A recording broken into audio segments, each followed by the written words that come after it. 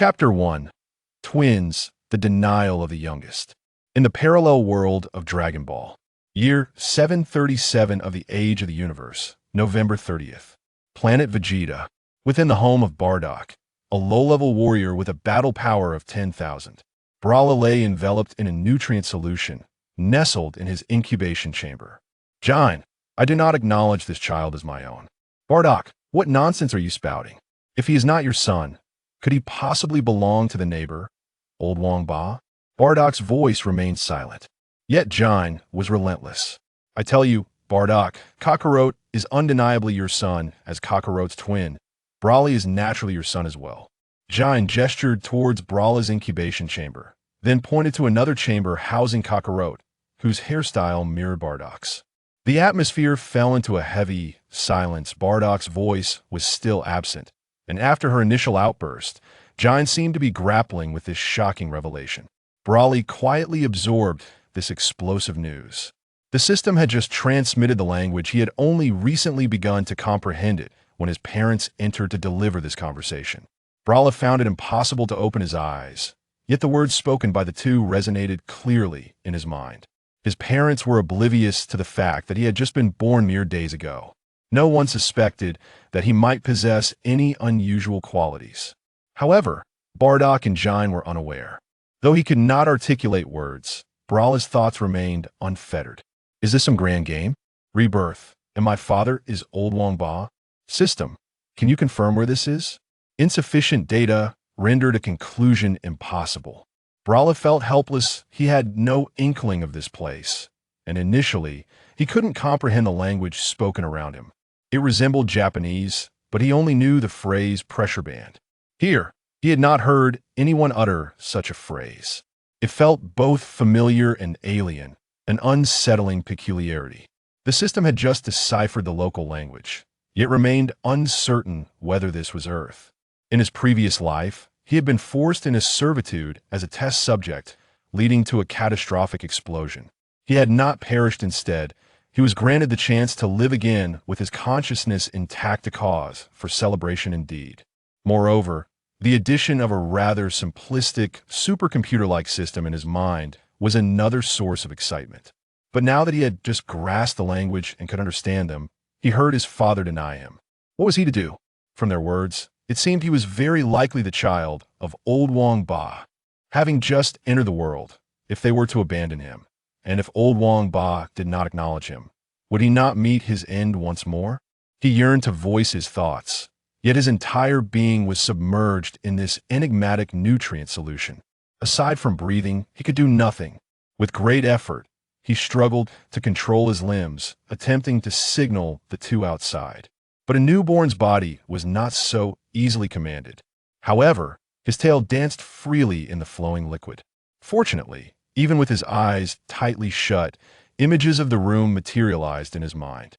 It was akin to possessing a divine perspective. After a prolonged silence, Bardock remained mute, while Jine's expression darkened with growing frustration. She clenched her fists tightly, her face clouded with anger as she glared at Bardock. Speak. Have you lost your voice? Bardock, what do you mean? That is precisely what I mean. What does that mean? You ought to understand my intent. Jine was both infuriated and incredulous, her body trembling with agitation. Stop with the nonsense and state your purpose directly. Bardock regarded Jine, who was on the verge of fury. After a moment of silence, he declared, dispose of him. Upon hearing this, a chill coursed through Brawler's spine, racing toward his mind. How cruel! This leaves no room for survival. Bardock insisted, this is not my son. I know my own child. Dispose of him. What? Jine shrieked, rushing protectively in front of Brawler's incubation chamber, her eyes narrowed in defense against Bardock. No, at the very least, we must wait until he can speak. You cannot just throw him away. Broly, finally regaining some control over his body, thought to himself. To encounter such a perilous and thrilling scene right after birth is quite exhilarating. Mother, you must hold your ground. Whether or not father is truly my father is uncertain, but you are undoubtedly my mother. If I am discarded, my chances of survival are slim. He fervently hoped to speak, but he remained ensconced in the mysterious nutrient solution. His tail moved freely in the liquid's embrace. Bardock, helpless, had been struck by the magical punch of a Kinesa warrior, granting him the ability to foresee the future, and he did not doubt Jain. Yet in his visions, Brawley did not exist. To preserve the lineage, discarding Brawley and allowing him to fend for himself in the cosmos was the wisest course of action. The unfolding events confirmed to him that his foresight was genuine. Frisia had indeed summoned all scions back under the pretext he had seen, and everything aligned. He could now see Kakarot's journey to Earth and his subsequent battle with Frisia, yet Brawley's existence was nowhere to be found. If that were the case, then Brawley could not possibly be his son. There was another scenario. Brawley might truly be his son, but if he were not sent away, he could perish. He was acutely aware that Frisia had mercilessly obliterated planet Vegeta. Thus, sending Brawley away became imperative. Bardock had spoken. Bardock, they cannot even utter a word. They do not recognize their parents. I will not allow this. Seeing Jain's unwavering stance, Bardock paused for a moment, attempting to negotiate. Then let Brawley and Kakarot be sent away together. No sooner had he uttered this than Brawley's vision blurred.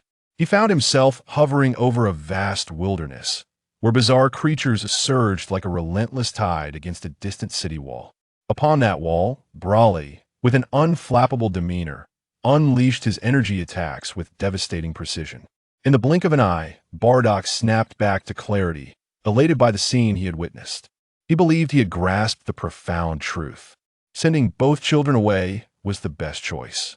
Previously, perhaps Jain had objected, preventing him from sending Brawley away, leaving only Kakarot. But now, with his newfound ability to foresee the future, a change was warranted.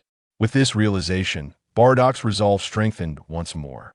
Brawley watched helplessly as Jain collapsed to the ground, his heart sinking. This is bad. Even my cheap mother cannot protect herself. Is my journey in this world destined to begin with abandonment? Seeing Bardock rush to her side reignited a glimmer of hope. There is hope if you love your wife. It will be easier to negotiate. Bardock, I have toiled to bear you 3 sons. Those scions are malevolent and irresponsible. You cannot unjustly accuse me. Even if their hairstyles differ, Brawley does not resemble you. Yet he shall call you father. You cannot shatter my heart like this. Is it possible for twins to have different fathers? Now, due to your suspicions, you intend to send both sons away. Jain, tonight I will steal a spaceship and send both of them away. Jain roared like an enraged lion. No, I told you, they're both your sons, and not one shall be sent away. Bardock did not respond immediately, recognizing that Jain's current emotional state was not conducive to further provocation. After a moment of tension, the room finally settled into silence. Only the 2 incubation chambers continued to bubble quietly. Jain, hear me out. This course of action is a necessity. You may speak. I am listening. Brawley, too, was anxious, his life precariously hanging in the balance. He naturally hoped Bardock would present an irrefutable rationale. Although he could not voice his thoughts, he silently screamed in his mind. Yes, please go on. I am all ears. Chapter 2. Mother's consent, anxious and uneasy. With a modicum of control over his body, the bubbles in Brawley's incubation chamber began to rise with increased intensity. Look at you. You've terrified my son. Bardock forced a bitter smile. What do they understand now? Brawley thought disdainfully. Who says I don't understand? Put me down, and you'll see whether I comprehend. In my previous life, I had never been subjected to such treatment. It was rather uncomfortable. Unfortunately, for Brawley, even opening his eyes proved to be a formidable challenge. Jain, please listen to my explanation calmly. There are reasons for my actions. Only by sending them away can there be a future. Brawley was left speechless. Reasons? What reasons? The urgent need to cast aside his own green hat? Jain was indeed his rather ungrateful mother. She shot a fierce glare at Bardock. Keep weaving your tales. Let's see if you can conjure up a flower. Exactly. This cheap old man is ruthless just because he suspects me. He wants to send my brother away too. They are identical. Without a doubt, he is his biological son. Just after Brawley finished his complaint, he was dumbfounded. Bardock was slowly leading a calm Jain out. He could only watch them depart from the room, their voices gradually fading and the cacophony from outside surged back to his ears. "You old rascal. You can say whatever you want, but why are you taking Jine outside? I can't hear clearly. Come back, come back. Am I not your son? What are you explaining? Speak up. What clandestine dealings are you engaging in behind my back?" Regrettably, Broly could not control his body. He was still unable to make a sound. He could only watch helplessly as the two exited and closed the door. "I hope my cheap old mother is resourceful. If she sends me away, it's game over." Broly now had to calm himself and attempt to regain control of his body. Besides relying on Jine's maternal instincts, he needed to put in some effort himself. If he could create more commotion in the nursery pod, perhaps they would perceive him as a genius and choose to raise him. A self-rescue mission was urgently required, and it was crucial to convey that he had thoughts of his own. One cannot disregard an infant's humanity. Approximately 30 minutes later, Broly watched as the two entered, chatting and laughing, and felt a sense of stability. The heavy weight in his heart could finally be lifted. He could enjoy a restful sleep. Jine approached the two nursery pods. Gently caressing the glass, she murmured, "My child, just born a few days ago, and already we must part ways, poor little one. Unable to even speak, do not blame your parents for their harshness." Fortunately, the spaceship has a life support pod. Broly, who had felt reassured, suddenly felt a jolt of fear. Understanding Jine's implication, he realized she too had been persuaded. This is bad. I'm still going to be abandoned and doomed. Broly now understood that he was certainly not on Earth, at least not the Earth he knew when he died. They claimed he had a tail due to monkey genes, but what was the situation with the spaceship? Yet, at this moment, who cared whether he was on Earth or not? The urgency was palpable. The countdown to death had reached its final 3 seconds, and survival was the priority. If he was taken by the spaceship, would he even have a chance to scream before meeting his end? Fortunately, during this time, combined with his efforts to consciously control himself, he could manage to move his body slightly. He had gained some degree of dominion over his limbs. His arms and legs began to flail, and the nutrient solution bubbles were surfacing more frequently. He hoped to catch their attention, to have his opinions respected as a participant. How ruthless! Is this what it means to be a parent? To send someone away in a spaceship? This is an attempt to eradicate all traces, leaving no survivors. I have only just been born a few days ago. I don't even know if I would have the chance to be reborn if I die this time. As long as they don't send me away, treating me like a slave as I grow up, I wouldn't mind. If all else fails, by the time I'm 7 or 8, with the knowledge in my mind, I should be able to sustain my life. Originally, he thought Jine's actions were a strategic retreat to protect the main players, but Bardock's words left Broly astonished. Bardock embraced Jine from behind. "Jine, don't worry. Kakarot and Broly will both be sent away. They can support each other. There won't be any problems." He initially thought the two had taken a step back. Yet it turned out they still intended to send both of them away. "Bardock, Scions are ruthless, but you are even more so. You are a Super Scion." Bardock smiled sadly. "Jine, don't say anything more. I only want to ask you one thing. Is Broly your son?" "Yes, of course, he is my son." Broly in the nursery pod was taken aback. Only his instinctive breathing sustained his life. "Why? You acknowledge me as your adopted son, yet you still want to send us away? Not only am I being denied a chance to live, but my brother is also to be discarded. Why would my ungrateful mother agree to such a course of action?" Boreikli's mind was awash with myriad thoughts, while Janae nodded in satisfaction. "Very well. We shall send them away tonight. That I sincerely hope you speak from the heart. Janae, even if you don't, I will accept it. However, Kakarot, with a hairstyle identical to yours, undoubtedly must be your son.as twins, born together. There can be no mistake. I can face my conscience with no shame. I understand. What I say is indeed the truth." Janae. Boreikli regained his senses, continuing to thrash his limbs chaotically, causing the nursery pod to emit a denser array of bubbles. Boreikli's movements finally roused Janae. "Look at how anxious Boreikli has become. There truly no other way." Bardock was bewildered. Shouldn't his son be merely days old? Could he really comprehend? Boreikli rejoiced, exerting himself even more. If Janae's maternal love were to overflow, would the crisis not pass? "Janae, let us go. Rest well. Tonight we shall steal a spaceship." Upon Bardock's words, he took Janae's hand, leading her away. Boreikli's heart sank completely. "Oh, dear mother, It was you who sought a carefree life, yet now I must suffer, facing death right after birth. If it comes to that, you might as well send me to the neighboring Wang Ba's home. As night fell, Boreikli and his twin brother Kakarot were lifted up like chicks. Bardak, do you think Boreikli can understand our words? Bardak opened the spherical spaceship and placed Kakarot inside. Not overthink it. He is merely days old. How could he possibly comprehend? Other scions, regardless, must remain on planet Vegeta for 3 years before being dispatched.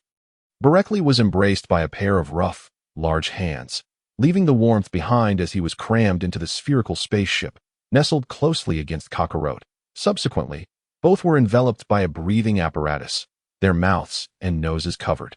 While the liquid once again soaked them, and the spaceship's visor sealed shut, there is no choice. Frisia is about to make a move, and we must act swiftly. Boreikli was engulfed in trepidation, propelling his limbs with even greater fervor. Janae spoke sorrowfully. Chapter 3. Sent away, surviving the great calamity. Bardak, I truly believe Boreikli can understand our words. He certainly does not wish to leave us. Just look at him. Bardak sighed in resignation. Janae, enough. I am aware this is merely my fantasy. Janae, I must send them away now. It is getting late, and I fear it may be too late. Just a moment longer, let them remember our faces. Janae, Boreikli possesses a battle power of 30, while Kakarot has a mere 2. Both are lower-class warriors destined to be dispatched to conquer planets. By sending them together, they can look after one another. And I have chosen the most remote and insignificant planet in the North Galaxy, so have no worries. Janae's gaze remained fixated on the spherical spaceship. Have you removed the tracker? It has been removed. It is just a black ship now. We must proceed swiftly. Do not hesitate. Delay may bring chaos. Bardak conveyed his foresight to Janae, which finally garnered her consent. However, time was of the essence. Janae gazed longingly at her 2 sons inside. Bardak, can we not go with them? We cannot. Our battle power would be easily detected by the sensors. Tears of sorrow streamed down Janae's face. My children, if your father is wrong, we will retrieve you soon. At this juncture, a smile unexpectedly graced Janae's lips. Who would have thought that a grown scion would be so worried for his children? Bardak looked at Kakarot beside Boreikli with affectionate indulgence. I have been fighting outside. Perhaps it was a momentary whim to save someone, especially my son Kakarot, deemed a lower-class warrior. Janae became indignant, raising her voice at Bardak. Hey, Bardak, Boreikli is also your son. I know, but Kakarot's battle power is too low. All right, I must send them away now. Bardak supported himself against the spaceship's exterior, gazing through the glass at the 2. Remember, you both must live well. As soon as Bardak's words fell, the spaceship ascended. Fear flickered in Boreikli's eyes. He was genuinely alarmed. He was unaware of planet Vegeta, nor did he know Frisia. In his past life, as a research scientist, his focus had been on study and research. System, what should I do? I am being sent into the cosmos. I am going to die. Please grant me a gift pack to escape this place. Boreikli was in a state of panic. The system was self-named. Its functions merely explored by him, and its current ability was limited to collecting the language around him. This system was utterly useless, akin to a supercomputer devoid of any programming. Under normal circumstances, possessing such a system would invigorate him as a researcher. But at this moment, the system was of no help, let alone a gift pack. Aside from deciphering the current language, it could do nothing else. According to projections, the probability of the host's demise was 99.9. I do not wish to hear this. I want a method with a 0 probability of death. I can only leave it to fate. Why do you know the phrase leave it to fate? Boreikli felt despondent. Barely days old. What could he do? He could only wait in despair, acting so deeply emotive yet so resolute and ruthless. 2 infants, barely a month old, cast into the cosmos, were destined to perish. Remaining alive? What a farce. Restart. System, will you follow me in my next life? No. Boreikli. In the blink of an eye, the spherical spaceship soared out of planet Vegeta's atmosphere, heading towards Earth. Boreikli's eyes gleamed as he gazed ahead. There, an array of spherical spaceships, identical to the one beneath him, filled the expanse. Oh, my reincarnated race is indeed formidable. With so many spaceships, if I commandeer just a few, Earth shall undoubtedly change hands. What a pity, if only I could grow up, learn technology, and study these. How wonderful it would be if given the chance. I must gather all the technology in the universe and apply it to my physical form. Never again to feel so powerless. Damn it. What a pity to be a short-lived spirit, ending my life right after birth. Knowing his impending demise, Boreikli's mindset surprisingly became tranquil. System, record these spaceships that if possible, study and document the spherical spaceship beneath me. Understood, Dada. No matter who acquires this nonsensical system in the future, they will at least be better off than I am. It's not zero. Inside the spaceship, a mist enveloped the nutrient solution. Suddenly, Kakarot, who had been crying incessantly, fell silent. Boreikli felt a wave of drowsiness wash over him, his mind growing hazy as sleepiness overtook him. Perhaps a peaceful death is best. At least it is painless. I wonder if I will remember these in my next life. Boreikli and Kakarot drifted into slumber together. A year's journey without sleep would be a maddening solitude. Of course, being utterly oblivious to the Dragon Ball world, Boreikli believed he had simply succumbed to a peaceful death. Their uniquely distinct spaceship immediately attracted the attention of those with ulterior motives. But on Frisia's spaceship, my lord, we have detected a spaceship attempting to escape. A pair of horns emerged from the hovering chair.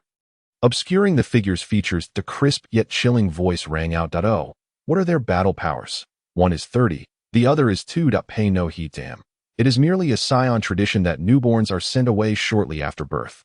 There is no need to alert the enemy, lest we expend unnecessary effort. They pose no threat to us. By the way, how many scions have returned? Reporting to your majesty. Currently, 85 have returned, with an estimated 2 hours until all scions engaged in battle will arrive. However, speak. The scion prince, Vegeta, has not complied with your orders. The flippant voice interjected. Pay no mind to him. A few scions cannot stir up much trouble, your majesty, but Vegeta's combat power has already reached 3,000 at the tender age of 5. Imagine his strength when he matures. Yes, I apologize, your majesty. Depart now. Inform me once all the scions engaged in combat have returned. Understood. Boreikli remained oblivious to all of this. He assumed it was a spaceship from planet Vegeta. Which it was not. He was unaware that planet Vegeta had exploded into dust, with the residual energy waves affecting the very spaceship he occupied. 9 months later, Boreikli awakened from his coma as a newborn with a combat power of 30. His resilience far surpassed that of Kakarot. He could now fully control his body. Where am I? Have I not perished? Chapter 4.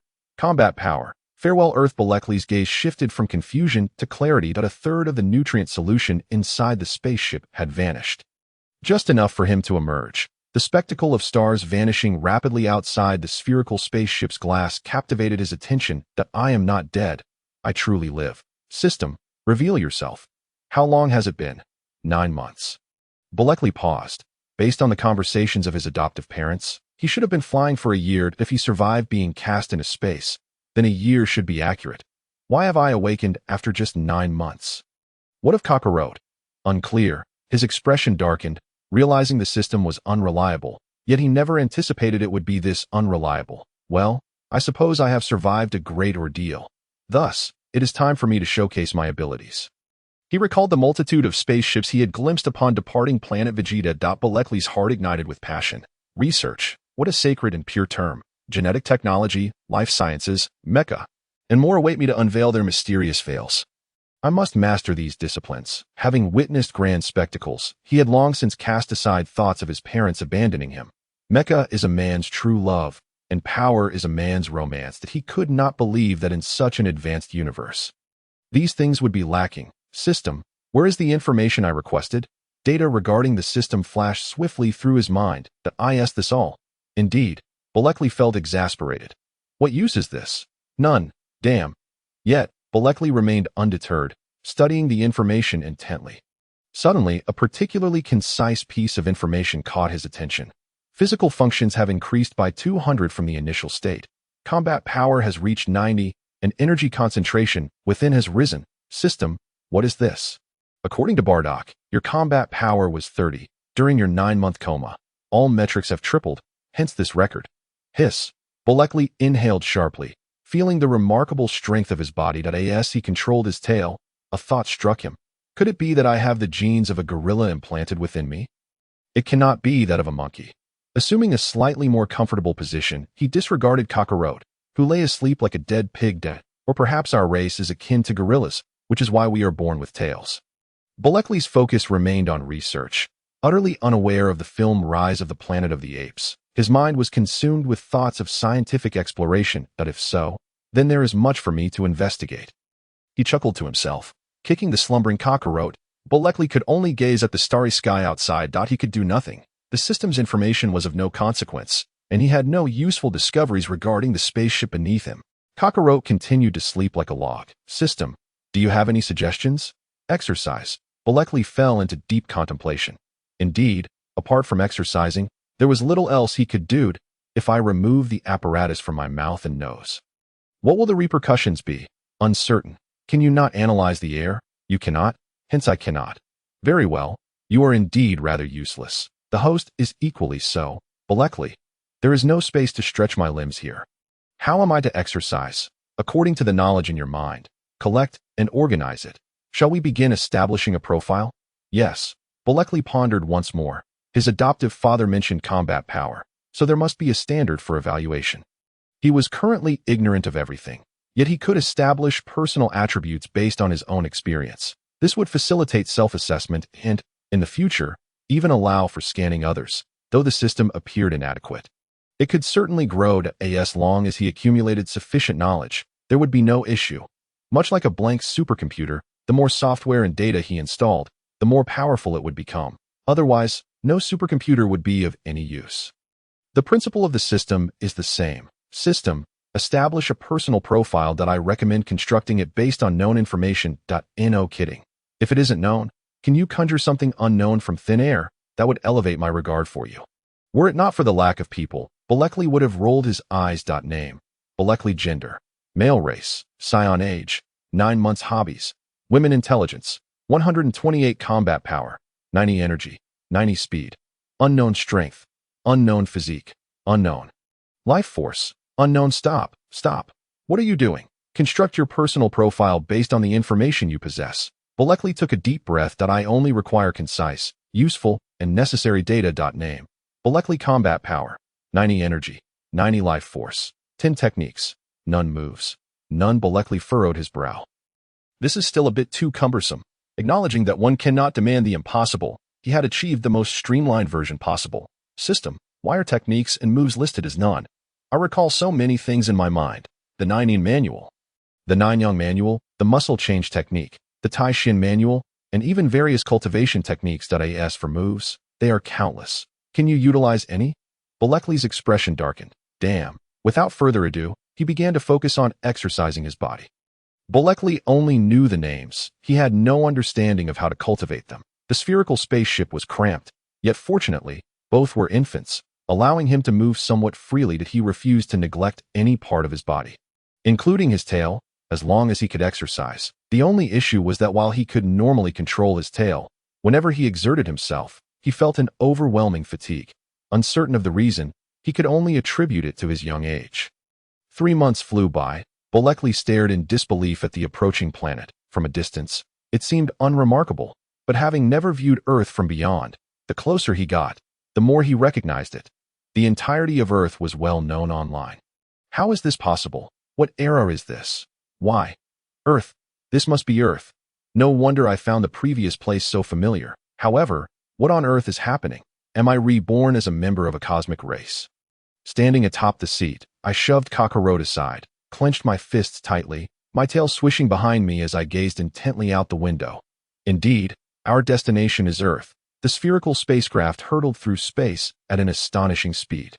Barely had Broly realized it when we were already perilously close to Earth. I could discern with clarity that we were indeed heading straight for it. Splendid. If that is the case, might I have the chance for vengeance in the future? Yet, his power is so immense. Can I truly succeed? Just as self-doubt crept in, I reminded myself that I now bore the identity of an extraterrestrial. Moreover, I had no idea how much time had passed. If it hasn't been long, once I developed new technologies, then my mind raced, and my gaze darted. Good grief, help. Chapter 5. Arrival on Earth. Encounter with Bulma. The spherical spacecraft showed no signs of slowing down. Barreling straight into Earth's atmosphere, Broly could only watch in dismay as the faint sound of friction reached his ears. Stop. Good heavens, if we crash, not only will we perish, but the governments of various nations will surely discover us. Alas, fate had other plans, and the spacecraft stubbornly collided with the ground. Thud. Surprisingly, it was not damaged. This spacecraft was quite sturdy. Realizing he was unharmed, Broly found himself in the mood for a bit of jest. This situation was quite different from when he was ejected. There was truly no time to react, and in the blink of an eye, we had landed on Earth, uncertain of how deep we had crashed underground. The dust obscured his vision. If it were too deep, how on earth would I climb out? He kicked the hatch. System, how do I open this thing? Unknown. No. You must have some usefulness. Otherwise, what good are you? Insufficient data. Frustrated, Broly had no choice but to wait in silence. Given that we had safely arrived, surely dear old dad had made preparations. He wouldn't send us here to meet our doom. There was no need for that. The only worry gnawing at his mind was what to do if government agents arrived. His tale revealed that he was not of Earth. Wah! Wah! Broly's thoughts were interrupted by Kakarot's cries. Huh! How fortunate you are. Waking up to find our destination reached, he did not feel annoyed. 3 months without anyone to converse with. Were it not for the system, which occupied his mind and allowed for distraction, alongside his past as a researcher accustomed to silence. He would have gone mad long ago. Just as he bent down to scoop him up, a foot landed squarely on his face. You damned monkey! Broly, fuming, stood on his seat. Before long, the hatch of the spacecraft swung open. In this brief moment, they surely wouldn't have time. The surroundings were land, and he needed to escape quickly. He glanced at Kakarot, still wailing and thrashing about. Gritting his teeth, he bent down and picked him up. The sight was quite comical. An infant over 80 centimeters tall cradling another who was over 70 centimeters tall. Steady now. If we get discovered, it'll be disastrous. Standing at the hatch, cradling Kakarot, he looked up. Thankfully, it wasn't very deep. Bending down, he examined the large pit beneath the spacecraft. Gritting his teeth, he leaped down. Thud. A muffled sound echoed. Broly's face paled as he prepared to cry out. Wait, it doesn't hurt. Looking down again. He was astonished. His feet had sunk about 20 centimeters into the rock. Time was of the essence. There was no time to ponder. He forcefully pulled his feet out, climbing upwards while holding Kakarot. The more he climbed, the stranger it felt.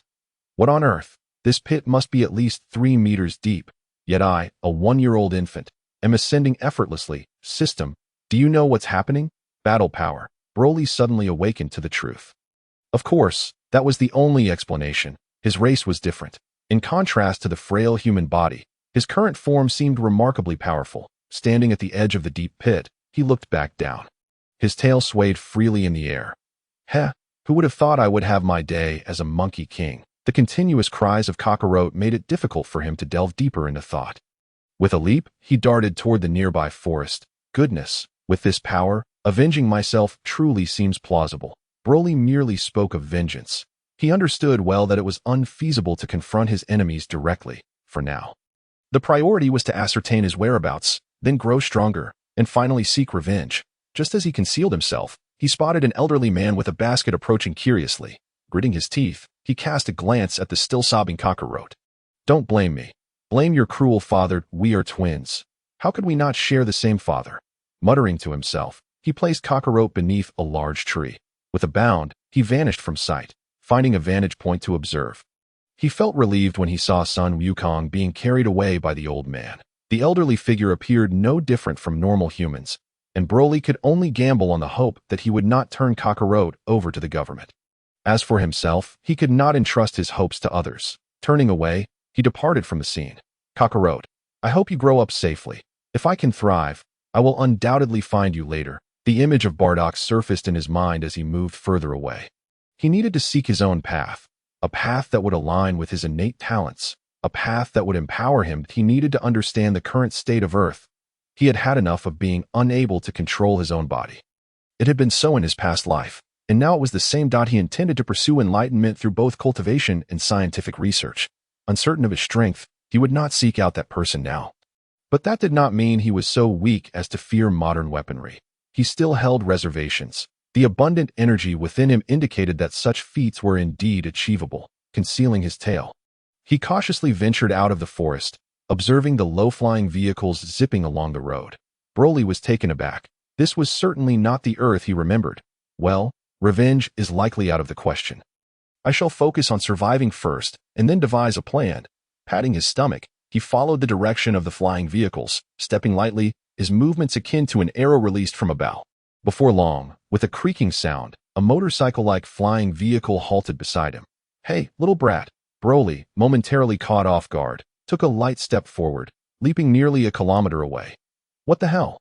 The individual, frightened, turned the motorcycle around and fled. Broly had initially intended to call him back, but thought better of it. However, he then devised a new strategy. He lay down and began to wail that in no time. A four-wheeled flying vehicle pulled up, and a girl dressed in professional attire stepped out. Poor child, abandoned at such a young age. Ignoring Broly's protests, she scooped him up and placed him in the vehicle. Once inside, Broly heard a melodious voice by his ear. "Yanwei, isn't it inconvenient for you to take this one? There's not a soul in sight, just this lonely child here. Miss Bulma, can't we keep him? It won't take much time." "Whatever, it doesn't affect me."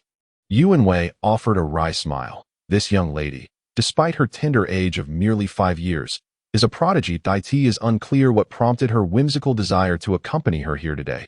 Broly observed the scene with curiosity, remaining unperturbed and not throwing a tantrum. "Miss Bulma, do see, this child is truly well-behaved. He has ceased his crying." Bulma, now intrigued, turned her attention and retrieved a carton of milk from her bag. "Here, drink up." Broly, feigning nonchalance, hummed a couple of notes before beginning to sip, his small feet playfully kicking at Bulma. Did he discern that the little girl was the one of higher status? It would be prudent to curry favor with her. Establishing a firm foothold first at present, he resembled nothing more than a 1-year-old child, utterly powerless unless he showcased his strength, and he was unfamiliar with his surroundings. Bulma was thoroughly amused by the child's antics. "May I hold him for a moment?" "Here, Miss Bulma." As Broly continued to drink his milk, his large eyes feigned curiosity towards Bulma. He had no choice. As a child, he could not afford to appear aloof or down the entire carton of milk, lest he truly be regarded as a monster. "Yanwei, miss, this child is quite well behaved, but there is something uncomfortable below." "What?" Broly's heart sank, realizing he was in trouble. Chapter 6. Adoption and Learning. Broly had no intention of moving. It was only a matter of time before they discovered the truth. With Bulma's keen insights, he knew he could not escape scrutiny. If he were to be viewed as a monster, his only option would be to flee. "Sun Wukong, how did you manage to blend in among humans for 3 years before being discovered?" He mused internally, attempting to appear nonchalant while continuing to drink his milk. Alas, he could only sip. "Shall we take a look?" Bulma proposed. "Is that appropriate, Miss Bulma?" "What's inappropriate about it? We need to verify his identity. Besides, he's just a little child." Without granting Yanwei a moment to react, she flipped Broly onto her lap, preparing to unbutton his pants for inspection. Broly made no resistance, continuing to drink his milk, while Yanwei remained silent. She was merely a servant. What could she do but comply? Broly felt a sudden chill as his tail unfurled behind him, swaying back and forth, occasionally striking Bulma. Had he not been careful with his strength, Bulma would have been sent flying. "Haha, that tickles. Oh, stop squirming." With that, she grasped Broly's tail firmly. He felt the world spin, darkness engulfing him, and before losing consciousness, he muttered, "Damn, my weakness is my tail." "Miss Bulma," she exclaimed, seeing Broly's sudden stillness. "What's wrong?" "Oh no, has he passed out?" Yanwei looked at Bulma with a furrowed brow. "Dead? Was that too sudden?" Yet, being in the presence of a lady, she could only force a smile. "Miss, it appears he has fainted." I see," Bulma remarked, gazing at the mischievous expression on her face. Feeling a pang of unease. "Miss, let us stop here. I'm going back. You can go on your own. Oh, miss. Yanwei continued to call out, but Bulma produced a universal capsule and tossed it onto the ground. With a bang, a helicopter materialized. Yanwei's face turned pale with fright. Surely, Miss Bulma isn't planning to pilot the helicopter herself? She pondered, but Bulma had already made her intention clear. She opened the door, scooped up Broly, and took off into the sky. "Miss." Yanwei stared in disbelief as Bulma flew away in the helicopter. Is she really that capable? Unbeknownst to Broly, who was unconscious, he woke to find himself nestled in a warm bed. "Where am I?" "In Dr. Brief's residence." "Who?" Broly, uninjured, swiftly turned to rise, on guard against his surroundings. Unfortunately, he was no martial artist, and his movements appeared rather awkward. "I am the robotic butler of Dr. Brief's estate." Broly, barefoot, stepped out of bed and approached the robotic voice. "You are the butler? I am an intelligent program. With subsystems integrated within this robotic form, it has always been I who spoke and cared for you. Broly circled the robot, intrigued in his previous life. He had primarily focused on biological research and knew little about robotics, yet he recognized that such advanced technology was unheard of on his former Earth. What year is it? Year 738 of the age of the universe. November 30th. This timeline bore no resemblance to what he once knew. He chose not to dwell on matters he could not change. As a researcher, one must learn to accept fate. Otherwise, one risks exhausting oneself without yielding fruitful results. He tapped his head, recalling that he had been sent out around this same time last year. The conversion might not align perfectly, but the outcome remained the same. Where is this place? Dr. Brief's residence. That's obvious. I meant this planet. What is its specific location? This is Earth, West City, Dr. Brief's estate. What country is it in? The robot appeared puzzled. Earth is a singular nation. Broly paused, momentarily taken aback. He did not doubt the robot's information. May I go outside? Yes, but Miss Bulma has already been informed. She will come to see you after school. It is advisable not to leave. That's fine. I would like to take a look outside. If I may? Certainly. Just as he prepared to exit, a rumble from his stomach halted him. Could I possibly have something to eat before I go? Please wait a moment. Thus, Broly's plans were thwarted. As he spent the entire afternoon within the confines of the house, eating, it was not an excessive amount, as the robot only brought him small portions each time.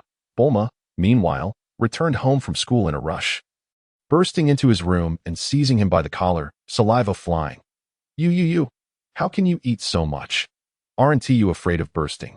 Broly rubbed his stomach, frowning in feigned innocence. But I feel as though I've only eaten a third of my fill. Bulma froze, her eyes widening in disbelief. You consumed enough food for 20 adult men in a single sitting, and you claim to have only eaten a third. Before she could finish, she corrected herself. Wait, how do you know that? And how can you even articulate a third? Tell me, who are you? How old are you? Why were you on the roadside? Broly had no intention of lying. It appeared that this family was quite affluent. And if he could stay here, his early growth would surely be untroubled. He chose to selectively reveal only part of the truth. My name is Broly. I was abandoned, and I have a twin brother. But he was also abandoned. That's all I remember. I have no recollection of my past. Bulma cast a skeptical glance over him, and suddenly her eyes lit up. I know. It must be because you eat so much that your parents couldn't afford to raise you, which is undoubtedly why they callously abandoned you, isn't it? Broccoli feigned a pitiful demeanor. I have never been fooled. He spoke the truth. It was indeed the first time he had ever consumed food since his birth. Having relied solely on nutritional fluids before, and he had never truly felt satiated. How unfortunate. Then you shall stay at my home, and I will take care of you. But why can't I remember anything from before? How old are you? It's hardly possible to remember. Bulma did not dwell on it further. Broccoli desired precisely this effect, offering her just a hint so she could fill in the blanks herself, which was far more effective than making excuses. Being adopted was, of course, the most advantageous outcome. If I had known I was to end up in a wealthy household, I should have brought Kakarot along. I can only hope to find him later. You've eaten too much. It's best to refrain for now. Let me teach you how to read and write. Broccoli was overjoyed. Reading? This is the foundation of research. All information must be recorded in written form, and I am eager to learn this. Little did he expect he wouldn't even have to suggest it. However, before that, observing Bulma's mysterious demeanor, Broccoli was filled with perplexity. Chapter 7.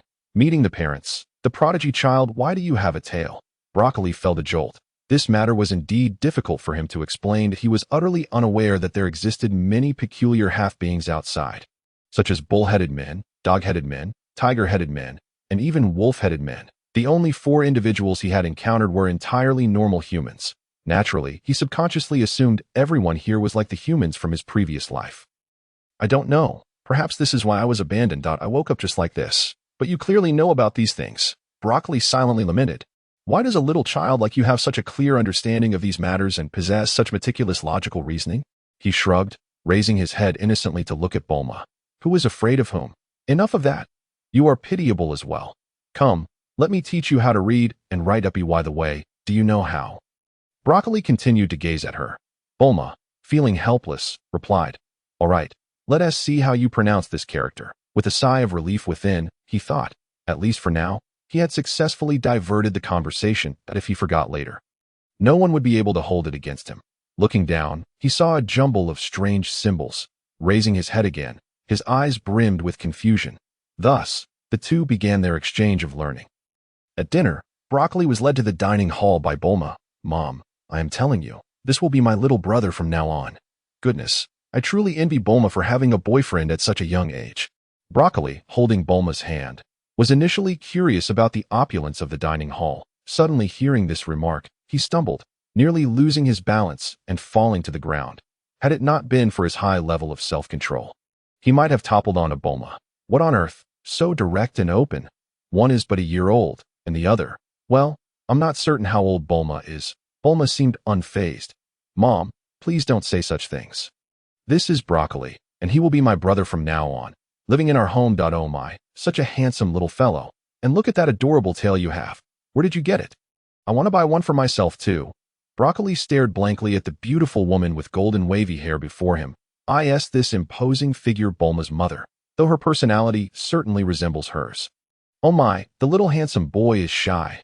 Come, let us eat at the table. By the way, Bulma, are you nurturing him, starting to cultivate your boyfriend from such a young age? My clever Bulma is already considering the significant matters of life." Broccoli did not resist, like a marionette, as Mrs. Brief pulled him directly to the table, gazing at the sumptuous feast laid before him. Bulma bounced along behind, happily tapping her chopsticks on the table. After all, she was still quite young and retained a child's spirit. "Mom, Broccoli's tale is real." As soon as Bulma uttered this, Broccoli glanced anxiously at them. Considering it from their perspective, no one would wish to associate with a monster. And he was no exception. Of course, it was not that he must remain here, but he still hoped to live like a normal person. At the very least, Bulma was the first to extend goodwill towards him. And judging by her family's environment, it was undoubtedly extraordinary. Living here would certainly be more favorable. Oh my. Is it true? How adorable. An elderly gentleman puffed on his pipe. "All right, let us talk after dinner. Dad, Broccoli eats quite a bit.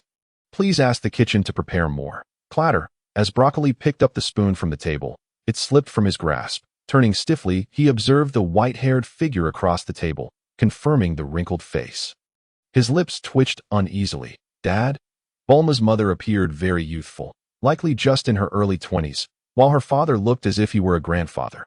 After realizing the other party's wealthy status, he refrained from saying much and hurriedly picked up his spoon. Lowering his head, how long the forthcoming happy life would last depended on the other party's financial standing and affection towards him. Bulma cast a glance, but remained silent. Only the beautiful lady spoke cheerfully. "Hello, Bulma's boyfriend. This is my husband, Dr. Brief. You can call me Mrs. Brief, but it's all right. I can wait for you until you come of age, and then we can go on a date." "Mom. Oh dear, my precious daughter is feeling jealous." "Enough of that, let us eat." Broccoli looked at her with curiosity before resuming his meal. "A doctor? Can a doctor truly be this wealthy?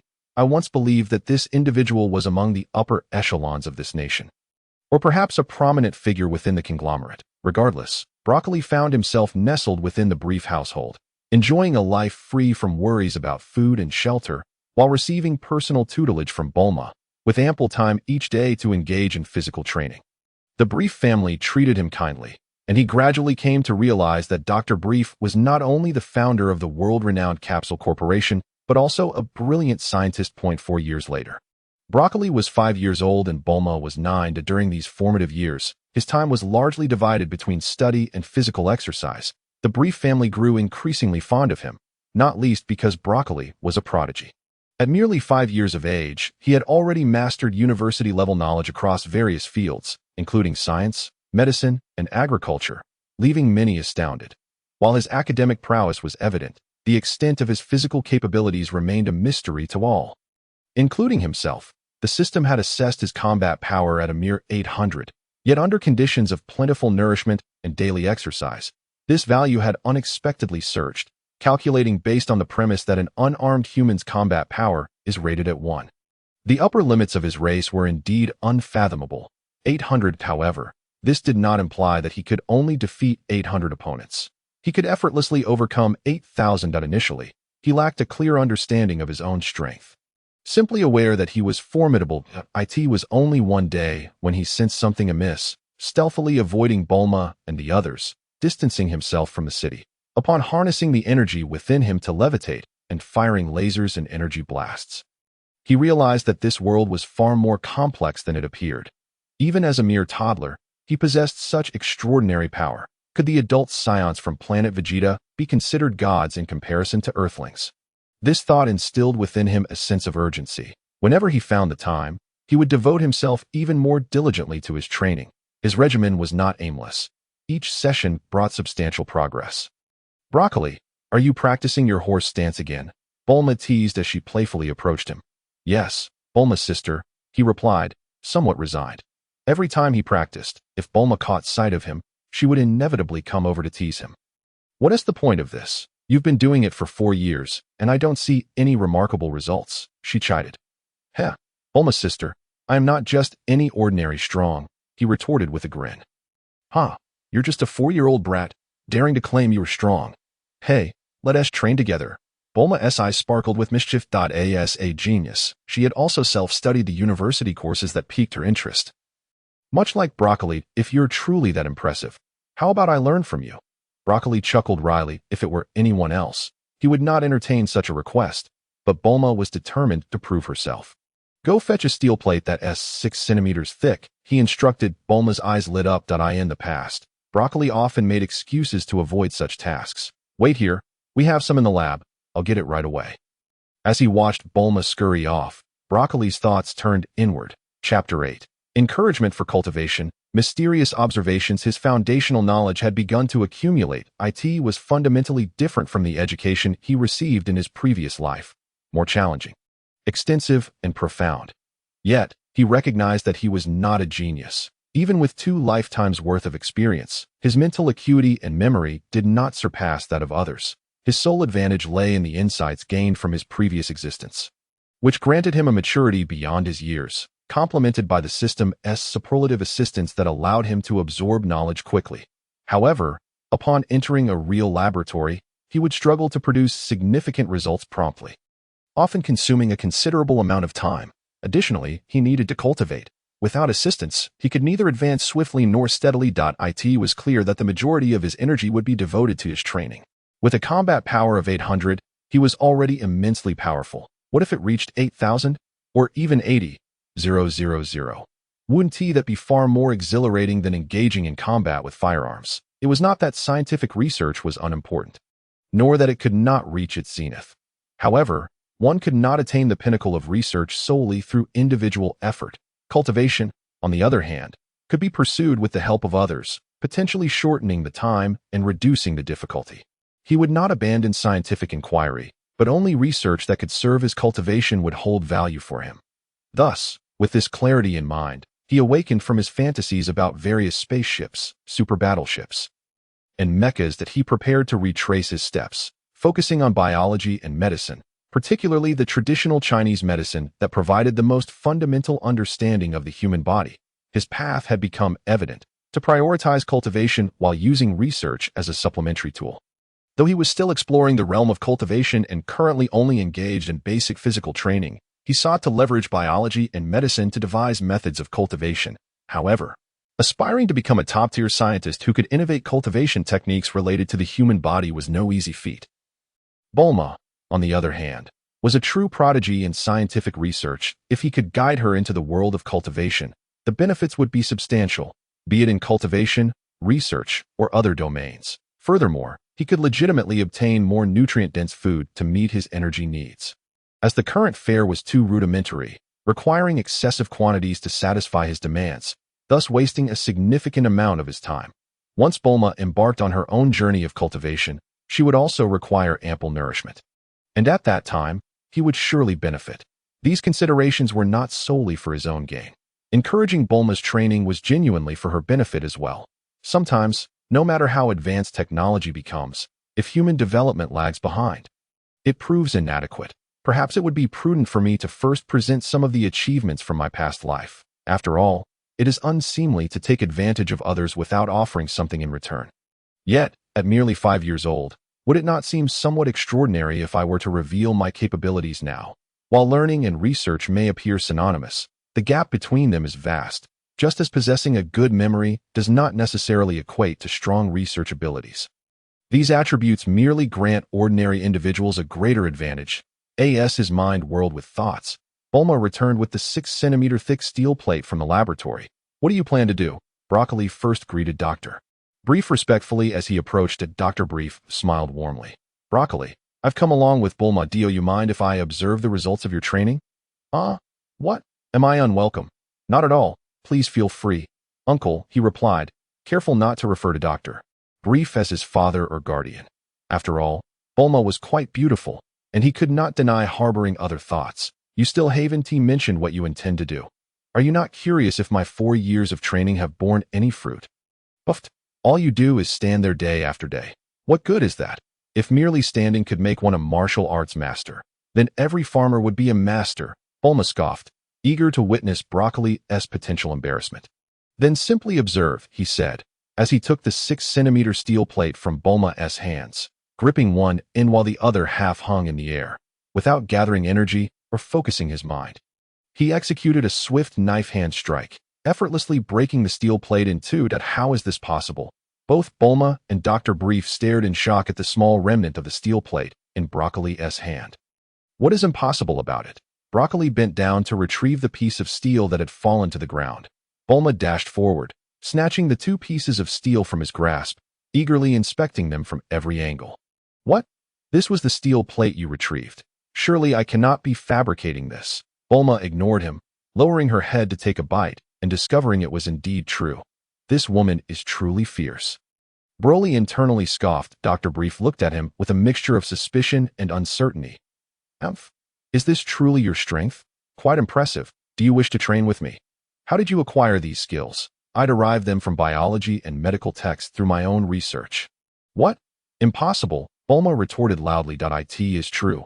I indeed summarized this knowledge from books. Nonsense. Why wouldn't I know this? However, you can create those devices, which I cannot. That is because I am older than you. But we have learned the same things. I simply have had a bit more practice. Broly's words left Bulma momentarily speechless. I don't care. It's simply not possible. But if it's impossible, why not try it and see for yourself? Fine, I shall give it a try. Humph. Just as Bulma's voice faded, Broly felt the hairs on his neck stand on end. Who? He said, glancing around anxiously. What is wrong with you? This is our home. Is there anyone who could evade the cameras? Broly remained on high alert despite Bulma's voice. He sensed a presence observing him, yet he could not identify it in the shadows, a pair of pitch-black eyes fixated on the scene. A force that Broly could not perceive at all. What a waste. Possessing Scion blood yet showing such meager strength, is this the consequence of a lack of memory? Too slow. I hope you will come. No one could hear. After a brief murmur, the mysterious figure concealed behind vanished without a trace. Broly, what is the matter with you? Bulma cast him a disapproving glance, suspecting him of paranoia. Nothing at all. Sensing the gaze had disappeared, Broly frowned as he responded to Bulma. Let us begin. Broly could only suppress his unease and start instructing Bulma. The unseen presence felt like a shadow lurking in the dark. Always ready to strike at him, he had previously stated that he did not wish to endure such helplessness again, and now it was occurring once more. Even if he was uncertain whether it was aimed at him, it still posed a threat. With no alternative, he could only remain vigilant. You all continue. I shall return to the laboratory first. Bulma disregarded Dr. Brief entirely, while Broly took his leave. Take care, Uncle. He chuckled. All right, you two enjoy your training. Bulma, from now on, you must heed my instructions. Enough with the chatter. Let us get started. Is it not simply learning from you? Chapter 9, Commencing Training, a heart-to-heart with the doctor. Broly shook his head. Bemused by Bulma. Training SNT is straightforward as you might think. Bulma abruptly stood, hands on her hips, glaring at him with fierce determination. Broly quickly interjected. Training must be approached gradually. One cannot expect to leap to mastery without laying a solid foundation. Then why can you? Broly protested. Young lady, I too began with basic stances. I didn't start with advanced techniques. In truth, that was indeed the case. He had initially lacked these skills. However, he had access to a system that could monitor his training progress at all times.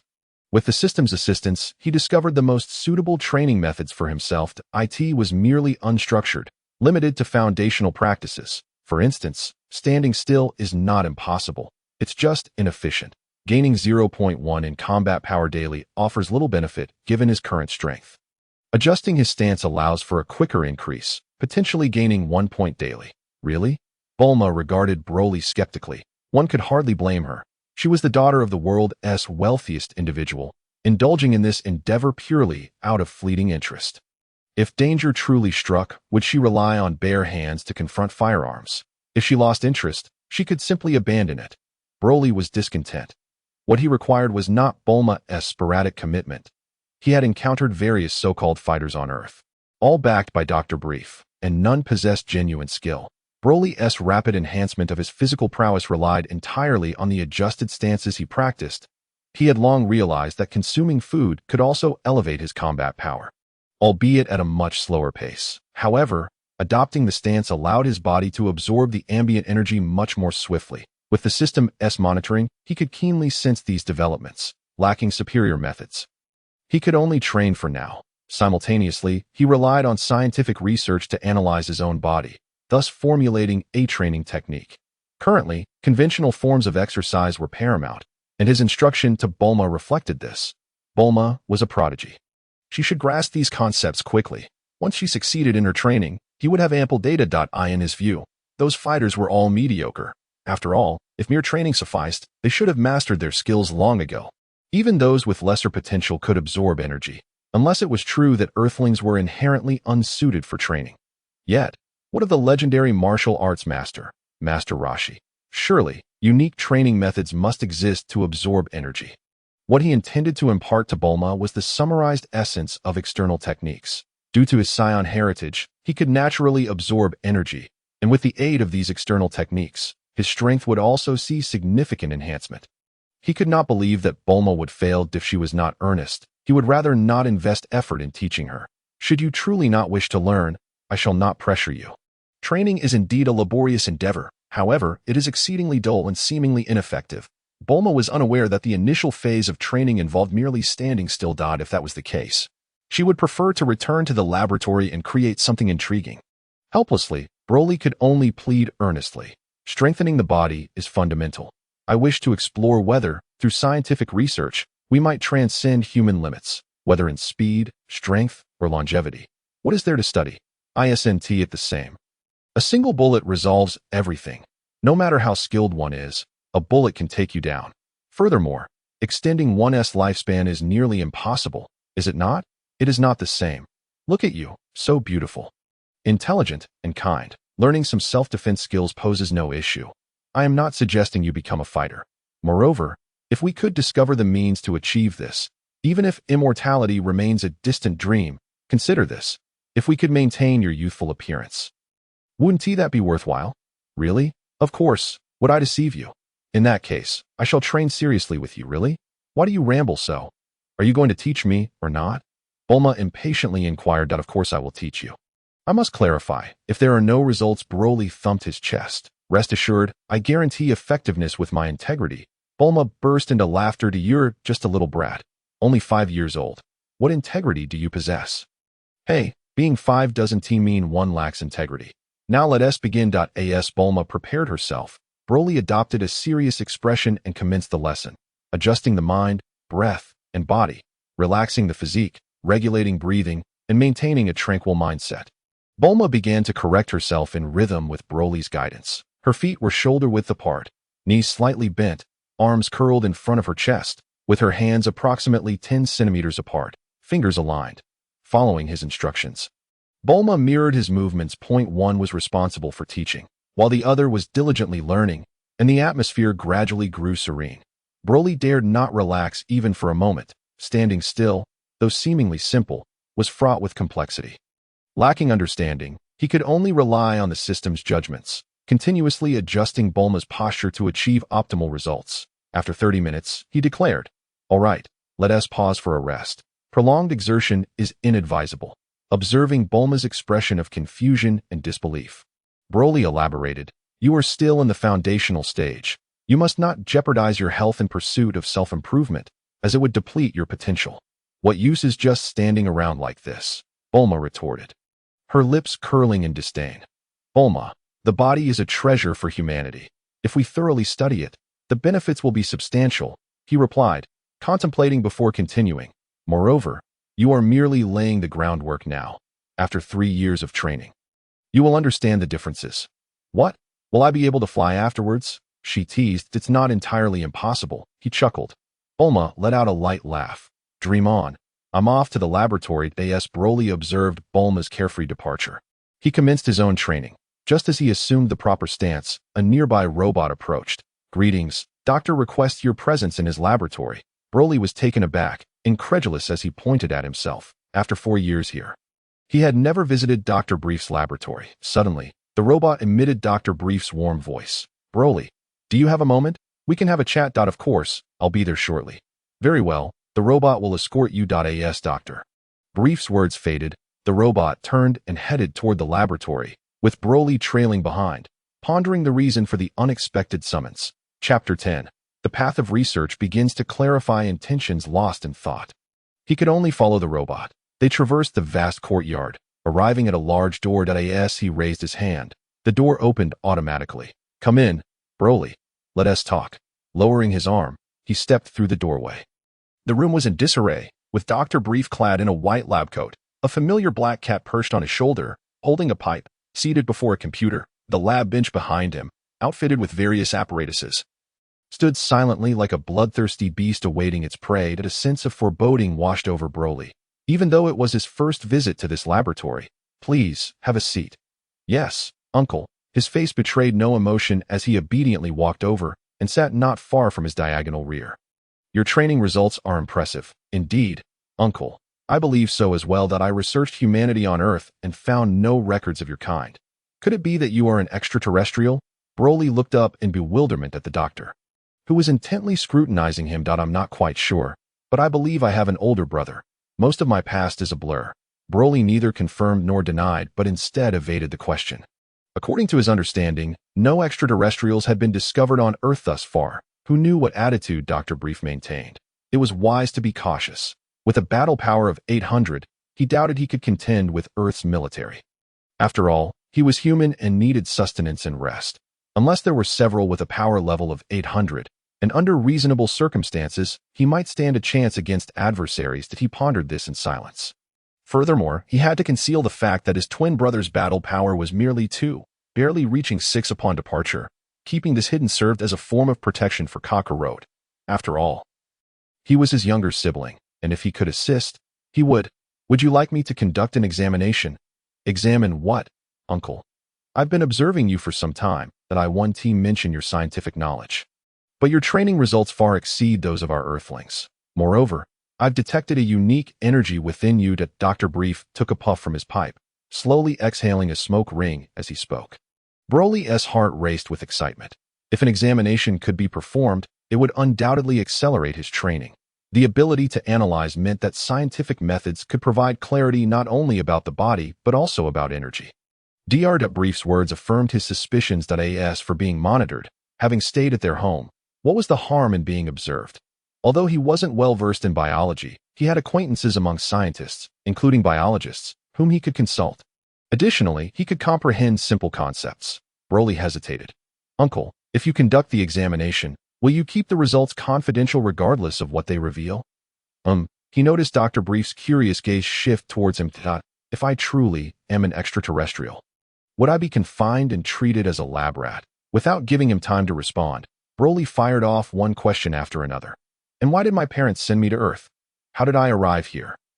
I recall having a twin brother. Where did he go? So many questions remain unanswered. You seem quite convinced of your extraterrestrial origins. Uncle, as you mentioned, there are no records of anyone like me on Earth. It must be abnormal. Either I'm an alien or a mutant. Do you think I can afford to conceal my identity?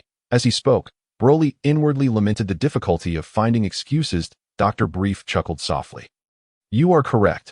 I shall grant your request. However, Broly watched as Dr. Brief stood, approaching him. He felt an unexpected pressure, one that transcended mere force and authority. It was the dominion of knowledge wielded by those in power over those beneath them. What do you wish to pursue moving forward? Even with great power, you could merely overthrow the current rulers. But then what? Broly was taken aback, unsure of the meaning behind the doctor's words. Do you wish to engage in scientific research? Doctor, I need to delve into biology and medicine. No, that is not mere interest. It is a necessity to understand your own body. And then what? Once your strength peaks, will you still have the motivation to continue your research? Broly furrowed his brow in contemplation that he had indeed not considered long-term implications, but reaching the pinnacle of power would undoubtedly be a daunting endeavor. Observing the multitude of adults on Vegeta's planet and the dense throng of spaceships was proof enough. Broly, your pursuit of scientific knowledge should be aimed at uncovering the mysteries of the universe and the human body, rather than solely for the sake of power. Broly's demeanor fell. Doctor, can you truly comprehend my thoughts? It was no wonder Broly felt this way, having just completed all foundational knowledge and set a course for himself. The doctor suddenly appeared to challenge him. Was it possible he could truly discern his innermost thoughts? If so, he would need to ponder this matter seriously. You are still young and cannot hide your intentions easily. It is apparent that your focus lies predominantly on power, with little genuine interest in science. Boreikli opened his mouth, hesitating to speak. The doctor's words seemed devoid of any error. His initial passion for science had long since shifted to martial arts. However, lacking a mentor and possessing little understanding, he sought to utilize science to study the human body and martial arts, hoping to accelerate his own progress. Dr. Boreikli awkwardly lowered his head. If one wishes to pursue research, one must set lofty goals and persist in their pursuit. This goal should be something that one cannot accomplish in a lifetime. That is the essence of the scientific journey. I understand, Boreikli replied with a slight smile. He did not insist that Boreikli engage in scientific research, but merely wished to convey that setting low objectives would inevitably hinder one's progress. He patted the experimental bed. Come, lie down. I will draw some blood and scan your body. Boreikli complied, rising from the chair and obediently lying down beside the experimental bed. After years of interaction, he had developed a considerable trust in Dr. Brief, and even more so in Bulma. He believed they would not resort to dissecting him for such matters. Moreover, these investigations required Bulma's involvement. If Dr. Brief was trustworthy, then collaborating with him would surely expedite his training. Well, is there anything else to test? Boreikli shook his head without a moment's thought. Doctor, I have an exercise today. Later, I have to go into the lab with Bulma to study. Let us start with the blood test. Is that so? Then go ahead. I will find you when I have results, and I will keep it confidential. Boreikli bid farewell and exited, feeling a sense of relief wash over him. Chapter 11. Defining Science and Martial Arts. Time flies. Trust also comes at a cost, yet Dr. Brief's final words brought him a measure of comfort. Even if his body harbored great secrets, should the doctor choose to expose or secretly investigate him, he would never consider the doctor a hypocritical charlatan. How many individuals can remain composed in the face of immense temptation? He certainly could not guarantee that he would. Outside the doctor's laboratory, stars had begun to twinkle in the sky. Gazing up at the vast expanse filled with stars, Boreikli realized he hadn't looked at the night sky in 5 or 6 years. Even in his past life, he seldom did. Now he was engrossed in his studies and would soon be deeply involved in experiments. Turning his head, he mused, the moon, if only this event could have happened a couple of days later. Then, I could have seen the full moon. A daring thought crossed Boreikli's mind. Perhaps he could come out in a few days to gaze at it. He quickly dismissed the idea. Never mind, the pressing matters take precedence. This afternoon, that Absolute Internal Publishing Group, 98205-856 is not my illusion. The Earth's Absolute Internal Publishing Group, 98205-856 has concealed formidable beings. The Absolute Internal Publishing Group, 98205-856 must not be manipulated by others again. Boreikli clenched his fists tightly. Taking a deep breath, he centered his energy, executing a standard horse stance. This standard was tailored to him. Every movement, direction, and even the rhythm of his breath were the most effective training methods he had calibrated through the system's statistical functions. It was even more effective than mere strength training, but he suspected these methods were connected to the Taoist philosophy and traditional Chinese medicine he had learned in his previous life. He chose not to dwell on this. Ultimately, he needed to return to the laboratory.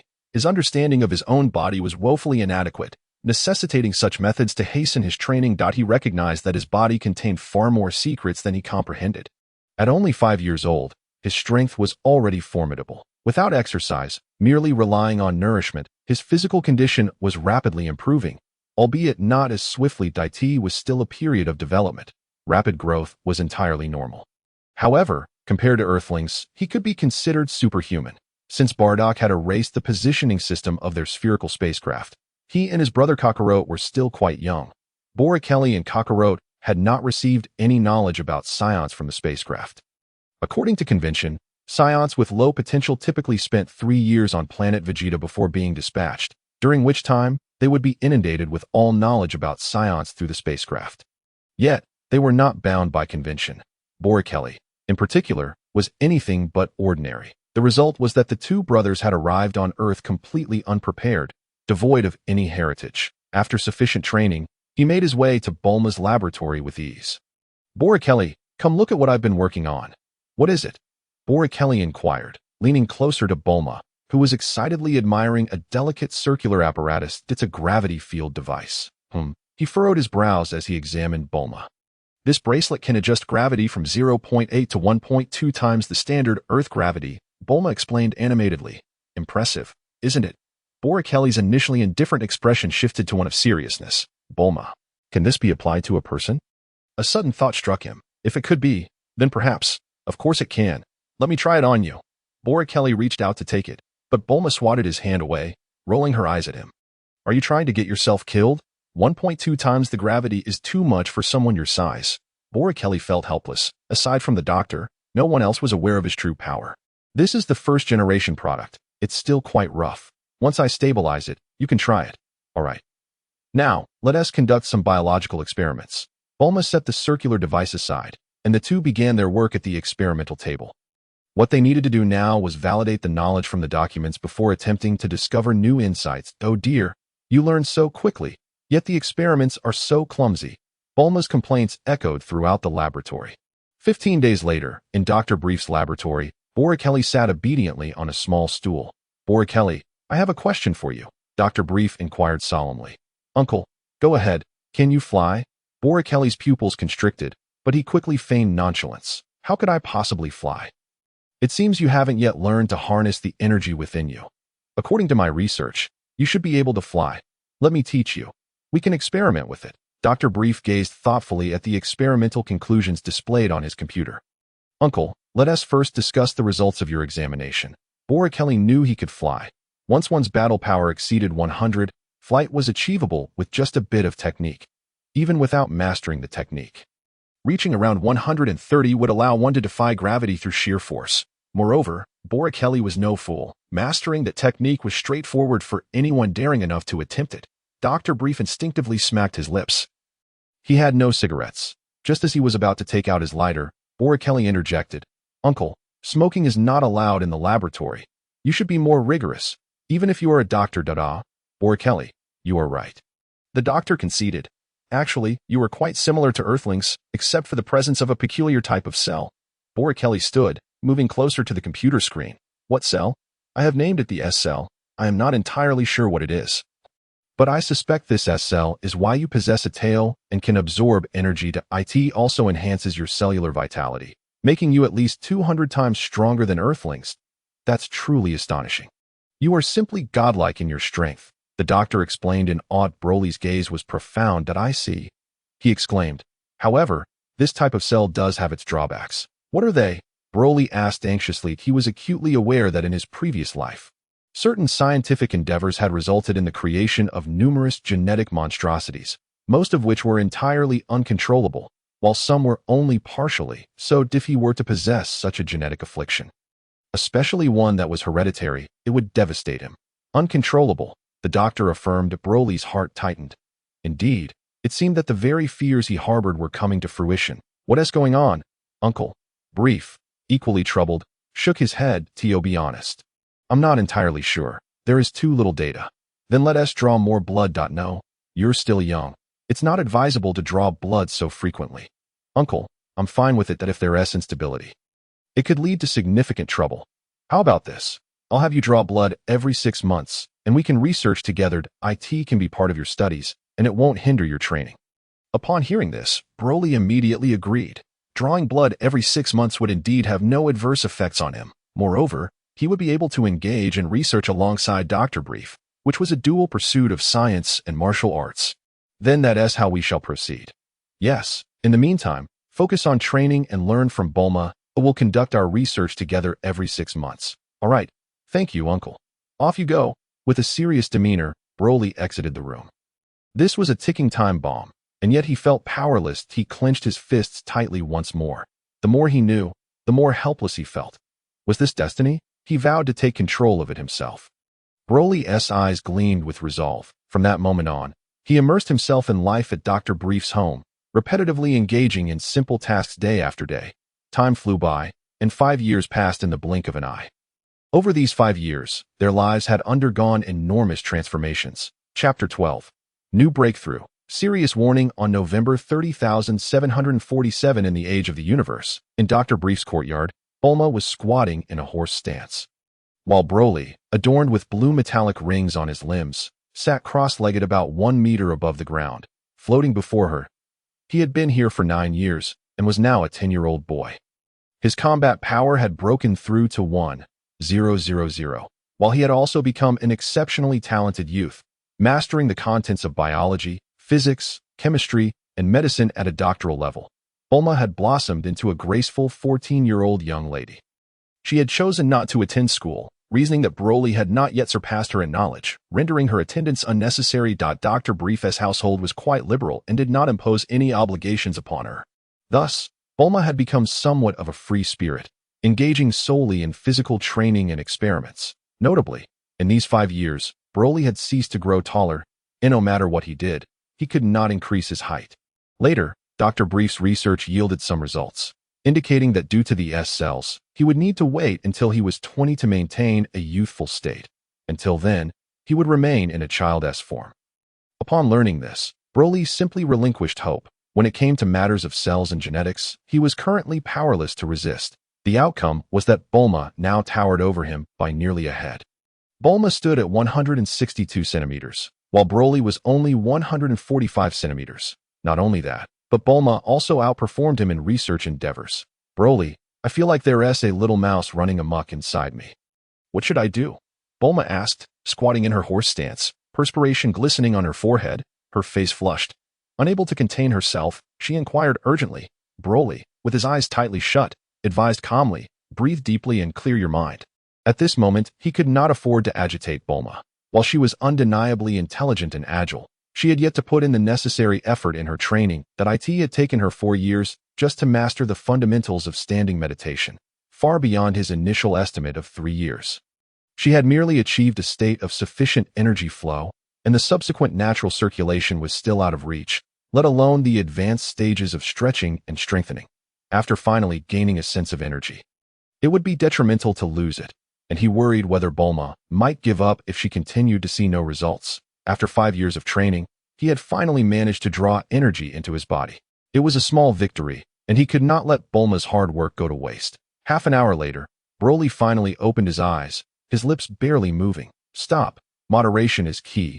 Bulma, drenched in sweat, plopped down onto the ground. Get up and stand.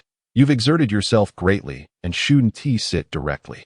Gradually descending from midair, Broly landed softly. He reached into his pocket, retrieving a piece of candy, and stepped forward to help Bulma up. Placing the candy in her mouth, stand tall and take a deep breath. After a moment of recovery, Bulma weakly asked, why was this so exhausting? I didn't feel tired while standing. In Broly's mind, the system provided an answer. Name: Bulma combat power, 111 energy, 111 vitality, 12 techniques. Unknown. He realized that Bulma was experiencing a brief period of energy depletion due to her recent breakthrough. Don't you feel anything different in your body? What do you mean? Bulma's question trailed off, but her face lit up with joy as she sensed the energy flowing within her. A profound sense of weakness contrasted sharply with a newfound strength. Broly? Haha. Yes. Congratulations, you've entered the next stage. So, can I fly now? Broly, momentarily taken aback, retorted, in your dreams, you're still far from that. However, if you continue training, you should be able to unleash energy blasts soon. Crossing the threshold of 10 was relatively easy, and accumulating energy to 20 should not pose a significant challenge. Bulma looked at Broly with confusion. What do you mean? Once you've rested well, I'll take you to see. Observing Bulma's current state, Broly realized they would not be able to continue with that project tonight. You should rest well. I can do it. Bulma insisted, don't overexert yourself. Remember, training requires balance, and you must not leave any hidden injuries on your body. After saying this, Broly felt the moment was right. By the way, I've developed a high-energy food that has an energy density 30 times that of ordinary food. We should consume that from now on. Broly glanced at Bulma, feeling somewhat guilty, as he noticed her eyes narrowing with a mix of amusement and skepticism. Fortunately, she said nothing, merely nodding in agreement. This new food was derived from the nutrient solution he had studied aboard the spaceship. While its effects were not as potent, it would still be beneficial for him at present. All right, if you need anything, just have Yuanwei handle it. Okay, you should head back to rest. I'll go to the lab. After 3 hours, Bulma finally regained her strength to eye in the laboratory. She sat comfortably in a chair, a sphere of light suddenly appearing in her hands. Bulma, be careful. There are many experimental data here, don't you remember? No, Bulma, that doesn't mean you can recklessly mishandle the experimental equipment. Bulma withdrew the light from her hands, standing up with her hands on her hips. Laughing boisterously, she declared, I am in a good mood, so I can do as I please. Broly shrugged, indifferent that didn't matter. After all, it was not his property. The likelihood was that Bulma wouldn't be able to emit any light beams yet.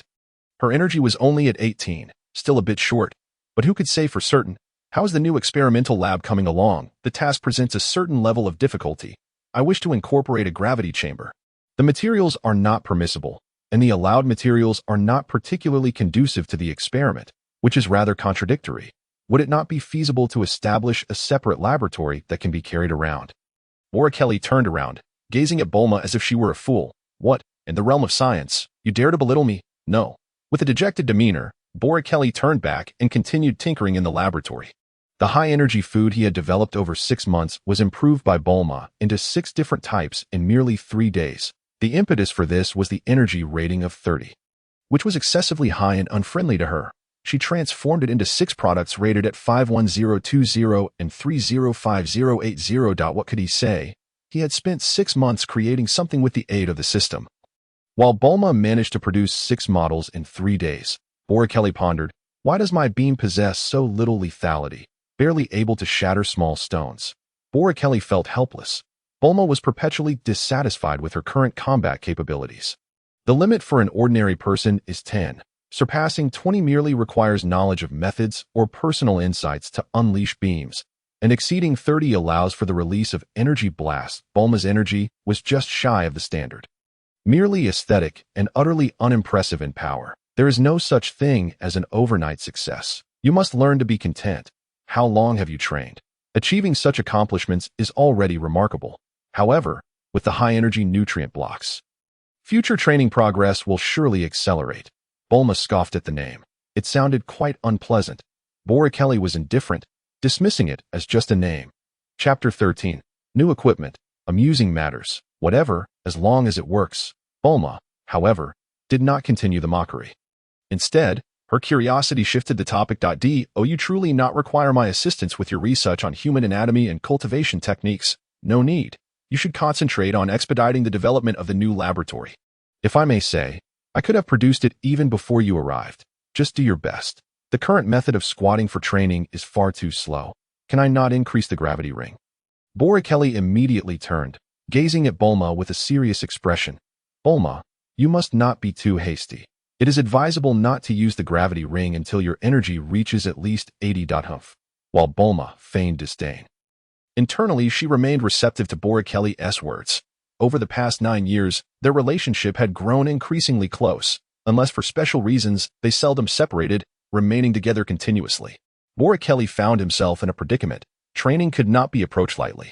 Quick results now could lead to dire consequences later. Due to his race, his body could naturally absorb the free energy in the air, but Bulma, being purely human, could not do the same. Exhausting potential with no hope ahead is truly despairing. He had not trained in this life, but he had experienced the complete absence of hope in past scientific endeavors. Otherwise, he would not have been treated as a guinea pig on the experimental table. He now needed to seek new methods to actively absorb free energy from the air, replacing the inefficient approach of refining the body for energy. Only by enabling Bulma's physique to rapidly absorb energy could he unleash his full power. But that was not feasible at present. Step by step, progress must be gradual. If it cannot be done, so be it. Why so serious? Boreikli observed Bulma feigning grievance, unable to suppress a smirk as he turned away. How well he knew Bulma's true nature. This was merely a facade she put on. System. Is the data still insufficient? Analyzing. Estimated completion in 7 days. Upon hearing this, even the typically composed Boreikli could not help but blanch. Just as Bulma had stated, he was analyzing the data on human anatomy. However, the progress was quite disheartening. The system indicated that it would take another 7 days for completion, which was undeniably a cause for celebration. Bulma, regarding the new device. Why does the energy conflict persist? Bulma had caught up with him, standing closely by his side that a glance at her face revealed a sudden flush of color. Boreikli, did you alter my blueprints? Yes, otherwise the gravity chamber could not be incorporated. Where are the original blueprints? I have overwritten them, Boreikli stated matter-of-factly. This was a suggestion from the system, which certainly would not be erroneous. What difference does it make to delete them? Ah, you fool. Why did you tamper with my blueprints? Bulma seethed with frustration. Hey. Without that alteration, it would be impossible to add the gravity chamber in just 3 days. You foolishly believe you are more intelligent than I. Boreikli fell silent, sensing that matters were taking a turn for the worse. It seemed that even with the system as an aid, he could not surpass her.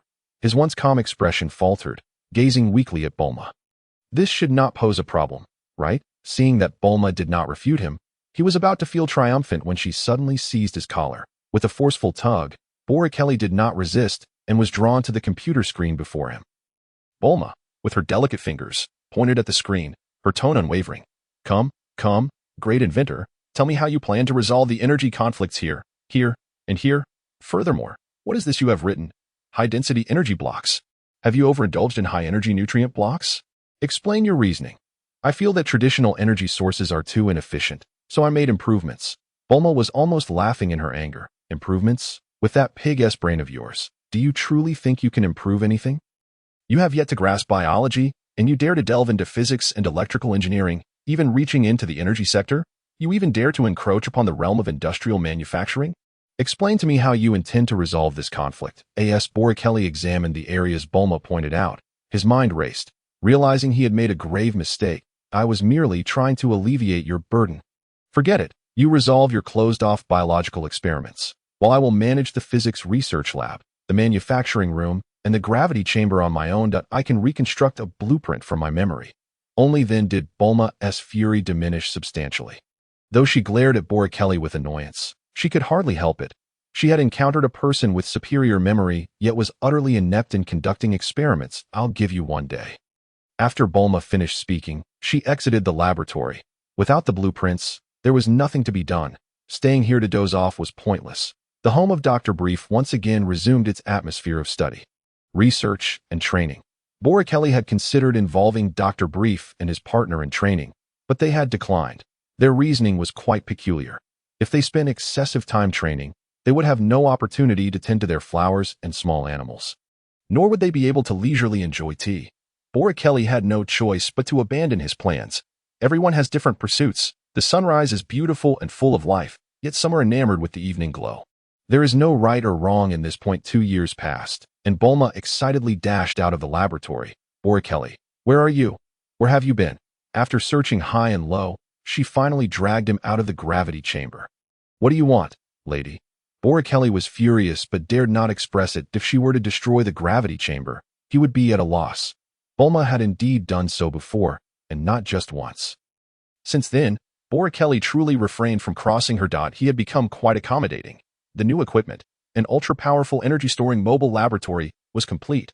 Originally bewildered, Boreikli suddenly became alert. Really? Boreikli embraced Bulma tightly. You truly are a genius. Indeed. After Bulma spoke, she realized she was being hugged by Boreikli. Her cheeks flushed, and she fell silent, allowing him to spin her around. Clank. Both of them froze. Mrs. Brief was watching them with a smile. Oh dear, did I startle you? My apologies. I shall take my leave and have seen nothing. You may continue. With that, Mrs. Brief turned to leave. However, young man, once your date with Bulma is over, feel free to arrange a date with me. Mother, Bulma stamped her foot in frustration. Yet Mrs. Brief walked away increasingly quickly, disappearing in the blink of an eye. Boreikli, however, fell into deep contemplation. His power was growing rapidly, yet his control over it was lacking. He hadn't even noticed Mrs. Brief approaching. My current strength feels too superficial. I need to solidify it. Thanks to the gravity ring, the gravity chamber, and high-energy nutrient blocks, Boreikli's combat power now stood at 2,000. Gaining clarity, he looked at Bulma. Take me to see it. Wait a moment, I've discovered something intriguing. Bulma stopped Boreikli, speaking mysteriously. Chapter 14. The Dragon Balls, Kakarot. Boreikli remained silent, watching Bulma intently, waiting for her to explain. The legendary Dragon Balls. What? Boreikli was perplexed. I found something in ancient legends called the Dragon Balls. If you gather all 7, you can summon the eternal dragon, who will grant you wishes and fulfill all your desires. The more Bulma spoke, the more excited she became, nearly splattering Boreikli with her enthusiasm. Pretending to wipe his face, he said with a stern expression, Bulma, you are no longer a child. You should possess your own discernment. Yet Boreikli truly had no interest in this. His heart was solely focused on how to enhance his combat power. Moreover, legends are merely legends. In my past life, there were tales of Aladdin's lamp and river gods. So what? Did they truly appear to grant wishes?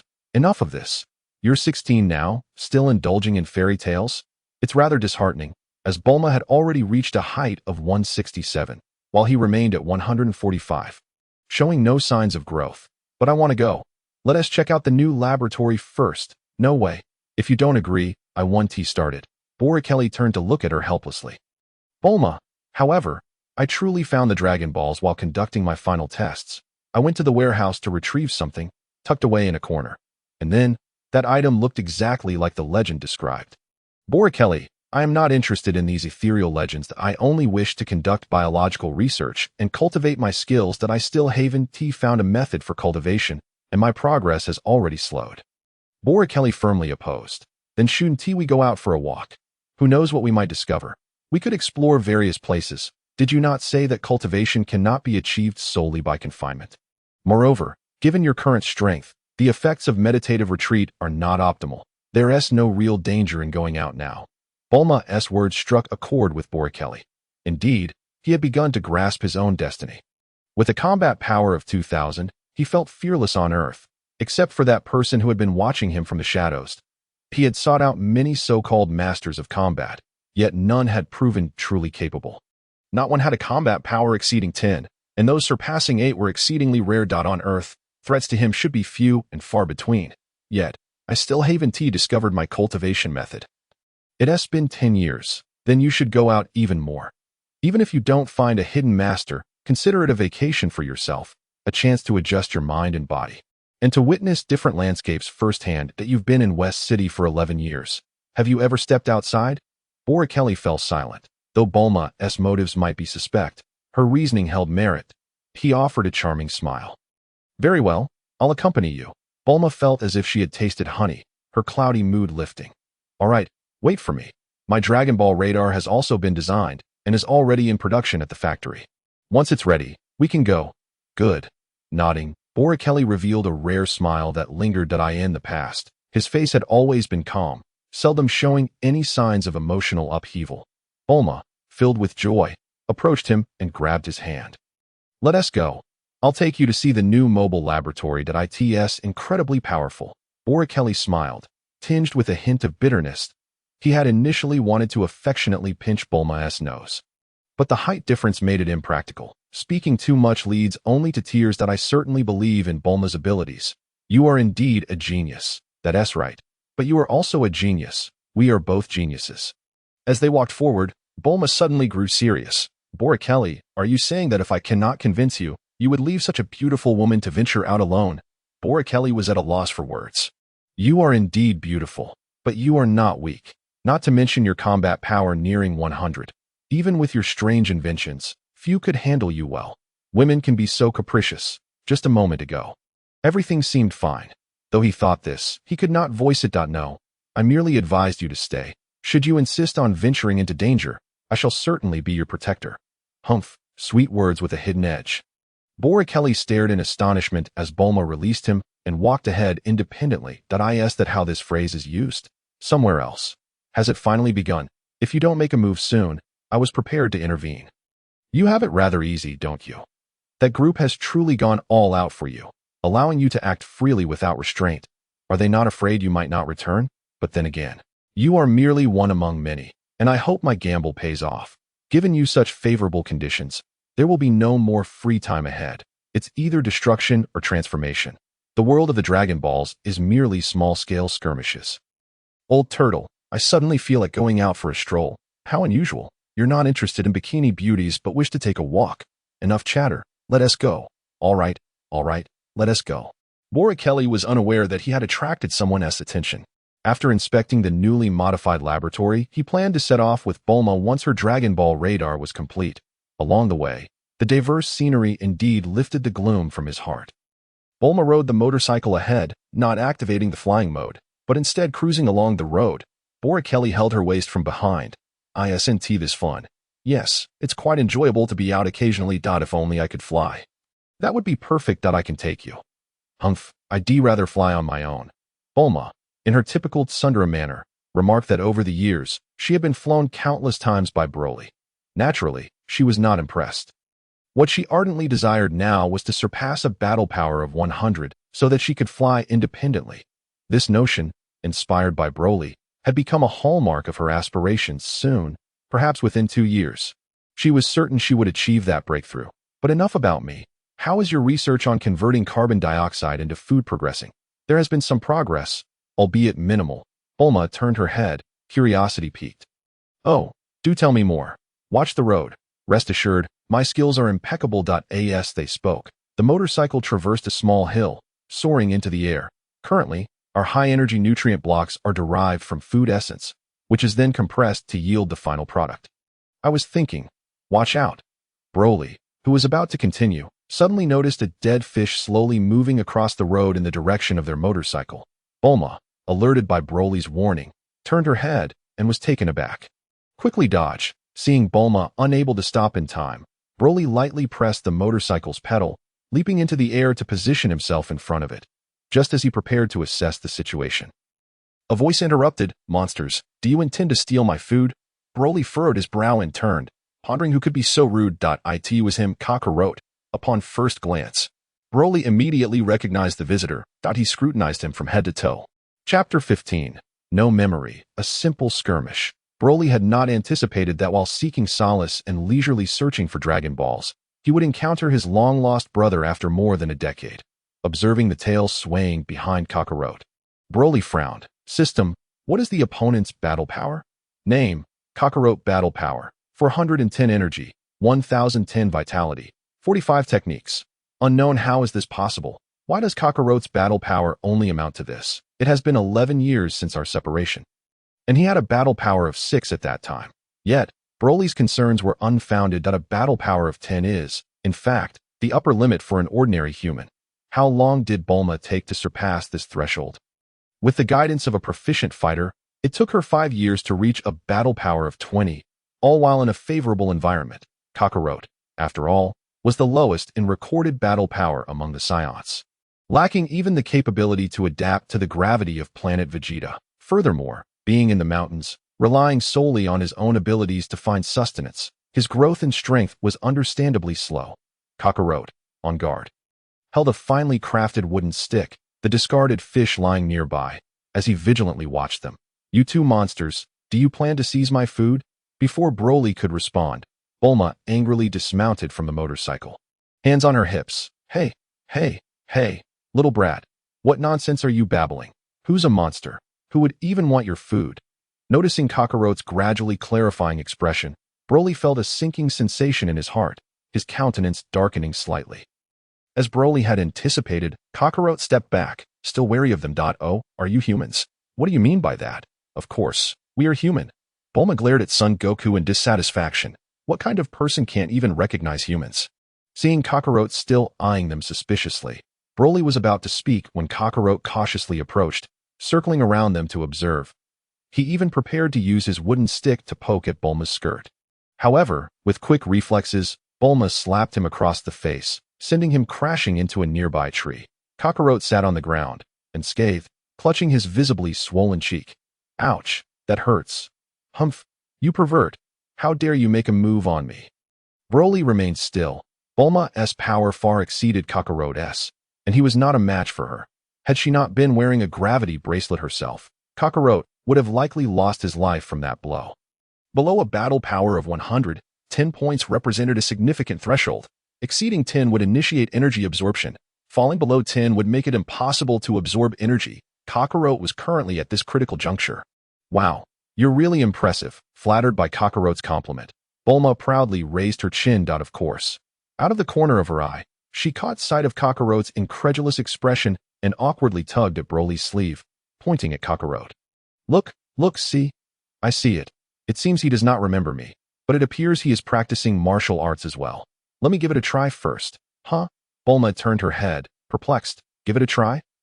How? Broly smiled, adjusting the gravity rings on his wrists and bending down to alter the ones on his ankles. With such small rings, even a genius like Bulma could only manage a gravity adjustment from -1 to 5. He could only wear 4. Any more would affect aesthetics and mobility, which he did not find necessary. This was merely a transition. He was also researching a new bioarmor, but it was not yet feasible. The 4 rings combined would yield a 3-fold gravity, translating to 12 times. Currently, he needed to adjust to the maximum to restrict his strength, which was the highest he could withstand, 20 times gravity. Beyond that, it would be purely for training. In battle, he would be unable to rise and fight. Kakarot stood up, teeth bared in a grin. Your strength is truly formidable. Come again. As he spoke, he readied himself for an attack. Broly swiftly pulled Bulma behind him. It seems your strength is considerable as well. Shall we test our skills? Kakarot's expression was one of intrigue. Really? You are strong too. Indeed, I am even stronger than her. As he spoke, he gestured towards Bulma, who merely pouted in annoyance, saying nothing. Outside, one must still maintain face for their boyfriend. She would deal with it once they were home, although they exchanged no words. Their years of companionship spoke volumes. Kakarot's eyes brightened. Really? Awesome. His gaze betrayed his excitement at encountering a worthy opponent. Broly stood quietly, currently maintaining a battle power of 8, slightly lower than Kakarot's. However, he was confident he could surpass him. Observing Kakarot's demeanor, he asked, Do you truly not remember me? Kakarot immediately dropped his stance, looking at Broly with a mix of cuteness and confusion. Remember what? Broly shook his head. It appeared that Kakarot indeed remembered nothing. Regardless, it was worth a try. Combat involves more than just a simple contest of energy. Many factors come into play. No worries, let us begin. I await your attack. All right. Kakarot excitedly assumed his battle stance once more. Yet, before he could strike, a rumbling sound emanated from his stomach. Broly and Bulma exchanged incredulous glances. What's wrong? Bulma inquired curiously from behind. That I'm hungry. I have no strength, Kakarot said weakly. Teach, what does that even mean? Bulma retorted. Broly, do you have any low-grade high-energy nutrient blocks? No, I only have the ones with a power level of 10. Broly pondered for a moment. Give him some. Is that really the case? Can he eat it? The matter did not seem significant, so she decided to give it to him.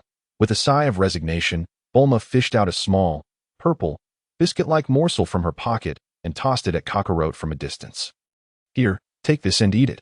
But don't devour it all at once. At that moment, Kakarot, feeling lightheaded from hunger, paid no heed to her words. He picked it up, inspected it, and sniffed it before taking a big bite. In no time, he was joyfully bouncing on the spot. This is amazing. Haha, this is incredible. I'm no longer hungry. It's so powerful. Bulma rolled her eyes, looking down upon him as if he were a naive country bumpkin. Yet inwardly, she was astounded. After all, that morsel contained enough energy to sustain 10 burly men for an entire day. And here was this little fellow. Can we begin? A glimmer of astonishment flickered in Broly's eyes. It was just a piece of biscuit, yet Kakarot's battle power had reached 12. He could feel the energy around him subtly flowing into his body. Their lineage was indeed remarkable. Moreover, the experimental subject they needed had just arrived. Come on, Kakarot shouted, charging forward. Chapter 16. No tail, special invitation. Broly remained unfazed, his steps light as he effortlessly evaded Kakarot's attacks. He slightly tilted his head to dodge another kick, movements fluid and instinctive. He turned to face Kakarot, positioned between him and Bulma. A sigh escaped his lips. Kakarot's techniques were imbued with a primal ferocity. While this was commendable, it also posed a risk, should he face an equally matched opponent. Such wild and reckless moves could waste his stamina and leave him vulnerable to counterattacks that he mused about adopting Kakarot, a mere child of the wild, perhaps possessing slightly better physical attributes due to his frequent excursions into the mountains. For all this time, that old man might have already passed away. System, what was that old man's battle power when he took Kakarot in? As he pondered this, he realized he had no knowledge of the old man's strength. Observing the old man's agile form when he had cradled Kakarot, he surmised he must have possessed some prowess. That name: unknown battle power, 3240 energy, 2020 life force, 1232 techniques. Unknown. The moment he glanced at the stats, he was taken aback. The old man's battle power was astonishingly high. A wave of confusion washed over him. If the old man's strength was so formidable, then Kakarot's power should not be so low. Suddenly, he was engulfed in elation. This was the first individual he had encountered whose battle power exceeded that of ordinary beings, and it was exceedingly impressive that he knew that this journey was fruitful. Upon meeting that old man, he would undoubtedly learn extraordinary things. Once again, he dodged Kakarot's assault. Is this really all the strength you possess? Kakarot disregarded Broly's remarks, bewildered, as he stood still, gazing at his hands. How peculiar! Why can I never seem to hit you? Bulma laughed heartily from behind, doubling over in mirth. The individual who resembled Broly's brother was unexpectedly charming, far more delightful than the usually expressionless Broly. Both shared a similar height, possessed tails, and even showed comparable appetites. For now, Bulma was inclined to believe that the fellow before her was indeed Broly's sibling. However, observing the battle, it was clear that Broly effortlessly evaded his brother's wild strikes, indicating that his brother's strength was rather lacking. Furthermore, it seemed that Kakarot had no recollection of Broly, which was reasonable. After all, he was only 1 year old at the time and couldn't possibly remember so clearly. Yet, the striking resemblance between them left her astonished at his lack of suspicion. What a simple-minded being he was. A smile danced on the corners of Bulma's lips as she crossed her arms, looking on with a mix of amusement and trepidation. If only we had some sunflower seeds, watermelon, and mineral water, we would be a perfect audience. Hey, you there, Broly isn't even trying hard. You should put in more effort since I gave you such a splendid treat. Bulma provocatively urged Kakarot. After several such provocations, Kakarot finally lost his patience, plopping down on the ground. I'm done fighting. Why? You keep dodging. I can't hit you. Are you giving up then? It's not that I'm giving up. It's just that you're nice people who gave me such a delightful treat, and my belly is at least 6/10 full now. There's no need to continue fighting, Kakarot explained while patting his stomach.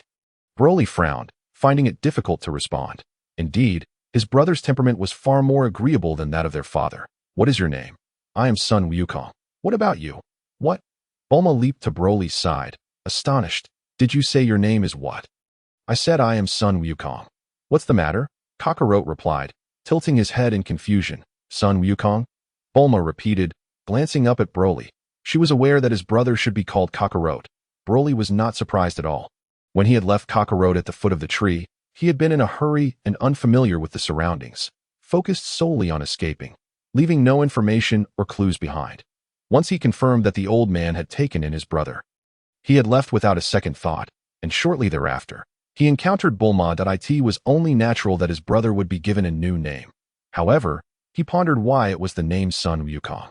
Especially as he wielded a staff, did he truly inherit some traits of the Monkey King? Broly maintained a stoic expression, though inwardly he was amused. Yes, I am indeed called Son Wukong. By the way, I still don't know your names. Broly. Broly, what a peculiar name. It sounds so much like broccoli, Kakarot muttered.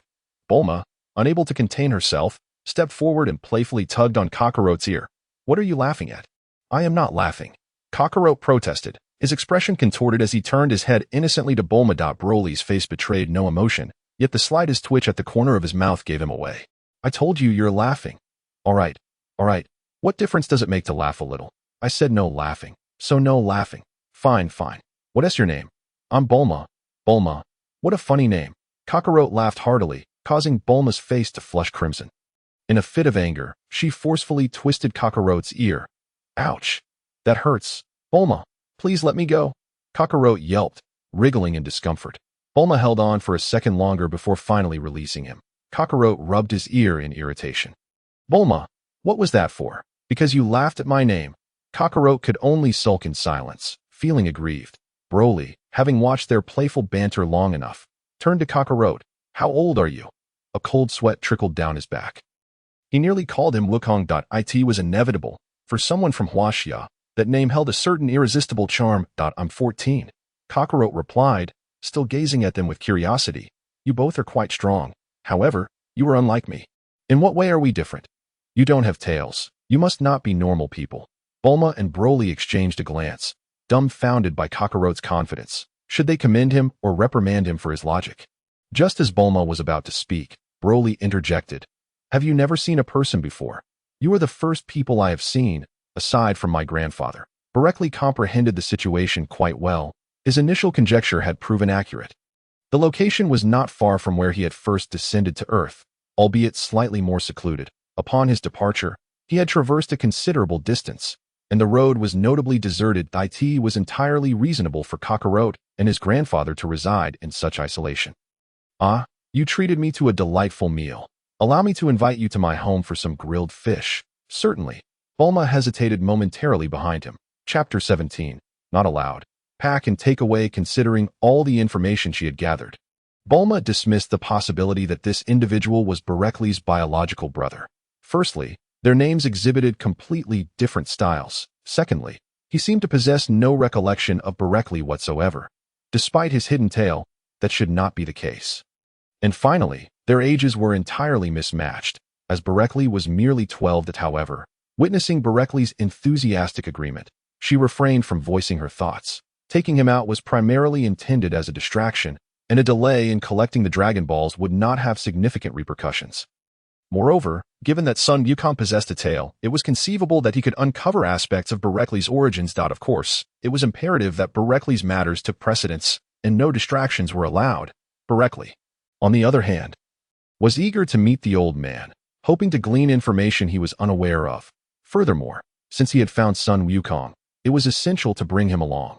Life in the mountains was exceedingly arduous. Insufficient food, inadequate clothing, and restless sleep. Not to mention, he was an exceptional experimental subject. Simultaneous research on both of them would undoubtedly expedite the process. In due course, whether in scientific endeavors or cultivation, their progress would be significantly enhanced. With no other option, Bulma retrieved the Dragon Ball radar from her pocket and powered it on. "Huh, what's this? It's in the same direction." Boreikli understood immediately. "Very well, let us proceed. Son Wukong has graciously invited us for grilled fish." Bulma joyfully followed suit. Son Wukong was already striding ahead, carrying a large fish. The outsiders lack tails. "What? I'm a girl. How could I have a tail? A girl? Indeed. My grandfather mentioned that girls are like this." "It must be so. What did you think they were like?" I don't know. I've never seen one." Boreikli trailed behind, deep in thought. Kakarot. No, he should be called Son Wukong, possessed a rather low combat power. He distinctly remembered arriving on Earth with a power level of 6. Now, 11 years had passed. "Son Wukong, did your grandfather teach you how to train?" "Train? What's that?" "My grandfather taught me how to exercise." Boreikli frowned. Exercise? That was not what he had anticipated. He had imagined there would be some form of technique involved. Exercise was of little use. His current regimen sufficed, and any further exertion would merely deplete his potential. This notion he was unwilling to accept. Your grandfather at home." Boreikli persisted, unwilling to give up. Previously, he had not paid attention, focusing solely on the immediate surroundings, unaware that he had overlooked a concealed master. "My grandfather has passed away," Son Wukong stated casually while carrying the fish ahead. "What?" Bulma exclaimed in shock, gazing at Son Wukong. "Aren't you saddened?" "No, my grandfather is still with me." Boreikli furrowed his brow. Logically, a formidable warrior with a combat power of 40 should not succumb so easily. He understood this well, having come from a similar background of 40 combat power. He was acutely aware of the vitality of the body. It was improbable for someone on Earth to perish so easily. "Wait." Boreikli suddenly recalled something. "You live nearby. Has anyone come by?" He trailed off, realizing Son Wukong had mentioned that they were merely the second and third individuals he had encountered, suggesting that he had forgotten the details. "What are you trying to say?" Son Wukong walked briskly ahead, turning his head curiously towards Boreikli upon hearing him speak partially. Hey, hey, watch where you're going," Bulma shouted.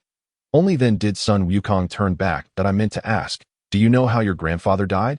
"He was trampled by a monster. Sun Wukong's tone revealed no hint of sorrow at a monster. Bulma froze momentarily, then felt a chill run down her spine, instinctively drawing closer to Boreikli.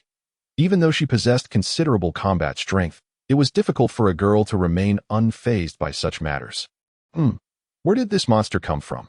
Bulma still felt uneasy, glancing around and even looking up at the azure sky. Monsters appear at night.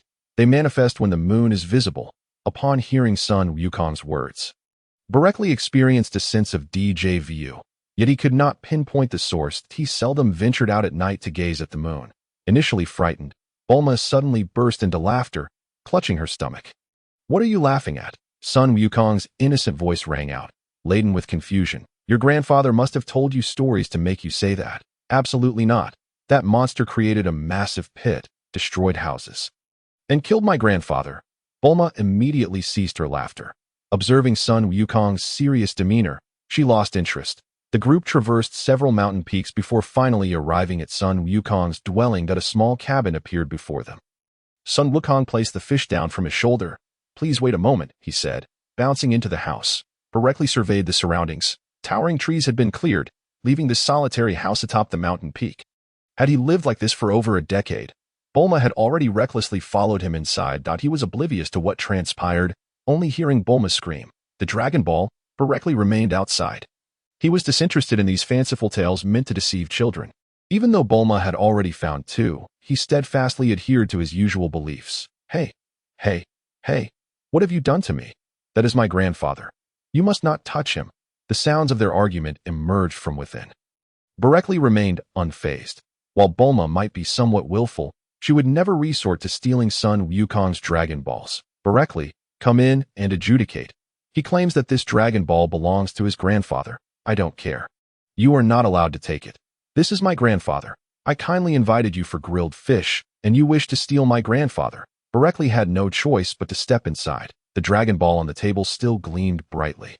"Boreikli, please tell me, how could he claim that this Dragon Ball is his grandfather's? It truly infuriates me.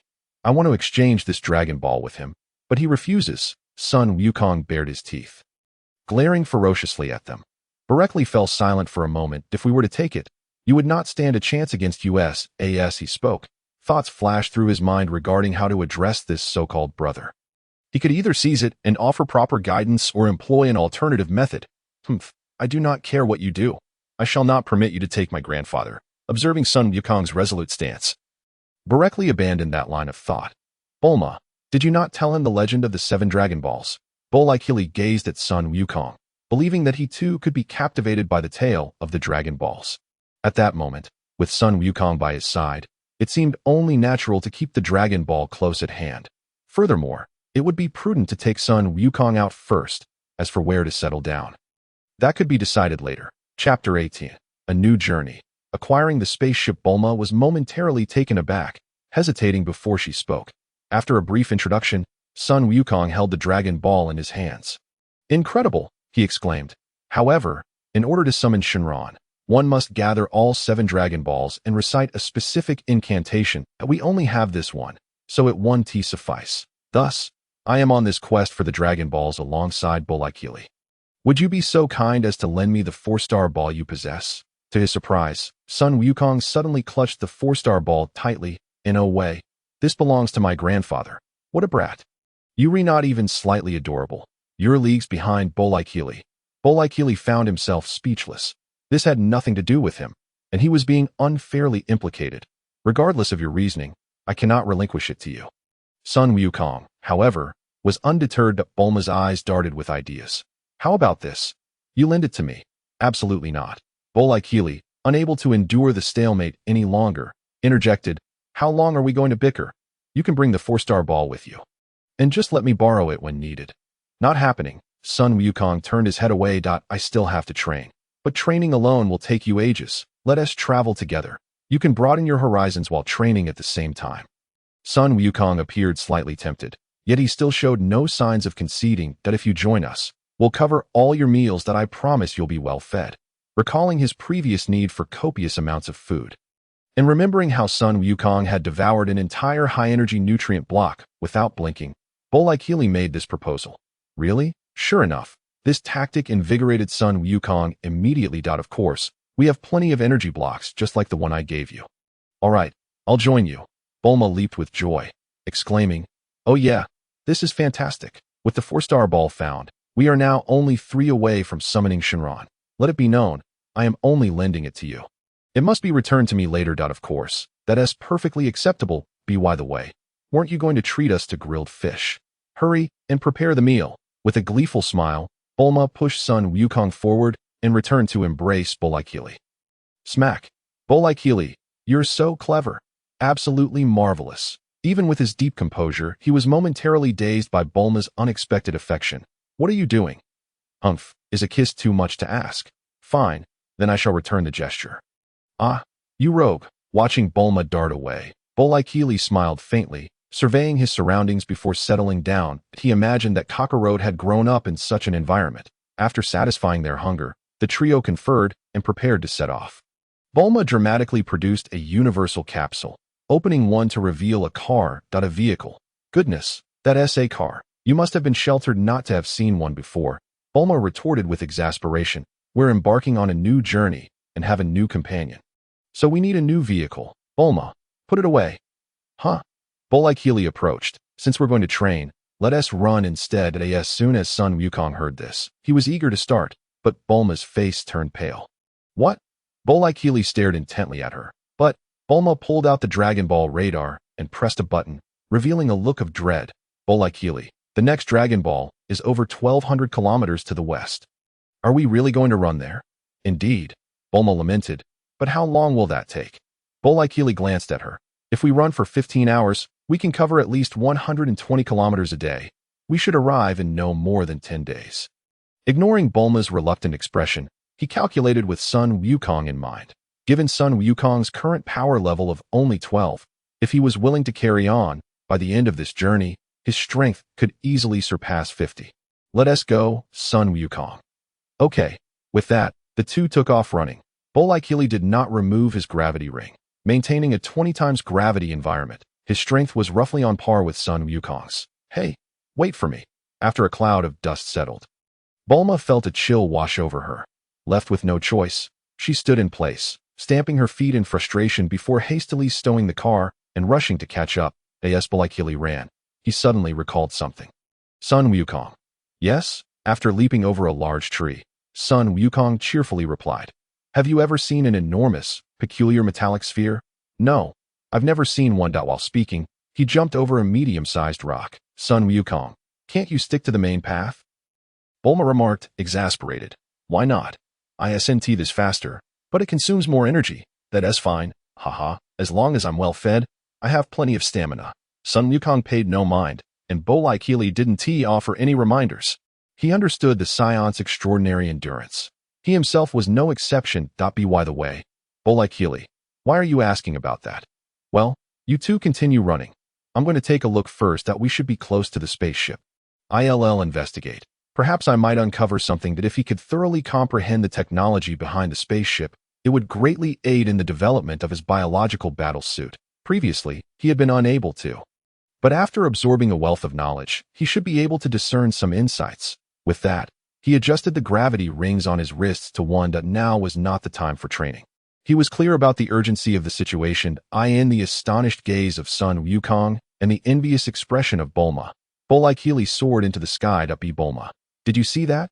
He, Sun Wukong stammered, pointing at Boreikli as he flew away. My name is Bulma, so stop giving me ridiculous nicknames, you brat, she retorted sharply, continuing her RUN.ITS, just flying. What's so surprising about it? Give me some time, and I'll be able to do it too. What? You can too? Sun Wukong stared in awe at Bulma, who was kicking up dust as she hurried along, and quickened his pace to catch up. Bulma, what in the world is happening? Humph, I want to tell you, especially after you gave me that silly nickname. Just tell me. Boreikli quickly located the place where the spaceship had landed, his eyes glimmering with nostalgia as he gazed at the dust-covered sphere. Well, it doesn't matter if I don't return. This place is quite pleasant, with the brilliant Professor Brief and the lovely Bulma. After finishing his mutterings, he retrieved a universal capsule from his pocket and hurled it towards the spherical spaceship. With a resounding bang, the spaceship vanished, leaving only the universal capsule lying on the dust-covered ground. Broly's energy surged forth, shielding him from the encroaching dust as he descended to collect the capsule. So soared into the sky, racing towards Bulma and the others. Chapter 19. Energy blocks. Compensating for deficiencies upon catching up with Bulma and the other two, Broly quietly landed. Adjusting the gravity, he joined them in their run. 2 hours later, everyone was sweating profusely. Bulma grumbled, yet in the matter of training, she did not defy Broly, and the adjusted gravity allowed her to exert her combat power to a level of 12. Nonetheless, even with this, she still fell significantly short compared to Son Goku in terms of stamina and endurance. Let's take a break, Broly suggested, observing the fatigue on their faces. The two struggled with managing their energy. Particularly Son Goku, who initially bounced around like a monkey, only to later tire and rely solely on willpower to persist. He had the advantage of a staff. After all, upon hearing Broly's words, Bulma finally regained her spirits and prepared to sit down. Stand, don't sit, Broly interjected. With no other option, Bulma produced a universal capsule. But Son Goku is sitting, she protested. Broly glanced at him but chose not to intervene. Regardless of his current strength, Son Goku was still a scion, and his physical genetics differed from that of a human. Muttering under her breath, Bulma extracted a high-energy nutrient block. Here, eat this one rated at 20 what? Bulma tightened her grip, staring incredulously at Broly. That indeed a tea this moment.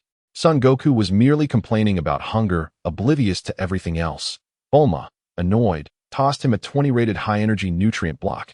Eat it, just eat it. Broly watched the scene with a smile. He caught the energy block Bulma threw and promptly tossed it into his mouth. Such a small amount was hardly sufficient for him, but fortunately, he still had strength to spare. This was merely a halftime break, not yet mealtime. They wouldn't have a proper dinner until after 10 at night. As they waited for Son Goku to finish eating, Broly remarked, Son Goku's strength has indeed increased. This indicated that his potential was already sufficient for him to elevate his abilities, but the available food was lacking. Alternatively, the energy contained within the food was insufficient for him to break through. Even if he could fill his belly, it would only compensate for his previous shortfall. There is a saying, the impoverished in culture are rich in martial prowess.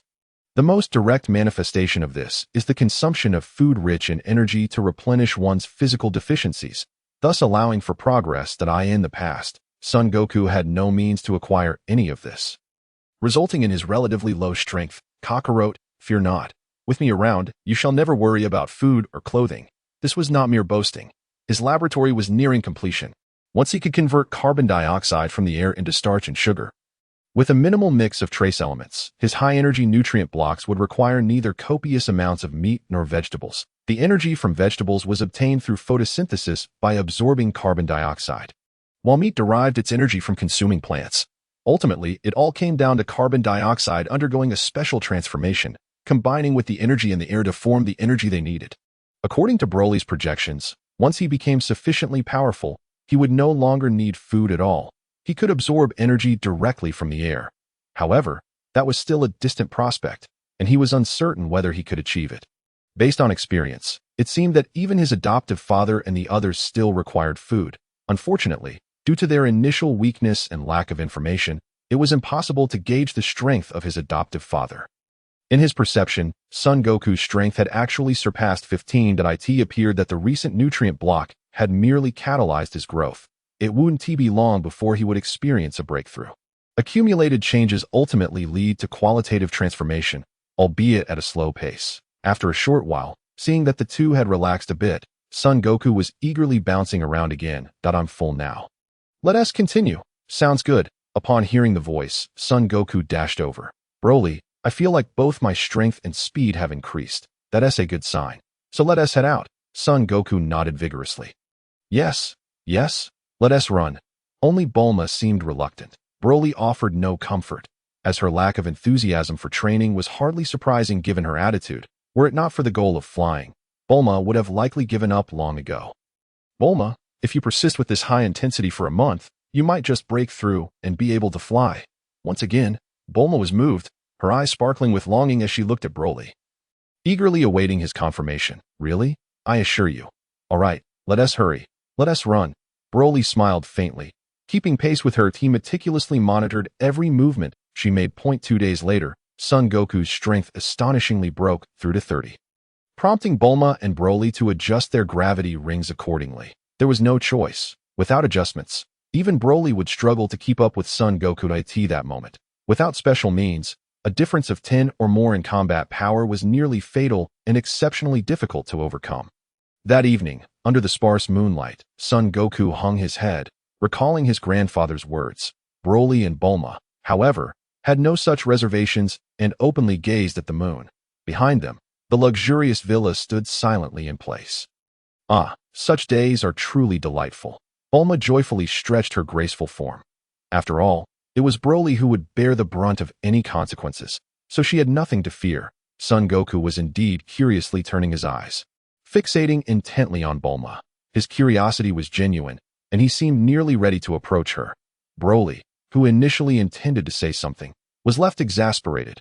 Bulma, mind your behavior. Son Goku, turn around and close your eyes. Why? Huh? Bulma perceived Broly's jealousy and, coupled with Son Goku's innocent demeanor, couldn't help but burst into laughter. There's no reason. Just quickly turn around. But women are different from us. And besides, you don't have a tail. Huh? Bulma laughed uproariously again, her laughter echoing sweetly in the night sky. Broly, feeling helpless, thought, who said I don't have a tail?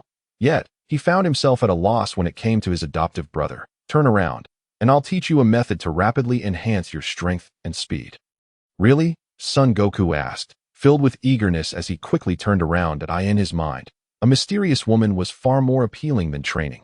Broly shot a fierce glare at Bulma, who was unabashedly flaunting her figure without a care. Rising up, he dusted off the dirt from his backside and strode over. Since he had promised to teach, he would certainly follow through. Naturally, everything began with the fundamentals of standing meditation. Son Goku was strong, but the foundation laid by his grandfather was not entirely solid. It could not compare to Broly's rigorous training. After a brief introduction, Son Goku performed the stance admirably. He experienced the sensations of lifting the crown of the head, relaxing the shoulders, sinking the elbows, drawing in the chest, pulling back the back, loosening the waist, tucking in the buttocks, standing upright, and sinking the chi to the dantian, all while maintaining the position. Just as Broly finished explaining the essentials, Son Goku remained motionless, a look of profound confusion on his face. Chapter 20. Exceptional talent. The cause of amnesia. Broly. What does that mean? Ha ha ha. Bulma let out her third laugh of the evening from behind. You should just be quiet. If you truly don't know, just stand there. Sun Wukong, however, remained unfazed, his face still brimming with excitement. Is it really that simple to just stand here? He earnestly adjusted his posture again. Initially, he had been taught a stance suited to himself, but now it was about refining it to fit Sun Wukong's individual needs. It was strikingly similar to instructing Bulma. The serene silence among the three formed a beautiful tableau under the moonlight. In the distance, a brilliant light flickered. It seems you brought something after all. You can adjust so precisely to his bodily changes. An observer in the shadows leisurely watched everything concerning Boreikli from afar, as if some detector were present beside them. Conversations, actions, and expressions were transmitted without a single detail lost. Should I create some trouble for him? Now that he possesses a battle power of 2,000. The subsequent matters could become troublesome. What if Piccolo were to be defeated by him, and the Supreme Kai also perished? Then neither King Kai nor Namek would be able to appear. Yet, now that he had reached a battle power of several thousand, was that not a bit excessive? Moreover, if I were to intervene, it might appear somewhat exaggerated. The power cultivated by that individual seems to exceed what is appropriate. Suddenly, another figure flitted through the mysterious man's mind, a lecherous old man. In the Dragon Ball world, if one were to consider who had caused the most trouble for Sun Wukong and his companions, it would undoubtedly be that fellow who instigated chaos from start to finish. Well, since you are so adept at causing trouble, I shall take you in, and let us see if you can grow stronger and achieve greatness once more. After muttering to himself, the mysterious man leisurely closed his eyes, a glimmer of light reflecting vibrantly in the air. After a while of instructing Sun Wukong, Boreikli noticed Bulma looking bored. He considered that today's training had indeed been intense. After all, Bulma was not as physically capable as he and his cheap brother. Bulma, if you're tired, you can go back and rest. It's perfectly fine. Bulma's eyes brightened. Really? I can take a break. With no one to appreciate her, Bulma had long ceased to display her graceful figure in boredom. Coupled with her fatigue, she simply rested her chin on her hands, listlessly watching the two. It's better to cultivate early and regain my energy. I must continue tomorrow.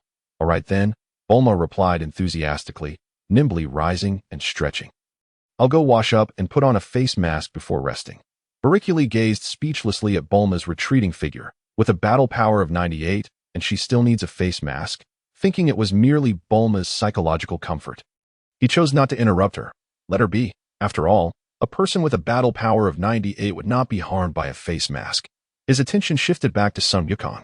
Is this how you became so strong? Of course, but what you're learning now is still the basics. There are even more powerful techniques ahead. Really?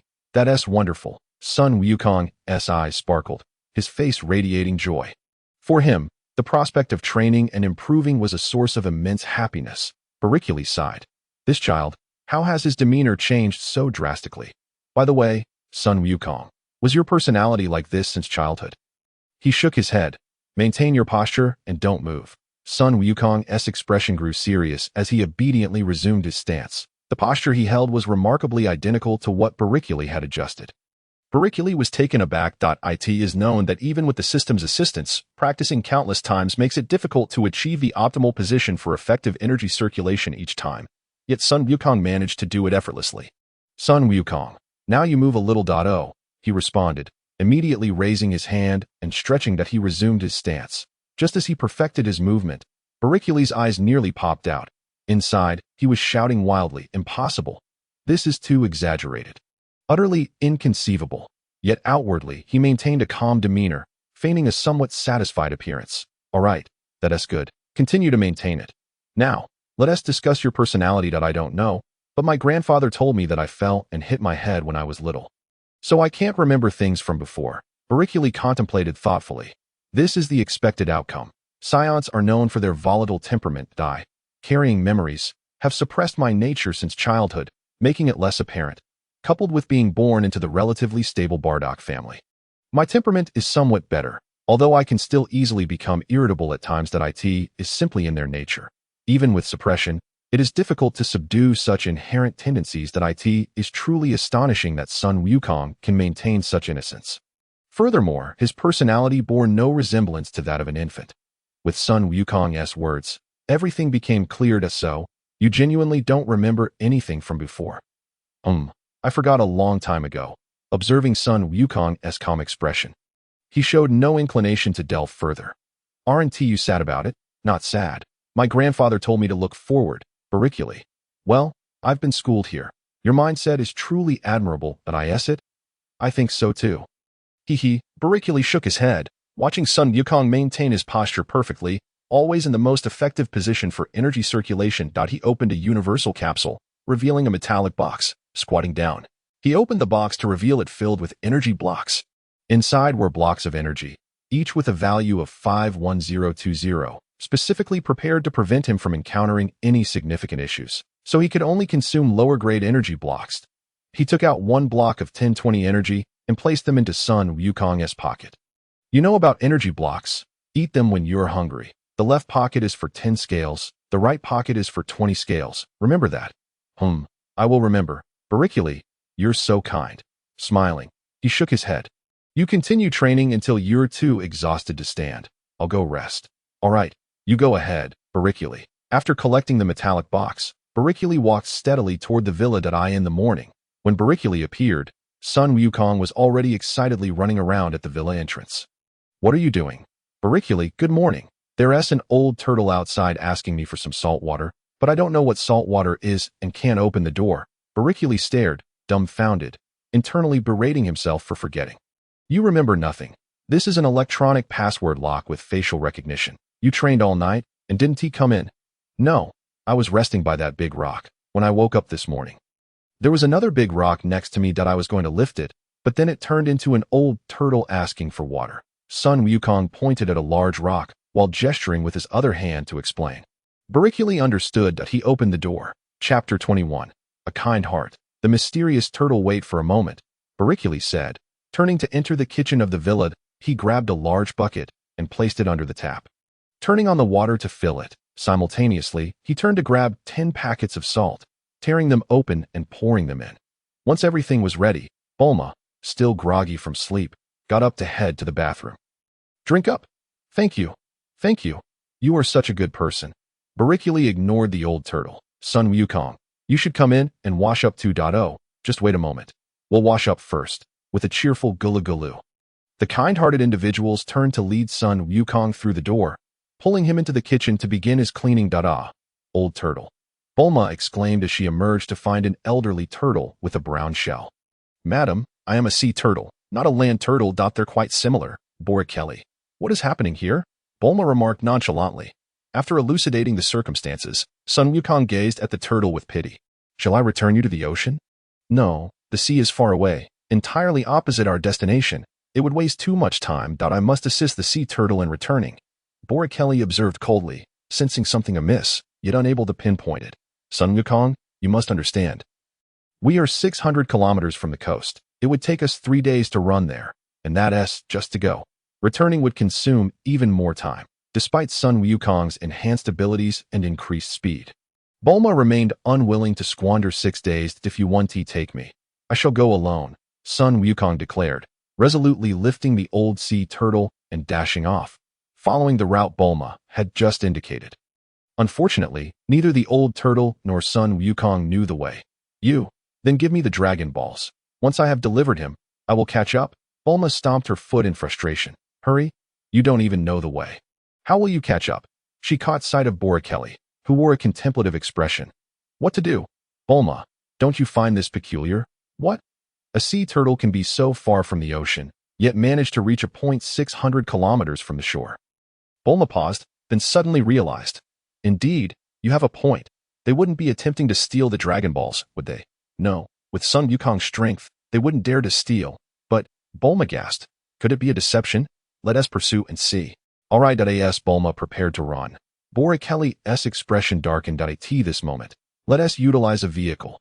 Bulma abruptly halted, anxiously retrieving a universal capsule and tossing it out. Boreikli stared in disbelief at the enormous aircraft before them. Good heavens! Hurry aboard! Bulma exclaimed, swiftly climbing aboard and beckoning Boreikli. With a shrug, he followed suit. They soon spotted Son Wukong, and without a word, they landed, bringing the sea turtle and Son Wukong onto the aircraft. Upon reaching the shore, Bulma halted. Sea turtle, you have arrived. We must depart now. Farewell. Wait a moment. Bulma and Boreikli exchanged discreet glances. Indeed, the sea turtle had been waiting there, having premeditated the encounter. There's something else. Son Wukong, having done a good deed, stood by with a foolish grin, oblivious to the underlying tension. You have aided me. Please wait a moment as I summon my master to properly reward you. Very well, Son Wukong nodded contentedly. Without waiting for Boreikli and the others to respond, the sea turtle turned and plunged back into the ocean. Bulma gazed at the azure waters, perplexed. What is this? Son Wukong, however, was overjoyed, exclaiming, Wow, is this the sea? The two observed Son Wukong frolicking, unbothered by his antics. Time passed, and soon it was afternoon. Boreikli, he hasn't returned. He must be toying with us. Let us go back. Finding the Dragon Balls is more urgent. I disagree. He should reappear. Just as Boreikli spoke, the sea turtle emerged from the water, a figure upon its back. Hey, how wonderful. You're still here. I feared you might have left due to the delay. Do you realize how much time you have wasted us? I did not ask you to wait. You could have left. The sea turtle recalled Bulma's reluctance to assist and retained a grudge, thus responding curtly to her. The sea turtle disregarded Bulma's indignation and approached Son Wukong, bringing a bald figure to his side. Master Rashi, this kind-hearted youth is the one who returned me. The bald man clumsily leaped from the turtle's back. It is you, the benevolent boy who saved our sea turtle. Thank you immensely. Bulma stood in shock at the sight of the unsightly old man before her. Master Rashi, what are you doing? Can't you act like a sage? The elderly figure, known as Master Rashi, finally grasped the situation and turned to Son Wukong, asking the same question. It's quite all right. The important thing is that he found his way home. Boreikli observed the elderly figure with keen interest, noting the remarkable power that surpassed both Son Wukong and Bulma. This was the first time he had encountered an outsider with such extraordinary capabilities. This fellow, mysterious as he is, rides a turtle as a pet or mode of transport. It's hard to believe he possesses nothing of significance that I wish to express my gratitude. Master Rashi then summoned the flying nimbus. Presenting it to Son Wukong, the group bid farewell and prepared to depart. Under Boreikli's subtle guidance, Bulma suppressed her anger and quietly followed. One moment. Master Rashi, is there something else? Master Rashi regarded Boreikli with unwavering eyes. You are practitioners, are you not? Indeed. Have you not heard of my reputation? The sea turtle gazed up in astonishment. Master Rashi, could it be? The elderly figure nodded proudly. Indeed, as stillness breeds action, I too wish to stretch my limbs. If you do not mind, when your tasks are complete, you may seek me out, and I shall teach you the ways of cultivation. Who do you think you are? Teaching us cultivation. Are you strong? Bulma could no longer contain herself, mocking him loudly. Ahem. Bulma could only retreat in frustration, casting a fierce glare at Master Rashi. He merely regarded her with inscrutable eyes, while the sea turtle appeared incredulous. If the opportunity arises, Master Rashi interrupted Boreikli. Son Wukong, your inherently pure nature is commendable. Once you fulfill your intentions, you may come to me. I possess information regarding your grandfather. Is that true? Do you know my grandfather? If I am not mistaken, the staff you carry is called the Rui Jingu Bang, which I bestowed upon your grandfather. Should his name be Son Wukong? Yes, old man, you are truly remarkable. My grandfather's name is indeed Son Wukong. Boreikli and Bulma felt overlooked once again. Boreikli maintained a calm gaze upon the mysterious figure, his mind racing. Hearing this, he wore a peculiar expression. Chapter 22. Collecting Dragon Balls. Encounters along the way. Scions are inherently pure-hearted? On planet Vegeta, apart from his own father and mother, he knew of no one with a good temperament. All right, old man. Once Bulma and I finish collecting the 7 Dragon Balls, I shall come find you. Very well. Boreikli regarded the profound gaze of the turtle sage as it swept over him, finally grasping the source of his disquiet. The elderly figure before him was riddled with contradictions, ostensibly seeking Son Wukong. Yet his every subtle gesture seemed to suggest an ulterior motive, as if the quest was less about Wukong and more about himself. However, in Boreikli's eyes, he was merely an aged individual with a combat power of 138. And logically, he should not recognize Boreikli at all. What could possibly be the reason for this?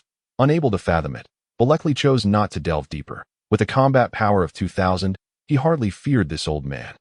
Confident in the infallibility of his system, Boreikli did not even entertain the notion that he might have miscalculated. Bulma murmured to herself as she retrieved the Dragon Ball radar. With the press of a button, she exclaimed, What? How can there be 4 Dragon Balls here? Boreikli, puzzled, cast a questioning glance her way. Look, Bulma said, handing the radar over. After a moment of contemplation, Boreikli inquired, Turtle Sage, do you possess a yellow orb adorned with red stars? The turtle sage tilted his head at a 45-degree angle in thought, then suddenly reached into his chest. Is this what you mean? Bulma squealed in delight and lunged forward. Yes, that's it. Please, give it to us. The turtle sage then flashed a lecherous smile. I could, but, sensing the unsettling expression on the turtle sage's face, Boreikli felt an ominous premonition and bluntly rejected the offer. Bulma, still awaiting the turtle sage's conditions, stood up straight in indignation. Boreikli, what are you doing? I haven't heard his terms yet. You fool. Boreikli stepped forward, fixing his gaze upon the turtle sage. If you are willing to part with it, that is well and good. If not, so be it. I plan to bring Son Wukong along for my training from now on. The turtle sage's eyes darted with uncertainty. He was unsure how much Boreikli actually knew. It was imperative not to alert him. Yet, Boreikli's apparent attachment to Wukong and his audacity to leverage that connection against him was troubling. It implied that he had no intention of seeking the turtle sage for guidance. Would he acquiesce to such a demand? If he refrained from interfering, Boreikli would surely gain nothing from him, and that was a line he would not cross. Son Wukong is to become my disciple. What gives you the right to deny him? Boreikli remained silent, turning to face Son Wukong. Wukong, once this matter is settled, return with me. I will ensure you are well fed and trained. Oh yes. That sounds great, Son Wukong exclaimed. His thoughts consumed by the promise of ample food, completely forgetting his commitment to the turtle sage. The turtle sage's expression darkened as he yanked the 3-star ball from his neck and tossed it to Bulma. Enough is enough. You youngsters truly lack respect for your elders. Do as you wish. Come, great sea turtle, let us depart. The turtle sage promptly leapt onto the back of the great sea turtle, turning back with a meaningful glance. However, remember that training is an art. Merely honing the body is insufficient unless one is content to stagnate. Boreikli's gaze deepened with understanding. Let us proceed. With the Dragon Ball in hand, Bulma was elated and bore no grievances as she followed Boreikli. And Son Wukong naturally did the same. 7 days later, the trio acquired the 6-star ball. Bulma, beaming with joy, left the village, taking along the troublesome Oolong. Boreikli, we now have 5 Dragon Balls. If we collect just 2 more, we can summon the eternal dragon and fulfill our wishes. Aren't you excited? Bulma asked, her enthusiasm waning. What is there to be excited about? It could just be a fabricated legend, Boreikli replied nonchalantly, keeping Oolong firmly in check. This little pig, if it weren't sentient, would surely taste delicious roasted. That's nonsense. It must be real, Bulma retorted. All right. If you say it's real, then it is. Fine, Bulma exclaimed. Boreikli, what else with your attitude? You seem utterly indifferent. Boreikli raised a hand, a laser beam erupting from his palm, obliterating a motorcycle approaching from a distance. What are you doing? Son Wukong asked. Curiosity piqued. As you can see, Boreikli replied coolly. Are they the bad guys? Son Wukong inquired. I don't know, but their intentions appear dubious, Boreikli stated, observing the smoke in the distance without further comment. Apart from Boreikli and his goal, the rest were inconsequential. Son Wukong lay on the vehicle, while Oolong pondered. This seems to be the evil desert. That must be the legendary Yamcha. Upon this realization, Oolong began to flail his limbs in excitement. Wow, you're amazing. You can shoot lasers from your body. And you might have just killed the sand bandit Yamcha. Boreikli shot a cold glance at Oolong, but offered no response, simply closing his eyes. Oolong, feeling awkward, fell silent, his eyes darting around. He was not inclined to be a mere pawn to Bulma and Boreikli. The group set off once more, encountering a myriad of peculiar sights along the way. Bulma successfully broke through her limits, exclaiming, Boreikli, you were right. I've truly made a breakthrough. I can fly. With a thud, Bulma plummeted to the ground. Ouch, my poor back. It hurts. Help me up. Boreikli, bemused, dismounted to assist her. You've barely just broken through, and you dare to fly so high. What folly is this? I didn't know.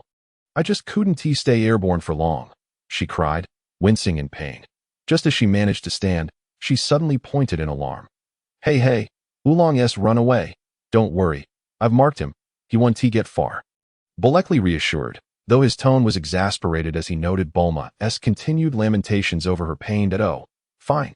Just make sure to catch him when you can. Rest easy. You go relax in the vehicle. Son Wukong said, running over in envy. Bulma, can you fly now? That's amazing. How long until I can fly?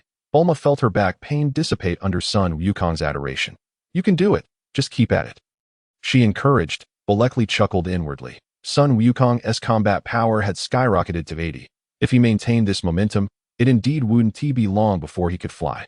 Yes, I will work hard, the earnest Son Wukong declared. Brimming with confidence, however, the journey continued to be filled with excitement.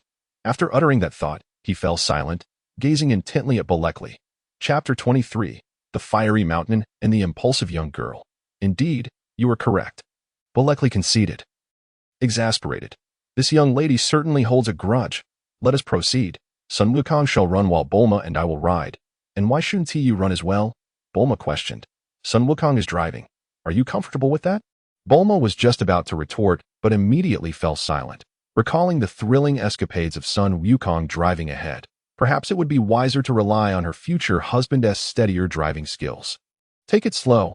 Oh, my poor back, she exclaimed. Son Wukong looked on with curiosity. That weren't you just saying it didn't hurt? Mind your own business, she snapped, huffing as she continued to groan under the support of Broly. Son Wukong, utterly perplexed, scratched his head in confusion before turning to sprint away. Broly helped Bulma into the car and prepared to drive. Aren't we going to look for Oolong? He asked. Don't worry, he'll find his way back to us. Broly replied, a mysterious smile dancing upon his lips. There was something sinister about his demeanor. He certainly didn't seem entirely benevolent. The trio pressed onward. The distant seaside. Master Rashi lounged in a rocking chair. Are we about to gather them all? He mused. With a formidable figure like Broly among them, the Pilaf gang would undoubtedly be unable to cause any mischief if the Dragon Balls were gathered too easily. Wouldn't that be rather unsatisfactory? He squinted, his voice barely audible. Master Rashi, what are you talking about? The sea turtle inquired, tilting its head in curiosity. I was just thinking how truly beautiful and delicate Bulma is. Master Rashi mused. But Master Rashi, you are a sage. How can you entertain such base thoughts? The turtle covered its face, appearing quite embarrassed. Come now, that's only natural. Sages are still human. Master Rashi retorted, unashamed and standing his ground. You really are impossible. The turtle, resigned, resumed its position, while Master Rashi wore a sly smile. Well then, consider it a gift. I am curious to see whether you, devoid of any memory of the Dragon Balls, will grant wishes for others or for yourself. If you wish for something, what would it be? Once you're done with this, if you don't return, I shall come to aid you. With that, Master Rashi closed his eyes. Leisurely swaying in his rocking chair, a grin of delight spread across his face, enveloping the surrounding sky in a tranquil aura, particularly among the nearby fish. The tea that moment, Broly was attending to Bulma. Despite having checked her thoroughly and finding no issues, she continued to groan excessively, insisting he massage her. I have to massage you, or else it won't help. But once I do, you feel fine. Bulma, your feigning is rather exaggerated. It feels good. I'm not pretending. It genuinely hurts. But your technique is exceptional. Have you studied this? Broly's forehead twitched in irritation. From childhood to now. Have you ever seen me study anything? Haha. Well, it feels fantastic. Broly fell silent, continuing the massage without any intention of teasing Bulma. Can we proceed now? She asked. You need to keep an eye on Bulma, Broly replied, a rare display of frustration surfacing. Bulma, Son Wukong, ever earnest, dashed to her side without a second thought. All right. We're leaving now, okay? Bulma, under Son Wukong's unwavering gaze, sheepishly rose to her feet, mumbling. Son Wukong was unconcerned, eager to continue their journey. Fantastic. Oh yeah. Just as he prepared to resume his sprint, Broly interjected. Wait a moment. Huh? Broly's eyes twinkled with a mysterious smile. Was his willingness to pause for Bulma's massage not for this very reason? Ah, it's Oolong. He has indeed followed us. Broly, you're quite impressive. Broly regarded Bulma with a half-smile. Indeed. Bulma detected a peculiar tone in his voice and turned to see Broly's odd expression. She dismissed it, saying, all right, enough with the charade. This is getting tiresome. I really do have back pain. Broly was at a loss, promptly opening the door, exiting the vehicle, and taking his seat at the driver's position. Let us go. Hey, aren't we waiting for him? Son Wukong queried, intrigued. No need. Doesn't he love to run? Let him do just that. As soon as Broly finished speaking, he ignited the engine and pressed the accelerator. Help? I was wrong. Please wait for me. Oolong's desperate cries echoed from afar. Son Wukong cast a glance back, but chose not to return for him. Broly's actions surely had a purpose. Understanding this, Son Wukong continued to run joyfully. The allure of flight was too enticing. Although the Nimbus cloud was swift, stable, and energy efficient, it could not compare to the freedom of flying on his own. Once he could fly, wouldn't that be double insurance? Broly certainly did not disregard Oolong's plight. The car quickly came to a halt, allowing Oolong to hop in before accelerating once more. You were running. Why come back? Bulma lazily reclined in the back seat. Teasing Oolong. Forgive me, I was wrong. Spare me. I want to do it again. Oolong whimpered, teary-eyed. Noticing that they bore him no ill will, Oolong sighed in relief. However, as he surveyed the increasingly desolate surroundings and felt the rising heat, his complexion paled. Where are you all headed? He stammered, trembling as he pointed in the direction the car was traveling. Indeed, where else would we be going? Oolong suddenly regained his composure, waving his arms in panic. No, we mustn't. That's the infamous residence of the Bull Demon King, the Flaming Mountains. We cannot go there. He is said to be a demon overlord. What nonsense. When you spoke of Yamcha earlier, you said the same, yet what was the outcome? Oolong's excitement turned to dread.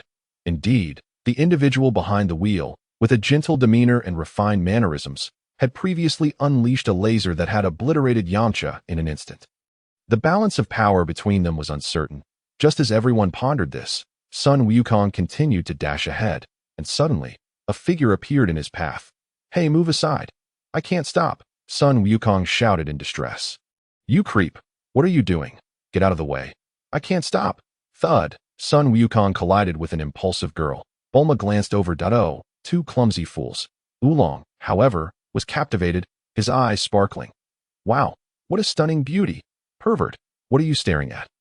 Broly calmly approached. Chapter 24. The Flaming Mountains. Bold speculation. Sun Wukong had crouched on the ground, clutching his head. Ouch. What are you doing? Broly looked over to see a girl adorned with a pink-horned helmet and a blue cape, similarly rubbing her forehead. You little brat, you dared to ambush me, she shouted, her hands poised like blades at her helmet. Take this. A beam of laser shot forth immediately. Sun Wukong yelped and dodged. Oh no. A monster. Humph, not too shabby. Upon concluding her words, the young girl across from him unleashed her attack once more. Sun Wukong deftly evaded it yet again. However, this time, Broly was advancing towards them, and the girl's laser beam shot directly at him. Be careful! Be careful! Both Sun Wukong and the girl shouted simultaneously. Behind them, Oolong was already dumbfounded in the vehicle, while Bulma cast an irritated glance, for the girl was clad in even less than she was. Broly, the Dragon Ball is within that mountain. Oolong, who was beside Bulma, turned pale at this revelation, beads of cold sweat forming on his brow. Despite knowing Broly's formidable strength, he felt uneasy as he had never witnessed it firsthand. The Ox King was notoriously infamous, and their unguarded approach left them feeling extremely vulnerable. Incredible. The unfolding events inside the vehicle seemed to have no effect on the dazed girl wearing a horned helmet. You too, what is going on? Broly approached, and the girl exclaimed, Broly, you're just in time. That person shot a laser at me. Broly glanced at the furious Son Goku. Who are you? I am Chi-Chi, the daughter of the Ox King. Wow, before anyone could react, Oolong was so startled that he hid behind the car. What are you going out for? I'm going to find Master Rashi and ask him to extinguish the fire with his banana fan. Broly's lips twitched. Banana fan? Sun Wukong, the Ox King, similar to the Flame Mountain, the banana fan along with Oolong's hefty figure, and Sun Wukong's Rui Jingu Bang. Why did all of this feel so familiar? Yes, the flames of Flame Mountain cannot be extinguished with ordinary water. Only the banana fan can quench them. Broly gazed at the towering inferno in the distance, momentarily at a loss. Until now, he had only focused on honing his combat skills. Lacking proficiency in many techniques, who is Master Rashi? After pondering for less than 2 seconds and realizing he could not deduce the answer, Broly swiftly shifted his mindset, since the banana fan was such a miraculous treasure. Surely Master Rashi must be an extraordinary being. Perhaps he possessed methods of training that could be emulated. The girl across from him looked at him incredulously. What? Is there something on my face? No, it's just that you don't seem to know who Master Rashi, the god of martial arts, is. A flash of insight struck Broly. The god of martial arts, the turtle hermit, Master Rashi? Damn. Bulma leaned in closer. What's wrong?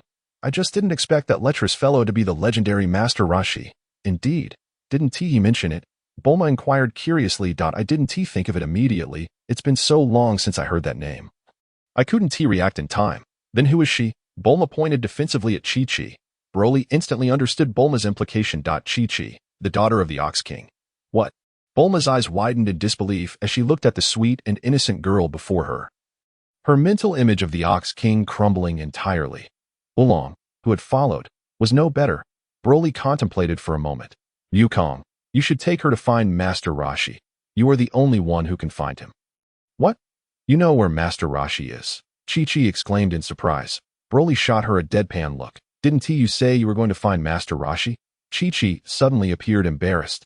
Yes, but I don't know where Master Rashi is. I've gone out several times to search for him, but I've never found him. By the way, don't you know? You should take me with you. Broly was speechless. Had he been duped? Broly, the Dragon Ball is within that mountain. We must extinguish the flames no matter what. Bulma's words reminded him. Yes, that's true. Wukong, you should take her. However, only those with kind hearts can ride the flying Nimbus. I don't know where it is. We need the Nimbus to find Master Rashi. No sooner had Sun Wukong spoken than a deep voice resonated through the air. You say you have the flying Nimbus? Yes, Master Rashi gave it to me. Then show it to me. All right. Without a moment's hesitation, Sun Wukong called out for the Nimbus. Oolong trembled as he watched a towering shadow emerge behind Sun Wukong and Chi-Chi. The Ox King is finished. We redoomed. Bulma observed with curiosity, emboldened by her skills, aside from Broly, who could surpass her. Yet Broly's attention was already diverted, heading straight towards Flame Mountain. Hey, Kid, I can't get close to Flame Mountain, so you better not get too close. Broly paid no heed to his warning that he needed to verify something in his memory. The flames of Flame Mountain were not ordinary flames if certain elements of this world resembled what he knew. Then perhaps it also had deities? Could there even be a heavenly court? If there was a heavenly court, it would imply that many legends from his past life were indeed true. Did this mean he might have a chance to return? With that thought, Broly's pace quickened. The Ox King narrowed his eyes, completely ignoring him. Since he couldn't enter Flame Mountain anyway, he might as well entertain this little one with the Nimbus first. Young man, Son Wukong looked at the towering Ox King in confusion. Is that Nimbus really a gift from Master Rashi? Indeed, the Ox King was filled with excitement. Wonderful. Finally, there's news of Master Rashi. Could you please ask him to bring his banana fan? Only the fire from the banana fan can extinguish the flames of Flame Mountain. Of course. Son Wukong glanced at Chi-Chi. Hey, you said you wanted to find Master Rashi. Do you want to come? Yes, I want to go. The Ox King nodded fervently. Then let us see if you can hop on. As Son Wukong willed it, the Nimbus descended. Chi-Chi jumped on, standing firmly atop it. Wow, you're the second person who can ride the Nimbus. Just as Son Wukong exclaimed in awe, he frowned in the midst of Chi-Chi's bewildered gaze. He knelt on the Nimbus and naively reached out to pat her inappropriately. Chi-Chi let out an indignant scream. Slapping Son Wukong away, she bolted off in a hurry. Wow, Bulma, that's a woman, just like you. Everyone was left in confusion, unable to comprehend Son Wukong's reasoning. Just then, Chapter 25, Extinguishing the Flames. Wukong's wife. A beam of light appeared where Broly had vanished. And with a thunderous roar, Flame Mountain was flattened by the pillar of light, the flames dissipating instantly. Did I overexert myself? Just how powerful am I? Broly examined his hands, flipping them over repeatedly. The beam of light just now was undoubtedly released by him. The Ox King and the others hurriedly approached, gazing in astonishment at the mountainside now leveled before them. Bulma rushed forward. Broly, did you do this? Without a hint of emotion, he replied. I just used a bit of force. Who knew this mountain would be so weak? It was simply leveled. That's incredible. Boreikli meticulously reflected upon his recent actions. In truth, Bulma, with just a modicum more of progress, you could effortlessly obliterate this mountain. Even if you do not achieve the same thoroughness as I did, you should still be capable of temporarily extinguishing the flames of Fire Mountain. Bulma, incredulous, pointed at herself. Are you suggesting that I could do it too? Well, I believe you can. Then I shall give it a try. With Boreikli's affirmation, Bulma was eager to test her abilities. You wish to create a large cavity? Bulma's face fell. Boreikli had already flattened this place, leaving her with little to do. This turn of events was something Boreikli himself had not anticipated. Ever since Bulma perfected her gravity ring, he had been wearing it, completely oblivious to the fact that his strength had grown to the point where he could annihilate a mountain with a single strike. In comparison, in his past life, no weapon, aside from the ultimate weapon, possessed such formidable power. It seems that rather than hastily seeking to enhance my strength, I should focus on effectively developing my abilities. With this thought, Boreikli once again clarified the path he intended to pursue in the near future. Turning back, he said, Apologies, but I accidentally extinguished the flames of Fire Mountain. However, regarding your castle, no, it's fine. As long as the fire is out, the Ox King was at a loss for words. He too had not expected Boreikli to be so extraordinarily powerful. This strike had indeed extinguished the flames, but had also obliterated the entire Fire Mountain, leaving his castle in ruins. Nonetheless, it was fortunate that the villagers nearby would now enjoy better days, and the spoils of future raids would surely increase. Even Master Wu Tian would not be capable of such feats. Boreikli was merely being polite. With such overwhelming strength on display, it was unlikely he would dare to voice any objections. In his eyes, the Ox King's power barely registered at 16 points. Since it is done, let us seek the Dragon Balls and depart. Wait a moment. The Ox King interjected immediately. What is it? That staff on your back, is it the Rui Bang? Indeed, it is a gift from my grandfather. Ah, so your grandfather is Sun Wufan? Yes. How did you know? Son Wukong looked at the Ox King, curiosity mingling with a sense of wonder. Splendid, since you are the grandson of Sun Wufan and have just been in contact with my daughter. I shall arrange for her to marry you. You will be my son-in-law. The Ox King exclaimed with excitement. Son-in-law, what is that? Can it be eaten? Yes, you can eat many delicious things. The Ox King, completely oblivious to Son Wukong's nature, mistakenly believed he was discussing a wedding feast and laughed heartily. Son Wukong's imagination ran wild with visions of barbecued meats, drool dripping from his mouth. Wonderful. I can eat so many delicious things. I accept. Oh yeah, splendid. Chi-Chi, come out quickly. Indeed, no one knows a daughter better than her father. The Ox King promptly seized the shy Chi-Chi from the shadows.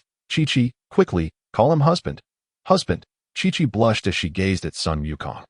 Already envisioning names for their future children, Son Wukong remained oblivious to their conversation, utterly confused. Meanwhile, Boreikli was left in disbelief. Was his brother really being arranged into marriage without his consent, and while he was completely unaware? Only knowing that he wanted to enjoy good food. Initially intending to turn around and refuse this arrangement, he reconsidered, since he had not denied it himself, and given that he and Son Wukong had not yet formally acknowledged each other.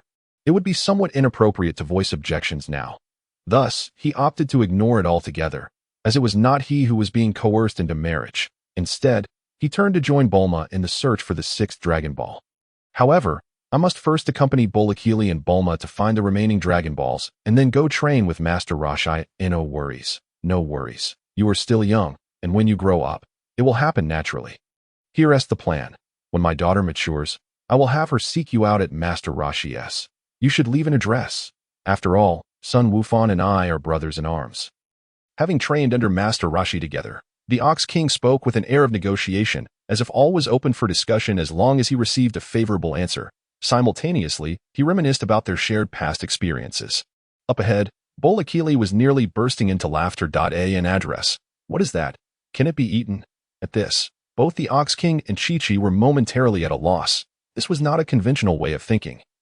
Leaving them somewhat bewildered, let us leave our home address.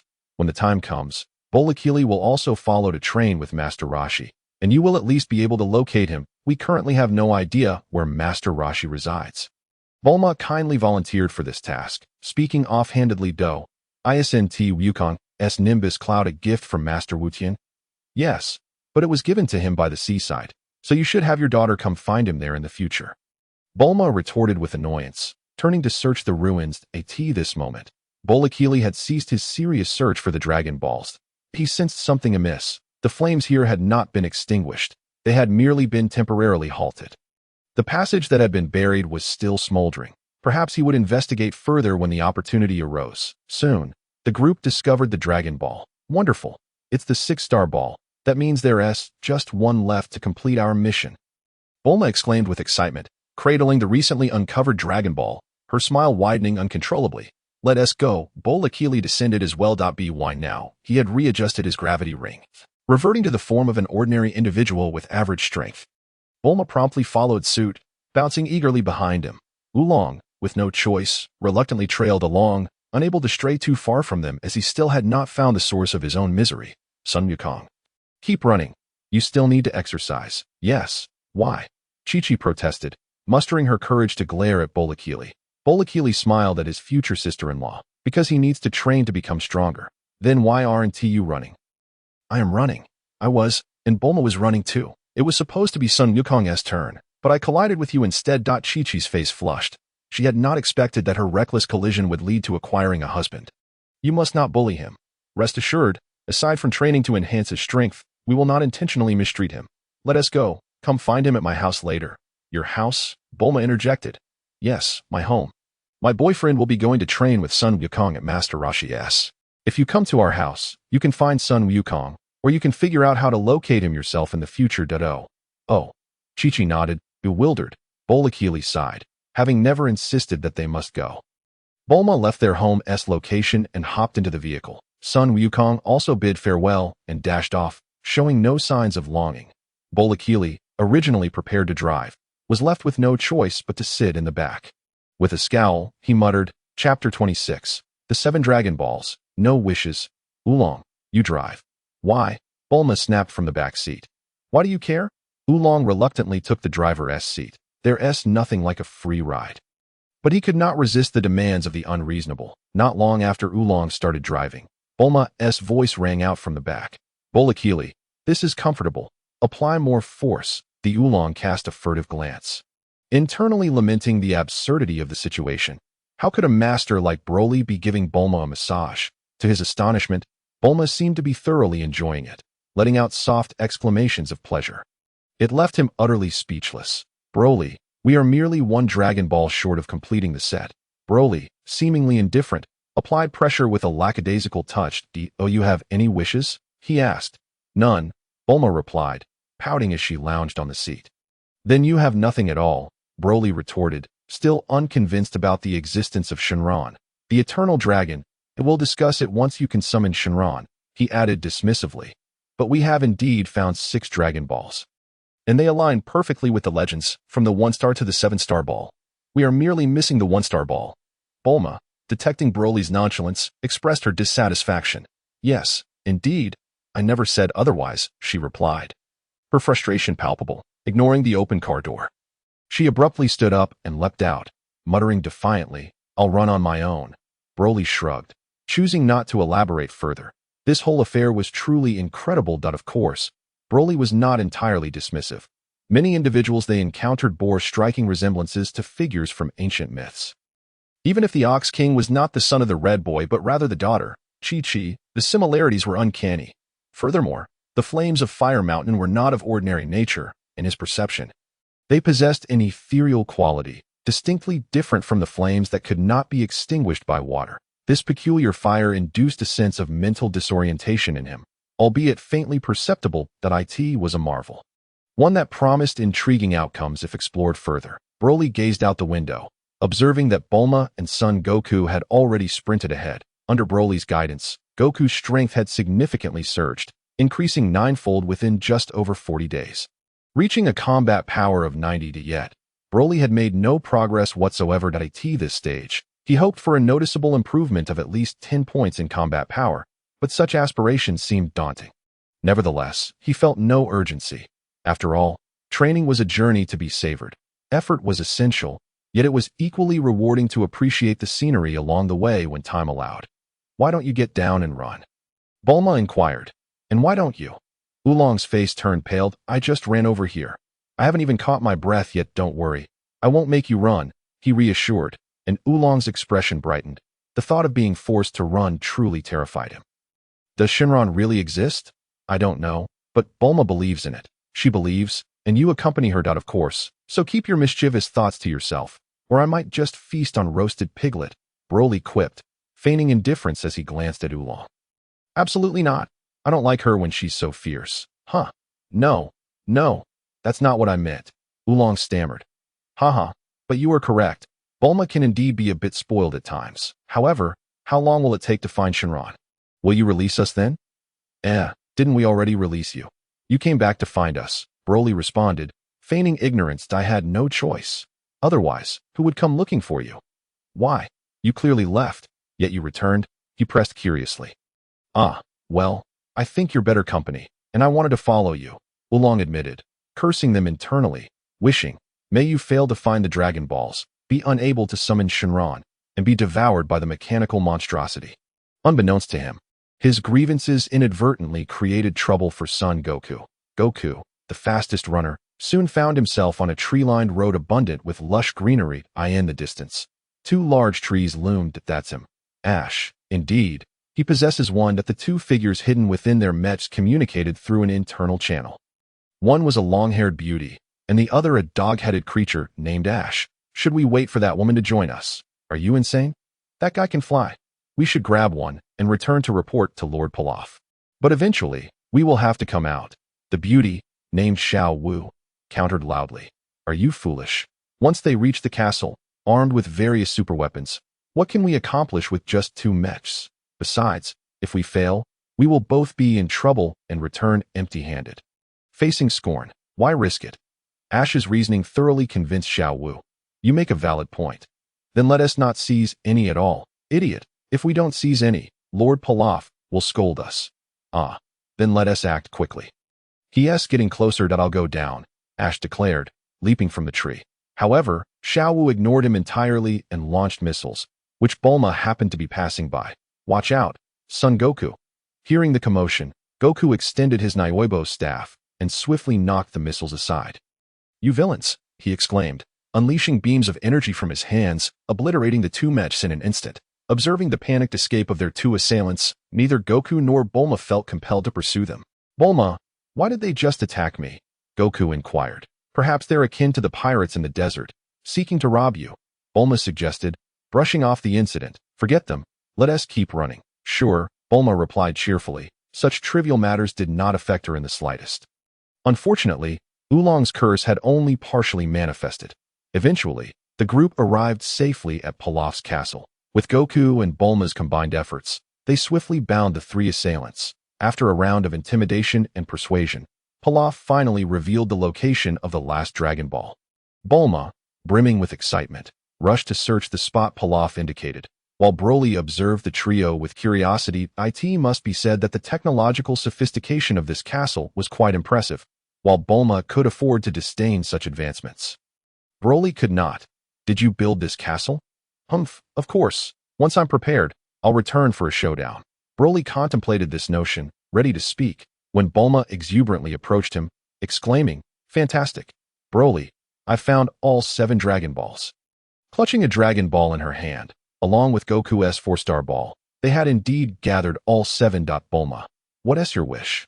I have no wish, she replied nonchalantly that as the daughter of a tycoon. A brilliant scientist with a solid partner and formidable strength, she truly had no worries. Suddenly, an idea sparked in Bulma's mind. Son Goku, do you have any wishes? Goku paused, taken aback that she would inquire about his desires. What is a wish? Bulma, exasperated, realized that Goku's innocence was familiar to her. A wish is something you want to always have enough to eat. Does that count? Bulma beamed with delight. Of course. How could it be possible that no one harbors any desires? Indeed, just that. When the time comes, you shall voice that desire yourself. As for me, my wish is to have an abundance of women at my side. N.K. Oolong excitedly raised his hand to signal his wish. In his mind, he considered himself an adventurer, thus believing he deserved the right to make a wish. Bulma, with a furrowed brow, slapped Oolong on the head.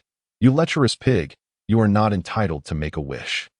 Bulma crouched down, retrieving all 6 Dragon Balls and stacking them together. Gazing at the shimmering orbs, she mused, this legendary phenomenon is indeed real. Look, the balls are glowing. Son Goku also produced a Dragon Ball from his possession.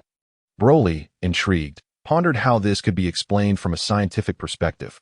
Wait a moment. Bulma looked up at Broly with hopeful eyes. I believe if the eternal dragon is indeed real, it would be wise to ensure that the mouths of Pilaf and his companions are firmly sealed. Realizing this, Bulma stood up, hands on her knees, and took out a universal capsule, extracting a large piece of cloth to cover their mouths. Bulma confirmed they could not speak, then excitedly turned around. Goku, lend me your Dragon Ball for a moment. Broly remained silent, waiting. Regardless of the outcome, they had gathered all 7 Dragon Balls, so it was certainly worth a try. The final step required utmost caution. Seemingly focused solely on the 7 Dragon Balls, Broly's attention had long since shifted to the surroundings. Oolong, equally tense, could not help but exclaim, the moon is remarkably round tonight. Son Goku offered his prized 4-star ball. Gazing at the 7 sparkling orbs. So, how do we make our wish come true? Fool. Of course, we summon the eternal dragon. I know that, but how do we summon it? Bulma propped her chin on her hand. Pondering, Oolong, unable to contain himself after a moment of silence, exclaimed, Come forth, eternal dragon, and grant my wish. Oolong's dissatisfaction was palpable, yet to his astonishment, the Dragon Balls reacted. The 7 orbs burst forth with an even brighter radiance. Only for the sky to be suddenly shrouded by ominous clouds. In an instant, a brilliant beam of light shot forth from the Dragon Balls, and a dragon, approximately 100 feet long and green in hue, emerged, with glowing red eyes and long whiskers extending from either side of its snout. Broly's pupils narrowed in disbelief that a transformation so inexplicably profound had taken place, so stark and evident, from his current perspective. It bore no resemblance to a mirage. Observing the dragon's imposing form and feeling its unparalleled pressure, one could only wonder at the immense power of the entity that created the Dragon Balls. Broly's expression turned grave as he silently observed. Bulma clenched her fists in excitement, her eyes sparkling with wonder. The data had not been erroneous. She was indeed not indulging in folly, but engaged in something monumental. Son Goku merely felt astonished and curious, his mind devoid of their complex thoughts. Oolong, on the other hand, gazed with hearts in his eyes. Wow, There truly is a dragon. Does that mean I shall have many? Pilaf was left filled with regret.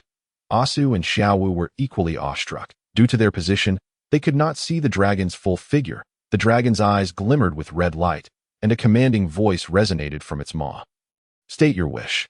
Whatever it may be, I can fulfill it, but only one. Son Goku's eyes widened in astonishment that it's so enormous.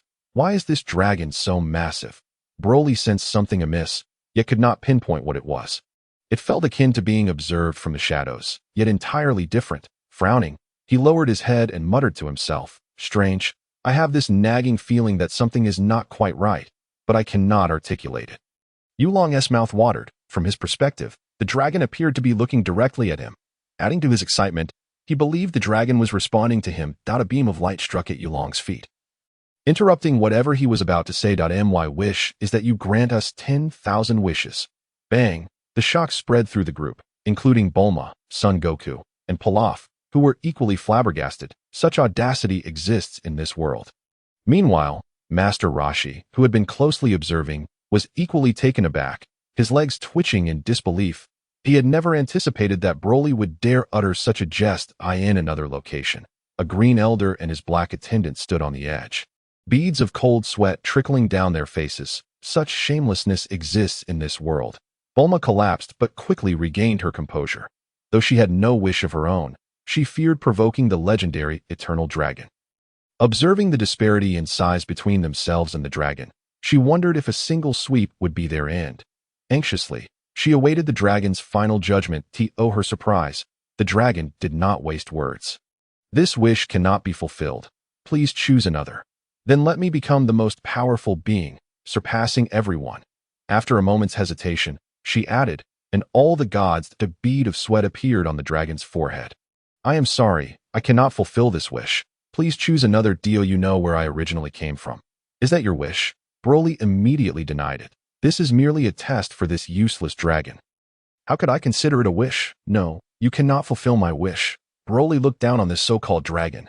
After so many conditions, it had failed to fulfill a single one. The dragon, who had initially boasted about its capabilities, was now being publicly humiliated. The eternal dragon stood frozen in place, having been summoned several times before, but this was the first instance it had been so openly scorned.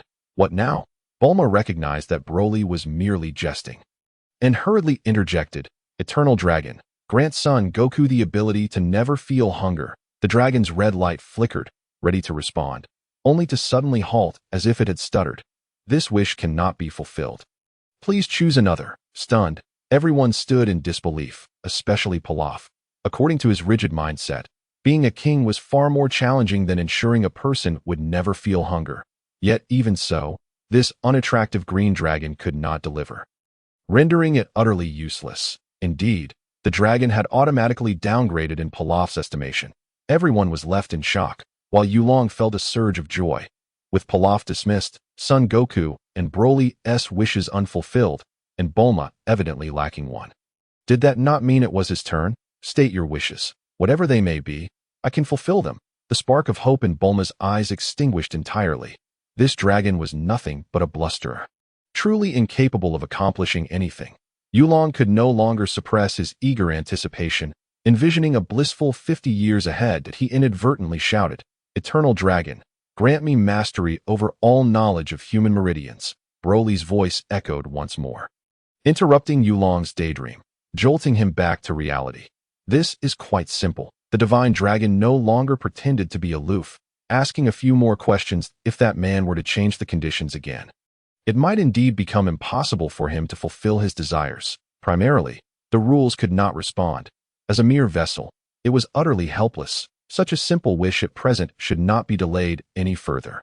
A flash of crimson light flickered in his eyes. "All right, your wish has been granted, so farewell," the divine dragon hastily concluded, not allowing anyone a moment to react before transforming into a point of light and vanishing.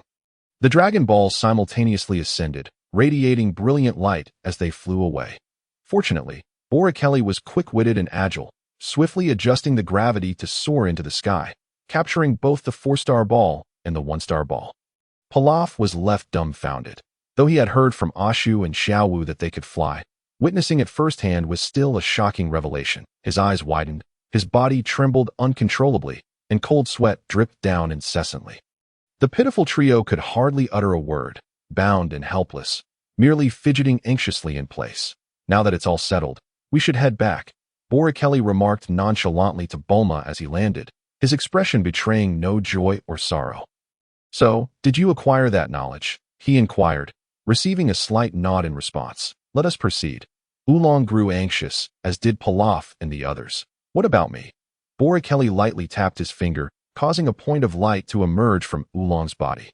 All right, you may leave now. Son Wukong plopped down on the ground, staring blankly at them. With the task completed, he felt content to simply follow Boreikli, dreaming of the prospect of daily feasts, a trickle of drool escaping the corner of his mouth. As for the concept of a wife, he was utterly oblivious to the notions of marriage and companionship. With the matter concluded, his mind was consumed with thoughts of training. Boreikli, shall we visit Master Rashi's place? We could train under him. No, Son Wukong. You will accompany me back to West City. Originally, Boreikli had entertained some thoughts, but the recent inspiration provided him the confidence to expedite the development of a training technique. Even if it were rudimentary, it would still be practical. There was no need to seek Master Rashi's guidance.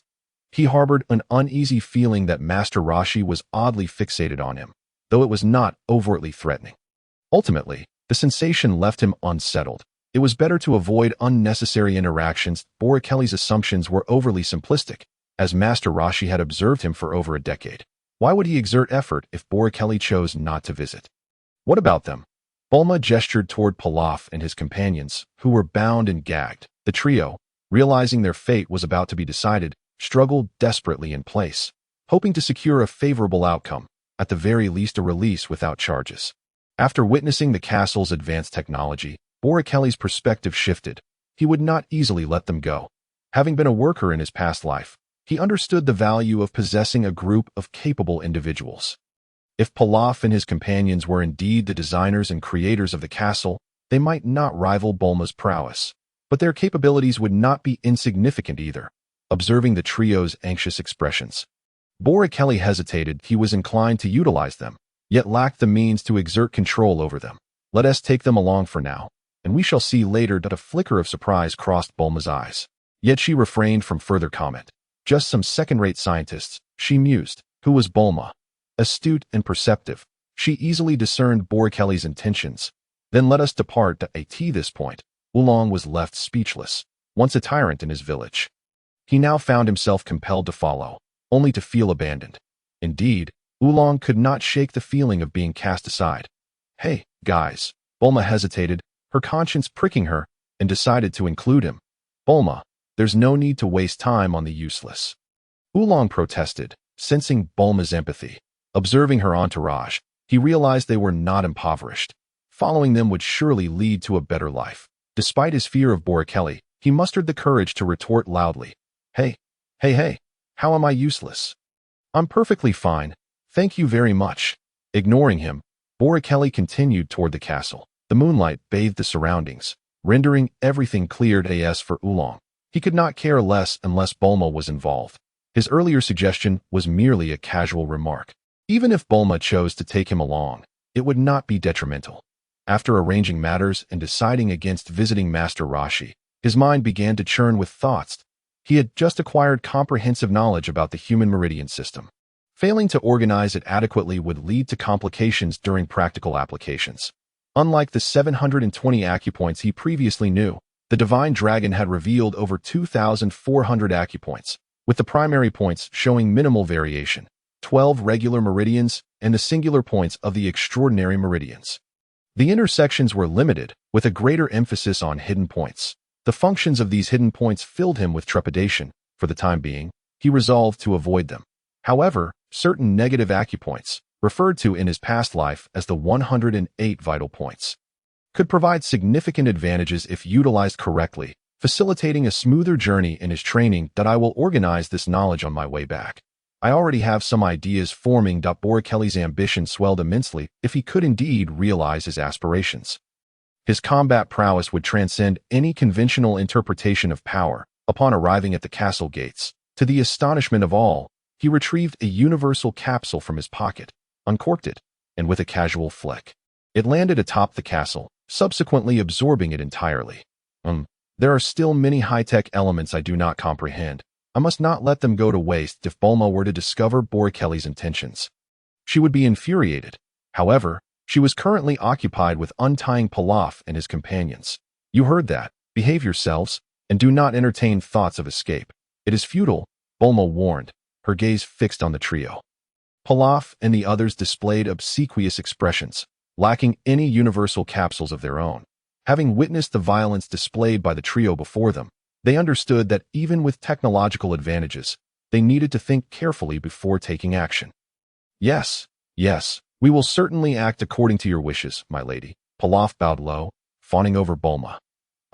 It is not me you should be concerned about.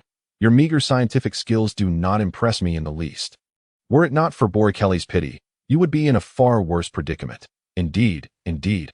Ashu and Xiaowu stood rigidly, maintaining their composure. Bulma scoffed. She was not particularly fond of the trio. Oolong observed the scene with boredom. As long as it led to a relatively favorable outcome, he had no qualms. With his arms crossed, he whistled and gazed at the sky. The full moon tonight was truly a sight to behold. Sun Wukong did not look up, muttering that one should not gaze at the full moon, lest monsters appear. Oolong burst into laughter. Are you joking? That's impossible. I looked, and nothing happened. Sun Wukong innocently raised his head. His eyes fixated on the full moon, as Boreikli's expression shifted dramatically. Initially unconcerned, he soon realized a dire situation was about to unfold. Bending down to retrieve the capsule, he shouted a warning. Bulma, hurry and take them away. Simultaneously, Bulma's voice rang out. Boreikli, Sun Wukong he. No longer in need of Bulma's reminders, Boreikli had already discerned the situation. With a grave expression, he lifted his gaze. Suddenly, his countenance darkened once more. He quickly lowered his head to calm the tumultuous blood coursing through him. Relying on his strength, and having not looked up for long, Boreikli finally managed to suppress his turmoil. With lingering trepidation, he pondered. What just transpired? A thunderous roar abruptly shattered Boreikli's thoughts. He dared not raise his head. Fixating instead on the imposing figure of the black-furred gorilla. Gradually, an unsettling realization dawned upon him. In A Wonder Sun, Wukong mentioned that creatures would emerge during a full moon. This was the revelation. Recalling the fluctuations he had observed in the moonlight at Dr. Brief's house, coupled with the doctor's remarks regarding the S-cells and his own bodily flaws, along with Sun Wukong's words and the current mutation as corroboration, he understood all too well that the instability brought on by the S-cells had manifested the transformation into a gorilla, or rather, into a mighty ape. Yet this wasn't the most difficult aspect to accept. He should be able to revert back, or else there would be no Sun Wukong. The most distressing part was that the transformation appeared uncontrollable. It was clear that the full moon was a necessary or significant condition for the metamorphosis. Get away quickly, I will handle him. Seeing Bulma eager to engage, Boreikli's face paled. The gorilla before him was not merely a change in physical stature, its power was surging upward. I want to give it a try. You fool, Bulma, retreat at once. Boreikli swiftly adjusted the gravity ring on his wrist back to 1, accustomed to restoring it immediately after a task. Yet, he had to readjust the gravity once more. However, relieving the weight from his hands did not instill confidence in his ability to defeat the giant ape-turned-Sun Wukong. He crouched down. System, what is his current power level? Name, Sun Wukong combat power. 500, 140, 0900 energy. 900900 vitality. 1111 techniques. Unknown. How formidable. A tenfold enhancement, and even capable of unstable bursts on top of that. Observing the giant ape, it did not appear to possess any semblance of rationality. That he knew that if it had any sense, Sun Wukong's grandfather, Sun Wufan, would not have been slain by the giant ape. Boreikli ceased to conceal his power. An aura erupted from him, and the tail hidden within his pants emerged. Without the aid of a tail for agility, he felt utterly devoid of confidence in maneuvering freely. He. Oolong stammered.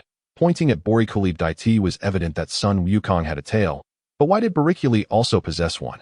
Pilaf, Little Wu, and Ashio huddled closely together, trembling in fear as they gazed at the nearby giant ape's thigh. What do we do, King Pilaf? Little Wu stuttered. You ask me. I have no idea. Heavens, how can there be so many monsters in this world? It's terrifying.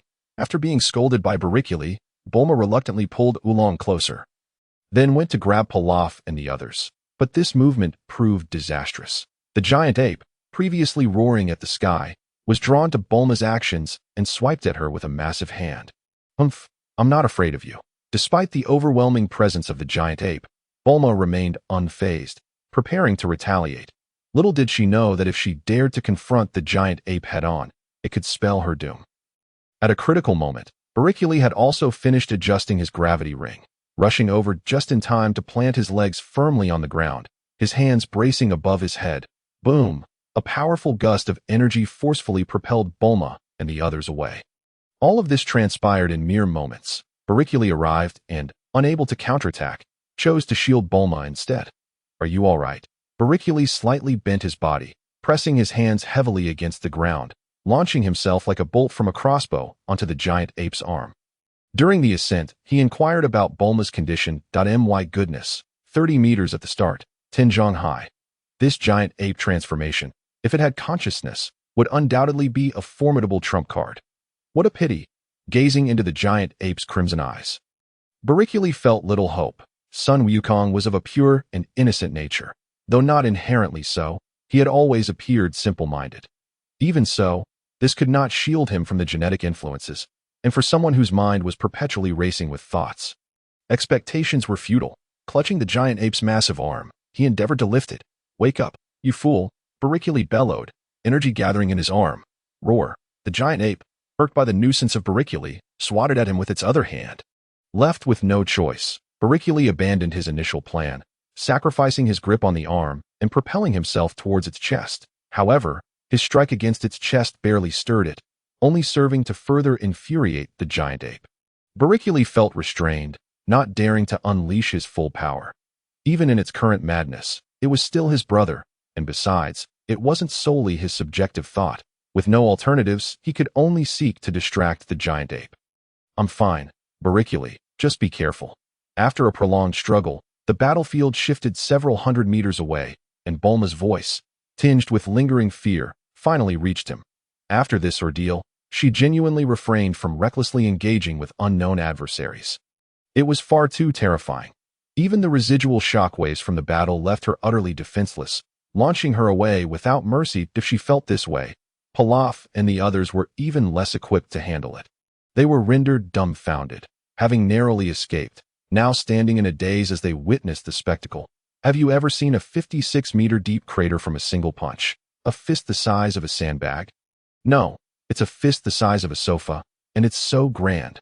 That aside, it was understandable due to its physique. But what of that dapper, pompadour-wearing fool? How could he, with such a petite frame, toy with that colossal creature? The very thought was astounding. Boreikli, give him a good thrashing. Bulma had just rallied her spirits when Boreikli, caught off guard, was sent sprawling by Son Wukong's tail. His battle experience was undeniably lacking. Were it not for his superior physical attributes compared to Son Wukong, he might not even stand a chance against him. This is too much. I can't remain this restrained. Realizing this, he could only call for help. Bulma, is there any way to bring him back to his senses? There was no option. This was his brother, and he could never bring himself to kill him. Bulma, taken aback, replied, in this state, can he really be restored? Clenching her fist, she shouted, Chapter 30. Master Rashi, the moon is unclear. Boreikli, there's no hope. Just bury him. Boreikli dodged the giant ape's grasp, feeling both amused and exasperated. Was it truly Son Wukong who was beyond saving? Or was it Boreikli who was doomed? Moreover, how could one deem it hopeless? There was still ample time he had to try. This giant ape transformation must consume a great deal of energy. Otherwise, it wouldn't make sense. It should be unable to sustain itself for long. His mind raced, seizing a strand of the giant ape's fur, swinging around its thigh. The giant ape grimaced in pain. After several failed attempts to seize Boreikli, the giant ape grew furious. With a wide-open mouth, a thick beam of energy erupted from within. Boreikli squinted. Could it be that we possess a racial talent? His understanding of bodily development is rather superficial. However, with the knowledge he has recently acquired, he feels confident in creating something new. If only he had been granted more time. Before him stands a colossal ape, a creature of his own lineage. Even if his unworthy mother has strayed, It is reasonable to assume that his father is indeed a scion, and thus their bloodline should be somewhat similar. Lost in thought, he is suddenly blown away by an overwhelming force from the giant ape. Yet, Broly feels a surge of joy. The impact has lessened, indicating that the creature has exhausted much of its strength. Bulma and the others watch with anxious expressions, primarily due to the oppressive presence of the giant ape, a moving behemoth towering over 30 meters high. Akin to a 9-story building. In this tense battlefield, a stark contrast emerges on the other side, where Master Rashi rises, stretching his arms and yawning. It has been ages since I last exercised. I think I shall take a swim in the ocean. Wait, didn't I just go out there not long ago? The great sea turtle raises its head. What business is it of yours? Master Rashi, without glancing back, speaks in an agitated tone. With that, he leaps into the water with a forceful dive. The great sea turtle merely observes in silence, its curiosity piqued but unperturbed. Master Rashi could easily deceive the sea turtle, yet he prefers to prepare everything himself. Shortly after entering the sea, he emerges abruptly. Vanishing without a trace, in an unknown location, Master Rashi appears, invigorated and shedding his previous lethargy. Surrounded by towering mountains, he finds himself in an isolated realm. Before him looms a pitch-black passage, obstructed by a grand stone door of exquisite craftsmanship. Since you refuse to adhere to the script, I shall do likewise. I will disrupt everything and watch how they navigate this chaos. How will they report back? A mysterious smile graces Master Rashi's face as he strides into the cavern ahead. As he enters the darkened corridor, the stone door swings open, revealing a duplicate of Master Rashi, though with an aura as profound as the ocean, making it impossible to discern its true strength. Its face eerily expressionless. Has the target qualified for observation? No. The target is chaotic and disordered. It requires a structured approach to seize control. The other remains impassive. What number are the specimens? The latest specimens rank as low as number 62. Power level? 800,000. Master Rashi's expression darkens. Even the most recent specimen possesses a combat power of 800,000. What can be done with that? It cannot be dispatched. What about the highest? Due to resource limitations, the top 30 have reached their current peak and cannot advance further. Their combat power is at 1 billion, barely sufficient to serve as enforcers. Master Rashi rubs his bald head in frustration. Their time to create one now. If only a few thousand, it should be feasible. He claps his hands. Very well, I shall find someone. The Master Rashi in front of him nods slightly before vanishing. Moments later, a youth of around 18 is brought forth in his grasp. Who are you? What do you want? Let me go. Master Rashi waves his hand gently, signaling the expressionless duplicate to proceed. About half an hour later, the corridor fills with the sound of footsteps, an aura of decay and darkness wafting towards him. The expressionless Master Rashi emerges, accompanied by a figure draped in a dark cloak, towering at 2.2 meters. It's a success. Master Rashi furrows his brow. 800. This is already the lowest threshold. Anything lower cannot withstand the influx of energy. Very well, I shall take this one. Master Rashi ponders briefly and decides to proceed at the same time. He resolves within himself, it seems I must resort to using the deceptive technique of the magic sealing wave. With that, he seizes the cloaked figure's shoulder and disappears. The expressionless Master Rashi turns and re-enters the stone door, which slams shut behind him. Throughout the encounter, Master Rashi never once glanced back or uttered unnecessary words. He has his plans. Broly, as his target, currently stands no chance against the puppet he has created. As for allowing him to transform into a giant ape during the full moon, that notion has never crossed his mind. The purpose of releasing the puppet is to compel them to train under his guidance. If Broly resolves the matter on his own, what need would there be for him?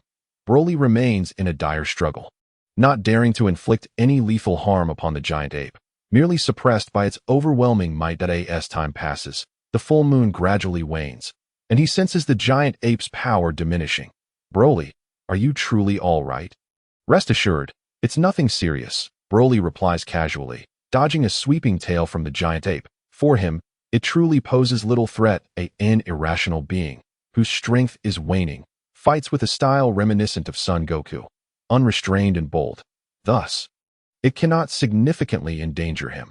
After another half hour of stalemate, the transformation of Son Goku into a giant ape begins to falter. Approaching the 1 hour mark, it finds itself outmaneuvered by Broly, while the energy supplied by the moon depletes. Coupled with the immense exhaustion, Son Goku's meager energy is simply insufficient to sustain his form. Broly, are you all right? Bulma rushes over, concern etched across her face. Shaking his head, Broly removes his shirt and wraps it around Son Goku. His ordinary clothing cannot withstand the drastic increase in size. Previously concealed by the dense fur of the giant ape, the sight now becomes unbearable, particularly with the younger one's appendage dangling awkwardly. He bends down and lifts Son Goku. Let us go. Everyone exchanges surprised glances at Bulma. Do as you wish. The group, along with Oolong, boards the aircraft Bulma has produced. Soaring into the sky, the once full moon disappears. Eclipsed by a shroud of darkness overhead, cradling Son Goku, his unworthy brother, Broly's mind wanders to another matter. Chapter 31. The Return Journey. The mysterious creature, if they all possess unique abilities, whether through transformation into a giant ape or innate skills. These require vast amounts of energy. Relying solely on cellular energy storage may seem plentiful, but in reality, the consumption is immense. Storing energy through physical means incurs unavoidable energy expenditure with every movement. Yet, what of the legendary Dantian spoken of in previous lives? According to legend, the Dantian is an expansive space within the human body, capable of holding immense quantities of energy, far beyond what mere cells can accommodate. Just as this thought arises, he quickly dismisses it. No, why must I choose just one? Adults make choices, but I want them all. Broly, what shall we do upon our return? Broly instantly comprehends Bulma's intent. Her family is immensely wealthy.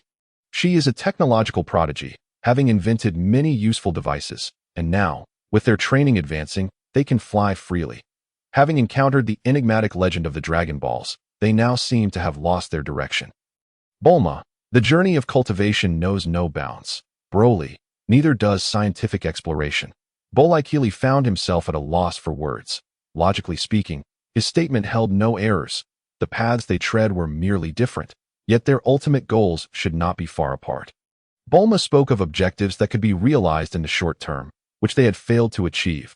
Her philosophy was to relax and savor life. While this approach was not inherently flawed, the individual who had once secretly observed them remained unaccounted for, leaving him restless. Furthermore, there were matters concerning the universe. Presently, Earth held no claims of extraterrestrial existence, nor did anyone possess knowledge of cosmic affairs.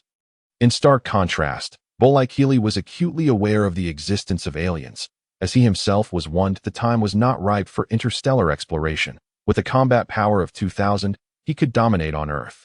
Yet in the vastness of space, such strength would be inconsequential. There remained much to accomplish. However, with his formidable prowess, he found himself unrivaled. What further endeavors were left for them? Through this journey, Bulma, once fervently dedicated to her training, had relinquished her obsessions. Many renowned individuals had been dealt with by Boreikli. So why the urgency? He found himself perplexed by Boreikli's sense of urgency. Wasn't training something that could be pursued gradually? Once he developed a method for cultivation, progress would come naturally. There was no need to rush as before. Boreikli instantly grasped Bulma's sentiments, yet he could not articulate the existence of hidden mysterious figures. Aliens, and the looming threat of Frisia, who instilled fear in both him and his entire race. Uncertain about the events that transpired in the past, he had heard that Kakarot was sent away primarily due to Frisia's impending assault on the Science.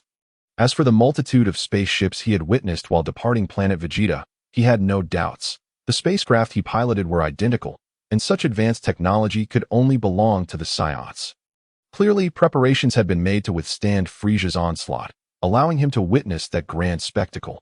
Boreikli. What? Why are you dazed? I've called your name several times. No, I was lost in thought that I merely asked what you were thinking about. About you. Bulma immediately felt a chill run down her spine. The scoundrel, who knows which woman he's thinking of. Yet, despite her thoughts, she continued to pilot the aircraft with delight, saying nothing further. Boreikli surveyed the crowded cabin, his mind awash with myriad thoughts. Was Bulma mistaken? No. Yet he remained unsure of the source of his urgency. Even his earlier experience of being secretly observed felt ethereal and insubstantial. Yet, when it came to controlling his destiny, he was unwaveringly resolute. He had endured many trials in a short span. In his previous life, he had been subjected to experiments against his will and subsequently discarded. regardless of the reasons that event had transpired, leaving scars in his heart that would not easily heal. Besides, there was nothing inherently wrong with seeking to master oneself. Bulma. What is it? When we return, you should teach Son Wukong how to train. Is that true? Can I? Bulma suddenly became exhilarated, causing the aircraft to sway erratically. Hey, Bulma, for safety's sake, focus on flying the plane. Boreikli, can't this wait until we land? We're in the skies, and everyone's lives are intertwined. Indeed. Palofu and the others hastily nodded in agreement with Oolong. What are you scared of? We can fly. Bulma, exasperated, deliberately frightened Oolong. Hey, this is genuinely dangerous. We can't do this. Oolong's face turned a shade of violet. If you all can't fly, that's one thing. It would grab attention. But if you say you can fly, aren't you disregarding the lives of the rest of us? He urgently cautioned. Rest assured, the only ones who will perish are you. We shall remain unscathed. Is Son Wukong still aboard? Don't worry. With Boreikli here, he will certainly take Son Wukong flying. Bulma teased Oolong deliberately as she spoke. She increased the aircraft's tilt, causing it to rock back and forth. Bulma, the lives of everyone aboard are in your hands. You cannot take this lightly. Bulma paid no mind, engrossed in her serious discussions, while he interrupted her. Who else could she toy with if not him? Hey, if the plane truly crashes, it could cost lives. The aircraft tilted dangerously. Son Wukong groggily opened his eyes. What happened? Upon uttering those words, his stomach let out a thunderous growl. Transforming into a great ape had drained his energy. Boreikli had anticipated this, retrieving 2 packets of high-energy nutrient solution from his pocket. Eat this. Son Wukong first stuffed 1 packet into his mouth, chewing absent-mindedly before swallowing it down, and without waiting for it to digest. He consumed the second. Boreikli said little. The energy blocks were merely 40 units, insufficient to replenish all of Son Wukong's strength, yet they would suffice to restore a portion. What was pressing was that Son Wukong's power had explosively surged to 120. Such a rapid increase was astonishing. Bulma continued to tease Oolong and the others, and the aircraft's tilt remained unrelenting. Oolong, Palofu, hold on tightly. Bulma, stop. The plane is going to crash. Initially indifferent, Boreikli's expression suddenly darkened. Bulma, bring the aircraft down immediately. What is it? Boreikli's demeanor turned grave. Even without a precise grasp of his energy, he sensed an ill omen approaching. Hurry, do not delay. Enemies are coming. An eerie silence enveloped the cabin as Bulma promptly obeyed Boreikli's command. However, Oolong and the others began to wail in despair. Chapter 32. A dire situation. The immortal reappears. It's over. We have enemies. At this altitude, if the plane is shot down, we will surely perish, Oolong lamented. His face a mask of despair as the plane descended. The interior stabilized, with Palofu and the others huddled together in tears. What do we do? I'm still so young. I don't want to die. Help, Your Majesty. They will undoubtedly save Son Wukong, but we are doomed. Your Majesty, are we to be buried in the sky? I do not wish to be blown to smithereens. Enough, if you continue to be noisy. I shall end you myself.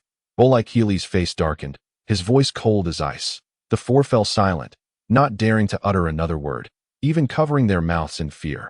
Bulma, land quickly, then take Son Wukong and the others to escape. What?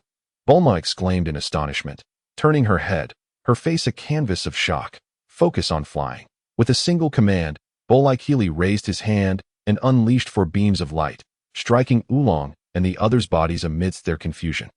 Only Bulma can undo this. If you provoke him, you will surely face dire consequences. Boreikli's words resonated. The 4 felt as though countless ants were gnawing at their bodies. Please, sir, have mercy. Spare me. The 4 individuals crawled over. Drenched in fear and desperation, Broly paid them no heed as he recalibrated the gravity ring and opened the aircraft's hatch. Amidst their astonished, worried, and perplexed gazes, he soared into the night, with a heart full of trepidation. Broly raced towards the direction of the monster. Bulma and Son Goku lacked the strength to intervene.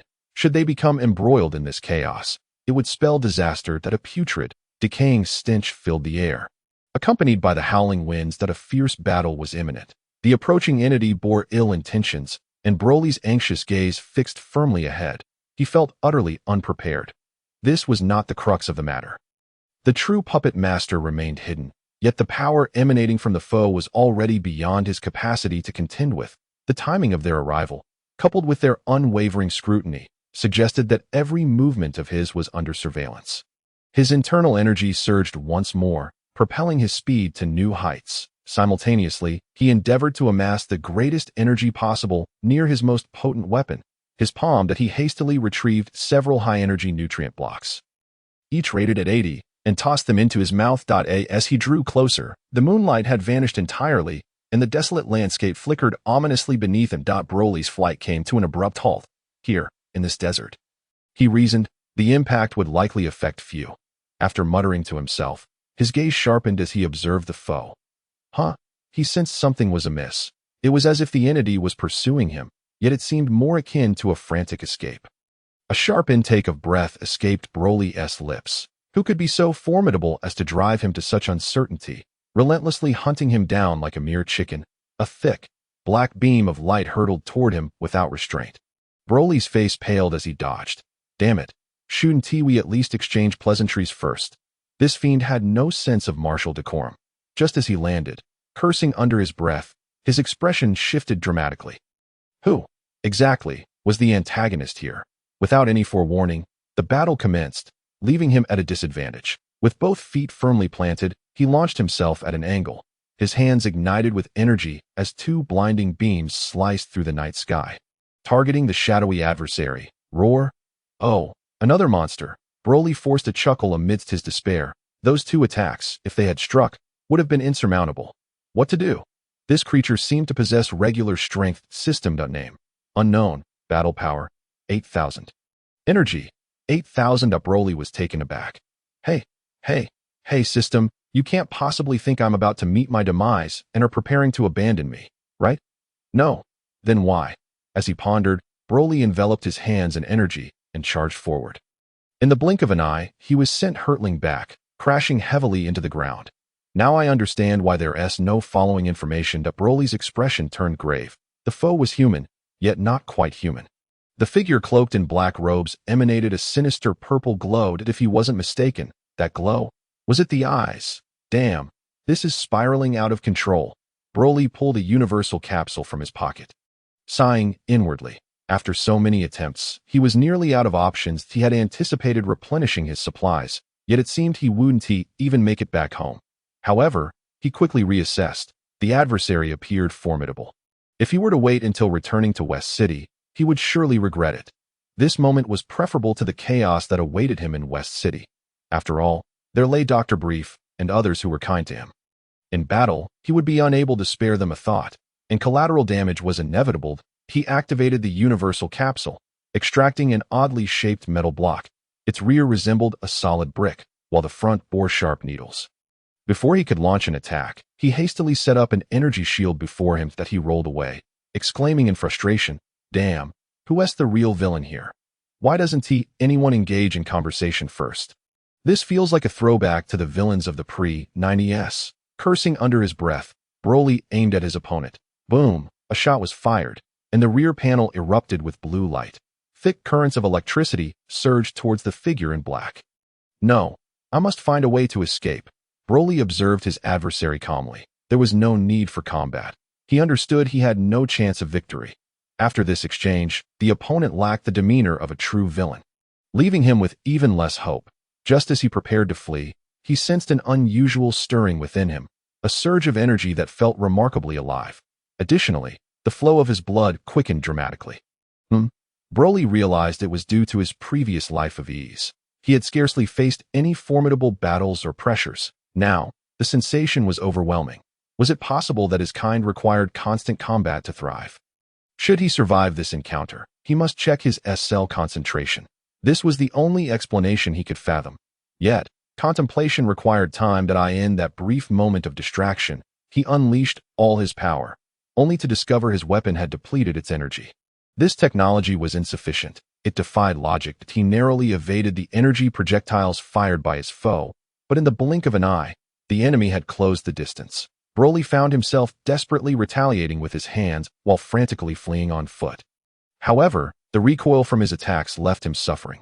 Just as his situation grew dire, a thunderous voice rang out. "Wretched beast, where do you think you're going?" Broly twitched at the corner of his mouth. Was this a crossover? Or was this a low-budget version of Journey to the West? In the distance, Master Rashi soared through the air.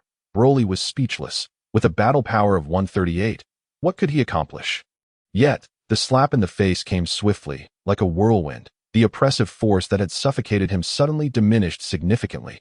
Broly squinted, immediately comprehending Rashi's intent. Chapter 33. Displaying Might. Kamehameha. The foe intended to flee. This revelation left Broly astounded. Unconsciously, he tightened his grip, foolishly attempting to ensnare the entity. The situation was clear.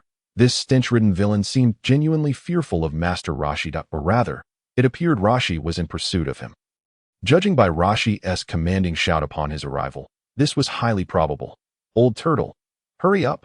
I can't hold on much longer." He was never a match for his opponent, having already sustained considerable damage from the recoil. He was now desperately clinging to this creature. The pain he endured was not insignificant. Broly failed to notice the fleeting glimmer of triumph in Rashi's eyes. That was precisely the effect he desired. The more he battered Broly, the greater the feedback he would receive when he unleashed his true power. Master Rashi even slowed his speed. Broly was oblivious, bracing himself against the onslaught. Each blow felt like 80 strikes. The intensity was overwhelming. He had no effective means to counter. Only the option to endure or relinquish his hold. The turmoil within his organs felt as if they might shatter. "Damn it, I can't take it anymore. Let fate decide." Seizing an opportunity, Broly slipped away, gasping for breath, drenched in sweat. This foe was far too powerful. He was 4 times stronger than myself. The man clad in a black robe with violet eyes did not pursue Broly, casting a lingering glance at him before turning and fleeing in another direction. The moment Broly noticed this, his expression shifted drastically. Had the man not looked at him at all, or had he merely glanced before darting off in another direction? Broly would have let it go. For now, he was outmatched. But once he acquired the complete knowledge of meridian points, he would swiftly devise a cultivation technique, ensuring that he would not be overpowered again. He could always seek retribution later. However, the fact that this mysterious figure was now heading towards Bulma and the others compelled him to take desperate measures to impede his advance. Rage boiled within him. "Master Rashi, hurry. I cannot hold him off much longer. If he escapes, you shall have no chance either." Surprisingly, Master Rashi halted. His purpose was not to have Broly depend on him, but rather to guide him towards his training. If Broly were to take his assistance for granted, the effectiveness of his intervention would be diminished. "No, I seem to have overlooked something." With a distant acknowledgement, Master Rashi turned to leave, but Broly's face paled. Without Master Rashi's aid, he truly had no means to resist this enigmatic figure in the black robe. He did not understand why the man feared Master Rashi, yet he was certain that the man possessed some unknown ability to counter him. Broly had no such means. Letting out a cry of despair, he charged forward once more. Above all, he must not allow that monster to pursue Bulma. If he could not defend himself, Bulma stood no chance at all. "Damn that lecherous old turtle. Just wait for me to escape this calamity." With his left hand grasping a sphere of light, he shouted and launched an attack at the violet-eyed figure in the black robe. For now, evasion was his only strategy. Confronting the man directly would yield no favorable outcome. Even in a contest of speed, he could not compete, so he could only dance on the edge of a blade and hope for the best. If death was to come, so be it. The light he emitted bore no lethality. It merely obscured the opponent's vision. Broly swiftly turned and fled. Engaging him up close was no longer an option. He had not yet endured enough torment. Like a monkey, Broly circled the violet-eyed figure, persistently harassing him, for reasons unknown, perhaps due to Master Rashi's departure. The man paused once more, no longer in a rush to leave. Broly, out of options, could only continue this exhausting game. What a tremendous loss. He could not fathom the situation. Master Rashi possessed merely a combat power of 138, while this creature before him boasted a staggering 8,000. Why then did this being harbor fear of him? To this point, he had not considered the possibility that his system may have misjudged the situation. From his engagement with the creature, it was evident that the actual combat power was indeed consistent with the measurements. Suddenly, as he contemplated, a brief lapse in focus proved fatal. He was struck. A spurt of blood erupted from his mouth, splattering onto the ground. The blow was severe. rendering him incapable of rising up. Broly's gaze dimmed, his heart heavy with despair. This is bad. He was already far from being an equal match, and now he gathered the last remnants of his energy within, determined that if the foe drew near, he would unleash his ultimate attack even at the brink of death. The assailant, however, did not utilize energy. Instead, he approached slowly, as if relishing the torment.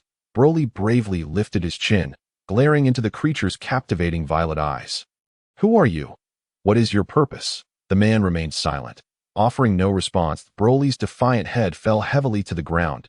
An overwhelming surge of energy manifested, leaving Broly utterly despondent, devoid of hope for revival.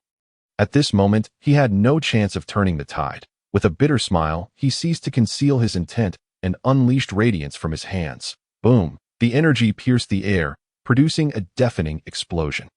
Broly had no time to ponder why the sound reached him before the light. He unleashed all his energy towards the opponent. "I end this second life. These 12 years have not been in vain." He mused bitterly, only to realize something felt amiss. His strength should not have allowed him to endure for this long. Moreover, why did his left eye sense an emerging light? Startled, he glanced upward to his astonishment. A beam of energy appeared on his left, clashing against the violet energy sphere before him. It was the other's supplementary attack that prevented his immediate demise. Yet, he could tell that this light was not particularly powerful. Even weaker than his full-force strike, death seemed inevitable. Kamehameha. The energy of this light began to weaken further, as Master Rashi, shedding his previous infatuation, spoke with unwavering solemnity. The thicker beam of energy shot forth from the left. There may be hope. Although Broly was gravely injured, the system he bore remained intact, capable of precise perception. Master Rashi quickly approached him. "Are you all right? Do I look like I'm unscathed?" Broly retorted, irritation evident. He was far from pleased with Master Rashi's earlier retreat. "Do not take offense, my young friend. I simply forgot to bring something crucial. Without it, I too would have been unable to stand against him, resulting in a futile sacrifice." Master Rashi, with his stooped frame, stood before Broly, carefully producing an item from within his robes and placing it on the ground. Broly's eyes widened as he discerned what it was. To his astonishment, Master Rashi had retrieved a small glass vial sealed with a cork, covered in cryptic symbols that seemed to serve little purpose. "Is this what you spoke of?" he exclaimed incredulously. "My young friend, do not underestimate it. It is precisely this that grants me the confidence to seal him away." Master Rashi explained. "What is it?" "The vessel for the Mafuba technique. I assure you, perhaps you should defeat the opponent before boasting," Broly replied, feeling utterly helpless. The enemy appeared indecisive. He was now gravely wounded, his mind clouded. There was no time for further contemplation. How Master Rashi had arrived here, how he could intimidate the creature, why the creature did not flee this time, and what Master Rashi intended to do with that small vial. All these questions eluded him. Master Rashi was a familiar face. Yet Broly could no longer hold on and succumb to unconsciousness. As for whether he lived or died, if death awaited him, so be it. After all, he had no strength left. The disparity in power was fourfold. Having already sustained injuries, another heavy blow had left him in a dire state. What transpired next was a blur. It hurts. "Bulma! Bulma!" Broly awoke to the sound of Goku's loud exclamations within the aircraft's cabin. Master Rashi moved forward. "You are awake, which means you are not gravely harmed. That is a relief." Upon seeing Master Rashi, Broly's consciousness fully returned. "Master Rashi? What about that monster?" "Rest assured, I have sealed him with the Mafuba technique. Once we reach the shore, I will cast him into the depths of the ocean, ensuring he can never escape." Broly struggled to lift his hand, massaging his temples. "You must be thirsty. Drink this." Master Rashi kindly offered a cup of water. Broly accepted it without hesitation and drank greedily. Bulma, meanwhile, squeezed through to his side. "Broly, how are you? Are you feeling better?" Seeing the anxious expression on Bulma's face, Broly forced a smile. "Do not worry. Bulma, I am fine. I am resilient." Bulma suddenly collapsed against him, weeping. "You scared me. If anything had happened to you, I wouldn't have been able to go on," while Broly lifted his arm and gently caressed her flowing hair. "What nonsense are you spouting? Can you not see that I am perfectly fine? There is nothing to worry about, darling. Boo-hoo, I originally intended to seek you out, but your stern demeanor made me hesitant." So I could only run around with Son Wukong and the others. That it was only when Master Rashi brought you over that I finally breathed a sigh of relief. Bulma sobbed intermittently as she recounted her emotional journey. It's all right. I have returned unscathed. You call this unscathed? You were unconscious. After a moment of conversation that eased the tension, Bulma wiped away the traces of tears on her face. Look at me. I am not missing any limbs, sighed in a bid to prove he was fine. Broly, in a moment of excitement, overexerted himself, aggravating his internal injuries. No, don't move. Just lie there and rest, dear. Bulma anxiously interjected. She then complained. At this point, why are you still putting on a brave face? What are you trying to prove? Broly forced a smile, knowing that he was merely trying to spare her feelings. However, he refrained from saying more. Oolong, Pilaf, and the others remained silent. Regardless of how grievously Broly was injured, the four of them, cowardly and fearful for their lives, dared not act recklessly. Bulma was no pushover either. Son Wukong, are you going to train with me? Master Rashi's words interrupted their intimate moment, alleviating the awkwardness for Pilaf and the others who felt like they were intruding. That I will heed Broly's wishes, Son Wukong proclaimed with wide-eyed enthusiasm. Showing immense affection for Broly. Among those present, only the two of them had tails, and Broly's unreciprocated kindness towards him was unmistakable.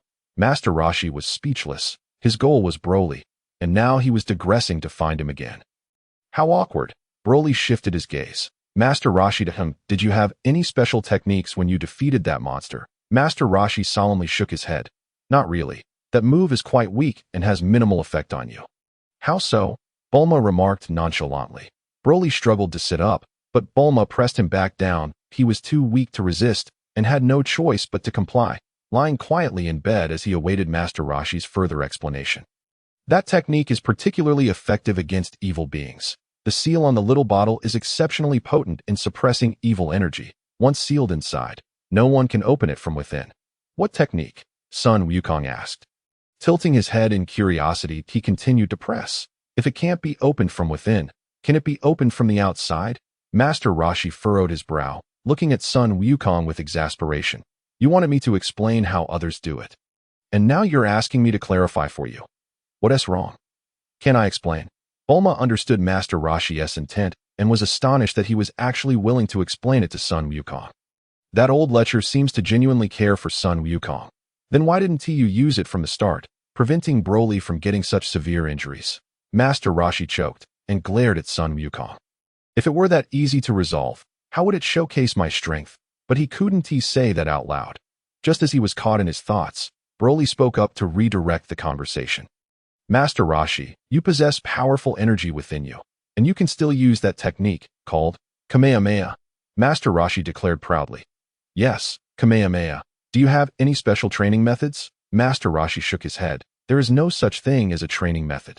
Nonsense, Bulma retorted. Though she had not participated deeply, she had spent every day with Broly.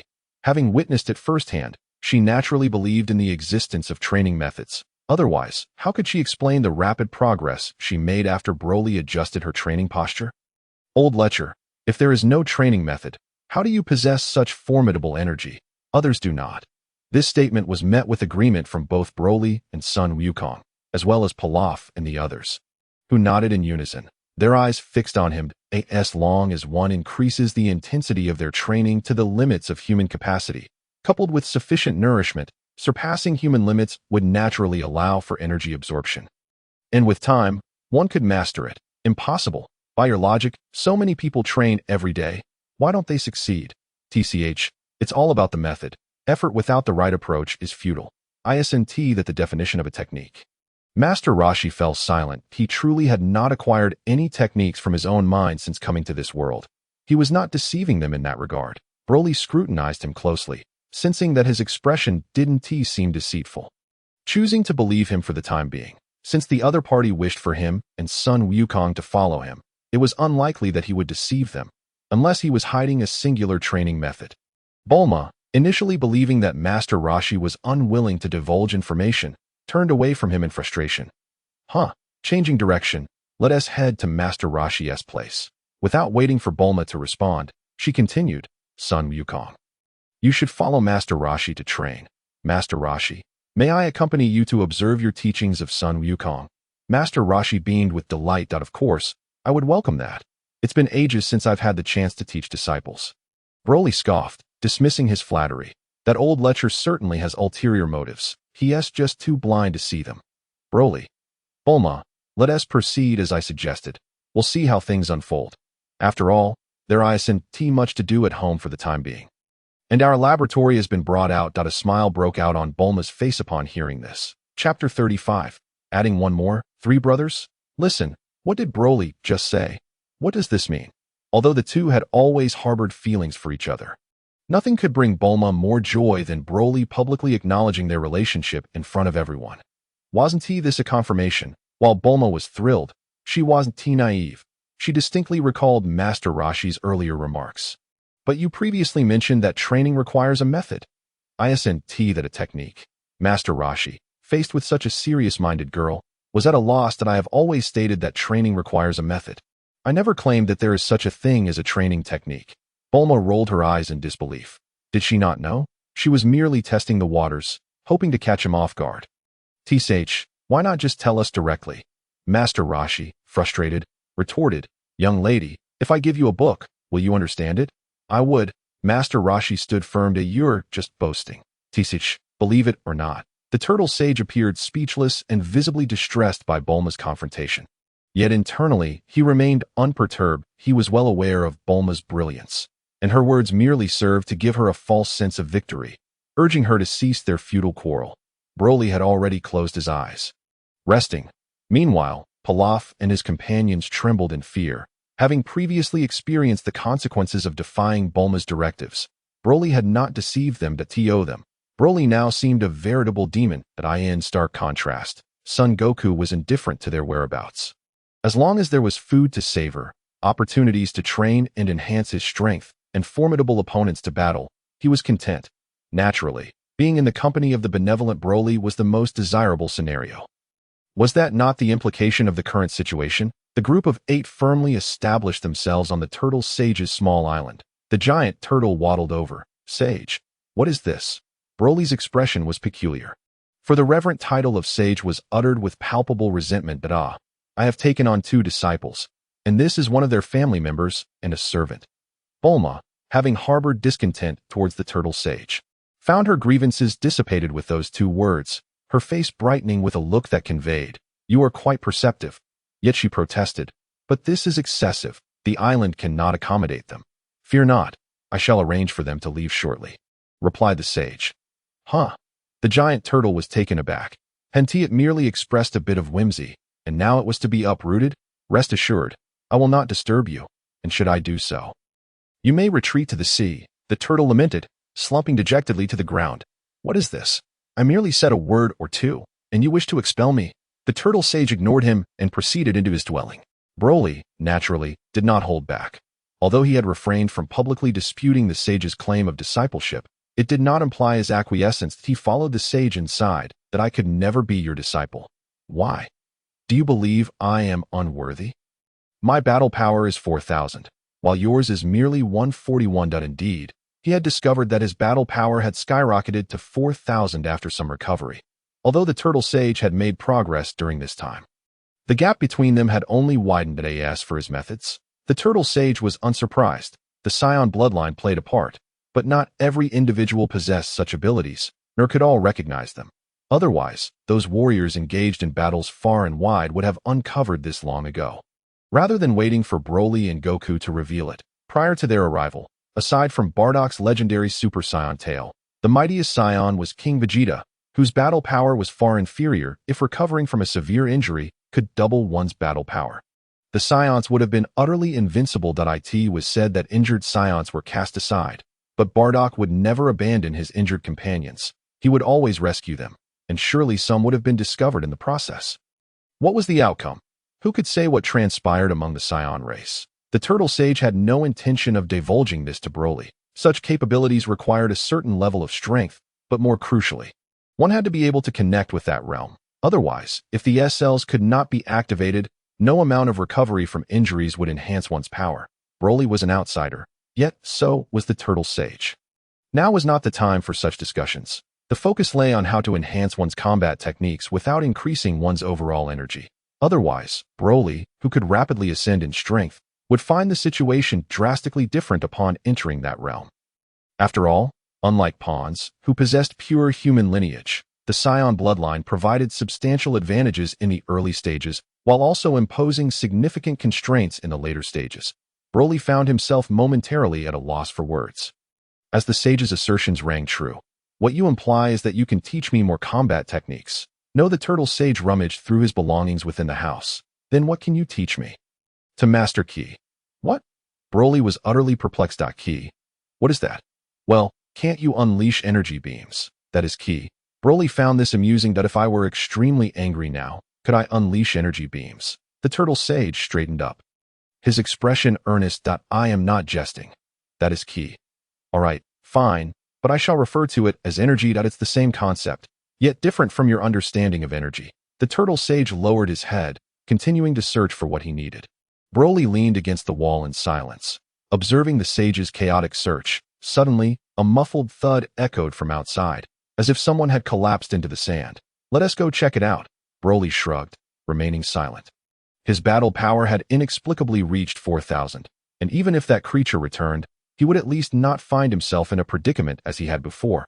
Upon stepping outside, he found a crowd gathered. Intrigued, Broly joined them. Son Goku curiously pulled out a small bald figure, who scanned the surroundings with indifference, attempting to push Broly aside. He found it impossible.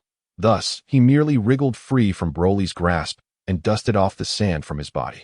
With a sly grin, he scampered over to the turtle sage. Greetings, you are the illustrious Master Rashi, are you not? My name is Krillin, and I have come from the east to seek your tutelage. That's fine. You may be my third disciple. The small bald figure's previously insincere smile froze on his face. Is it really that easy? Shouldn't there be some sort of trial? Little did he know. The turtle sage was both him and not him. I am not your disciple. I am merely here to train alongside you. The turtle sage waved dismissively. Very well. You shall not be considered an official disciple. Broly remained silent, neither encouraging nor discouraging his foolish cousin from entering the turtle sage's fold. He wished to discern the sage's ulterior motives.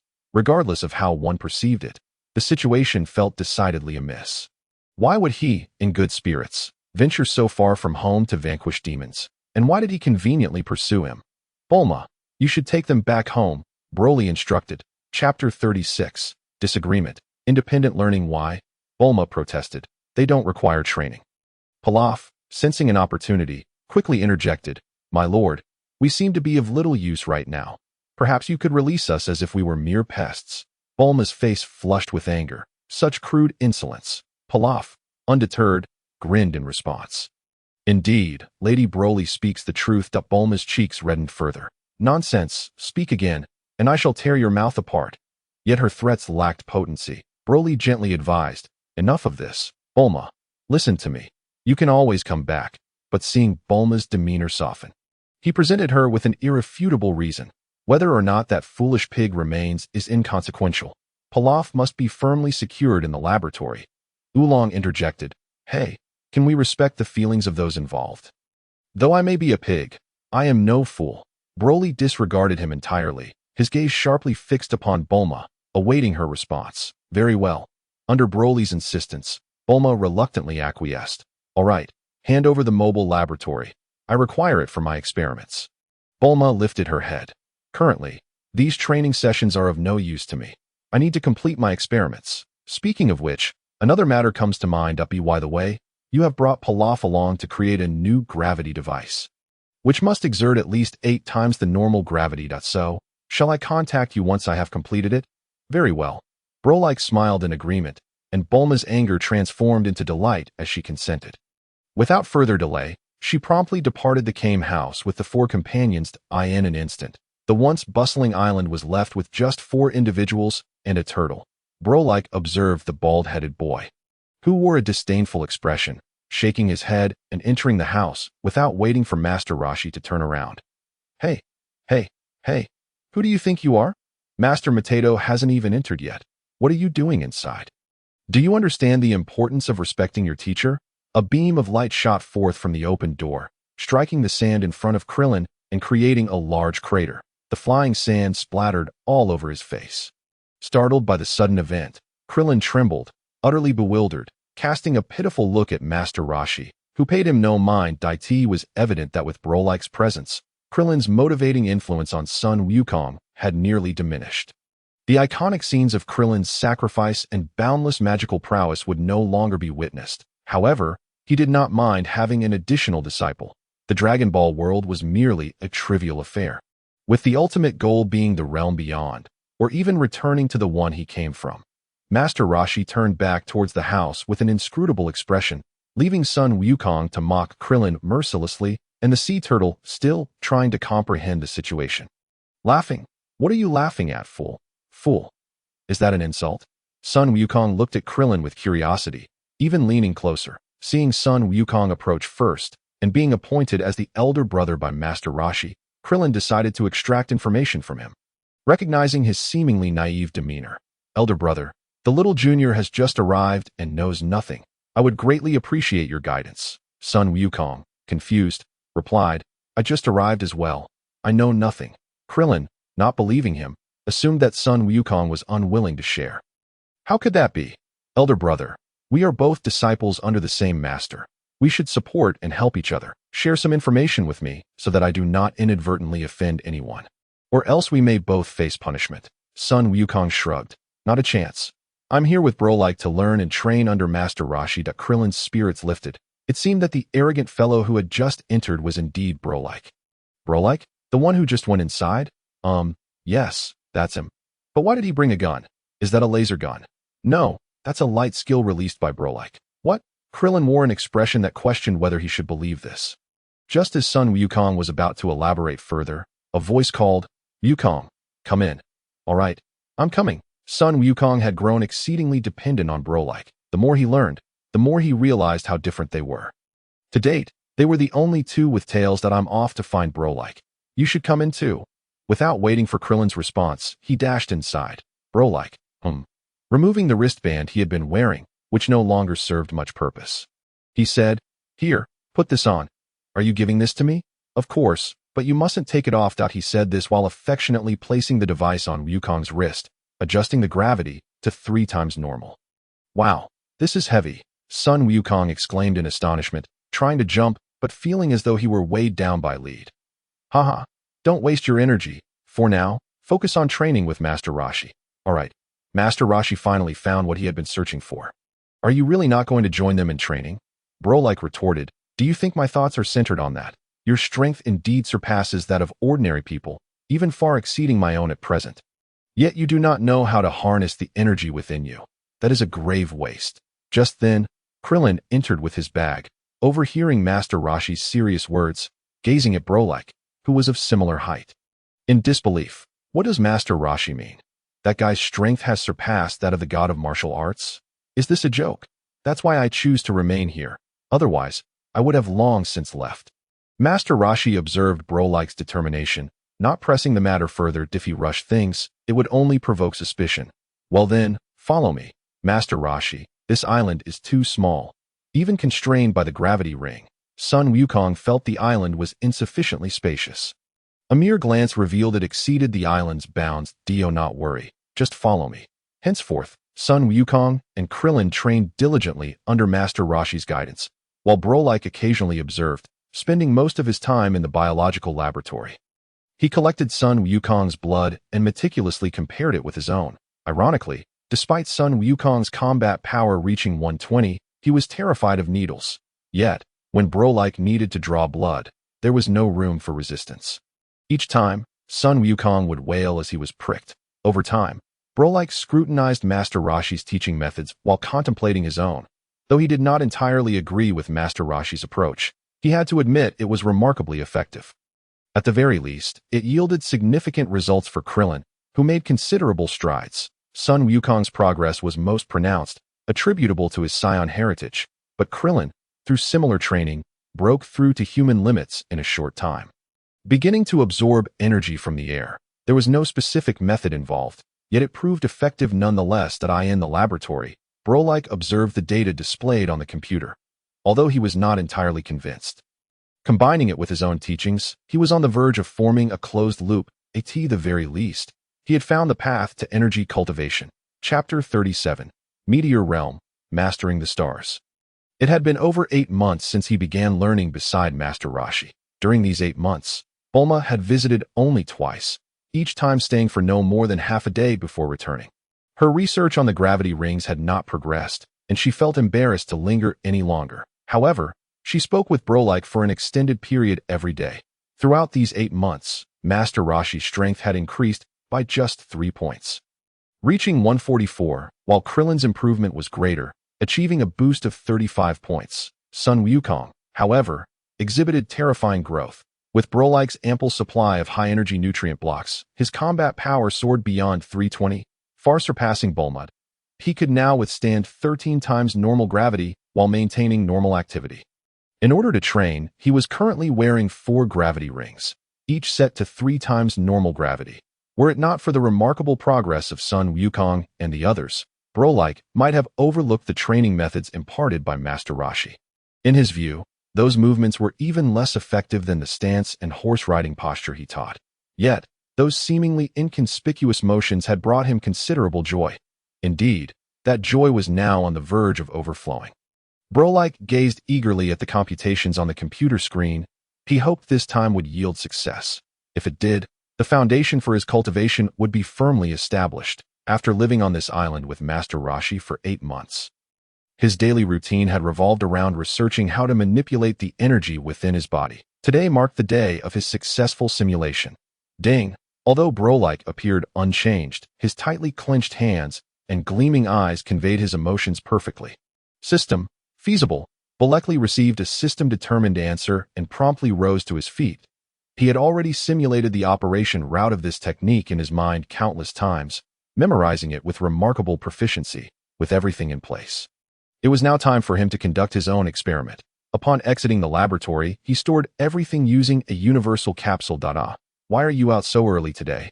I feel I am on the verge of a breakthrough. Really? The turtle hermit responded with a hint of skepticism. So soon.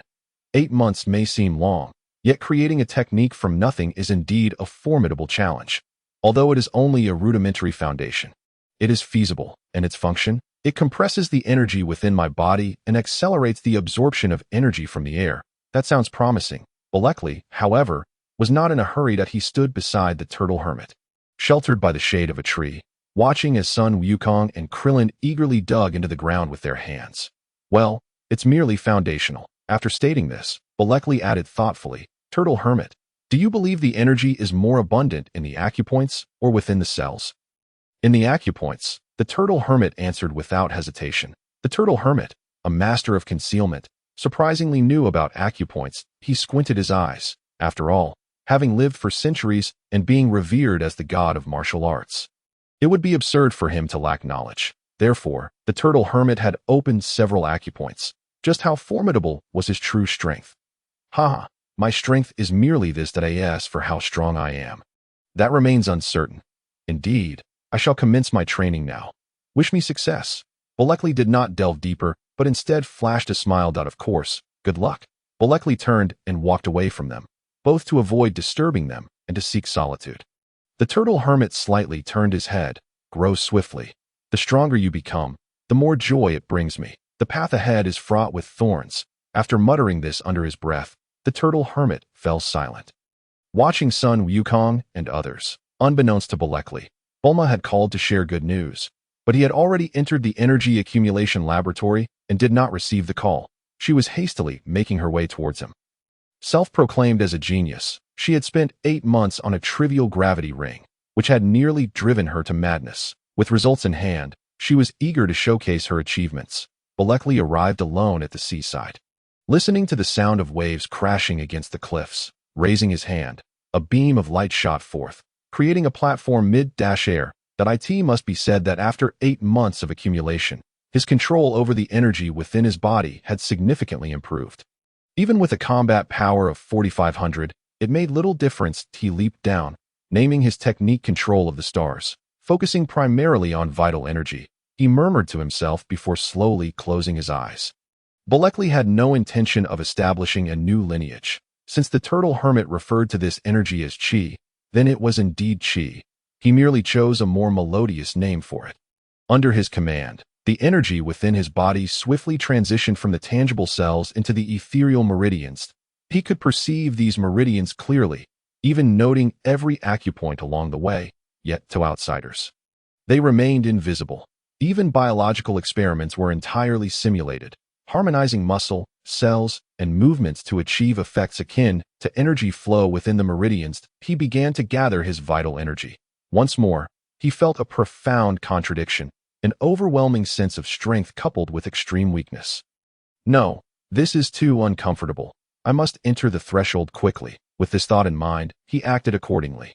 Under his precise control, the vital energy surged rapidly through the meridians. The human meridian system is inherently transparent. Chi can circulate within, yet prior to being fully opened, both the capacity and speed were severely limited. Previously lacking relevant knowledge, he could not act. However, once he became aware, he intentionally trained his meridians. Now, with energy coursing through them, it posed no issue. The first realm, the Meteor realm, corresponds to combat power below 100, breakthrough. With Boreikli's commanding shout echoing in his mind, a mass of liquid appeared just below his navel at the Guanyuan acupoint, slowly coalescing into an irregular solid. Ren my acupoint, Guanyuan. Boreikli frowned as he gazed at the irregular gray mass of vital energy accumulating within his Guanyuan acupoint, feeling the surging energy above. Emotionlessly, he pondered that in truth, he was far from satisfied. The Guanyuan acupoint belongs to the Ren Mai's fourth acupoint, not intersecting with any other meridian, rendering it less effective than many other acupoints. Ideally, he should have aimed for a junction of the 8 extraordinary meridians and the 12 regular meridians, which would allow for dual functionality, aiding him in his training. Well, this is still decent. At least it's a start. The Guanyuan acupoint, after all, is one of the 3 primary dansins in the human body.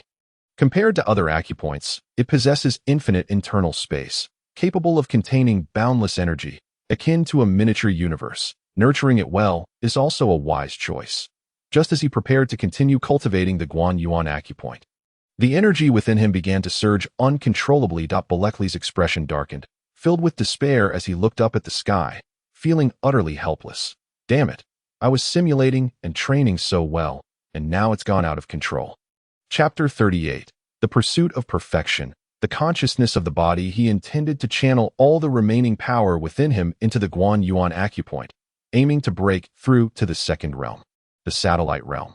However, as he activated the vital energy within him, it once again became uncontrollable. He felt the loss of dominion over his body, which filled him with immense frustration. The vital energy within him surged like a runaway stallion.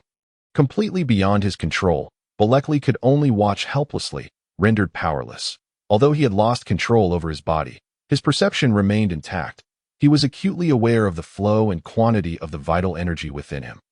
He watched helplessly as the excess vital energy flowed into the Zhong Dantian and the Shanzhong acupoint. Impossible. Why is it gathering again in the Shanzhong acupoint, despite being in the same Meteor realm? Countless Meteor realms? Contemplating this unsettling hypothesis, Boreikli's expression turned ashen. Yet, regardless of the circumstances, he could not regain control over his body. This was no laughing matter. How could he claim to master the control of the stars when he was so feeble as to be unable to perfectly govern his own body?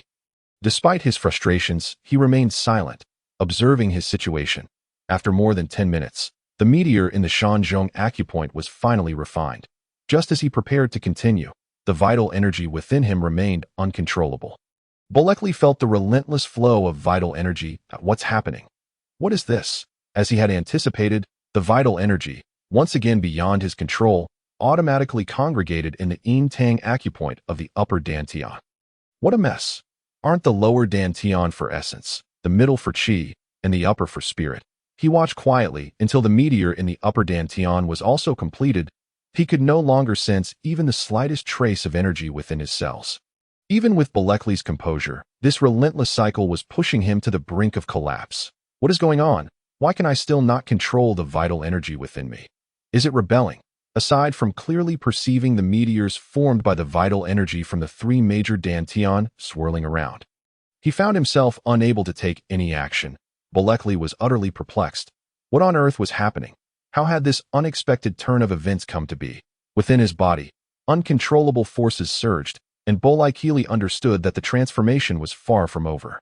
As expected, after performing the prescribed rotations, 72 clockwise and 36 counterclockwise, his lower dantian released a substantial amount of vital energy, which permeated various acupoints in his lower limbs. The energy from the middle dantian claimed dominion over the acupoints in his abdomen and back, while the upper dantian filled the acupoints in his head. This phenomenon did not adhere to the meridian pathways, nor did it correspond to the 2,400 acupoints he was familiar with.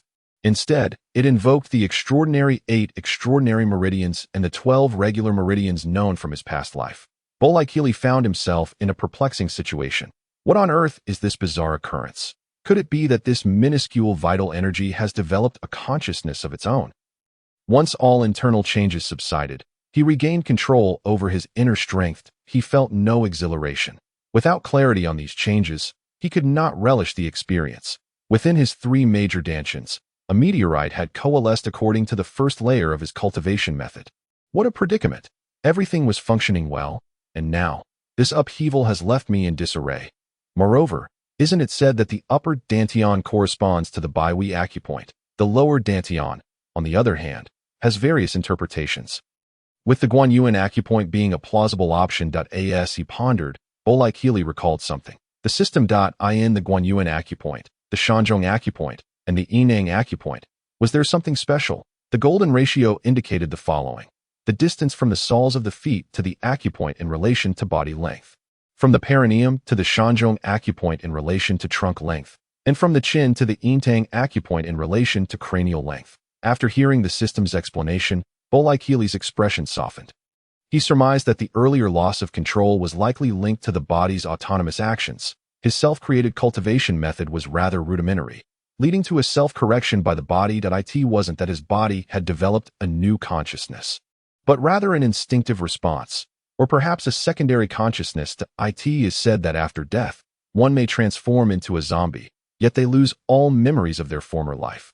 The entity controlling the body is the body's own consciousness, which is the human's secondary awareness. Some individuals possess powerful bodies but weak souls, resulting in the premature emergence of a second personality. He, however, should be exempt from this, as his dominant personality is strong, leaving no opportunity for the secondary personality to awaken or to contest control of the body. Otherwise, he would not have been able to regain command over the vital energy so swiftly.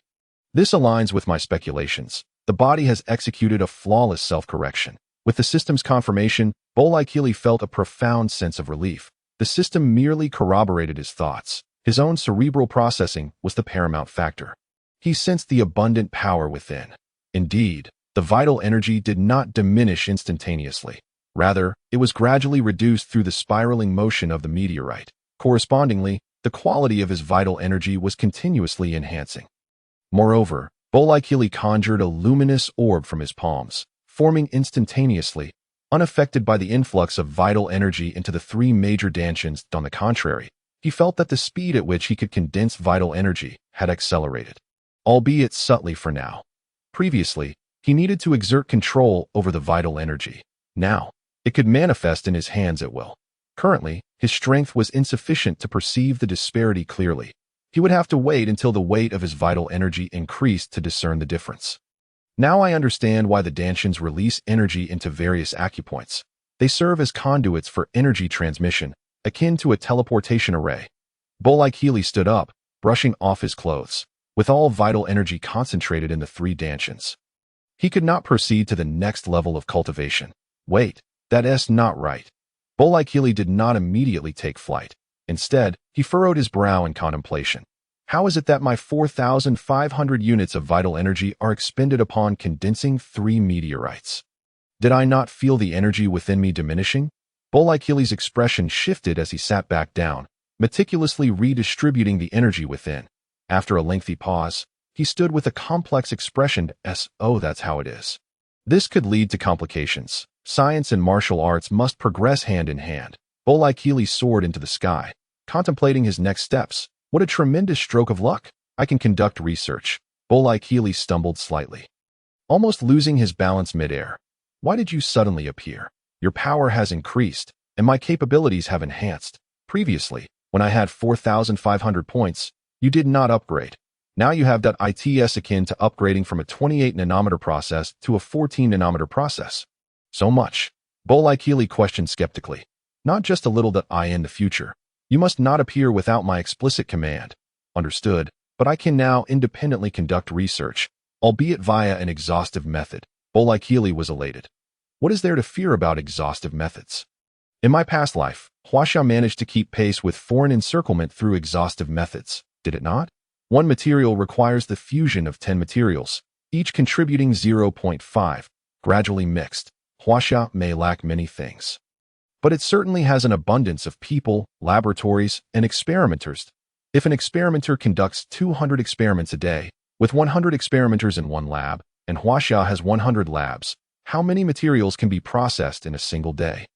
He did not wish to calculate, but this method was undoubtedly promising. Very well, go ahead and experiment. The original data for those materials has already been recorded. As long as it passes through my eyes, the system will comprehend it, saving me the time of further efforts. Now that I have broken through, I can afford to relax. With this thought, Boreikli leisurely began his return flight. Boreikli, why didn't you answer my call? Chapter 39 Martial Arts Conference, Refusal of Internal, Issuing Group, 9, 8205, 8, 5, 6 Reference Boreikli gazed at the furious Bulma. How could I answer? What do you expect me to say? Boreikli looked at Bulma innocently. I was in the midst of training. The laboratory was shut down, leaving me no means to respond that I don't care. The fact remains that you did not answer my call. Bulma pouted, a mix of playfulness and complaint. Before realizing something. You say you were training? Indeed. Boreikli stifled a laugh. Wow, you're amazing. Bulma quickly sensed the difference. Previously, Boreikli would only mention exercising, but today he spoke of training.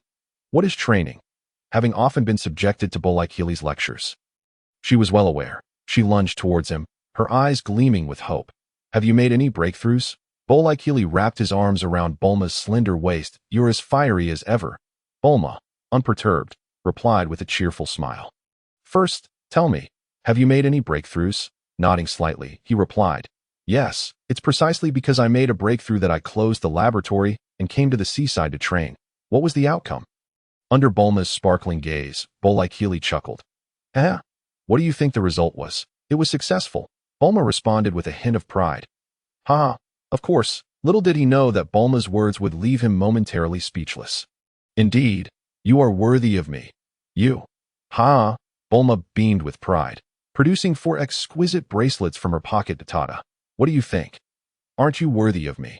Boreikli, upon seeing the blue, delicate bracelets, immediately understood their significance. My heavens, Bulma, you are brilliant. Absolutely. Bulma lifted her chin with pride, resembling a peacock. Boreikli gripped her tightly. Dado. What are you doing? What do you think? Rogue. Bulma's face flushed crimson as she wriggled free from Boreikli's embrace. Wronged, but you were the one who pounced at me. Boreikli felt wronged. Humph, you little brat. Do you think too highly of yourself? Boreikli's expression darkened. The other party was not wrong. He was indeed just a child. Bulma erupted into peals of laughter, rolling in the air. Come on, let us find Master Rashi. What do we need to find him for? Bulma replied, dissatisfied, noting that despite having developed a more advanced gravity training device, he had yet to praise her. She flew over and affectionately scratched his nose. It felt awkward, a 145 centimeters child scratching a 160 centimeters girl. How long would it take for him to grow up? This genetic flaw was truly exasperating if he were a pure little boy. Like the innocent Sun Wukong, he wouldn't have any inappropriate thoughts, but his soul was that of an adult. It would be entirely abnormal for him to engage in such intimacy with Bulma without harboring any inappropriate thoughts. Unfortunately, there was nothing he could do at the moment. Master Rashi's training methods had inspired him greatly, aiding him in rapidly constructing his cultivation techniques, and he naturally felt the need to express his gratitude. Seeing Bulma's low spirits, Boreikli surmised the reason. Of course, Bulma is the most impressive, having developed an even stronger gravity ring. How many times of gravity can it achieve? Bulma immediately perked up 0.8 times, with 4 rings. That totals 32 times the increase. Isn't that significant? After saying this, she tilted her head back, eagerly awaiting Boreikli's praise. That he glanced at her and couldn't help but exclaim, Indeed, it's truly remarkable. Boreikli's words were sincere. No one on Earth, aside from Bulma, could create such a device that could adjust gravity within such small rings. Not even D.Brief.it seemed so small, yet it was no less complex than a primitive person crafting a smartphone alone. Energy, gravitational adjustments, effective range, materials, all had to fit into such a compact space. Besides Bulma, he couldn't think of anyone else capable of such a feat. There was, of course, another individual whose skills might not be top tier, but were commendable for Bulma's age. Boreikli was undoubtedly satisfied. Bulma, your research capabilities have surpassed that of your uncle. Humph, of course, I am a genius. Indeed, he smiled, complimenting her, then took her hand. Let us go. Aren't you going to wear the gravity ring? You can wear it at home. Home? Bulma was momentarily taken aback, failing to comprehend. Then her face lit up with joy. What do you mean? Are you really planning to go home? I have developed a cultivation technique. And since I won TB training with Master Rashi, I'll naturally return, he explained with a smile, then sighed. However, Master Rashi is indeed a master of martial arts. His philosophies and methodologies are profoundly enlightening. I owe him a great debt of gratitude. Well, weren't you once quite disdainful of him? Bulma pouted. To be honest, I still find him somewhat irritating. Boreikli replied candidly. Then why? Bulma asked, her curiosity piqued. Disliking him doesn't prevent me from learning valuable things from him. Nor does it stop me from praising him. All right, let us go. Boreikli took Bulma's hand and headed toward Master Rashi. What he needed to do next was research high-energy nutrient blocks and bioarmors, and explore combat techniques. Remaining here was no longer necessary. Son Wukong could stay. Master Rashi's teaching style suited him perfectly. There was no need to think. He merely had to follow instructions and train diligently. His own methods required wisdom. Forcing Son Wukong to memorize acupoints and meridians would be perilous. Once Son Wukong was strong enough, perhaps he could operate within his own body to gain a better understanding.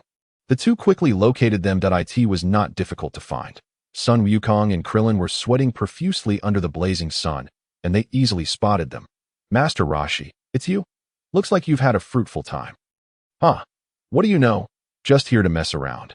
Bulma, unfazed, mocked Master Rashi openly. Heh, though my strength may not be remarkable, I am an old coot with decades of experience and sharp insights. Boreikli chimed in with a smile. As if it were no big deal. Didn't Master Rashi once say you've lived for hundreds of years? Did I? I don't recall saying that. You must have misremembered. Boreikli chose not to press further. The old turtle had many secrets, and he was not about to uncover them all. However, the help he had received this time was undeniably substantial. Were it not for Master Rashi's simultaneous guidance of Son Wukong and others while earnestly explaining. Creating a means to control the stars wouldn't have been so straightforward. Master Rashi, we're leaving. Leaving?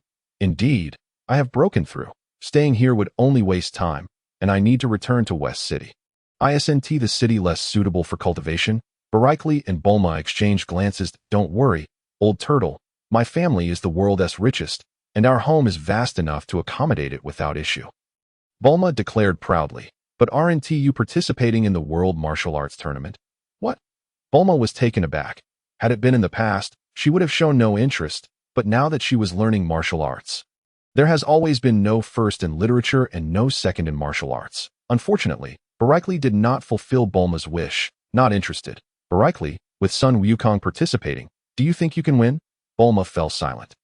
Realizing the truth, indeed, against the monstrous Son Wukong, she would stand no chance. What a pity. I wanted to refine Son Wukong's character. Boreikli quickly grasped Master Rashi's intentions. Then you take care, and I'll leave Son Wukong with you for now. I'll come back for him later. He glanced at Son Wukong, who was still diligently working. All right. Master Rashi agreed with a smile. Boreikli's lips curled into a sly smile. Then, we shall meet again. With that, he pulled Bulma away, soaring into the sky. Master Rashi watched their somewhat flustered figures retreating, murmuring to himself, "It seems I've forgotten something important." Chapter 40. Restless. The monster reappears. Boreikli and Bulma quickly flew far away, indicating that he was flying at full speed without a hint of hesitation. Boreikli, why are we in such a hurry? Why not say goodbye to Son Wukong? Bulma, being pulled along, was utterly perplexed. Old Turtle is a tough nut. We need to distance ourselves quickly and create some trouble for him. What trouble? Bulma still didn't understand that it's just a hasty retreat. How could that cause any trouble for the old turtle? Following Boreikli's line of thought, she pondered further. Well, think about it. What is Sun Wukong's defining characteristic? Boreikli grinned mischievously. Such expressions, usually displayed only when alone with Bulma or in solitude, were rare from Boreikli. Most of the time, he maintained a composed demeanor that starkly contrasted with his physique. Huh?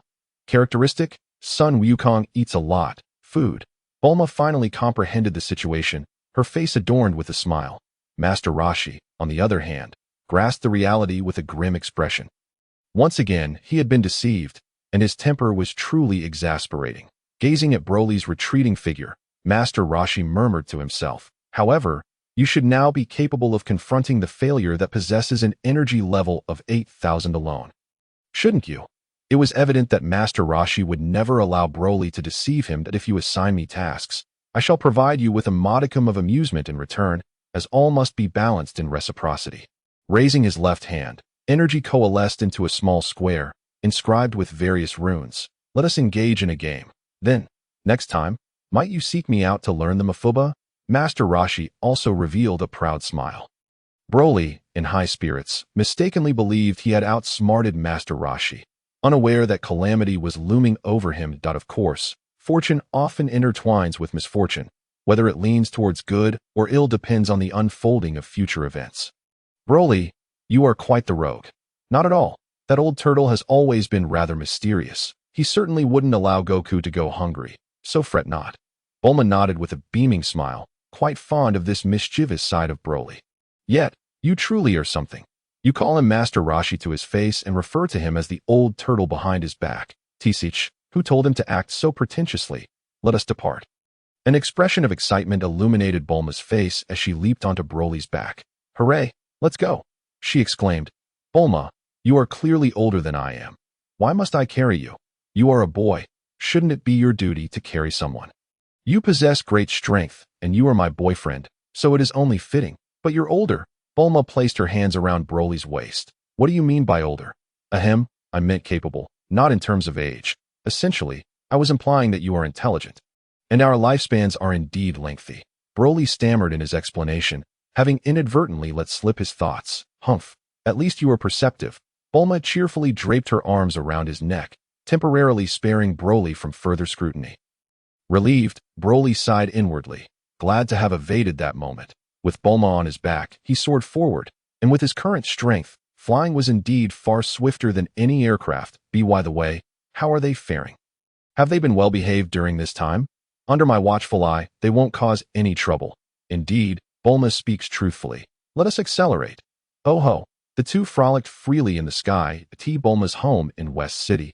Oolong lounged comfortably on a beach chair. A sunshade overhead, and a table laden with snacks and fruits. This is delightful. I truly hope Bulma and the others are entangled with that monster and do not return for a while. Unbeknownst to Oolong, he had uttered words that would soon come to fruition. Just as before, amidst the mountains, a dark figure emerged to go forth, fulfill my demands, and create some trouble for him. With that, the expressionless visage of Master Rashi turned once more, sealing the great stone door behind him. That I must admit, I am rather bored. At this rate, when shall I ascend? The shadowy figure observed the impassive Master Rashi enter before letting out another roar. Its nostrils flaring slightly. Suddenly, its eyes glimmered with purple light, visible even in broad daylight, before it transformed into a wisp of smoke, ascending rapidly. Broly, simultaneously, Master Rashi's attention shifted to Broly. With 3 days remaining until the martial arts tournament, which was expected to last 3 days, that should afford you ample time for enjoyment. Master Rashi spoke leisurely, as Goku had already been coaxed into coming. Master Rashi, I am hungry. Goku's face darkened. Come, I shall take you to feast. Yay, that sounds wonderful. With delectable food on the horizon, Goku was wholly invested, disregarding all else. Krillin, too, was no exception. The little rascal was entirely focused on the prospect of a meal and immediately followed suit. Master Rashi, beaming, led Goku and Krillin away from the area. Goku and Krillin devoured their food ravenously. The exertion of training had drained their energy, and without sufficient sustenance, they could not recover. Delicious, Master. Master Rashi's smile widened. If it's delicious, Then eat your fill. Rest assured, there is plenty to satisfy your hunger. Yes, master, you are too kind that of course, I labor tirelessly for your benefit. Master Rashi remarked with a hint of significance. He did not pick up his chopsticks. His gaze seemingly piercing through the clouds, beholding the joyful image of Broly carrying Bulma as they frolicked. I hope you find even greater joy. What? Goku and Krillin, heads down, mumbled their inquiry. Master Rashi offered no reply. And Goku and the others paid it no mind, continuing to indulge in the feast. Broly, what is the matter? Bulma had just let out a gasp. Broly, however, did not respond, instead gravely instructing, Bulma, you must quickly go to West City. What? Broly interjected sharply, directly cutting off her question that he wanted to prevent her from causing any further trouble. Do not ask. Just listen and depart swiftly. Setting Bulma down, Broly flew in a particular direction. Naturally, Bulma was unwilling to comply and prepared to follow closely. Do not come after me, or go find Master Rashi instead. Bulma's expression paled as a thought crossed her mind. I asked that individual. Reluctantly, to divert Bulma, Broly could only urge her to seek out Master Rashi. Go find Master Rashi. Perhaps there is still hope for us. This was a ruse to ensure her safety, to keep her away from harm. Having observed for over 8 months, Broly had acquired knowledge that he had yet to fully utilize, including the ability to sense energy. Though not precise, he could generally perceive the aura that he recognized that the presence approaching was identical to the last time, but he still could not defeat it, but it would not be as severe as the previous encounter. Besides, he might yet prevail. Feeling the power within him, Broly disregarded Bulma on his back and soared forward. He trusted that Bulma would not defy his wishes in such a situation, especially for the sake of his safety. Soon, he spotted a dark cloud. Since you have arrived, do not hide any longer. Come forth to as he spoke, a laser shot forth from his hand. Chapter 41. Unable to compete, he flees in disarray after this. I must devise more combat strategies. These outdated techniques seem usable by anyone, yet prove ineffective against all. Broly internally mocked himself, gazing at the identical creature before him. His lips twitched. Who was the shadowy figure lurking in the dark? And why do they persistently pursue me? The last one claimed it was coincidence. But today's encounter is a blatant chase. Both are identical, with not even a hint of differing aura. If he could not deduce that someone was orchestrating this, he might as well abandon his intellect. Roar, roar, you wretch! Raising his hand, an energy orb materialized, and without a second thought, he hurled it forward. The opponent made no attempt to evade, charging directly towards him. Hey, I am not the same as last time. As the meteorite within Boreikli accelerated, vitality surged through his limbs and bones that in an instant, he vanished from his original position. Energy orbs shot forth from both hands, not released immediately, but rather spun continuously in his grasp. Come on, he bellowed, maintaining the orb's rotation. The creature opposite him was equally unyielding. Retracting its right hand from its waist, it launched an attack. With a resounding boom, a tremendous force radiated outward, dispersing the surrounding clouds. Had they not been flying at a sufficient altitude, the spectators below would have witnessed everything clearly. Even now, people on the ground pointed at the two shadows in the sky, murmuring in confusion. Boreikli's face flushed crimson. Despite his cunning, he could not rival his opponent. The figure before him, shrouded in a black cloak, resembled an unyielding machine, impervious to fatigue or injury. The two energy orbs in his hands spun in opposition. Unable to affect him in the slightest, a sweeping kick was unleashed, causing Boreikli's face to turn pale. What? The voice was steeped in palpable fear that he had struck, yet the opponent showed no response. His calf felt as if it had collided with steel. This was akin to a futile struggle. Boreikli's power erupted, swiftly withdrawing his hands from the clash, retreating rapidly from his adversary. His expression fluctuated between doubt and disbelief. How is this possible? What manner of creature are you? Boreikli questioned harshly. Initially, he had labeled his opponent a monster merely as an insult.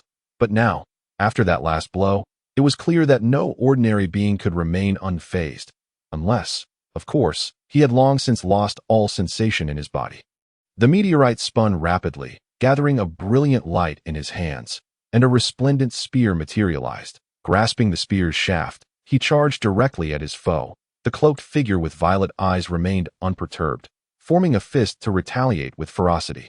Boreikli, too, summoned his resolve. channeling his energy into the spear. Though he lacked proficiency in wielding it, given the strength he had sensed in that last kick, a weapon capable of delivering powerful thrusts would certainly be more suitable than a sword.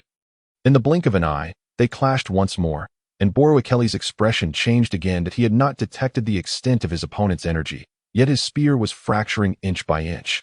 This was untenable. Sheer force would not prevail. He was merely relying on his abundant energy to intimidate. However, before he could devise a new strategy, the gale produced by the opponent's punch struck his cheek painfully. Damn it! What should I do?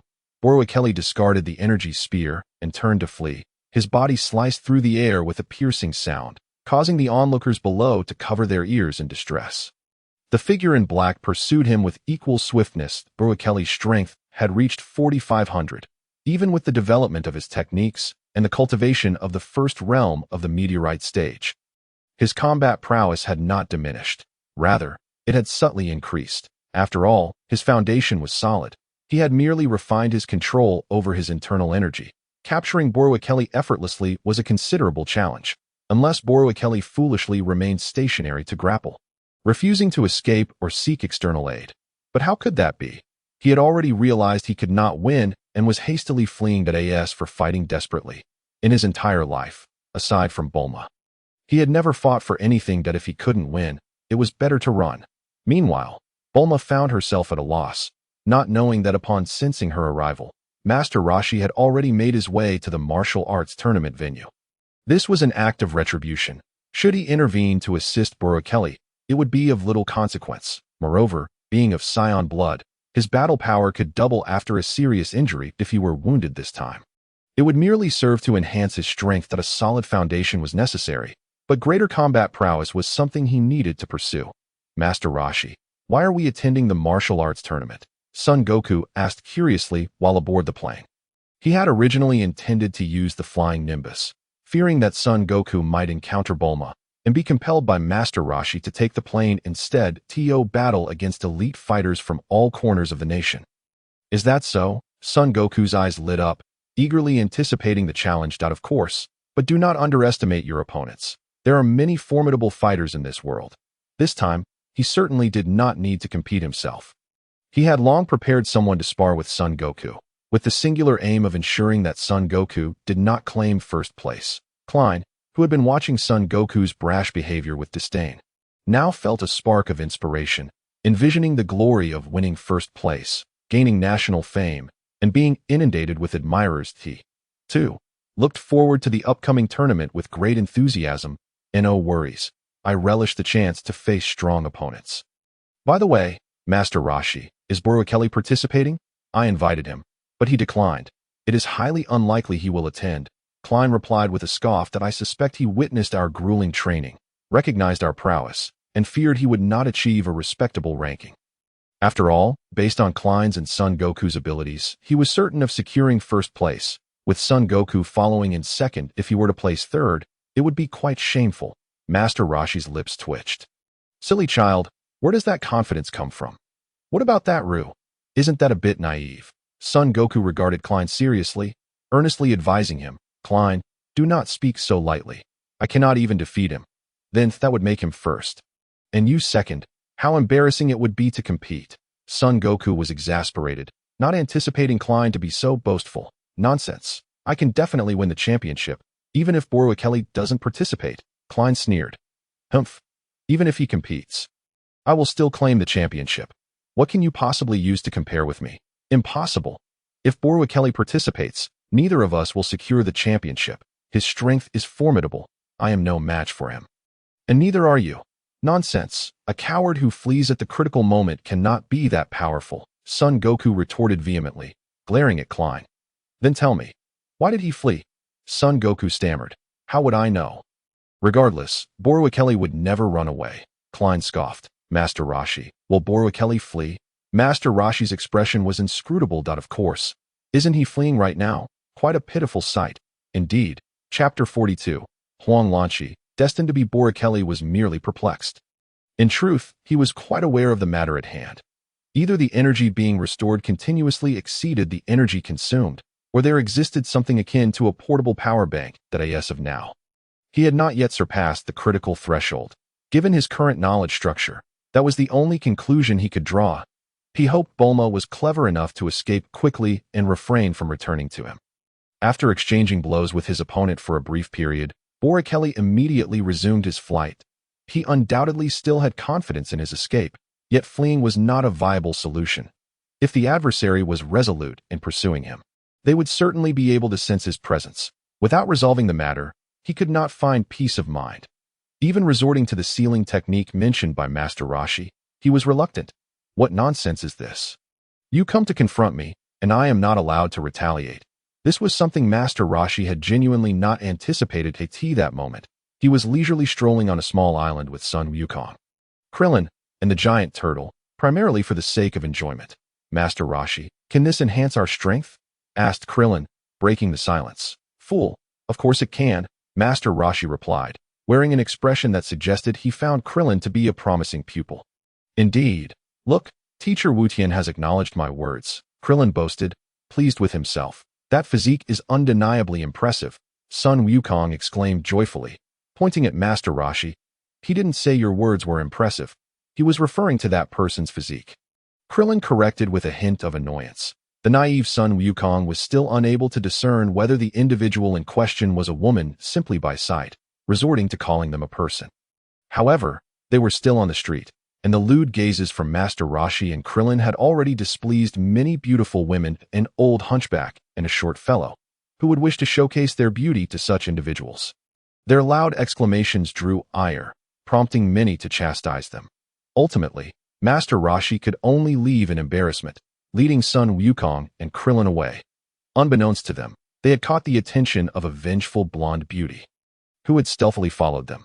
Wukong, why are you acting so recklessly? You've ruined everything. What shall we do now? Son Wukong, oblivious to the gravity of the situation, responded, Old man, what have you ruined? Are you referring to those long legs? Of course. What is so fascinating about long legs? Krillin chimed in, dissatisfied. Having spent a long time training with Master Rashi after his monk days, he had finally glimpsed the allure of such figures. Only to have his hopes dashed. You don't understand. Admiring beautiful women brings us immense joy, alleviating physical fatigue and making it easier to cultivate our skills. Son Wukong, momentarily bewildered, gazed at them innocently. Is that so? Why do I not feel that way? I find cultivation quite effortless. Master Rashi, noticing the approaching blonde beauty, smiled subtly. He had no particular thoughts regarding her. Otherwise, he would have surely instructed Son Wukong to retrieve her. Given Son Wukong's innocent nature, he likely would have obliged. Yet, he chose not to pursue that course. Remarkably, the blonde beauty had taken the initiative to approach them. How intriguing. Is this not Lanchi? She has come of her own accord. Unbeknownst to others, he was fully aware that this was Lanchi, who had gradually faded from existence after the Scion race appeared on Earth, having followed Master Rashi for quite some time. Now, in this peculiar predicament, one could only conclude that it was fate. Thus, he decided to accept Lanchi. Although he was no longer the lecherous old turtle he once was, having a beautiful woman by his side was undeniably pleasing to the eye. Therefore, he led the two to a secluded area. Stop right there. This is a robbery. Before the trio could steady themselves, the blonde Lanchi sprang forth, eagerly initiating the heist. Master Rashi remained composed, yet with Son Wukong present. There would be no convoluted affairs. Even if there were, they would surely turn into a farce as expected. Just as Master Rashi feigned lechery, Krillin genuinely displayed his interest. Lanchi, displeased, glared at the two lecherous men, who showed no fear of the firearm in her hand. She was about to speak again when Son Wukong, in his navet, voiced his confusion. Robbery? What is that? The furious Lanchi paused, staring at Son Wukong as if he were a fool. A full magazine emptied, bullets striking the ground before Son Wukong. Stop the nonsense. Hand over everything valuable you have. You disgusting creatures. Son Wukong, still innocently pondering, was interrupted by Master Rashi from behind. Wukong, they are here to rob us. They are the villains. Subdue her first. Upon hearing Master Rashi's words, Son Wukong did not hesitate. He bared his teeth, adopting a fierce expression, crouching in a fighting stance. Why do you wish to rob us? No wonder you are using a gun against us. Lanchi had never encountered someone who remained unflinching before a firearm. It was her first time witnessing someone who did not tremble under the threat. She was taken aback for a full 3 seconds. She removed the magazine and replaced it with another, firing several more shots. Enough chatter. If you wish to live, quickly hand over your money. But this time, she could no longer act with impunity. Son Wukong executed several agile maneuvers, effortlessly dodging the bullets. Just as his fists were poised to strike Lanchi, Master Rashi, feeling vexed, thought it wise to send Krillin in. He worried that Son Wukong might not hold back. Wukong, be merciful. At Master Rashi's admonition, Son Wukong instinctively tempered his strength. Without a moment's hesitation, Lanchi collapsed to the ground, rendered unconscious in a remarkably swift manner. Krillin, witnessing the scene, stammered, "Teacher Wutian, will this not lead to a fatality?" Master Rashi, his gaze serious, responded with a light-hearted remark. She still breathes. It will be fine. Now, we have someone to cook for us." Master Rashi remained unfazed. Well aware that while Lanchi's temperament could be tempestuous, blue-haired Lanchi was genuinely gentle. Krillin tilted his head, puzzled by Master Rashi's words, uncertain of their meaning. "Let us go. Bring her back." Chapter 43, the 6th day. The moment of hunting meanwhile, Bulma had no news from Master Rashi and, upon returning, found no trace of Boreikli. With trepidation, she could only return to West City. Once home, she dove into her laboratory. She had come to comprehend the profound despair of lacking strength. If she had not cultivated her abilities and achieved her current level, it would not have mattered much to her. However, as a martial artist with a combat power exceeding 100, this left her feeling exceptionally uneasy. In the face of an adversary, she lacked even the qualification to show herself that no, I cannot hope to catch up in cultivation. But what about technology? She was now filled with determination, vowing to keep pace with Boreikli and the others. The sensation of powerlessness was new to Bulma in her scientific endeavors. She had never faced challenges, but now she did. Mecha, genetic potions, or weapons? Weapons would not suffice. Bulma promptly dismissed part of her ideas, and no matter how potent the weapon. Her individual strength was inadequate to inflict any meaningful damage on formidable foes. Genetic potions were viable, but could only be used as a last resort. Mecha had some utility at present. Yet as enemies grew stronger, its effectiveness would inevitably diminish. Nevertheless, it could serve as a supportive measure. All that remained was, Bulma narrowed her eyes slightly. "Just wait, Broly. I shall provide you assistance soon." She chose to believe in Broly's ability to escape peril and focused intently on her research. Broly, too, was confident. He merely found himself temporarily pursued. A trivial matter, such a triviality. He could evade at any moment. "Don't let me catch you off guard. I shall make you regret it," he thought. The issue was not so significant. Yet he couldn't swallow the indignation he felt. After all, he had been on Earth for 11 years and had not provoked anyone without cause. In fact, he had never bothered anyone at all. Not only was he being inexplicably targeted, but he also had to scurry about like a stray dog, which would infuriate anyone. The crucial point was that escape was not an option. He could only buy himself a little more time. The pursuer behind him was relentless, like a perpetual motion machine, never pausing even to relieve himself. Gathering a ball of energy in his hands, he kept them clasped behind his back, watching as his opponent closed in. "Wait a moment, can we discuss this?" he said, feeling exasperated. Suddenly, Broly released the energy ball concealed behind him in a hasty maneuver, shifting to the side. "Could you at least greet me before launching your attack? You make it seem as though I am the villain here." His adversary remained resolute, unleashing a beam of dark energy toward him. Broly had already readied himself, unleashing his own light-based technique in return. The figure clad in a black robe with purple eyes gleamed with a red light. Enveloped in a dark protective shield, he bore the shield against Broly's light attack with nonchalance. Broly was no fool. To engage in a head-on confrontation would be a foolish endeavor. He turned and fled. With Earth being so vast, he wanted to explore it further. After all, he had not yet reached the point of desperation. And those he cared about were not in immediate danger. "Come on, if you can't catch me, you must be my grandson." "Huh, your grandfather has no such grandson as you," Broly proclaimed, his character always displaying a facade of calmness, despite the tumultuous thoughts swirling within. Thus began Broly's journey of escape, which spanned several days. During this time, the martial arts tournament involving Son Wukong and his companions was nearing its conclusion.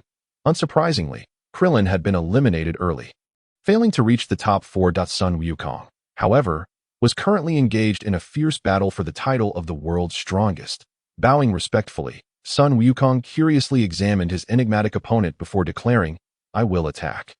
His adversary remained silent. Without further ado, Son Wukong assumed an offensive stance, gradually closing the distance. With a firm stomp, he planted his feet on the arena, his tail flicking with agility as he swiftly approached his foe.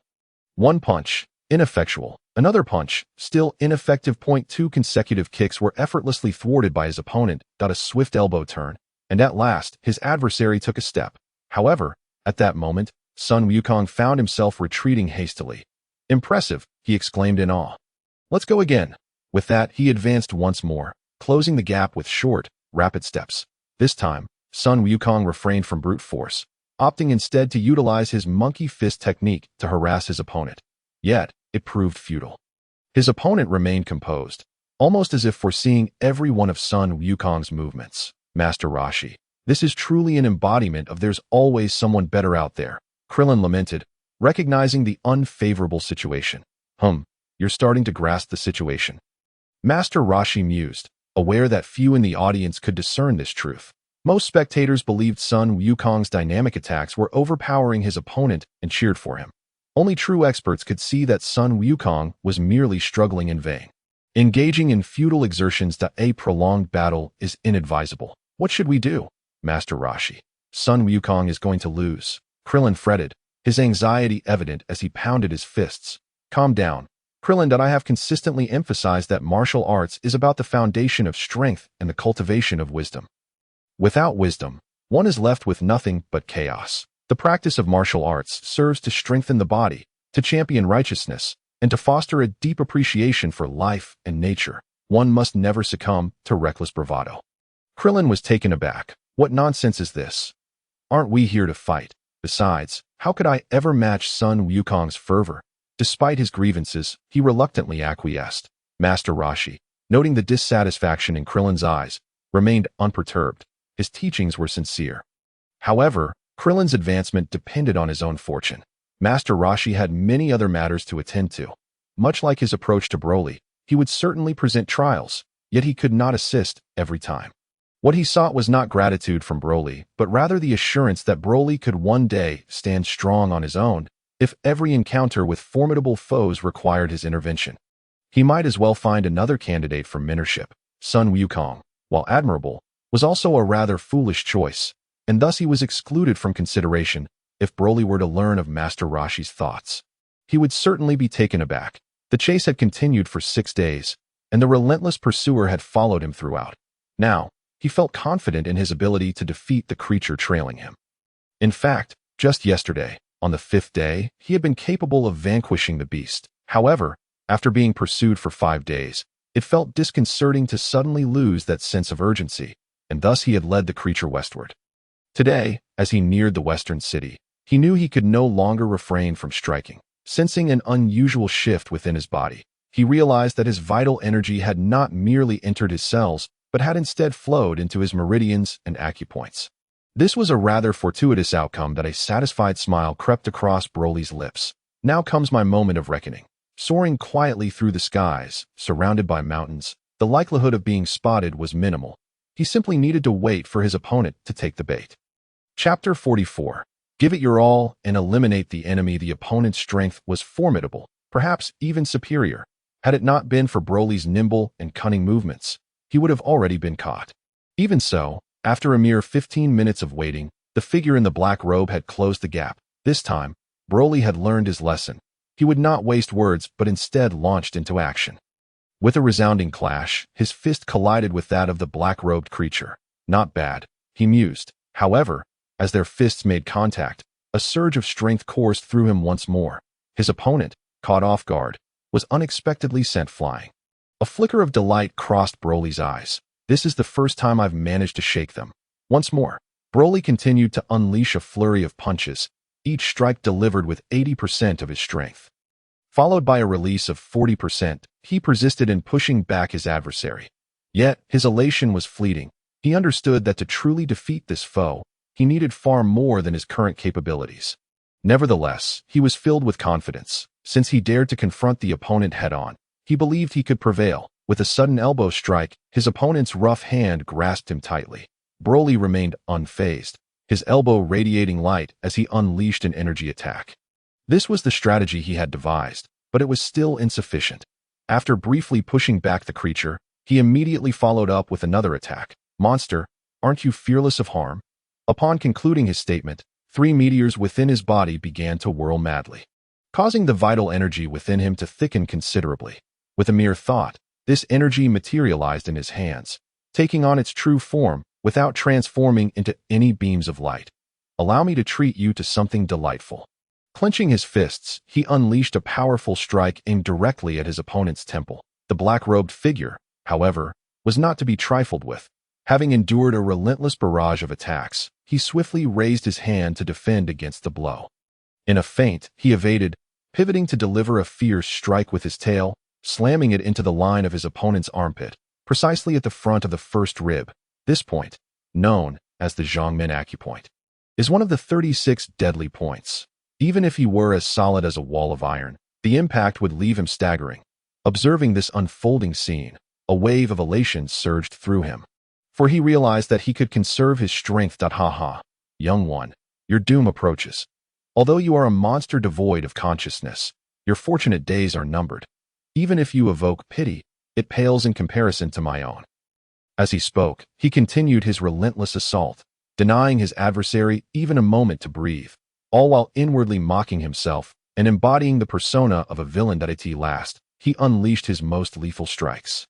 A formidable surge of vital energy erupting from his hands, aimed directly at his opponent's temple. The sun and the mute gate must surely meet the king of hell, while perhaps not as exaggerated.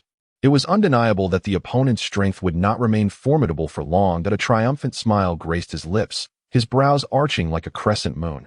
"All the suffering you have inflicted upon me shall now be returned in kind." Lifting his feet with force, he aimed straight for the Zissanli point, one of the 2 longevity acupoints, yet also among the few lethal points in the lower limbs, associated with the stomach meridian of the Yangming. A severe blow here could induce numbness and hinder mobility. With 3 deadly points under attack, the abdominal strike had already landed, and any one of the remaining 2 could exacerbate his injuries. Though it was not outwardly evident, the threat to him was undeniably profound. That a roar erupted as the opponent's enchanting purple eyes flashed crimson. Yet, instead of dread, he felt exhilaration. This was a sign of a critical hit. His adversary was desperate. If he could withstand this storm for just a while longer, the rest would be trivial. Crossing his arms before his chest, he braced himself for the oncoming damage, knowing he had to endure it to maintain his dignity. As anticipated, the opponent's powerful fist came crashing down. The force was such that he could not withstand it, and he was driven deep into the earth's embrace. Before the dust settled, the black-robed creature surged forth. Who fears whom? A robust beam of light shot forth, relentlessly striking his foe. Roar. With a swift motion, he released energy from one hand while the other fired energy blasts in rapid succession. The mountains became engulfed in a swirling haze. Despite his efforts, he found himself unable to fend off the oncoming assault, and he hastily forged an escape route for himself. Seizing the moment, he dashed away. The opponent showed no signs of relenting. The dark pillar of energy struck the ground, creating an unfathomably deep crater. Trees around him became coated in dust, only to be stripped of their leaves by the ensuing gust of wind. The remaining branches, unable to bear the weight of the dust, succumbed to gravity. Breathing a sigh of relief, he patted his chest. That was close, too close. Having reflected, he sharpened his gaze towards the ground. That individual had not yet been dealt with. He could not afford to relax. He sensed something amiss in the opponent's aura. Though it appeared stable at 8,000, it felt as if this number was but a fade. Realizing this, he extended his hands, palms facing down in a claw-like manner, as brilliant light radiated once more. With intent, the energy orbs between his palms began to spin in opposite directions. In a swift motion, he hurled the energy orbs outward. Go! Beneath the swirling dust, the opponent's enraged roar resounded once more. Roar! A colossal crash reverberated through the air, followed by a cloud of dust. The elation within him could no longer be contained. Those 2 strikes would surely leave his opponent gravely injured, if not dead. He remained still, and his adversary did not rush to act either. Once the dust settled, he observed with confusion. The opponent's eyes no longer shone purple, but instead glowed a fiery red. interspersed with black and white, resembling the eyes of a normal human suffering from extreme congestion. A chilling realization dawned upon him, and his expression darkened. Could it be? Nevertheless, undeterred, he charged forward. The opponent's condition had deteriorated significantly. Engaging in a direct confrontation now favored him. After a few minutes of back-and-forth exchanges, he seized an opportunity and struck the 3 deadly points once more. The opponent collapsed into a deep pit. Unable to rise, only able to emit anguished cries from below, that he remained unhurried, calmly observing. 10 minutes later, his gaze fell upon the now diminutive figure with half-red eyes, and his expression soured. Originally towering at around 2 meters and cloaked in shadows, he had not noticed the change until now. Damn it! Could someone be experimenting on ordinary people? His eyes flared crimson as he swiftly attacked the opponent. This time, the balance had shifted. He dominated the encounter. After enduring for over 20 minutes, the opponent was utterly obliterated by his might. What did it matter to him if someone conducted experiments on ordinary individuals? It was not he who perpetrated such actions. What fueled his anger was the realization that someone was targeting him, and he could not identify the puppet master behind it all. This can't continue. I must find a way to uncover the mastermind. Gazing at the desolate surroundings, his mind conjured the image of the turtle sage. He must be participating in the martial arts tournament with Son Wukong right now. He wondered how that was going. Shaking his head, he soared into the skies. Chapter 45. Reunion with Bulma. Meanwhile, Son Wukong, who had been on Broly's mind, naturally faced defeat, observing the calm demeanor of his opponent. Son Wukong conceded with a nod. You are truly formidable. In my current state, I am no match for you. The middle-aged man remained as serene as ever. Curiosity piqued, Son Wukong inquired, why do you refuse to speak? Are you mute? Such a question would typically incite anger in most. Yet the man exhibited remarkable composure, remaining unfazed. Hey, would you like to join me? My friend Broly is also quite powerful. If Broly were aware of being regarded as a friend by Son Wukong, he would undoubtedly express immense gratitude. To be held in such esteem warranted thanks. However, the middle-aged man remained indifferent to Son Wukong's words, simply taking his prize and departing. Strange. Krillin and the turtle sage entered the scene. Wukong, you are truly incredible. At that moment, Krillin also cheered for Son Wukong. Moreover, after this experience, he held Son Wukong in even higher esteem. Of course, he did not concede defeat. He was resolutely determined to surpass Son Wukong in the future. Yet this did not impede his current admiration for him. Having personally engaged in combat, he knew that none of his opponents were weaklings, and the fact that Son Wukong secured the runner-up position in a martial arts tournament teeming with formidable foes only deepened his genuine respect. He witnessed the fierce intensity of the final championship match, where Son Wukong performed exceptionally well, leaving no room for jealousy in Krillin's heart. Master Rashi had little to say, merely offering a brief commendation. His keen discernment revealed that Son Wukong had not fought with full strength. Yet, considering the caliber of his opponents, it was evident that Son Wukong was indeed a natural-born warrior, far superior to that fool Broly. No one knew the origins of Master Rashi, yet he seemed exceedingly familiar with the surroundings, observing every detail of Broly's battle during the tournament. Simultaneously, he watched Son Wukong's match and Broly's encounter with the puppet. Frankly, Broly's combat was utterly unremarkable. If Son Wukong possessed such strength, he would have charged recklessly and dispatched the puppet long ago. Yet, Broly, without sustaining a scratch, took a grueling 6 days to wear down his opponent. This combat style bore no resemblance to that of a scion. Should he not feel some pressure? At this level, when would he ever amount to anything? Halfway through his thoughts, he shook his head. It was not the right time to impose too much pressure on him.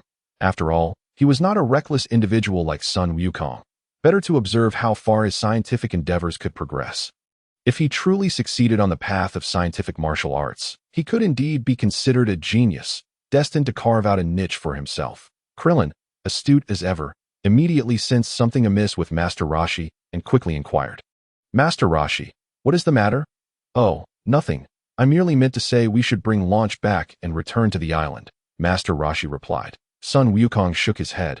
Master Rashi, I wish to venture out and train for a while.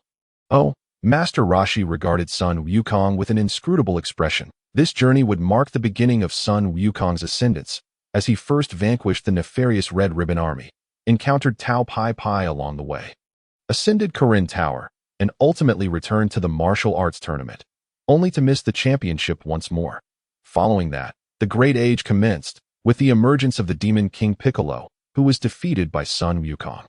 Paving the way for the entrance of Piccolo Jr. aside from the Saiyan Prince Vegeta, all the strongest fighters in the Dragon Ball world gathered around Son Wukong, a genuinely kind-hearted and pure individual, who, despite frequently causing absurd situations, inexplicably earned everyone's trust.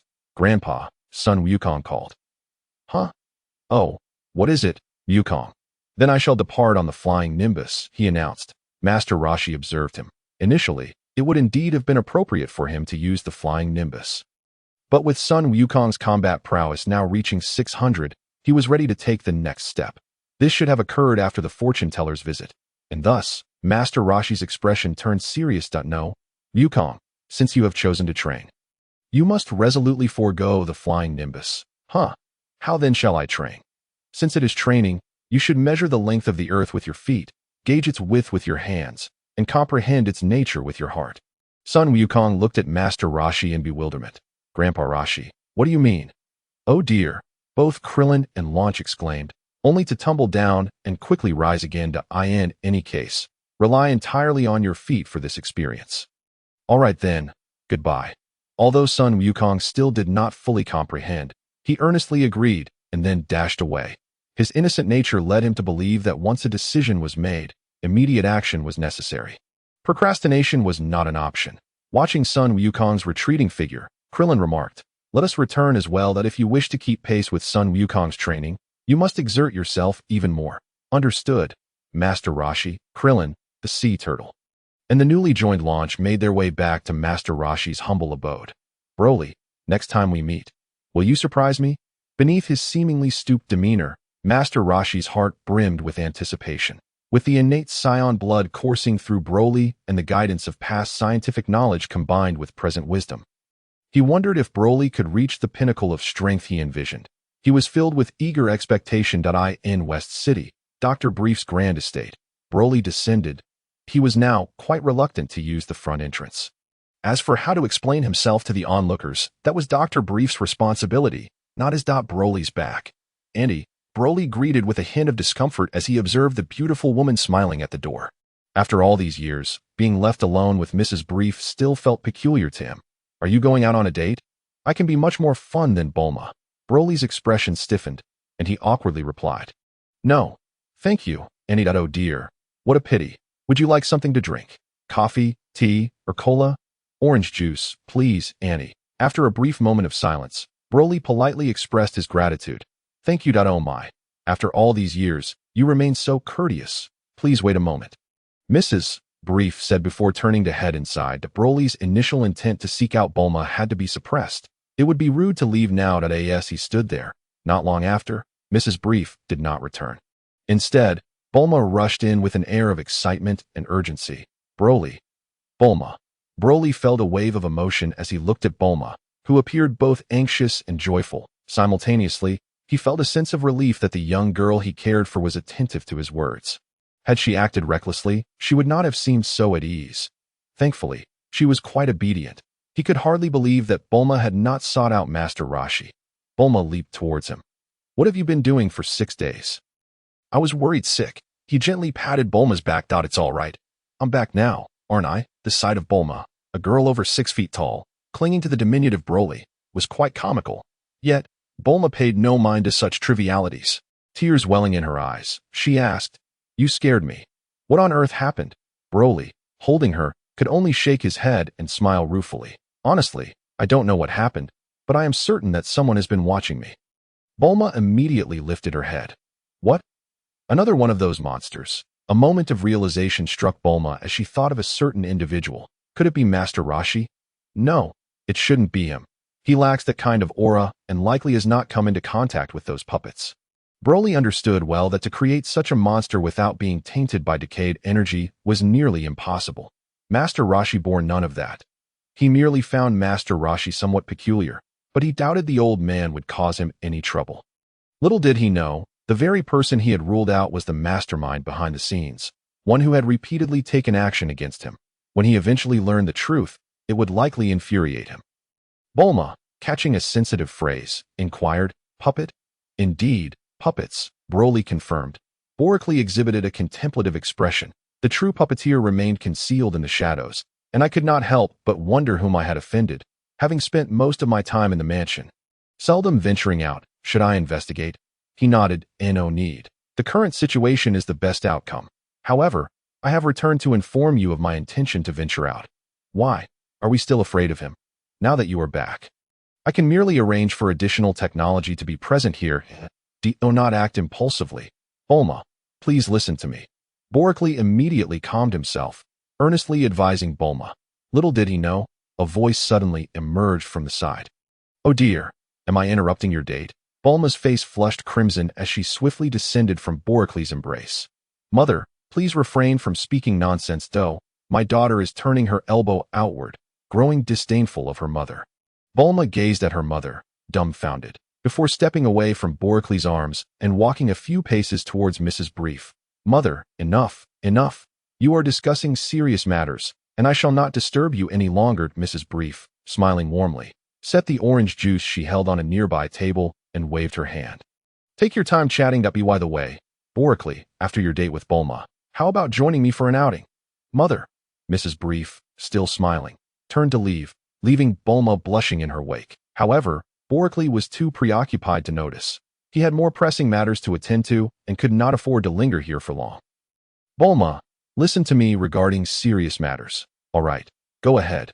Bulma quickly adjusted her demeanor, focusing intently on Boreikli, whose expression was grave. Although she sensed something troubling was afoot, she remained earnest, patiently listening to him, a stark contrast to her usual impatience. "The puppeteer has not been located, and there are many such marionettes. This is an undeniable truth. Therefore, the immediate priority is for me to leave you and venture out alone." "Why?" "Because the adversary is targeting me. Although the reason eludes me, I must take this course of action. This is West City, one of the 5 largest cities in the nation, and with you and uncle and aunt here, I cannot allow the battlefield to be situated in this locale. I must depart to divert the puppeteer's gaze and avert their attacks. Wouldn't that put you in great danger? I will accompany you." "No." Boreikli promptly rejected the notion that it is far too perilous. "Your current strength cannot withstand such combat. The best way you can assist me now is by ensuring your own safety and researching more advanced technology, preferably that which aids in cultivation." "Very well." Bulma surprisingly did not throw a tantrum. She understood this was the best choice, one she had previously contemplated and intended to pursue. Her thoughts aligned perfectly with Boreikli's, though she momentarily lost her composure upon his return. "Yes, we must not linger too long to avoid further puppet assaults. I shall not return to West City for the foreseeable future unless we unearth the puppeteer. Please convey my message to uncle and aunt." "What do you require?" Shaking his head, he replied, "I only need to take Pilaf with me." Bulma displayed a peculiar expression. "Those 3 miscreants are inseparable. You will likely have to take them all." Boreikli was taken aback. "Wait, do the other 2 understand science? Wasn't it said that the castle was constructed by Pilaf?" "No, but they are nearly always glued together, and regardless of how Pilaf treats them, they remain steadfastly loyal to him. To be frank, Pilaf's scientific prowess is commendable, albeit slightly inferior to that of her and her father. Yet, he is quite adept at exploiting his 2 subordinates. Strangely enough, despite their frequent blunders and cowardice, those 2 are utterly devoted to him, inseparable in life and death. If Boreikli were to take them away, it could actually prove beneficial. The Mobile Energy Laboratory's physics lab would not see much use from Boreikli, but Pilaf could utilize it effectively, providing him with considerable assistance while also maintaining regular communication. You can't entice those 2 with such excellent conditions. Bringing them along would be counterproductive and cumbersome. Bulma found the situation amusing. Those 3 antagonists are rather endearing. Boreikli felt a twinge of discomfort. The thought of endearing villains reminded him of being unceremoniously attacked when seeking the puppets. Why are the villains pursuing him not considered charming? He had not wronged anyone. "Very well, let us proceed with that. I can manage other tasks as well. Then it's settled. Hurry along. I have experiments to conduct, and if I can produce results, they will undoubtedly be of great assistance to you. Yes, however, do not forget to hand over the gravity rings to me.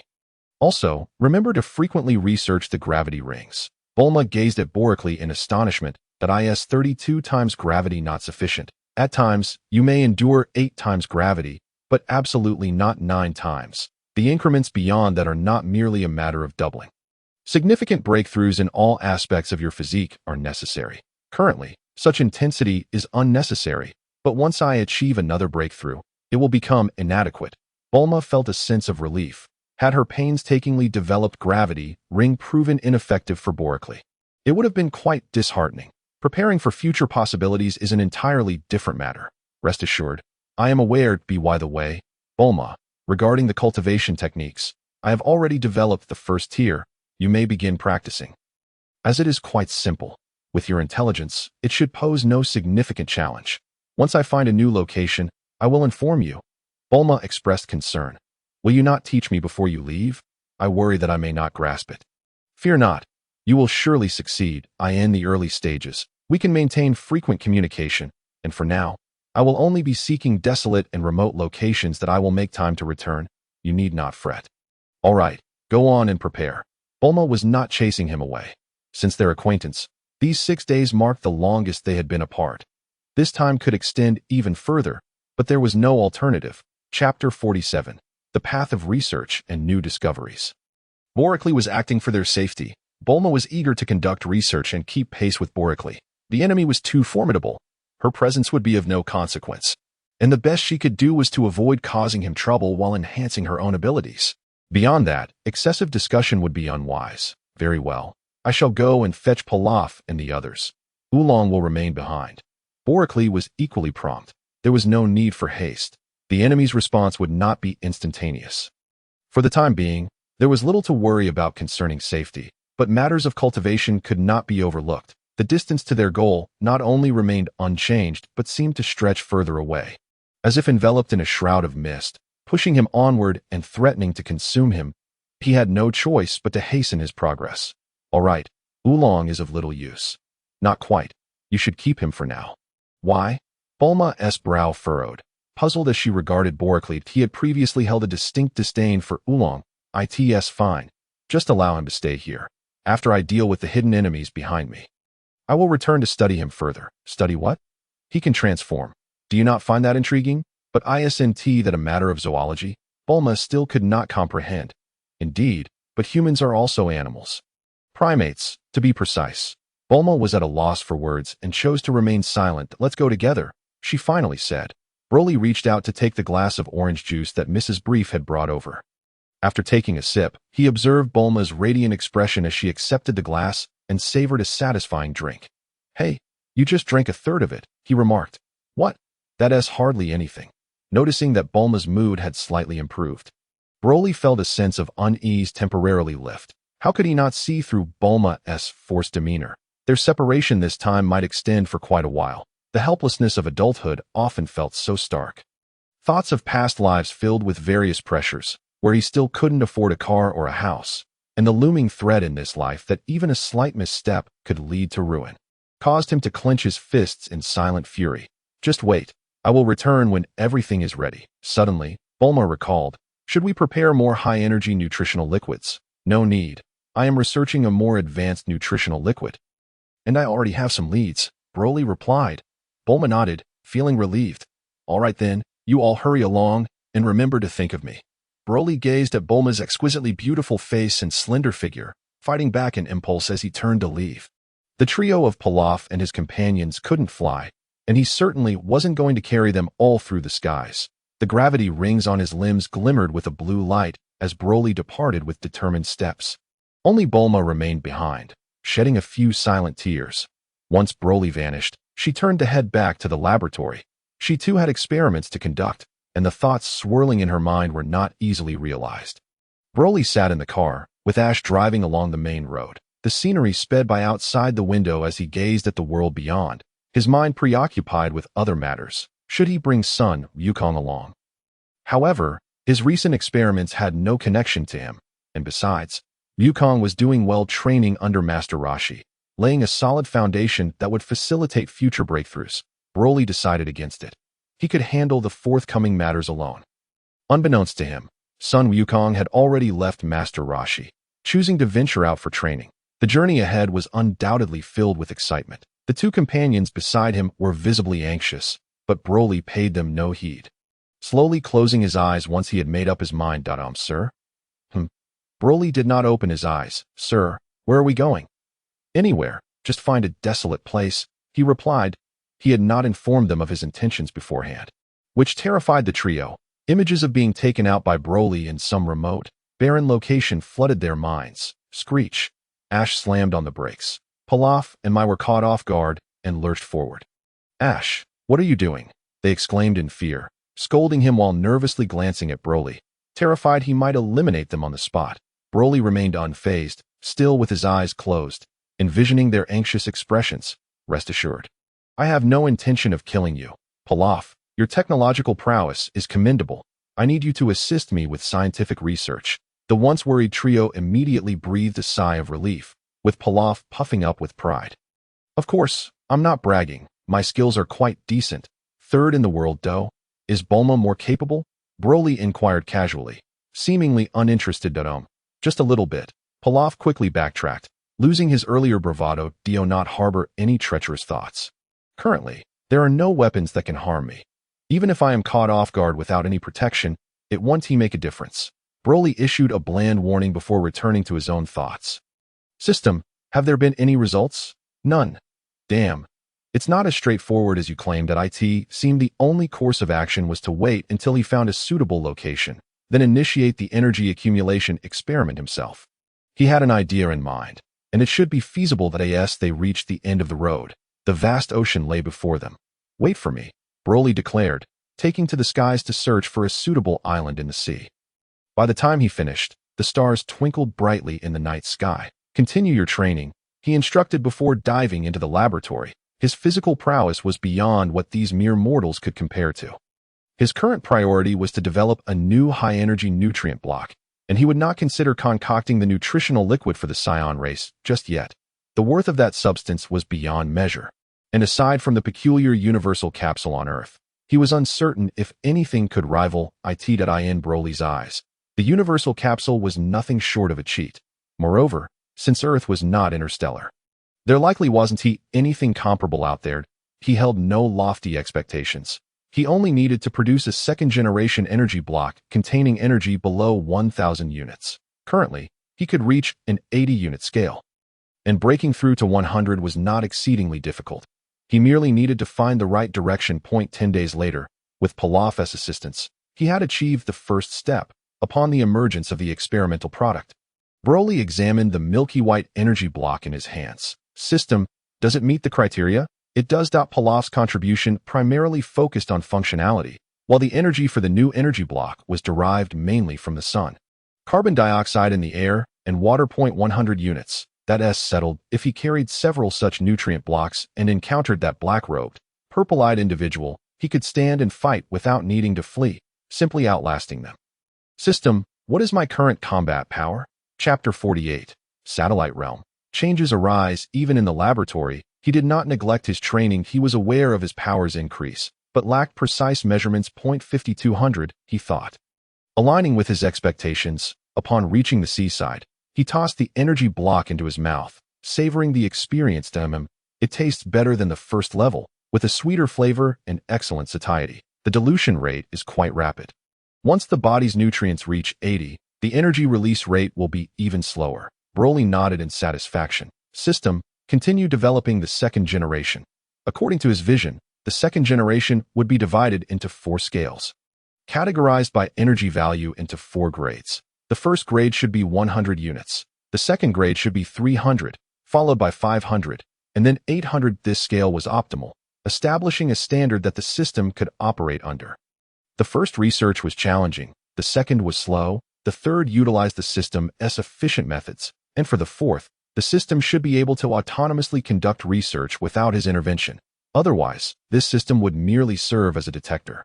Yes, Broly did not dwell on this issue. The next steps would be more complex. The biological battle suit was essential. Standing by the sea, feeling the ocean breeze, he gazed up at the starry sky. Not only was it necessary, but he also required a powerful, multifunctional biological battle suit. Sir, it's time to eat. No need. You all go ahead, he replied, observing as the trio fell into deep contemplation that he needed to leave. The upcoming tasks were limited, and Pilaf could not assist with either the biological battle suit, managing celestial bodies, or researching the psion physiology. All of these required Son Wukong's aid. The second layer of the technique is complete. Broly narrowed his eyes slightly. What a coincidence. He thought no more of it. Transmit it to me. Upon acquiring knowledge pertaining to the second level of cultivation, he realized that his martial arts would align harmoniously with his combat prowess. Not only that, but upon completing this second level, he would surpass others in the same realm by at least fivefold in terms of combat strength, in terms of sheer power, speed, energy, and reflexes. He would far exceed his peers. Should he develop new techniques, his strength would become even more formidable. The second level encompasses 3 dantians, upper, middle, and lower, where the intensity of accumulated energy would double, as would the total amount, resulting in a staggering 6-fold superiority over others. This level of combat strength is unparalleled. Ignoring everything else, he soared into the sky, finding a small, desolate island. Boreikli seated himself in meditation, channeling his energy in accordance with the system's instructions. Soon, the meteoric energy within his 3 dantians began to spin at an increasingly rapid pace, gradually forming an elliptical sphere. Shortly thereafter, a new meteorite appeared nearby. Rather than fleeing, this meteorite orbited the newly formed elliptical sphere in a precise manner but a satellite state. Combat strength ranging from 100 to 10,000. Silently seated on the ground, he controlled his internal energy to circulate through specific meridians, causing the spheres in the 3 dantians to become increasingly smooth, with the accompanying small meteorites orbiting in a remarkably orderly fashion. Boreikli observed quietly, refraining from interference. As he silently transported his energy, that a new transformation occurred, resembling an actual satellite. Yet how could this be? He need not exert his intellect. His strength was still so limited. How could he be entangled in such complexities? The satellites and new meteorites in the upper, middle, and lower dantians did not follow identical trajectories. There were variations, yet most resembled familiar sights. System, spirituality. Speaking in human terms, the body autonomously operates. No, Boreikli thought to halt this. It seemed something was amiss with this martial art. This time, there were no anomalies, yet the satellites and meteorites within him showed no signs of change despite his cessation of energy circulation. The entire satellite, moreover, along with the meteorites rotating around it, appeared to move in a manner akin to orbiting 2 fixed points. Though not distinctly, the trajectory could be vividly illustrated. The lower dantian's movement mirrored that of the moon around the Earth and the sun. Could it be that the satellites and meteorites within me genuinely resemble the moons of a planet? Could my body truly give rise to a galaxy? What would that make me? A creator deity? What on earth is happening? Boreikli sat immobile, perplexed by this astonishing scene. That if the 3 energy-gathering celestial bodies within him were indeed to evolve into a galaxy, that would be utterly preposterous. To claim such evolution occurs at advanced stages of cultivation is one thing. But he was merely embarking on his path, and yet satellites had already emerged. Would planets follow, and subsequently stars, leading to the emergence of life? Yet here he was, a mere infant on the road of cultivation. This was utterly exaggerated. This was not merely a passive influence of cosmic rules. It was not as he had imagined. The trajectories indeed drew from his experiences. Boreikli's expression soured. The system elucidated once more. Your power remains confined to the satellites and meteorites formed from condensed energy within the 3 dantians.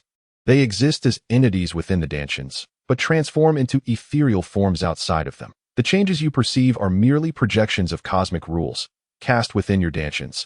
They are not tangible realities. These paths hold no substantial effect. They do not provide a force field or any such aid. They are merely propelled by your energy, lacking the capacity for further transformation or assistance. Upon hearing the system's explanation, Boreikli found no solace. Yet, according to categorization, my combat strength is merely in the thousands. Could others with similar power truly gain projections of cosmic rules? This is not the case. What you create has never manifested in this universe. Akin to forging a new path. Initially, Boreikli was skeptical. Isn't this absurd? He then cautiously inquired, what implications does this hold? Currently, there are no implications. It is merely a matter of your comfort. What about my subsequent techniques? It is not that Boreikli is overly anxious. He is well aware of the 2 current realms and possesses vague ideas of the subsequent stages. However, Thoughts are merely thoughts. Should the cosmic rules seek him out due to his anomalies? Do not worry. From what I understand, this universe does not possess a so-called heavenly path. There are no terrifying figures monitoring you. Nonsense. How do you know? I have no idea. Furthermore, what are those lurking in the shadows? Poised to undermine me, my conclusions drawn from over a decade of observing changes lead me to believe that your focus is solely on fixed individuals and matters. Boreikli faltered. The system's observations were not without merit. How could he possibly record so much? Yet, he remained unconvinced. Chapter 49. Master Rashi. Physical cultivation techniques. You cannot possibly claim to have directly grasped the cosmic rules over these past few years. The system has clarified this understanding. Damn it, playing word games. How I detest such individuals. Silently cursing within, Boreikli disregarded the tranquil state of his dantians, still feeling inadequate from his previous life to this birth. Through scrutiny, to his first martial arts practice, and now, this goal seems exceedingly difficult. All of this led Boreikli to recall certain imaginings from his past life, if he were a farmer, living his life in peace. Perhaps he could remain unscathed. Yet, should he be a pupa, trouble would inevitably arise. Working 996 for meager rewards, purchasing a home, raising children, managing affairs, countless burdens. But the moment he lays down, becoming a victim, everything falls away. Boreikli currently feels precisely this way, yet he is unwilling to resign himself. Even an ordinary person can spill blood in anger. He refuses to lie down that he must become the pupa. Either the net breaks, or he perishes. From the day he was cast aside until he became aware, he vowed to seize control of his destiny and refused to remain powerless. Alas, the path is long and arduous. He simply needs to grow stronger. Turning back, he resolved to entrust the development of the biological battlesuit to the system, intending to follow up later. He would seek Master Rashi and find Son Goku. As for the others, they would remain, awaiting his return. Having made his decision, he departed from the seaside. After concluding all matters and retracting the energy-collecting mobile laboratory, he soared into the sky, observing Boreikli's retreating figure. Ashu tentatively spoke, "My king, do you think we can?" "Fool, what are you thinking?" Xiaowu couldn't help but interject with a fair statement. "But, my king, I believe he is quite amiable, far better than Bulma's constant demands." Pilaf could no longer contain his frustration. "You imbecile, do you not see how he has squeezed me dry?" Xiaowu retorted, "Yet you clearly seem to enjoy it more than we do." Pilaf was momentarily taken aback, then loudly dismissed the notion. "That does not negate his nature as a villain. He exploits my intelligence." "Pilaf, your research skills cannot compare to theirs." In a fit of rage, Pilaf delivered a sharp blow to Ashu's head. "Are you courting death?" Only then did the two fall silent. Pilaf took a moment to calm himself and spoke earnestly. "In any case, it is highly unlikely he would teach us cultivation. Why not give it a try?"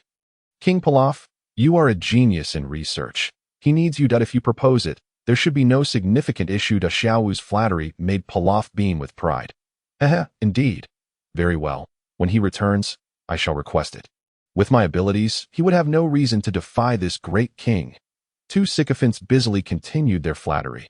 Fortunately, Master Rashi lacked a tail. Otherwise, it would surely have been wagged to the point of breaking.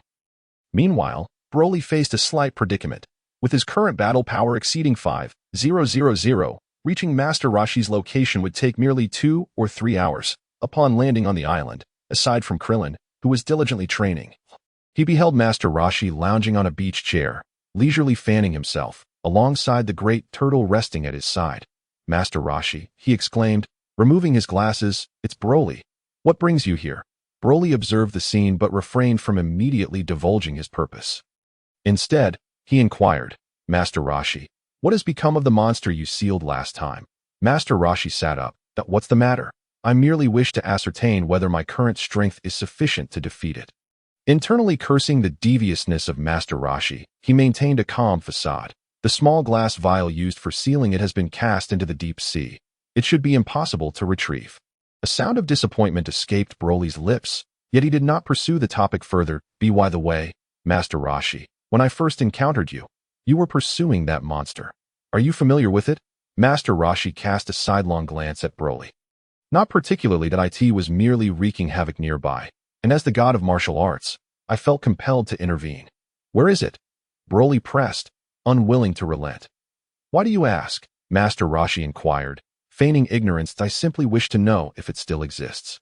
You see, my strength has grown significantly, and living without a worthy opponent is rather dull." He pretended to be indifferent while inwardly cursing Master Rashi as a sly old fox, despite his reservations. Bulma had mentioned it, so he thought it prudent to test the waters. However, Master Rashi's responses were as impenetrable as a fortress, leaving Broly feeling like a dog biting at a turtle, unable to find purchase. "I am not entirely certain.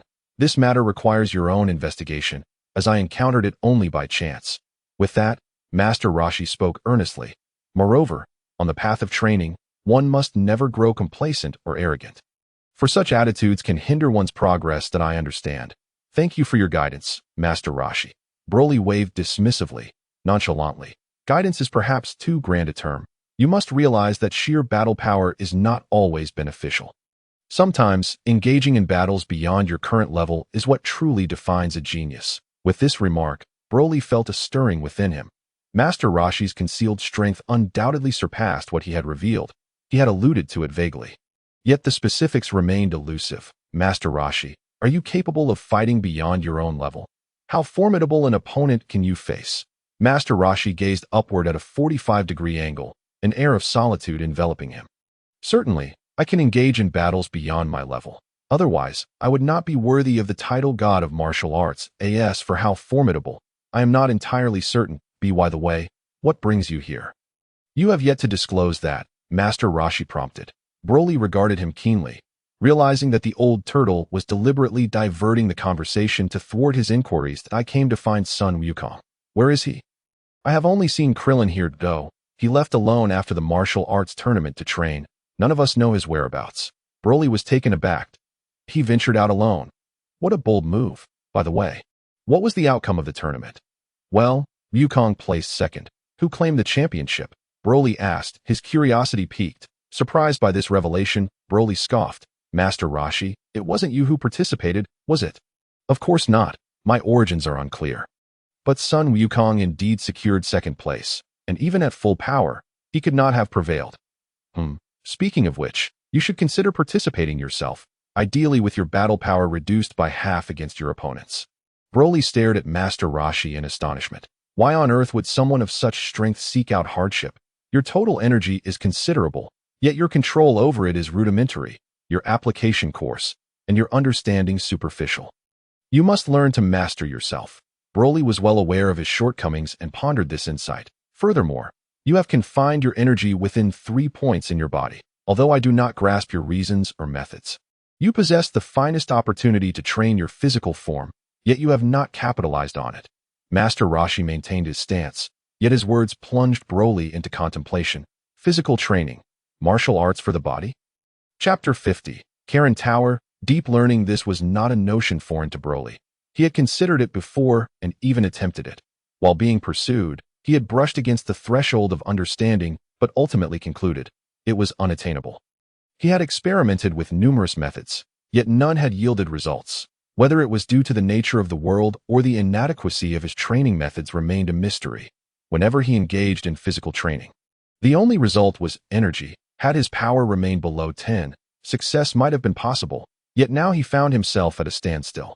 Every endeavor in training or practice translated into energy within his body. Absorbing energy from the air would also manifest as energy within him. However, apart from physical training and energy absorption, he could conceive no other means to enhance his physical vitality, to strengthen his physical power without the aid of vital energy. He could only think of the legendary life force, yet no alternative methods came to mind. Master Rashi finally relinquished his posture. "Are you troubled? You cannot control the energy within you. Every action merely increases your own energy." Broly gazed at Master Rashi in astonishment, taken aback by his insight into Broly's own self-awareness. "Indeed, I wish to know. Is there a way?" "There is but one solution," Master Rashi replied, a nostalgic expression crossing his face. This was no facade, for he genuinely reminisced. This was where it all began for him, and after such a long time away, nostalgia was inevitable. Broly's thoughts stirred. Master Rashi's demeanor indicated that he could not resolve this himself. Yet he knew where the solution lay. "Please, Master Rashi, teach me." This time, Broly approached with utmost seriousness. Any opportunity to enhance himself, free from the influence of others, was one he would seize at AS for secretly cursing him as an old lecher. He remained outwardly respectful. This conflicting behavior did not trouble him in the slightest, nor had he yet reached the point of supplication. "Are you aware that there are immortals in this world?" Broly replied. "Huh, you can't possibly mean yourself. That would render my speculation somewhat foolish." Initially shaking his head, he eventually nodded. "Well, of course, I stand before the turtle hermit. While I am uncertain if you truly are an immortal, you undoubtedly surpass ordinary individuals by a wide margin." The great turtle, too, raised its head in exasperation, disdainfully retorting, "Master Rashi, that was a rather pointless question. Are you not an immortal yourself?" "No," Master Rashi replied, his face unusually devoid of jest. Replaced instead by gravity and respect, his gaze fixed intently on Broly as he spoke earnestly. "Legend has it that within the sacred land lies a tower known as Kakarot Tower." Broly felt ill at ease under the intensity of Master Rashi's gaze. "And then, Kakarot Tower rises to an unfathomable height, and atop it resides Kakarot, the true immortal," Master Rashi emphasized. Broly, however, remained skeptical. "Does such a world truly harbor deities? I am uncertain. The system has stated there is no so-called rule consciousness. If true, then these deities are merely more powerful beings. Given my current strength, they should not pose a threat. If I were to seek the aid of these immortals, what would I be? Is the notion of self-mastery not a mere jest? One ought to seek assistance from others and extend a helping hand. However, it may be preferable to languish in existence, merely subsisting without purpose. What he truly requires is a method, rather than relying on divine beliefs for strength." The turtle sage, a remarkable figure indeed, instantly discerned Broly's reluctance and understood his desire to veer off course. Slowly closing his eyes once more, he refrained from exposing the truth and instead suggested, "You might consider meeting him. I shall contemplate it," Broly replied.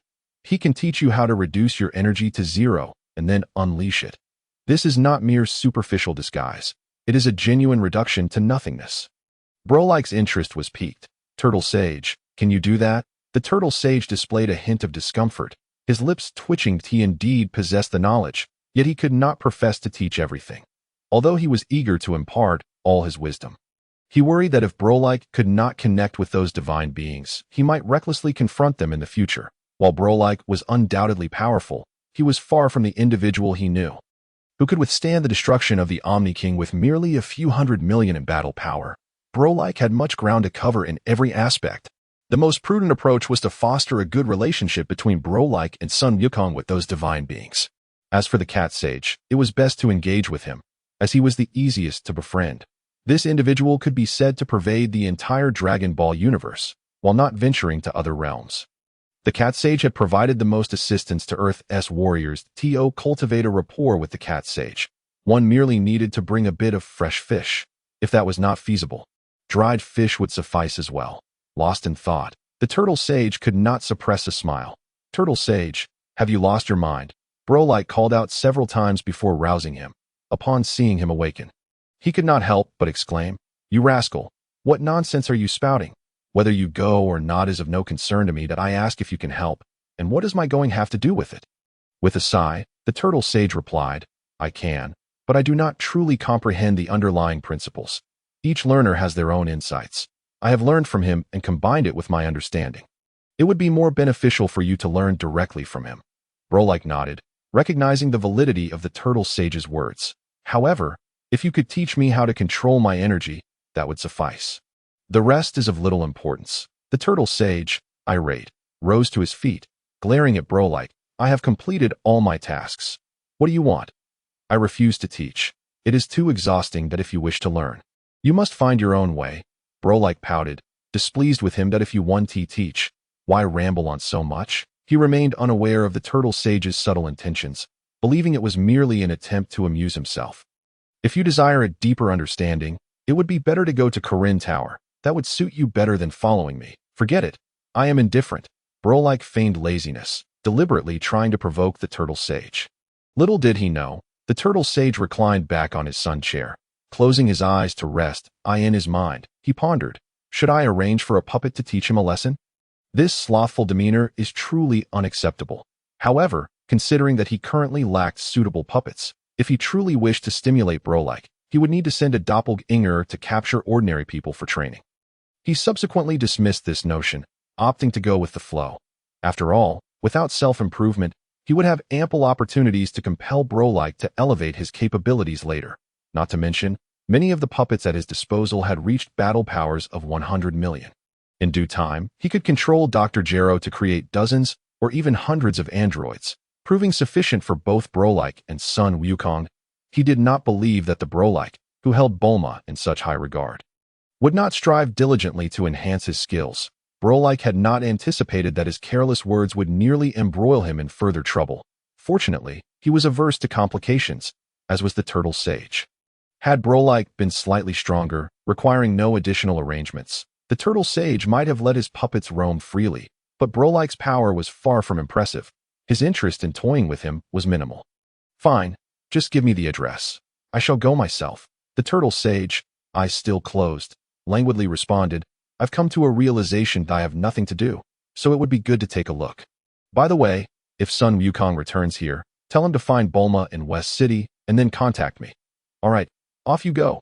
Yu Haven T provided me with the address. Corinne's Sacred Land, Corinne Tower. Head west.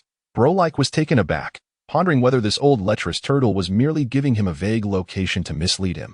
Chapter 51. The Cat Sage, Corinne Sage. Regarding the likelihood of the old turtle fabricating a false location was quite slim. Having spent some time in his company, he had developed a knack for discerning character. Although the old turtle was often frivolous, it was unlikely he would deceive him in such matters. Very well. I shall go take a look. The turtle sage grunted dismissively, unwilling to continue the conversation. Boreikli had no intention of lingering. With an old lecherous turtle and a small bald figure, there was nothing to be gained. Staying longer would serve no purpose. He turned and soared into the sky. The turtle sage reclined, eyes closed, leisurely basking in the sun. After Boreikli had been flying for a while, the turtle sage suddenly opened his eyes. Oh no! The giant turtle was startled, raising its head in confusion. What is it, turtle sage? I forgot to tell Boreikli to bring some fresh fish for the Corinne sage. The giant turtle paused for a moment, then nonchalantly laid back down. If he didn't bring it, so be it. Am I supposed to chase after him? Besides, the turtle sage wouldn't be able to catch up anyway. After years of companionship, he was well aware of the turtle sage's capabilities. 15 days later, Boreikli found himself captivated by a towering solitary spire that pierced the clouds. Damn, I told you the old turtle was just randomly giving me a location, leaving me to search blindly. Is this really heading west? Even the journey to the west doesn't go this far west. 15 days, and I could have circumnavigated half the globe, complaining to himself. Boreikli quickened his pace, his figure slicing through the air with a piercing sound. Within a minute, he arrived near the tower, opting to land at its base rather than flying up. Strange, why can't I see Corinne Tower from a distance? Yet now that I'm close, it's so clear.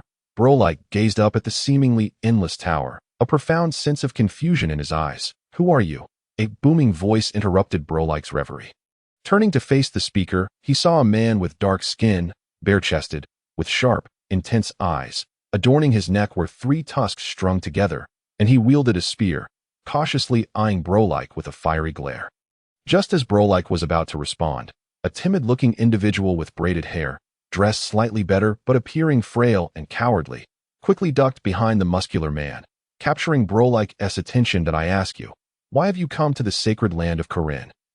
Boreikli initially prepared to answer, but upon hearing their title, Sacred Land of Corinne, he realized this must be Corinne Tower. After speaking, he patted the intricately patterned, segmented pillar before him. You scoundrel! How dare you desecrate Corinne Tower?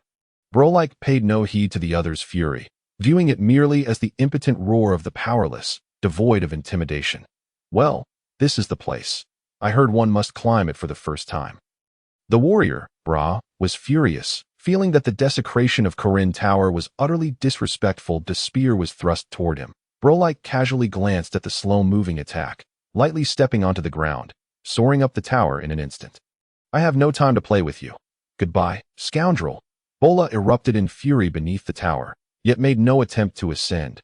Father, even in his rage, Bola refrained from venting his anger upon his son. What is it, Yuba? Yuba shielded his forehead with one hand while pointing at Corinne with the other. Father, Look how swiftly he climbs. Bola's expression changed dramatically as he quickly lowered Yuba's hand. He then turned his gaze toward Carinta. Before him lay Broccoli, already brushing against the clouds, so fast, so powerful. Father, surely the immortal Carinta would not chastise a brave warrior for climbing the tower. Yuba. Bola, observing Yuba's admiring gaze, chose not to respond, given the other's prowess. Climbing the tower was a perfectly reasonable endeavor as guardians of the sacred land. They naturally should not impede such actions. Broccoli had already ascended beyond their sight, completely oblivious to their conversation, unaware that the immortal Carinta was watching him from the tower's pinnacle. At the summit of the tower, an oval, sealed sphere rested, where a cat with a coat as white as snow, eyes narrowed into slits, and 3 whiskers on each side of its mouth, quietly leaned on a cane while observing Broccoli's ascent. After so many years, someone dares to climb Carinta once more, and this individual possesses remarkable strength. In less than half a day, he could reach the top, perhaps within an hour. Could he be that turtle immortal? The cat immortal pondered silently, making no move, while its mind raced with thoughts. Thus, those at the tower's base gazed up at the unseen climber. Those within the tower climbed without sight of the summit. And the immortal atop looked down upon the climber. Broccoli remained oblivious to all of this, puffing and panting as he climbed. His strength was such that the effort required was minimal, had it not been for adhering to this bizarre rule. He would have soared to the top long ago, instead of climbing so diligently. His current endeavor was merely an expression of respect for the unknown. At all times, he endeavored to proceed with utmost caution. Such carefulness would pave his path further. More than an hour later, he could distinctly see a small shadow. Narrowing his eyes, he thought, that must be the summit of Carinta. Are there really immortals up there? Taking a deep breath, as an ordinary person, breathing was one of his essential needs for survival. Yet the air here was exceedingly thin. One would expect to see space after climbing hundreds of thousands of meters. How peculiar. Shaking his head, he pressed on, thinking it unnecessary to dwell on such matters. The immediate priority was to ascertain whether the cat immortal had arrived. The strongest being on earth here.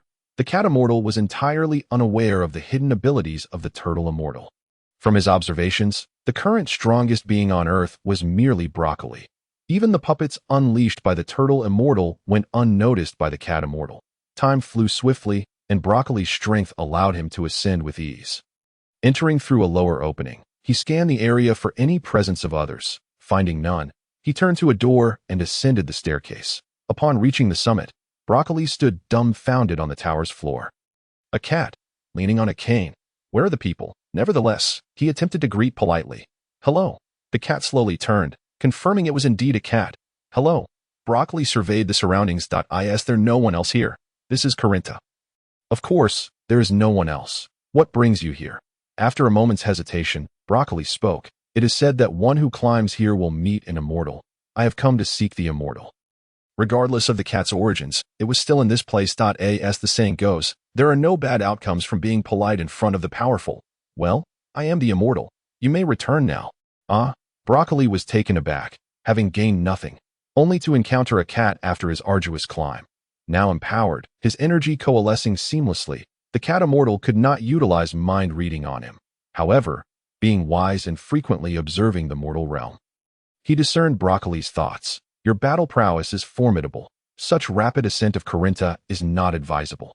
Broccoli remained indifferent, merely following the turtle immortal's suggestion. Whether he came or not was inconsequential. Moreover, what could a cat possibly understand about cultivation? Isn't climbing Carinta a trial? The cat immortal continued. Can you fully control your strength? I am looking for the immortal Carinta. I am the immortal Carinta. There is no other immortal here. Only myself. I am the cat immortal. Broccoli was bewildered. What is happening? The cat immortal, exasperated, found this individual to be rather foolish and could only respond based on his strength. Chapter 52. To learn, one must reascend the tower. Your strength is so great. Logically, you should be able to sense others by their aura, yet you cannot. Aura? Indeed, you can find others with your eyes closed. Broccoli scoffed. Isn't that the legendary divine sense? What do you mean by aura? The cat immortal remained unperturbed, responding calmly. I do not comprehend what you speak of, but you may search for yourself. Apart from me, there is no one else here. Broccoli, undeterred, searched thoroughly from top to bottom. Inside and out, there truly was no other being. In a hurry, He approached with curiosity. Are you really? The cat immortal maintained an aloof demeanor. Yes. Broccoli was astonished. Can you guide me in my cultivation? Not at the moment. I am afraid. Broccoli was unmoved. This individual before him could be dispatched with a single punch, without effort, that I can only teach you to control the energy and strength within you. Broccoli was speechless. He had already undergone such training with limited results. It was no surprise. He was not incapable of restraining his strength for related training. On the contrary, he had done so many times. But the control he had learned bore no benefit to unleashing his full power. What he had mastered was merely the strength and speed of his weaker self. How will you teach me? The cat immortal raised his staff and pointed at the gravity ring. Set it to the highest level. Broccoli turned pale. At the highest level, I can barely move. Currently, the maximum was 8 times. With 4, that meant 32 times. With a battle power of 5,500, he could only withstand 30 times, which would leave him utterly incapacitated. The cat immortal had more to say, but quickly added, Then, you must climb Carinta again. Are you insane? The cat immortal remained composed. If you wish to control the energy within you and gain a strong command of your physical form. Broccoli gritted his teeth. After all, he had come this far. This was a trait of their Huaxia culture, colloquially referred to as the 4 great forgivings. Since I am here, he is still a child. It is for your own good, and it is not easy for anyone. From these 4 forgivings, they expanded to 8, and then to 16 during the new year. Give me some face. People have died. We are all friends, and so on. Reciting the first of the 4 forgivings, since I am here, only fueled his frustration. Damn it, little white cat. If this doesn't work, just wait for me to topple your Carinta. The cat immortal's expression darkened, and just as he prepared to intervene, Broccoli had already disregarded him and jumped off Carinta. Hey, the cat immortal's hand extended into the air, his usually calm heart now filled with a hint of anxiety. I only said I could help you, but I never promised to what extent, as everyone's expectations differ. Muttering a few words to self-soothe, after finding a semblance of comfort within, the cat sage could only gaze down once more at the base of Carinta Tower. At the foot of the tower, Brola, accompanied by Yuba, was just about to turn away. This place was a sacred ground for their clan, and his prolonged presence here had begun to feel somewhat overstepping. He merely wished to observe whether the climber would manage to ascend. Father. He absent-mindedly patted his son affectionately that he fell. Brola turned, just in time to see Boreikli plummeting rapidly. His expression changed instantly. Yuba, keep your distance. With that, he prepared to rush forward to rescue him. After all, dying on sacred ground carried an air of misfortune. However, Boreikli was no ordinary individual and required no assistance. He landed with a graceful ease, leaving the 2 inexperienced onlookers utterly dumbfounded. Boreikli, noticing the 2 primitive individuals had not departed, paid them no mind. He adjusted the gravity ring on his wrist to its maximum setting, and then squatted to do the same with the foot ring. Have you seen the cat sage? Boreikli remained crouched, and, upon hearing the child's inquiry, replied with a question of his own. That cat? Be quiet. One must not speak disrespectfully of the cat sage. Boreikli scoffed dismissively. It's merely a cat.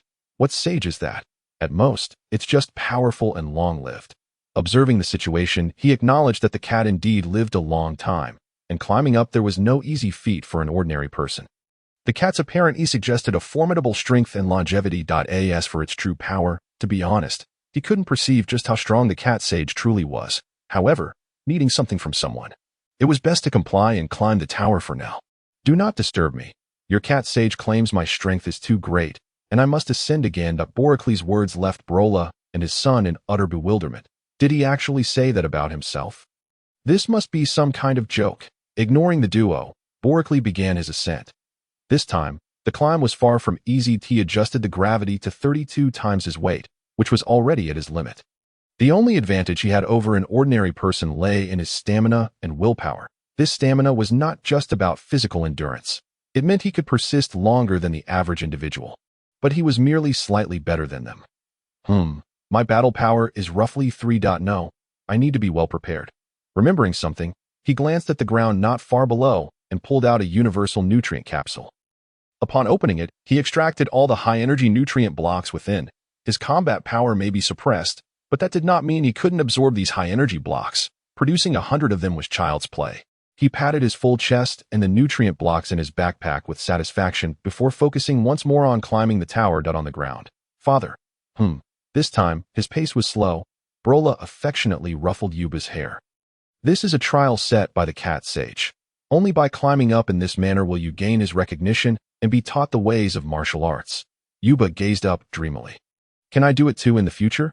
Yes. If you train hard, you certainly can. Yes, I will do my best, Father. The two of them were in no hurry to leave, watching as Boreikli struggled upward. This time, the challenge was indeed daunting. 3 hours had passed, and he had yet to reach the cloud layer. In fact, he hadn't even made it halfway. How long did it take last time? 3 minutes, or perhaps 1? Boreikli's face twisted in frustration. This is truly difficult for an ordinary person. With no other choice, he continued to climb in silence. After 15 days of relentless effort, he finally reached the top once more. Entering through the familiar entrance, Little White Cat, if you lack capability and fail to meet my expectations, you are finished. The cat sage's demeanor shifted as Boreikli's power was severely suppressed, allowing him to use mind-reading techniques on him. Realizing he was not speaking falsely, Boreikli felt a chill of apprehension within. The being before him was formidable. If it wished to dismantle Kakarot Tower, it could likely do so. Chapter 53. Meticulous Training. Mysterious Sage Beans. The cat sage, silent until now, suddenly discerned something amiss. What race are the Scions? Boreikli, still catching his breath, narrowed his eyes, fixating on the cat sage. What are you talking about? You can read my mind. Boreikli was acutely aware that he was currently grateful for being a Scion. Otherwise, he would have long since collapsed and been unable to climb higher. After exerting so much effort, should the outcome be unfavorable, he would dismantle Kakarot Tower, exposing this fraud. Yet, here was this little white cat, seemingly aware of his thoughts. The cat sage could no longer maintain his detached demeanor, a bead of cold sweat trickling down his forehead. I can read minds. Boreikli squinted slightly, his gaze unyielding. You suppressed my power just to read my thoughts. He quickly pieced together why the cat sage had been unable to read his mind initially, but could now. Not exactly. I explained the reason from the start, and you agreed to it. The cat sage immediately countered, fearing the wrath of this individual that a man's knees are worth gold. Sometimes one must act against one's will. Moreover, merely clarifying matters hardly required him to kneel. Boreikli remained silent, still scrutinizing the little white cat before him, his mind racing that he needed to contemplate the balance of gains and losses. Yet, the opponent was a sage. Seemingly unaware of Science and even himself, upon this realization, he immediately halted his thoughts. After all, the opponent could read minds. The cat sage, too, was sweating profusely, internally lamenting. Even if you figure it out, I dare not speak it aloud. Your strength is unfathomable, and I wish to continue my role as a sage. Boreikli sensed the cat sage's unease but could not discern his true thoughts. He cautiously inquired, Cat sage, do you know who the strongest person in the world is? Isn't it you? Boreikli shot him a meaningful glance. Is that incorrect? Never mind. Please begin instructing me. Boreikli understood that this individual was a mere pretender, lacking any real substance. The greatest likelihood was that he was simply long-lived. Regarded as a sage by others, any sage he had known in his past life possessed vast knowledge and abilities, yet this one before him seemed nothing more than a sage's mount, an inconspicuous one at that. Observing the cat sage's foolish expression as he peered at him with suspicion, Boreikli felt utterly helpless. He had no choice. Whether or not this being was a sage, it was best to test it out. After all, he had painstakingly climbed twice already, and if there were no rewards, it would all be in vain. That he was serious, not foolish. If the cat sage could not produce something valuable and continued to pester him, he would indeed follow through on his threat to dismantle Kakarot Tower. Is there a problem? Aren't you hungry? Boreikli paused. Hungry? Well, a little. For that little bit. He wasn't quite sure. He could certainly persist. All right, please start my training quickly. Weren't you here to find the super holy water? Seeing the puzzled expression on the cat sage's face, Boreikli could no longer contain himself. Do not delay any longer. Otherwise, the threat in his eyes was unmistakable. The cat sage's expression darkened, his forehead wrinkling in 3 lines. Young man, why are you so impatient? Don't you understand that good things come to those who wait? Upon hearing the words of the feline sage, Boreikli experienced a sudden epiphany. The arduous 15 days of climbing had indeed left their mark on him. It could be said that aside from the constant trepidation he felt, this was the first time since arriving in this world that he had endured such hardship. It was entirely natural for him to feel restless and agitated. Without hesitation, he assumed a meditative posture, yet he was told to stand and not sit. Boreikli gazed in bewilderment at the suddenly serious feline sage as he casually caught a bean tossed his way. He had no time to inquire about its significance, instead scrutinizing the bean in his hand. "What is this?" he asked. "It is a celestial bean. Consuming just one can heal both internal and external injuries swiftly and stave off hunger for 10 days. The sage replied. Boreikli regarded the feline sage thoughtfully, tucking the bean into his bosom while retrieving one of his scant nutritional blocks, tossing it into his mouth. "This has a similar effect," he stated. Then turned his gaze back to the sage, his tone growing sharp. "Why can I not sit down? This differs from training the physical body, and at my current strength, circulating my energy while seated would be more effective than merely standing." If the sage did not provide a clear explanation, Boreikli would not relent. The feline sage, having observed Boreikli's actions, could only respond helplessly. "Your mind is unsettled. You must learn to control your emotions and physical form at all times. You have been relying on external forces. Controlling your energy depends on the blue rings on your limbs, while restoring your mental state and regulating your energy requires specific movements. Your training is rather rudimentary." He hesitated to voice a lingering thought that Boreikli's natural talents and the absence of strong adversaries had led him to become overly reckless. Such power was already the pinnacle on earth. But with the same strength, he could defeat 10 opponents. "That I have tried other methods, and none have proven effective," the sage remarked, clasping his hands behind his back, adopting a posture of a venerable master. "Thus, you have come to me, have you not?" Boreikli fell silent, recognizing the truth in the small white cat's words. "Very well then. What must I do?" "Keep your strength at 100, the sage instructed Dada. "Interpret that as you see fit." Having gleaned Boreikli's thoughts, the sage adapted to the local vernacular of combat prowess. Following the sage's advice, Boreikli slightly adjusted the gravity of his rings. "How about now?" The sage feigned profundity and cleared his throat. "Why do you wish to grow stronger? You are already formidable. Would it not be better to remain untroubled?" Boreikli scoffed, unwilling to entertain the sage's musings. "Perhaps I could simply smash your Kalinta instead," he threatened, his hand resting on the gravity ring, clearly indicating that a disagreement would lead him to unleash chaos. The sage, taken aback, merely sought to maintain an air of superiority, but Boreikli showed him no respect. "Fine, let us begin." Boreikli thought it a waste of time. Yet, it was not that he truly believed the feline sage could assist him. His disdain ran deep, and thus he was reluctant to place his trust in the sage. The feline sage, with a ghostly grace, ascended to the pinnacle of the tower, retrieving a water flask from above. "Come, seize the flask from my staff." "What?" Boreikli stared at the sage as if he were a fool. "Using a strength of 100, if you can take the flask, you shall triumph, and I will reveal your next steps in training." Boreikli felt a surge of irritation. The sage appeared nothing more than a buffoon. "Remaining stationary, if you wish to significantly enhance your strength, you would do well to heed my advice. It would only delay you a few days. Surely that is acceptable. And then, while I cannot greatly amplify your combat power, I can enhance your control over your body." Boreikli narrowed his eyes, his demeanor shifting to seriousness. This was precisely the training he so desperately needed. "I shall tentatively place my trust in you. Let us proceed with more refined training and see if you can rise to the challenge." Boreikli subtly adjusted his stance, seeking the optimal position to exert force, his gaze unwaveringly fixed on the flask atop the sage's staff. Chapter 54. Exhausted from failure, he exerted himself forcefully. Clang! The feline sage nimbly evaded. Infuriated, Boreikli extended his left hand, launching an attack at the sage. The sage reciprocated without hesitation, delivering a swift kick in return. Boreikli, undeterred, believed that although the sage's power surpassed his own, it was not insurmountable. After all, his true battle prowess reached an impressive 500 thud. Boreikli staggered backward until he leaned against the railing at the tower's apex. Rubbing his chest, he remained silent. The sage had clearly stated that seizing the flask equated to victory. His silence did not spare him from the sage's mockery. "You possess raw energy, yet you flounder like a fool." Utterly at a loss on how to wield it, Boreikli had shed his initial arrogance, choosing to ignore the sage's taunts. System, why? Control and technique, don't know. In the face of absolute power, these held no weight. What constituted absolute strength? Boreikli's expression darkened. Indeed, what did it mean to possess absolute might? If you are twice as strong as another, they might use a kitchen knife against you. If you are 5 times stronger, they might wield a gun or cannon. Even if you are 1,000 times stronger, someone could pilot a spaceship and obliterate your planet with a single strike. Your individual strength may surpass that of others, yet you remain unable to overcome them.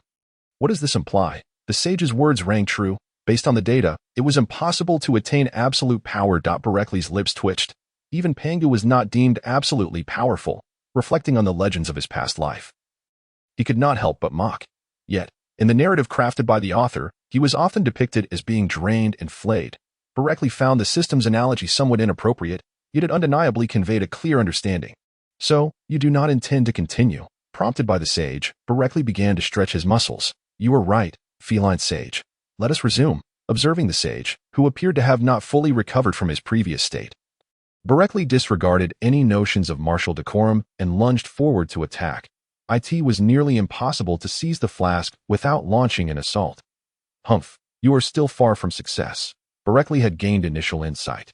Realizing that a straight approach would not suffice, what seemed like a swift body was merely a feint. He tilted his head to evade and circled around.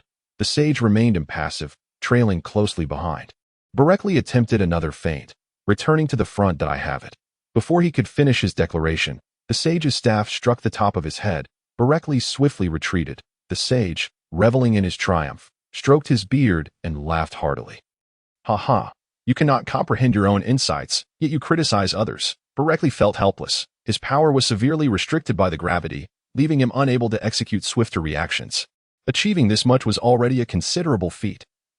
Suddenly, the sage began to elucidate that I can see through your thoughts. Every move you make is laid bare before my scrutiny. Mind reading? No, it is not mind reading. Your thoughts are neither malevolent nor entirely innocent. In the midst of our confrontation, I find it impossible to seize that fleeting moment to discern your intentions, let alone the fact that merely uncovering your thoughts is but the initial step. I must also contemplate my response and react with agility. Boreikli lunged forward. What do you mean? My meaning is quite clear. You must learn to fight with your heart and instincts, rather than solely relying on your eyes. Though reminded by the cat sage, Boreikli did not take the time to ponder. First, he aimed to deliver a severe lesson that he attacked once more, throwing a punch, which the cat sage deftly evaded, transforming his punch into an embrace. He found himself caught off guard. As the cat sage had predicted, he seemed to anticipate his moves. After tilting his head to dodge, he directly bent down, raising his foot in a fluid motion. Boreikli's attempt to counter with an embrace not only failed but resulted in him being kicked by the cat sage. Stumbling back, Boreikli regarded the cat sage with grave seriousness. He truly sensed something was amiss. Just as he prepared to reflect, the cat sage leaped up, taunting him vocally while playfully slapping his own rear. Humph. In a swift charge, the cat sage skillfully evaded once more. Boreikli's foot struck the pillar with force.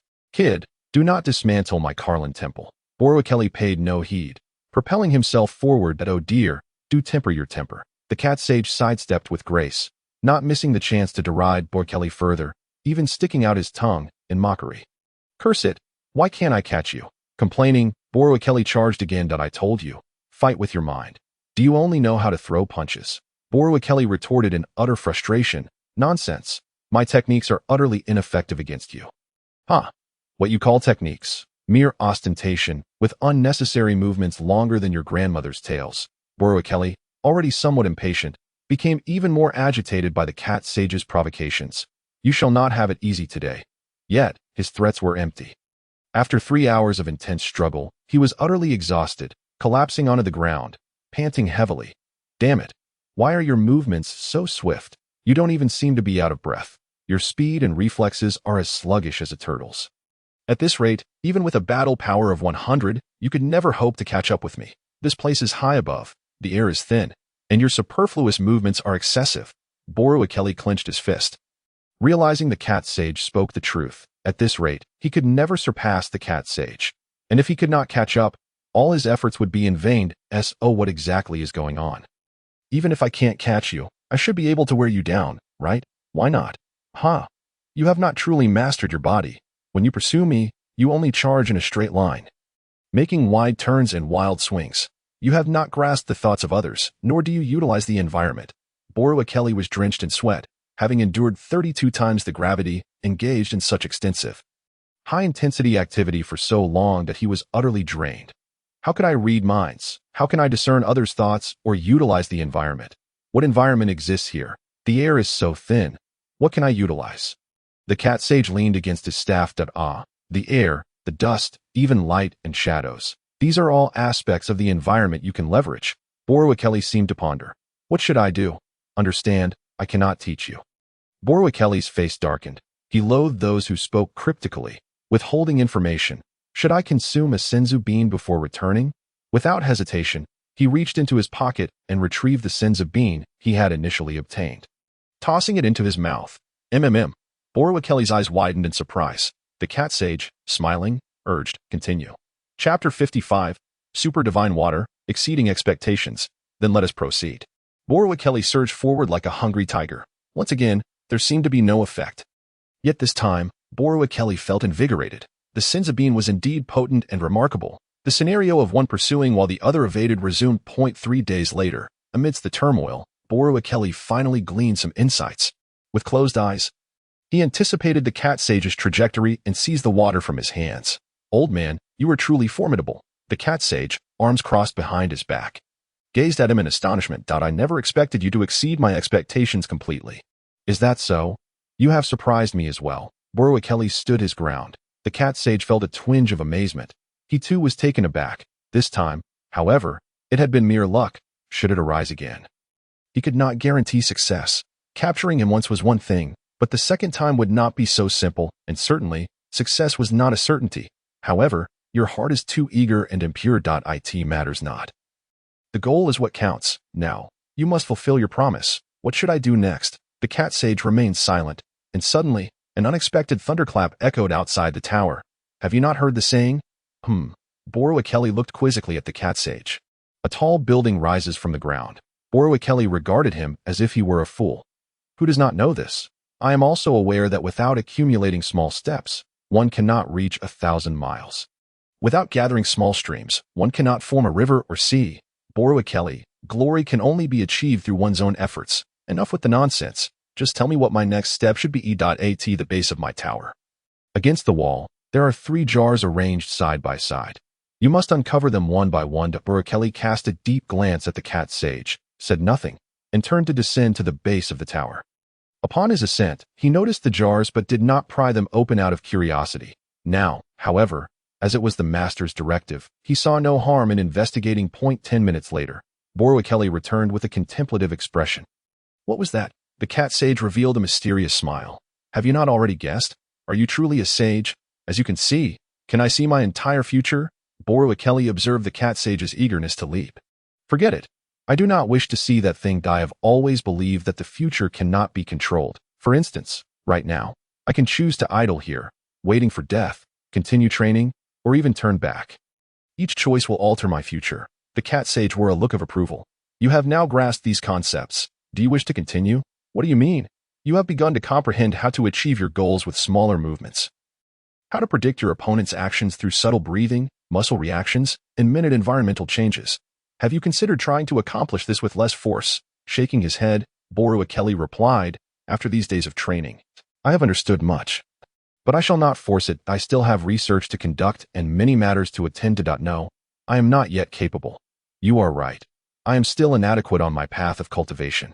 And the road ahead remains long. The method you just mentioned does not suit me at this moment. I shall return to seek you out when I have the opportunity. Well, I have nothing further to teach you. The rest, you must endure extreme environments to train yourself. Boreikli's gaze hardened. What did you say? In terms of skills and cultivation, he indeed could not match the cat sage. However, if pushed too far, not even the cat sage or anyone on Earth could withstand his wrath. The very notion of whether Earth could withstand it was debatable at the very least. This white cat before him, who was toying with him, certainly could not. Is your cultivation not sufficient at this stage? Not nearly enough. The cat sage sighed, hesitating repeatedly. As for you in your current state, I have nothing left to teach you, especially considering your superior strength if you are unwilling to reign in your power once more. I am not even qualified to be your sparring partner. What? Broccoli clenched his fists tightly, his body trembling slightly with anger, his eyes instantly bloodshot. Are you deceiving me? Not exactly. In truth, there is another method. However, it is evident that even now, The cat sage has yet to resolve to disclose it to him. This was your own assertion, that if I seized it, you would inform me of the next step. Broccoli glared at the cat sage in fury. Had he not sensed that the other party possessed some knowledge, he would have lost all restraint and exploded with rage long ago. Yet now, he continuously reminded himself, impulsiveness is the devil. Patience brings peace. The cat sage stood with his hands clasped behind his back. That I understand you are correct, but in reality, your abilities far surpass mine at present. I am indeed unable to teach you as for that method. It is perilous. Perilous? Indeed. Exceedingly dangerous. It can be said that since the existence of that method, no one has ever succeeded in utilizing it. What exactly is it? Broccoli was nearing the limits of his patience. Just one matter, and the cat sage had dragged it out for so long. Would the subsequent actions not continue? The cat sage gritted his teeth. Drink the super divine water. What? Broccoli looked at him as if he were a fool. Not the deceptive super holy water in my possession, but the genuine super divine water with unique properties. However, no one has ever been able to withstand its energy. Broccoli narrowed his eyes slightly, contemplating the pros and cons. The super divine water contains the energy of the divine. Broccoli suddenly rose to his feet. What did you say, divine? Exactly, the energy of the divine. However, throughout history, no one has managed to consume the super divine water without succumbing to death. Broccoli, considering your training thus far, have you not surpassed your expectations? Broccoli felt a slight flush of embarrassment. Logically, he should be satisfied. Although he had not gained much in terms of power and energy from the cat sage, he had reaped substantial rewards in mastering his physical form and techniques. The data recorded by the system was already ample. With just a little more collection, he could even create a true method for training the physical body. At that point, with energy revered and power reigning supreme, he could unify mastery and remain invincible when divided. It could be said that in determining the path of martial and scientific cultivation through discussions with Dr. Brief, the assistance of the turtle sage's energy cultivation methods, and the mastery of physical training from the cat sage were equally vital to him. The scientific martial arts were the branches, while energy cultivation and physical training were the nutrients. All three elements were indispensable. Thus, the training here far exceeded his expectations, and the turtle sage's recommendation was undoubtedly justified.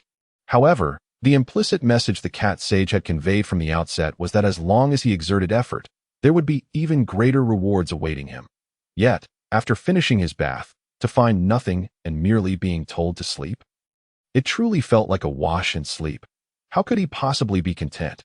Is that super divine water something they consume upon arriving here? The cat sage shook his head. Not at all. Broccoli's eyes lit up. There was hope. He hurriedly inquired about the specifics. Chapter 56, Reappearance, Endless Continuation. The ethereal voice of the cat sage reached Broccoli's ears. In the past 800 years, you are the second person to arrive here. His eyes brightened further. In this case, just because those fools cannot drink it does not mean he cannot. There, I will drink it. You must seek it out yourself. Broccoli erupted in anger. Are you playing with me? Seek? Just tell me a location, and I'll go retrieve it. He would not care, but to make him search, wasn't he that just mocking him? Broccoli, your strength is formidable, but the super divine water is unlike anything else. It does not equate to sheer power that renders one invincible, but rather it awakens your mental prowess. You must consider carefully. Once consumed, your strength will not aid you in overcoming challenges. Observing the cat sage's grave demeanor, Broccoli calmed down once more. The other party did not appear to be lying. In this case, the risk is far too great. Has no one throughout history ever managed to drink the super divine water and emerge unscathed? Never. Watching the cat sage's earnest expression, Broccoli sat cross-legged on the floor, resting his chin on one hand. His mind was in turmoil. Just how high is the risk? Uncertain. Cat sage, how old are you? 800. Why do you suddenly ask this? The cat sage inquired, puzzled, not noticing the triumphant smile at the corner of Broccoli's mouth. Thus, the ancient assertion of the cat sage, that no one has ever succeeded, was merely a claim based on the last 800 years, and the rest was derived from recorded information from times long past. The veracity of this conclusion was open to question. Moreover, given his already considerable strength, he did not believe he would falter. Coupled with the mental prowess, Broccoli certainly was not as simple-minded as Sun Wukong. However, he possessed something special, while that item offered little aid to others' cultivation. Its contribution to research was unparalleled, and it granted him absolute control over those esoteric mental powers. By all means, Broccoli's resonant voice echoed through the silent space. The cat sage sighed, turning to face the now ominous skies outside the tower.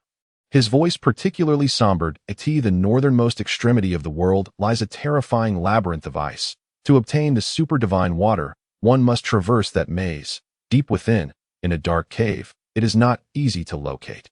Moreover, once one steps inside, it is difficult to exit unless one finds the super-divine water. At this point, the cat sage hesitated momentarily. Behind him lurked a monster, defying common sense. Of course, for you, it may not pose a significant issue. The cat sage turned his head, his expression relaxed. What is it? Broccoli looked at the seemingly innocent cat sage, the creases on his forehead twitching slightly. Cat sage, are you telling me it's at the end of the world's northern region? Indeed. Broccoli could no longer contain himself. He immediately adjusted the gravity ring on his wrist to a lower setting. With a sudden rush, he seized the cat sage by the neck and forced him to turn back to face the tower's exterior. He extended his hand, a laser shooting forth. Come, you white cat. Are you toying with me? Point me to the end of the world. Do you think I haven't read any books and lack culture? Tell me, where is the end of the earth? Otherwise, prepare to meet your demise. Broccoli glared at the cat sage with murderous intent. He was genuinely furious. If the cat sage did not provide him with a clear answer, he would truly resort to violence. After enduring for so long, his emotions had completely boiled over, and he could no longer contain himself. Were the cat sage's responses to remain vague, he might very well end up taking drastic measures. Broccoli was a scion. He had not lost his memory, and from a young age, he had maintained a mature and calm mindset, always prioritizing his goals and controlling his emotions as much as possible. Living in the comfortable and peaceful household of Dr. Brief, he had learned to present himself as refined. Yet that did not imply he was inherently kind-hearted. When enraged, he would similarly forsake kinship. In the 3 days since arriving at Karen Tower, he had experienced the most vexations of his journey, and the cat sage's final remark had ignited his fury entirely. I speak with utmost sincerity. Boreikli's eyes gleamed a deeper shade of crimson, baring his teeth menacingly. Repeat that once more, he demanded. The cat sage tightened his grip on Boreikli's increasingly tense hand, fur bristling, his eyes clouded with fear. My jar can directly take you down there. You need not run yourself. Boreikli paused, instinctively relaxing his grip for a moment, allowing himself a brief respite. The cat sage hastily added, could you let me down first? Fear engulfed him. He no longer wished to experience that harrowing sensation of being a mere step away from death. Boreikli's mood had begun to settle in. Oh, more chatter. Lead me there directly. The cat sage coughed twice, muttering under his breath as he guided him forward. There, that is the jar. Boreikli followed the cat sage's staff, casting a glance at it, his expression darkening. What distinguishes it from the other 3 jars? Let us go. I shall take you there. The cat sage, wary of further discussion, promptly led him to the jar. He extended his staff and lifted the lid. You can descend from here. Boreikli leaned over to peer inside, confirming it was indeed an icy cavern. After a moment's hesitation, he stepped forward. Before you go down, allow me to offer a warning. Beware of the darkness. Boreikli turned to him, puzzled. What do you mean? I cannot divulge the specifics, but after you endure the trials of the glaciers, you will encounter darkness. Just be cautious. They often mislead and keep you away from the super-divine water. Tisich. Enough with the cryptic warnings. Boreikli scoffed, his confidence unshaken. Bolstered by the strength he had cultivated, he feared not his own power, but the ethereal threats that loomed. Isn't there a system in place? Without further ado, he leaped into the abyss. The cat sage watched the jar, bemused. What a reckless individual. After all this training, is this how you repay me? Unbeknownst to him, Boreikli was unlike Sun Wukong. The raging scion essence within him had not been quelled. Had he not intervened to quell Boreikli's wrath moments ago, he would surely be a lifeless corpse now. Ah, how splendid it is to be Master Rashi, he mused, a smug smile gracing his lips by the seaside. Old man, do you now see the remarkable prowess I possess? Standing, he stretched languidly.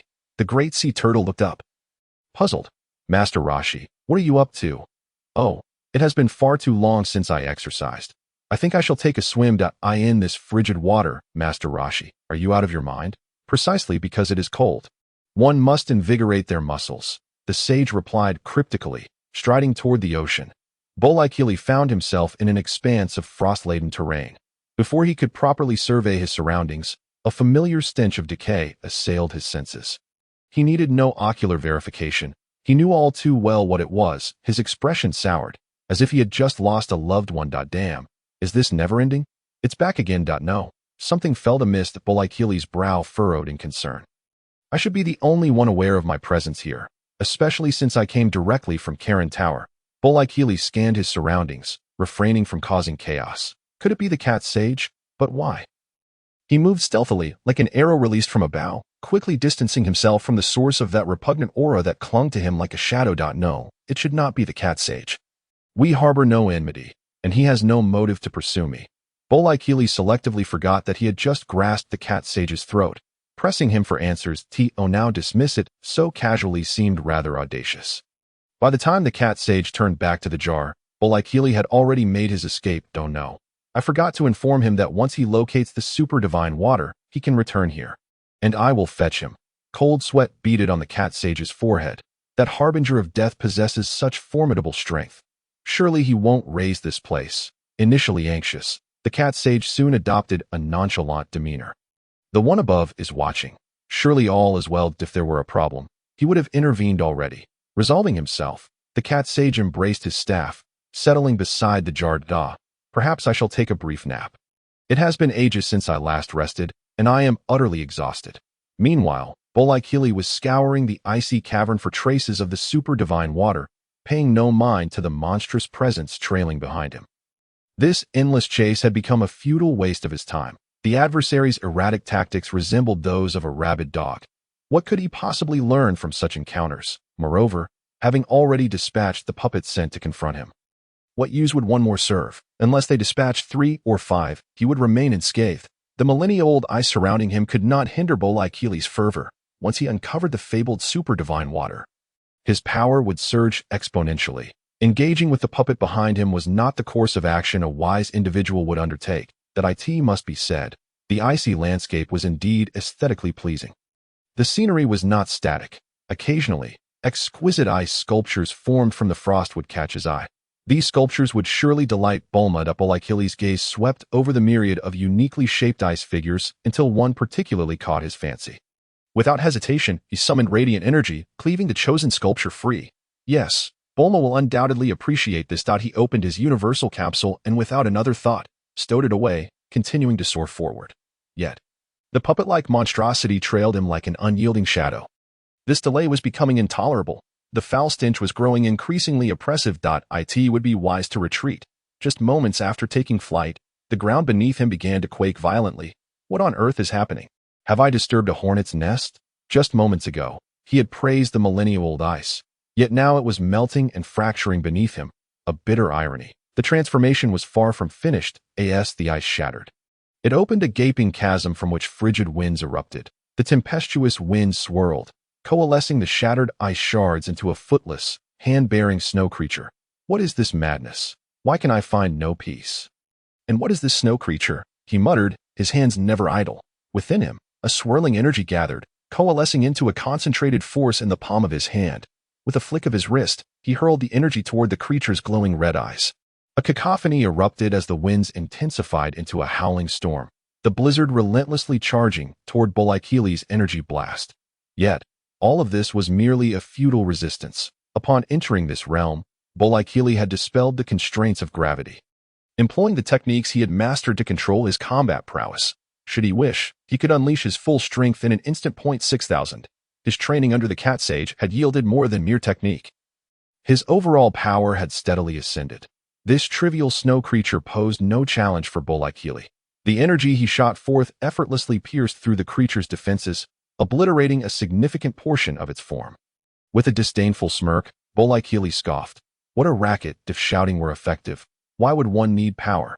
With that, he turned to depart, but before he could distance himself, the howling winds escalated around him.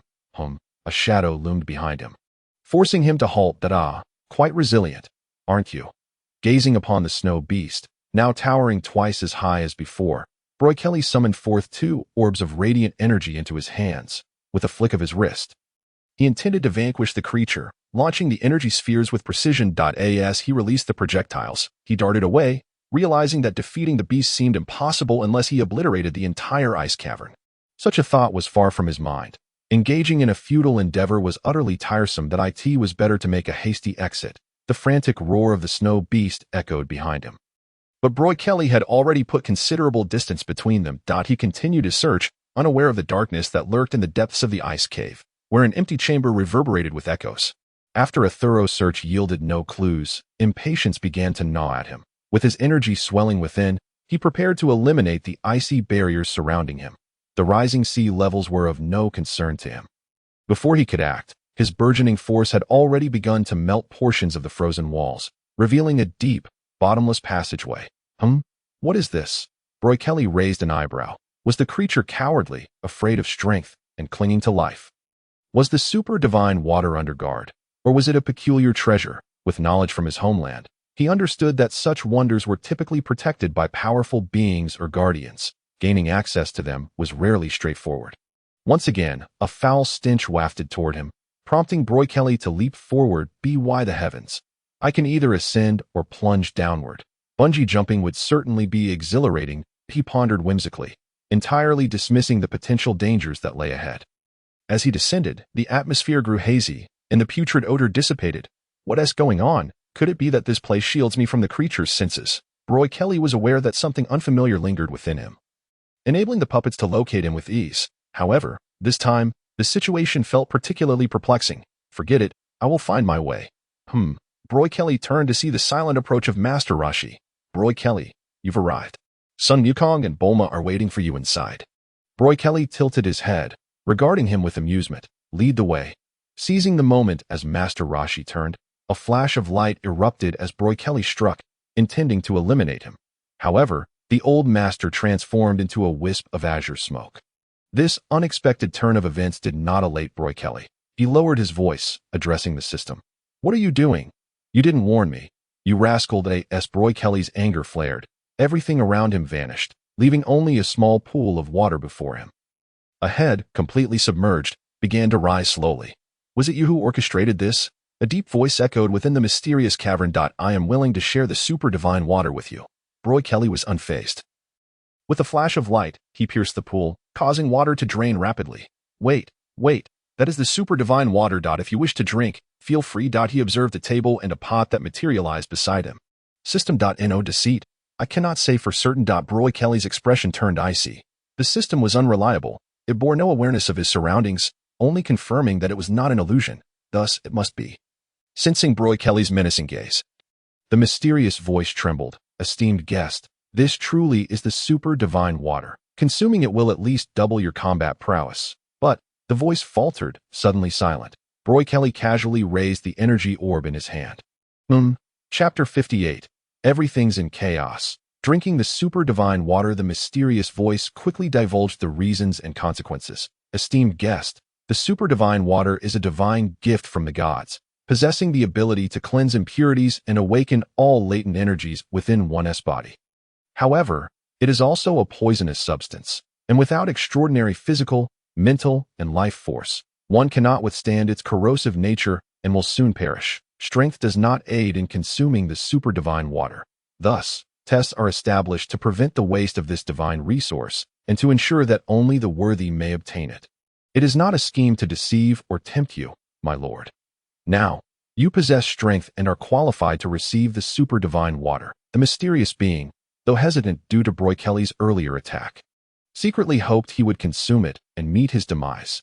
After all, he was coerced into this situation, not violating any professional conduct. Should Boreikli die from drinking it, that would be his own folly. With no blame to the guardian spirit drinking the super-divine water will undoubtedly double my strength, correct? Not necessarily. Boreikli's eyes gleamed with danger. Though his memory was not infallible, he had not forgotten the earlier statements. Esteemed guest, I have already explained the effects of the super-divine water, cleansing impurities and awakening hidden strength.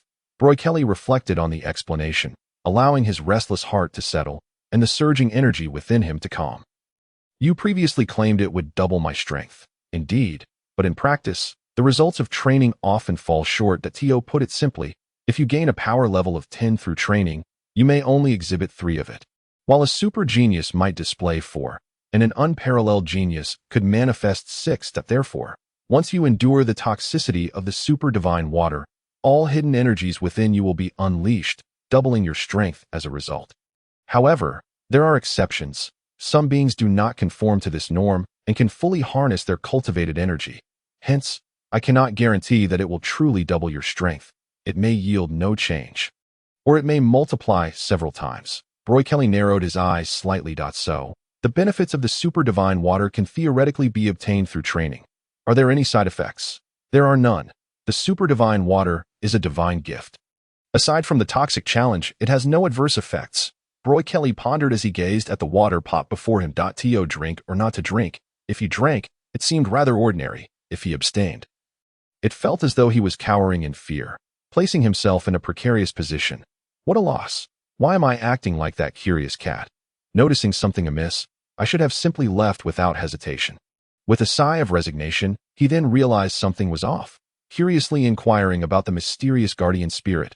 How many individuals have consumed the super divine water before? 14.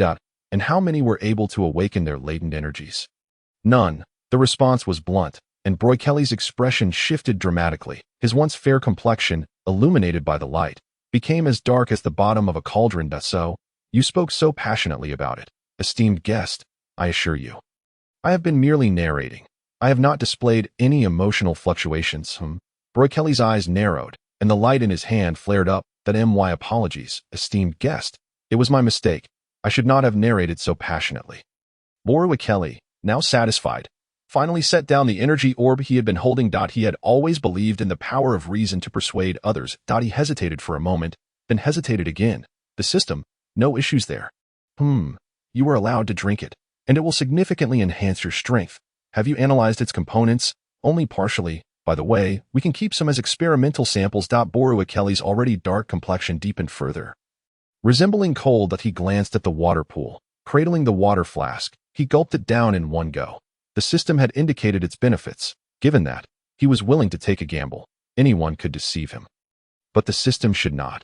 Otherwise, he would have perished long ago, without needing to wait until today. The divine water coursed through him. A piercing pain enveloped him. Damn, it hurts this much. The water skull did not depart, but instead observed quietly. Even Boreikli's formidable will, honed through 2 lifetimes, was rendered helpless, rolling in agony. Time trickled by. Outside the dissolution cave, within the icy cavern, a figure in a black robe with purple eyes, exuding a foul stench of decay, flitted about like a headless fly. He had lost the trace of Boreikli's aura and was utterly unable to track him. Turtle Sage sensed all of this, realizing Boreikli had consumed the divine water. He did not exhibit any extra expression. That substance was something he would never dare to consume. Son Wukong, being the protagonist of the celestial realm, might drink it without consequence, but as his mentor, to do so would be a different matter entirely. He would never risk himself, and having reached his current level of prowess, he no longer required such substances. If he truly needed it, it would be far more convenient to wish for instantaneous movement from the eternal dragon and head to Namek. Cat Sage, Boreikli's current strength greatly surpasses that of Son Wukong. Would you not be alarmed? Turtle Sage thought of the initially startled Cat Sage, a mischievous smile creeping across his lips. Turtle Sage, what mischief are you plotting this time? The great turtle happened to glance up, immediately spotting Turtle Sage's shameless demeanor, and without a second thought, he retorted, "Nonsense. That is a slanderous accusation. I am a sage. How could I engage in such indecent behavior?" The great turtle scoffed, then resumed his resting position. Turtle Sage's notorious antics left no maidens unscathed within a 100-mile radius. Wait a moment. Even if Demon King Piccolo were to appear now, Son Wukong could effortlessly defeat him, leaving no opportunity for Bic to make an entrance. That point, wouldn't the deities meet their end? And considering that, if Piccolo were vanquished, Son Wukong surely would not seek out Cat Sage, thereby missing the chance to consume the divine water. Moreover, looking back, Son Wukong's current strength is over 300. Tao Bai Bai would undoubtedly be no match for him. Turtle Sage's expression shifted dramatically, his voice trembling. Everything is in chaos, utterly chaotic. Chapter 59. Eliminate him. Return to Karen Tower. The great turtle gazed at Turtle Sage in confusion, lifting his head high. Turtle Sage, what troubles you now? Have you lost your mind? Turtle Sage did not pay any heed to the great turtle. Everything was changing too rapidly. Son Wukong had only achieved second place in the World Martial Arts Tournament. something he had initially overlooked. Now, following Boreikli's incident, he realized something was amiss. The other events could be set aside, but if Demon King Piccolo were to be directly killed by either Son Wukong or Boreikli, the ensuing consequences would be amusing indeed. Without a doubt, if Piccolo perished, Bic would not exist, thus eliminating the deities. Furthermore, with Boreikli's devoted training, Son Wukong would certainly not act foolishly. The subsequent relationships with King Kai, the Grand Kai, and the Kaioshin would likely sour. Turtle Sage need not ponder further to foresee the grave repercussions that would unfold. I have completely upended the Dragon Ball universe. What shall I do next? It was not a necessity to have these elements present. After all, this world existed solely to serve that particular event. But the pressing issue was that everything had become chaotic. Should he be discovered, his plans would be jeopardized. What to do? No, he must devise a strategy. Turtle Sage anxiously paced along the seashore, contemplating countermeasures, leaving the bewildered great turtle gazing at him innocently. Krillin had been diligently training, utterly unconcerned, while Launch was still inside cooking.at Karen Tower. Cat Sage was indeed as Turtle Sage had anticipated. Utterly astonished by the energy released from Boreikli, gripping his wooden staff tightly, Cat Sage's eyes glazed over, his body trembling slightly. I seem to have glimpsed the energy within Boreikli, but why is it so potent? At least 10 times stronger than now. However, how is this possible? How could his physical form contain such immense energy, and why is it that of a gorilla? What on earth is going on? Cat Sage, in utter shock, approached the 3 jars nearby. Regrettably, time had passed, and he was not present here. Wait? Cat Sage suddenly shivered. Even if he were here, he would not permit me to witness his past and future, especially since he fundamentally does not believe in the future. Hesitating, Cat Sage squatted back down beside one of the jars if he did not guard it. Once Boreikli, the killing god, learned of it, he would not receive any favorable outcomes. At this juncture, Boreikli should be on the verge of completely absorbing the divine water and returning. I hope he lands in the right spot. Alas, what a hasty individual, not even allowing me to finish my words. Cat Sage slowly closed his eyes. He truly feared Boreikli. It was abnormal not to be afraid of someone who would choke you at the slightest disagreement. Within the icy cavern, Boreikli finally persevered. He clumsily rose to his feet, disregarding his disheveled appearance, glaring fiercely at the water skull in the center of the pool. Is this what you call toxicity? The fearful voice of the guardian spirit echoed once more. But your strength has increased, has it not? Boreikli's furious expression faltered momentarily. He had just managed to push through. He had yet to fully process the sensation. Upon careful inspection, nonsense. I feel invigorated, yet there is no significant change. Just after drinking, he sensed something was amiss. System, my strength. Name, Boreikli combat power, energy, 9999999 vitality, 999999 techniques, unknown skills, control the stars. Boreikli's expression darkened. Not even a single increase. But that was not the crux of the matter. His elevation in strength had gone unnoticed. Even his control over his own body was woefully inadequate. Moreover, his combat power did not align with his energy levels. System, the vital energy has undergone some changes. And your physical form has been partially developed. I felt nothing. That is because you have not trained it to be developed. Fiercely clenching his fists, he declared, you may leave now. He turned and coldly addressed the mysterious guardian spirit. Boreikli soared into the sky that if he could not master his physical form, there was someone outside who could assist him. None of this is anyone's fault. Boreikli has not fully comprehended that it is his possession of the system that grants him such a clear understanding of his own body. His belief that he lacks control over his physical form is merely a cognitive issue. It is akin to someone who possesses the strength to lift 100 pounds yet believes they can only manage 40. Currently, Boreikli thinks he can only lift 40 pounds. While the system informs him that he is capable of 100, this naturally creates a significant disparity. He has not adapted to the activation of the super divine water at all. Now, having just emerged from the cave, Boreikli encounters a headless, purple-eyed puppet, flitting about like a headless fly. Indeed, this is the case. However, regarding its power, Boreikli's expression shifts dramatically. What is happening? How did it come to this?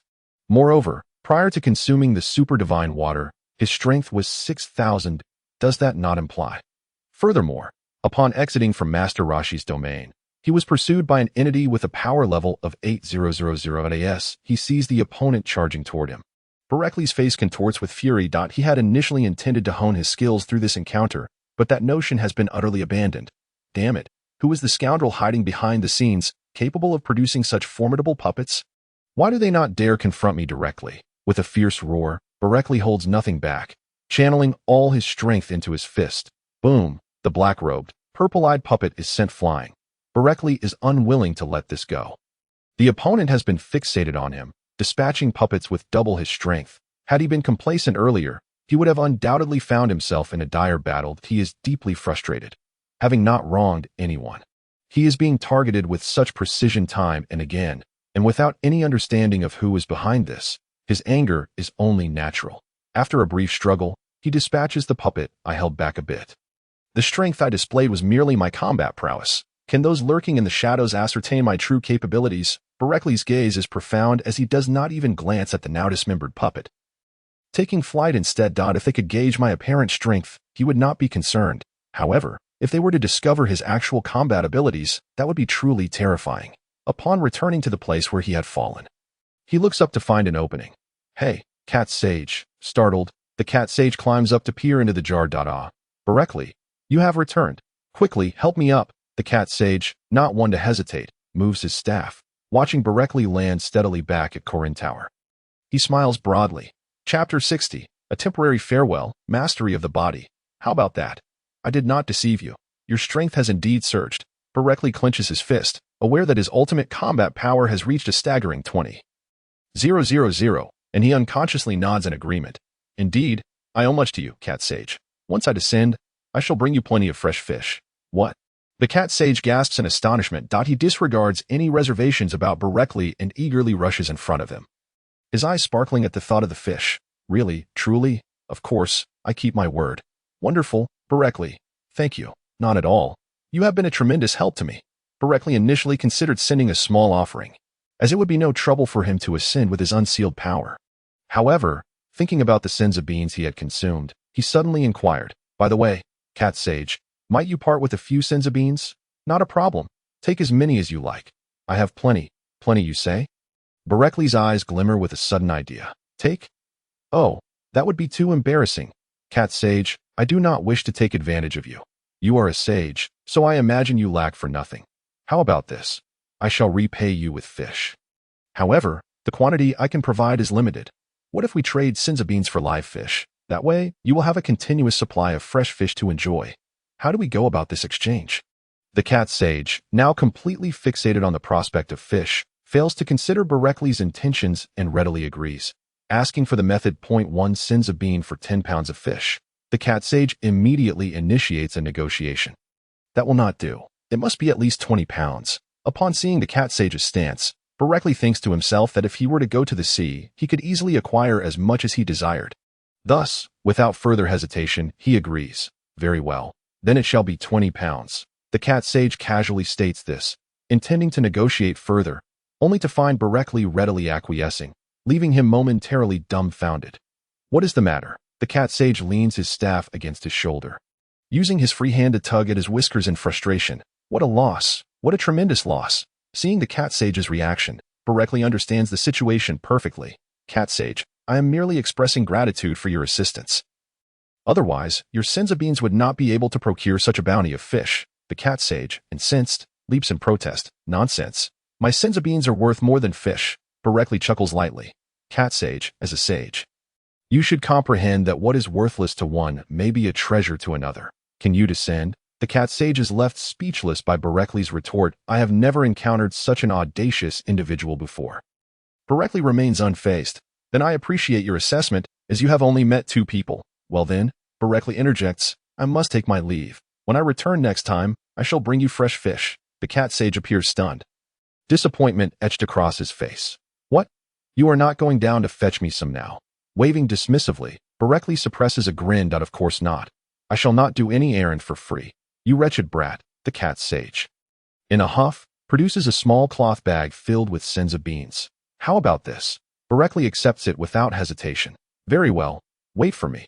I shall return shortly. The cat sage's eyes light up, and the previous frustration dissipates, replaced by anticipation as he clasps his hands together. Once Boreikli reaches the ground, he does not linger but seeks out an expanse of ocean. With a flourish of his hands, Immense energy spreads across the surface of the sea, displacing the fish beneath the massive pressure. Acquiring live fish is a straightforward task, yet Senzubin seemed to carry an air of rarity. Without a second thought, he stores the live fish in 2 versatile capsules before soaring into the sky once more. Cat Sage, our transaction is settled.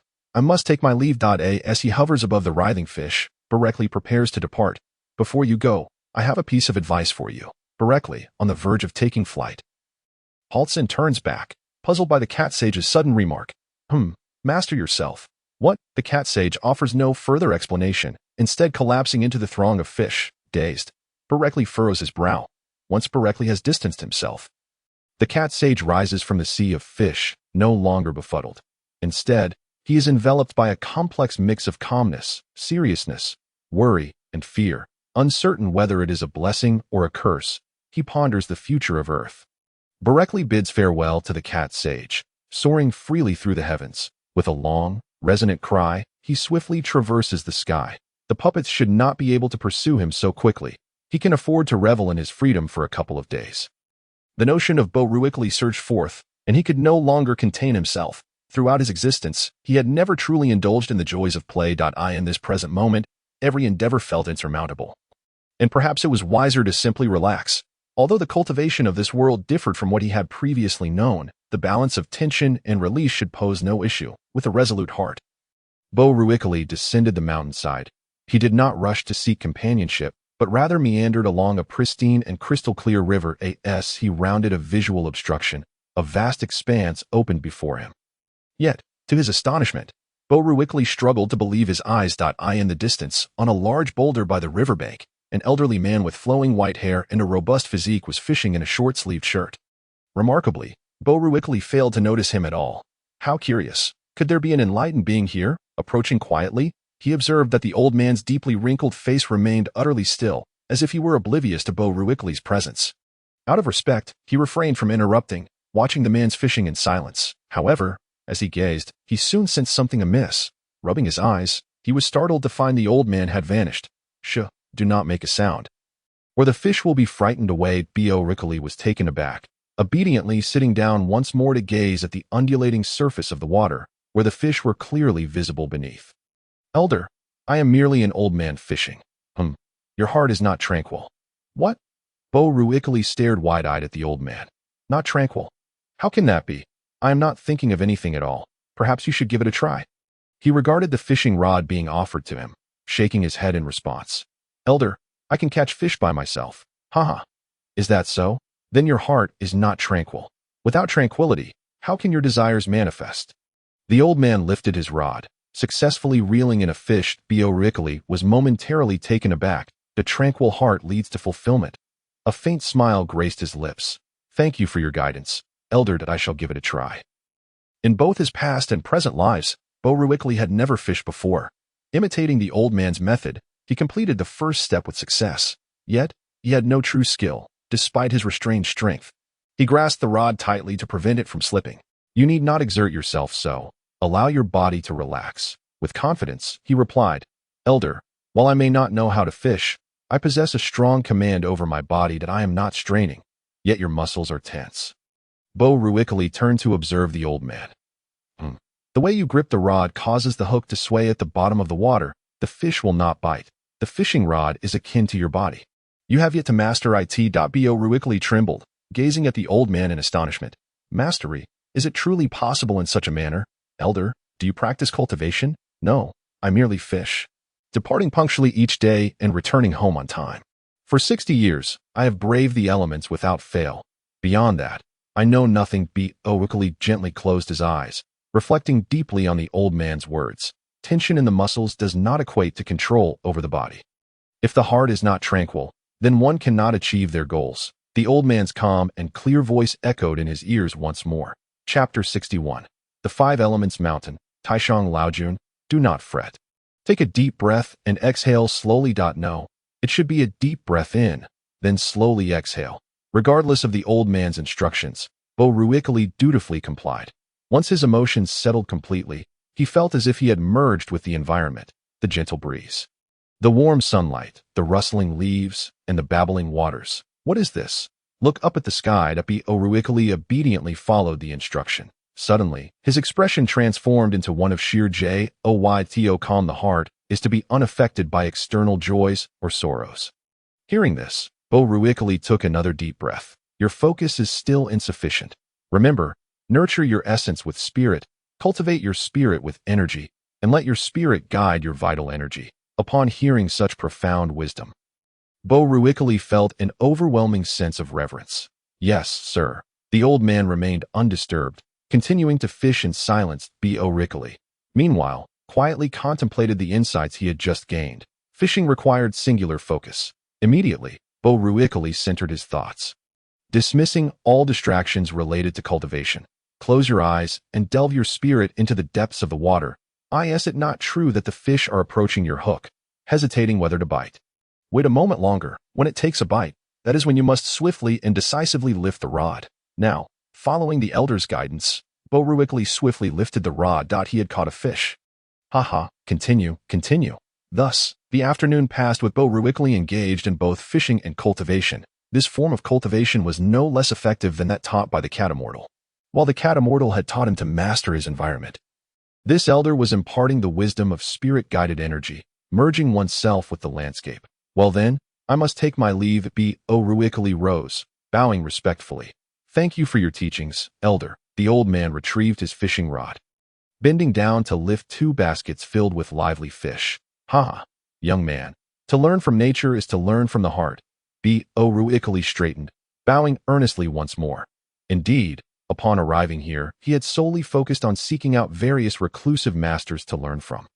Never considering this method, a revered approach to cultivation esteemed by ancient sages. As he departed, Boreikli remained until the old man had completely vanished from sight. Then he turned to observe the river at his feet. With a sudden spark of insight, the river inexplicably erupted. This is mastery over the physical form.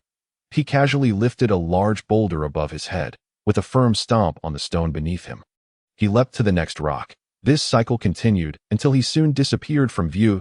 Boreikli maintained this form of training until not a trace of muscle was visible on his body. Yet, when the need arose, the hidden strength within him could be unleashed in an instant. 6 months later, atop a mountain shrouded in black mist, Boreikli stood quietly, cradling a large stone. System, my strength. Name, Boreikli. Combat power, energy, 999999999. Vitality, 9999999. Techniques, unknown. Cultivation method, mastery of the stars. After half a year, my essence has not increased a whit, yet my strength has surged by 10,000, and more. A golden light flickered in Boreikli's eyes. Has the research been completed? The 300 scale energy block and the initial generation of bioarmor have been successfully developed. Throughout the past 6 months, Boreikli had devoted himself entirely to training, paying no heed to the progress of the system's research. This endeavor was merely a matter of arrangement and combination. It required little of his mental effort, merely providing direction for the system to follow. Now that the design and manufacturing route had been established, everything was secure. With these developments, the framework for my physical cultivation method was taking shape, though certain components were still lacking. Contemplating this, Boreikli narrowed his eyes and strode forward. System, are you certain this is the place? Without error. Indeed.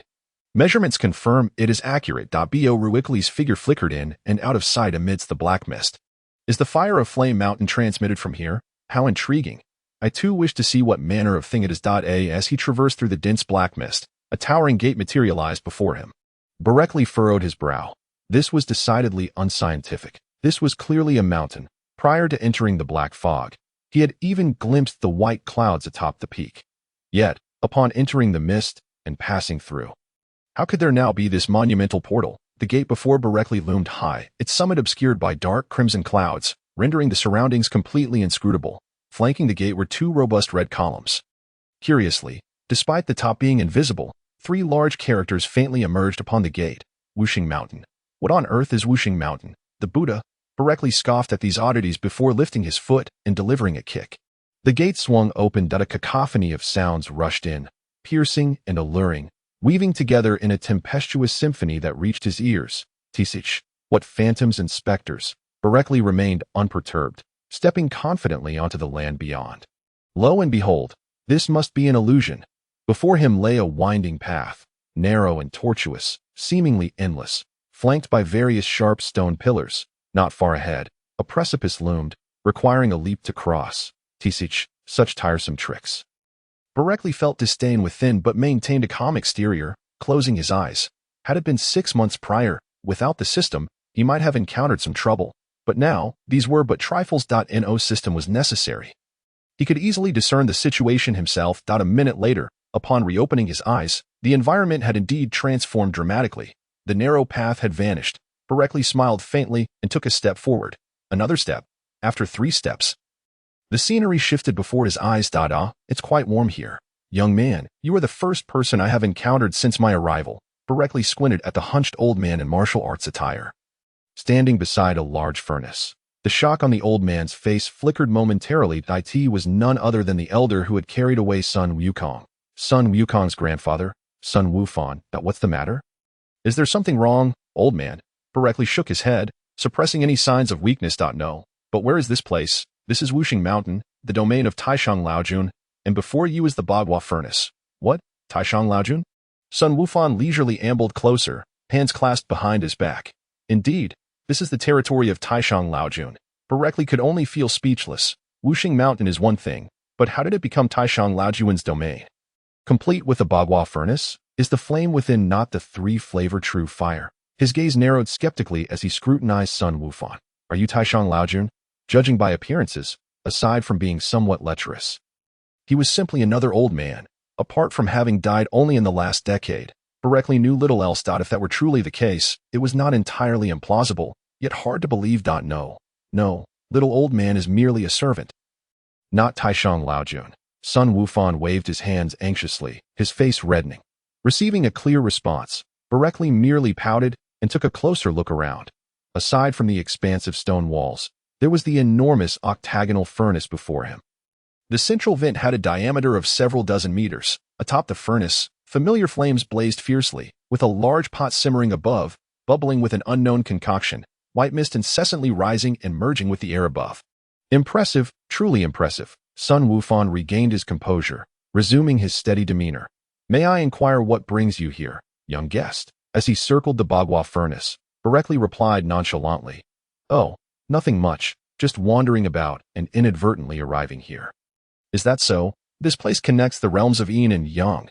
While your strength is formidable, the corrosive essence of the yin energy is not to be underestimated. For the sake of your foundation, I would advise you to depart promptly. Boreikli smiled. By the way, I still do not know your name. You may call me Boreikli. You may address me as Sun Wufan. Sun Wufan. Boreikli understood but still exhibited a puzzled expression. Pray tell, what is your relation to the Bull Demon King of Flame Mountain? That is my junior disciple. We trained together under the turtle immortal. Boreikli feigned sudden realization. Young guest, do you have any questions? None. I have visited Flame Mountain, assisting him in resolving the fiery troubles there. Pausing, Boreikli gestured towards the furnace, which bore an uncanny resemblance to this one. What? Sun Wufan's expression shifted dramatically. Are you certain, young guest? Every word is true. Sun Wufan's countenance fluctuated, revealing his internal conflict. Please wait a moment. I shall summon Taishang Laojun. No sooner had Sun Wufan spoken than a melodious voice floated in. Wufan, who is it? Has a guest arrived? Yes, my esteemed Taishang Laojun. Boreikli, despite his disposition, was taken aback, internally exclaiming in shock. What? Taishang Laojun is a woman. Shortly after, a shadow appeared, adorned with 2 long, spiraling antennae. At that moment, Boreikli could no longer contain himself. This is precisely the form of Sun Wukong. In response to Boreikli's audacity, Sun Wufan merely clasped his hands behind his back, grinning benignly without reprimanding him. Instead, he inquired, does the young guest know my grandson? Sun Wukong, waving his hand, Boreikli replied, what I mentioned is not what you know. Sun Wufan chuckled. Oh, it seems the young guest is aware of me. A slight nod revealed Boreikli's tale. I am indeed his brother. It was I who placed him beneath the tree and witnessed you take him away. Sun Wufan offered a wry smile.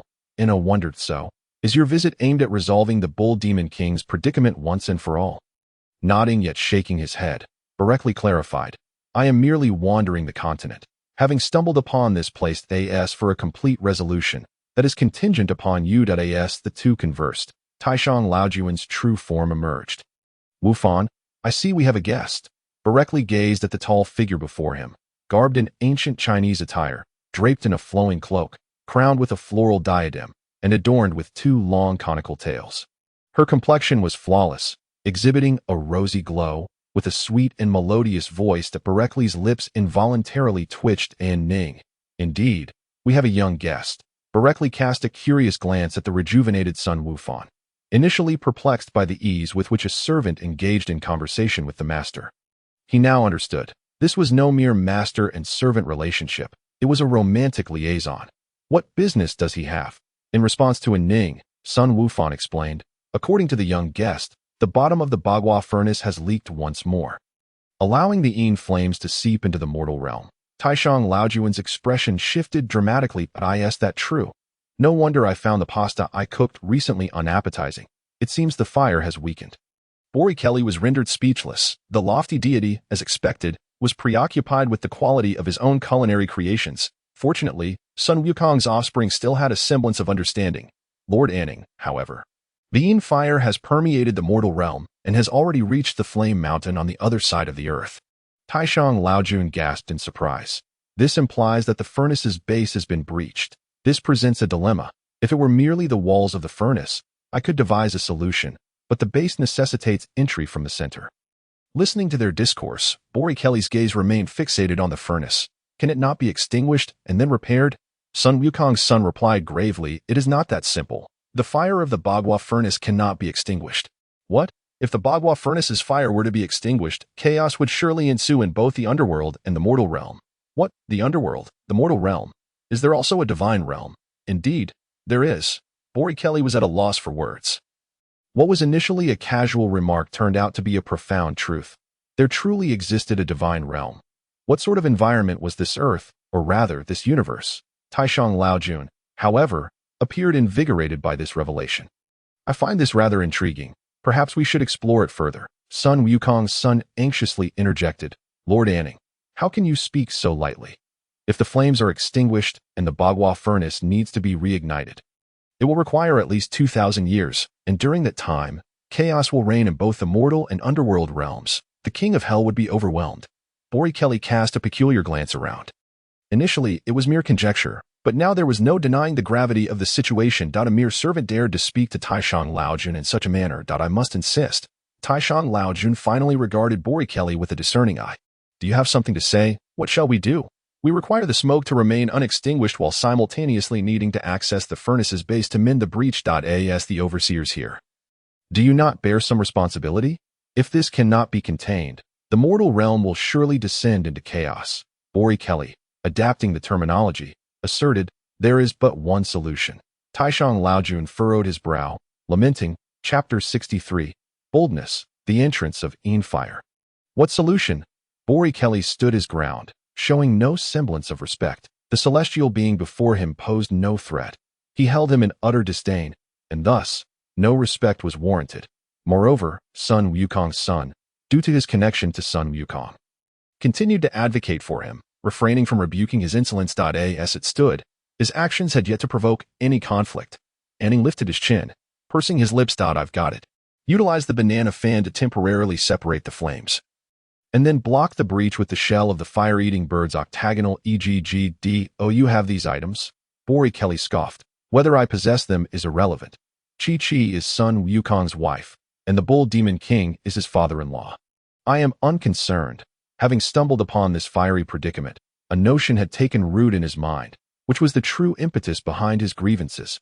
Establishing a rapport with Sun Wukong's son was merely a means to avoid direct confrontation. I do not have them, and this matter does not pertain to me. This is the issue you, as the overseer, have created. Why should I intervene? Taishang Laojun glared at Boreikli with fury, yet Boreikli met his gaze unflinchingly. You intend to extinguish it. Boreikli unceremoniously interrupted Taishang Laojun's impending words. Enough, enough. This is none of my concern. You must find a way, whether you choose to incinerate the earth or extinguish the flames. Plunging the world into chaos is your prerogative. With that, Boreikli deliberately turned to exit. Wait a moment, there's something else. Could you possibly procure the banana fan and the fire-eating bird's octagonal eggshell? He shrugged, and Boreikli coldly refused once more. I have already stated, this is not my affair. Should the earth meet its demise, you too shall perish. Fear not, by the time your fire consumes the entire earth. I shall have long since departed this realm. Taishang Laojun exchanged a glance with Sun Wukong's son. What then would you seek as recompense? Boreikli offered no hesitation. A portion of your flames. No. Taishang Laojun promptly rejected Boreikli's request without a second thought. Very well. Boreikli turned to leave once again. Behind him, Sun Wukong's son called out, Lord Anning. Fine, I will acquiesce. Taishang Laojun's disgruntled voice reached Boreikli's ears. Boreikli turned back with a smile. Would it not have been simpler to agree from the outset? You came here with ulterior motives, did you not? Not at all. It was truly a matter of chance. Taishang Laojun scoffed that I can grant you this. But do you possess the capability to retrieve it yourself? What do you mean? Taishang Laojun bore a triumphant expression. The fire of the Bagua furnace cannot be extinguished, but I can provide you with materials to rekindle a small flame. This will be advantageous for you. First, it will not be as volatile, allowing you to easily tame it. Second, the fire lacks permanence, enabling you to modify it as you wish, potentially making it far more powerful than the existing fire. Boreikli's eyes sparkled with interest. This flame is surely superior to that within the Bagua furnace, yes? Very well. You are quite audacious and insatiable. Follow me. Boreikli eagerly trailed behind. Audacious? Huh. Anning remains oblivious to her own intentions. Otherwise, she would be terrified. They navigated around the Bagua furnace, following Taishang Laojun to a concealed area behind it. Upon pushing open a stone door, she beckoned, Come. Boreikli exhibited no trepidation, stepping through without hesitation. Did you not say that reigniting the Bagua furnace would take considerable time? Indeed, Taishang Laojun replied while gathering wood. Then what is this? Taishang Laojun playfully remarked, I never claimed reigniting the fire would require much time. Is that so? With a sigh, Taishang Laojun spoke softly, as you are Wukong's nephew. I shall be candid with you. The Bagua furnace is not like an ordinary furnace. It necessitates this special flame to refine the unique materials on the furnace, producing smoke that facilitates the passage of souls between the two realms. Other furnaces simply cannot withstand the heat. Only the shell of the fire-eating bird can endure it. However, the fire-eating bird is extraordinarily heat-resistant. Once extinguished, the Bagua furnace will cool immediately, and to re-establish the temperature will require a minimum of 2,000 years. This is the crux of the matter. Moreover, the fire must burn continuously for at least 200 years to reach the requisite heat for refining the Bagua furnace. The fire rekindled now simply does not meet the standards. Boreikli nodded, in these respects. The other party was the expert, and he refrained from interjecting. He merely awaited the opportunity to absorb the fire. By the way, do you have a container for the fire? It will require various precious materials to sustain its burning. Rest assured, I have already made arrangements. Yet you claim your visit here was unintentional. You are indeed scheming. Boreikli chose not to elaborate. Once the fire ignited, he settled cross-legged in front of it. What are you doing? What follows is my business. Once I absorb the fire, I will naturally assist you in retrieving the banana fan and the fire-eating bird's octagonal eggshell. Boreikli replied softly and then closed his eyes to draw upon the vital energy within him. Without the assistance of this energy, he dared not proceed with such recklessness, for his physical form had yet to attain a level of strength that rendered him impervious to all dangers. What? You suggest absorption. It was only then that Taishang Laojun grasped the implications of Boreikli's words, his eyes widening in disbelief as he stared at him. This was not merely an act of audacity. It was akin to an ancient immortal consuming arsenic, as if he were tired of life itself. The fire, the flames of the underworld, could indeed burn in the realm of the living when channeled through wood. Capable not only of scorching the soul but also of piercing the flesh, the child before her, she acknowledged, possessed an immense reservoir of energy. However, to attempt to absorb the unique flames of hell was nothing short of insanity. Child, you cannot engage in such reckless behavior. If you were to perish, where would I find someone to gather materials for me? Taishang Laojun implored, urgency lacing his voice. Yet at that moment, Boreikli was already committed. As if an arrow released from the bow, unable to be withdrawn, the vital energy slipped from his hands, gradually enveloping the fire. The flickering of the flames grew more pronounced, as if it were instinctively resisting. Aware of its impending fate, you shall not escape. Boreikli let out a cold snort, accelerating the rotation of the satellites, intensifying the pressure of his vital energy upon the fire. He understood that this was a path to transcendence. If he could navigate it successfully, his future would be exponentially brighter. Thus, he resolved to exert every ounce of his strength. However, in the blink of an eye, beads of sweat began to form on Boreikli's forehead. His breath quickening, his hands tightened with determination. The fire, though feeble, proved to be an arduous adversary to subdue. Damn it, how can something so small be so difficult to conquer? Child, I strongly advise against this course of action. If you truly require the fire, it would be wiser to seek a vessel akin to the Bagua furnace. I believe the octagonal eggshell of the flame-devouring bird would suffice. Ignoring Taishang Laojuan's incessant warnings, Boreikli continued his confrontation. System, is there any way? None. The system unusually elaborated. Not only is there no alternative, but if you wish to avoid death, you must completely subdue it before you can absorb it into your body. Why? If you are unafraid of death, then by all means, give it a try. Boreikli's expression darkened further. Despite the system's shortcomings, its data analysis was seldom erroneous. He could not afford to take risks and was forced into a stalemate with the fire. Child, you. Silence. Attend to your own affairs. I shall endure this. Taishang Laojun, exasperated, stamped his foot and turned to leave. This was not his concern, even if Boreikli were to recklessly consume the fire and meet his demise. He could always find a way to contact the celestial beings on Earth to send someone for assistance. With that thought, the clouds of anxiety lifted from Taishang Laojuan's mind, and he exited with a sense of lightness. In the desolate stone chamber, Boreikli remained locked in a standoff with the fire. 3 days later, Boreikli's countenance grew increasingly grim. During these 3 days, he had consumed no fewer than 10 celestial beings, devouring energy blocks at a staggering pace of 1 per hour, all while foregoing sleep. The fire showed no signs of submission. Instead, the vital energy within him seemed subtly tainted by the fire, undergoing a peculiar transformation, infused with a hint of fiery essence. What to do? If he could wait until his entire vital energy bore the shadow of the fire before absorbing it. Boreikli immediately understood the system's intent, his face brightening with hope as he once again exerted his full power to encircle the fire. Another 3 days passed. His vital energy had entirely adopted the properties of the fire, and he prepared to adjust his state once more. Enough. Rise. With a thunderous roar, the fire could no longer withstand the control of his vital energy and was drawn directly into his abdomen. Chapter 64. Fate will bring us together again. Yukong. As soon as the fire entered, Boreikli felt as if a waterfall cascaded over him, sweat pouring forth incessantly. His veins bulged, and his eyes nearly popped from their sockets. Pain, heat, and confusion surged through his body and mind in a chaotic whirlwind. Gritting his teeth, he struggled to vocalize his discomfort. Damn, it hurts too much. His body trembled uncontrollably as the vital energy within him surged around the fire, enveloping it tightly. After approximately 3 hours, Boreikli finally began to stabilize. With trembling hands, he reached into his robe, retrieving a celestial bean and slowly placing it into his mouth to chew. This seemingly trivial act took him a full minute. This truly was an inhumane ordeal. With cracked lips, he chewed the celestial bean while attempting to alleviate his suffering. There was no choice. This was merely the first step. Ingestion. What lay ahead would be even more daunting. He had to integrate the fire into his heart. But at this moment, he dared not proceed. That it was not a matter of unwillingness, but of fear. His entire vital energy was now encasing the fire, leaving no surplus energy available. System, what should I do? The 3 major dantians that know.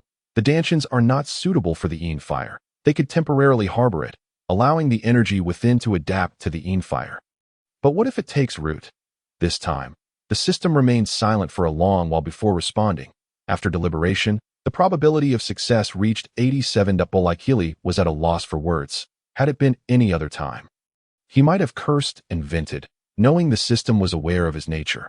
But now, his entire being throbbed with pain, leaving him no strength or energy to engage in such antics. There was no alternative. Maintain this state until adaptation occurs, until you can integrate it into your heart. Even in his weakened state, Boreikli's expression darkened upon hearing the system's words. He resolutely rejected the notion that, in a way, if that happens, I would become a mere shell of my former self. No, the body you currently control would still surpass that of an average person. Can you fly? Not possible. If a monster appears, can you defeat it? No, that simply will not do. Boreikli flatly rejected the system's suggestion that if all his energy was restrained, what would happen when he ventured outside? He had not forgotten that an old specter was lurking, watching him. If he became powerless, he would be akin to a fish on a chopping board, vulnerable to slaughter. The system offered no other solutions. It was either integrated into his heart now or, "You want me to die so you can wait for the next master? That could work." Boreikli. "Fine, I'll not stoop to the system's level." Tilting his head in deep thought, he realized that his vital energy was currently maintaining the fire's restraint, preventing it from harming his physical form. However, this also meant he could not mobilize any excess energy. If he were to transport the fire to the Dantian, it would be like expecting meteorites and satellites to bear the load. According to the system, within his Dantian, meteorites and satellites would become entities capable of managing the mere fire, even if it was the restrained fire, and they had long since adapted to its properties. So it should not pose a significant issue. His concern lay in the possibility of the fire taking root within the Dantian. That would indeed be troublesome. Why can I not control my own body? With a long sigh, he lamented. There was no one to guide him. Focusing his mind, he gritted his teeth and decided to follow the system's advice. He could not afford to hold back his power. Should he encounter the puppet with the black robe and purple eyes, it would be a dire situation, possibly leading to his demise. This was entirely different from being suppressed by gravity rings. With that suppression, he could unilaterally release it at any time. But if all his vital energy was used to suppress the fire, he would be left with no recourse. Once more, he directed his internal vital energy, shifting the fire toward his Zongdantian. There was no other choice. This was the most suitable Dantian, with the upper and lower Dantians providing swift support as soon as the fire entered the Zongdantian. The rotation speed of the meteorites and satellites in the three Dantians suddenly accelerated.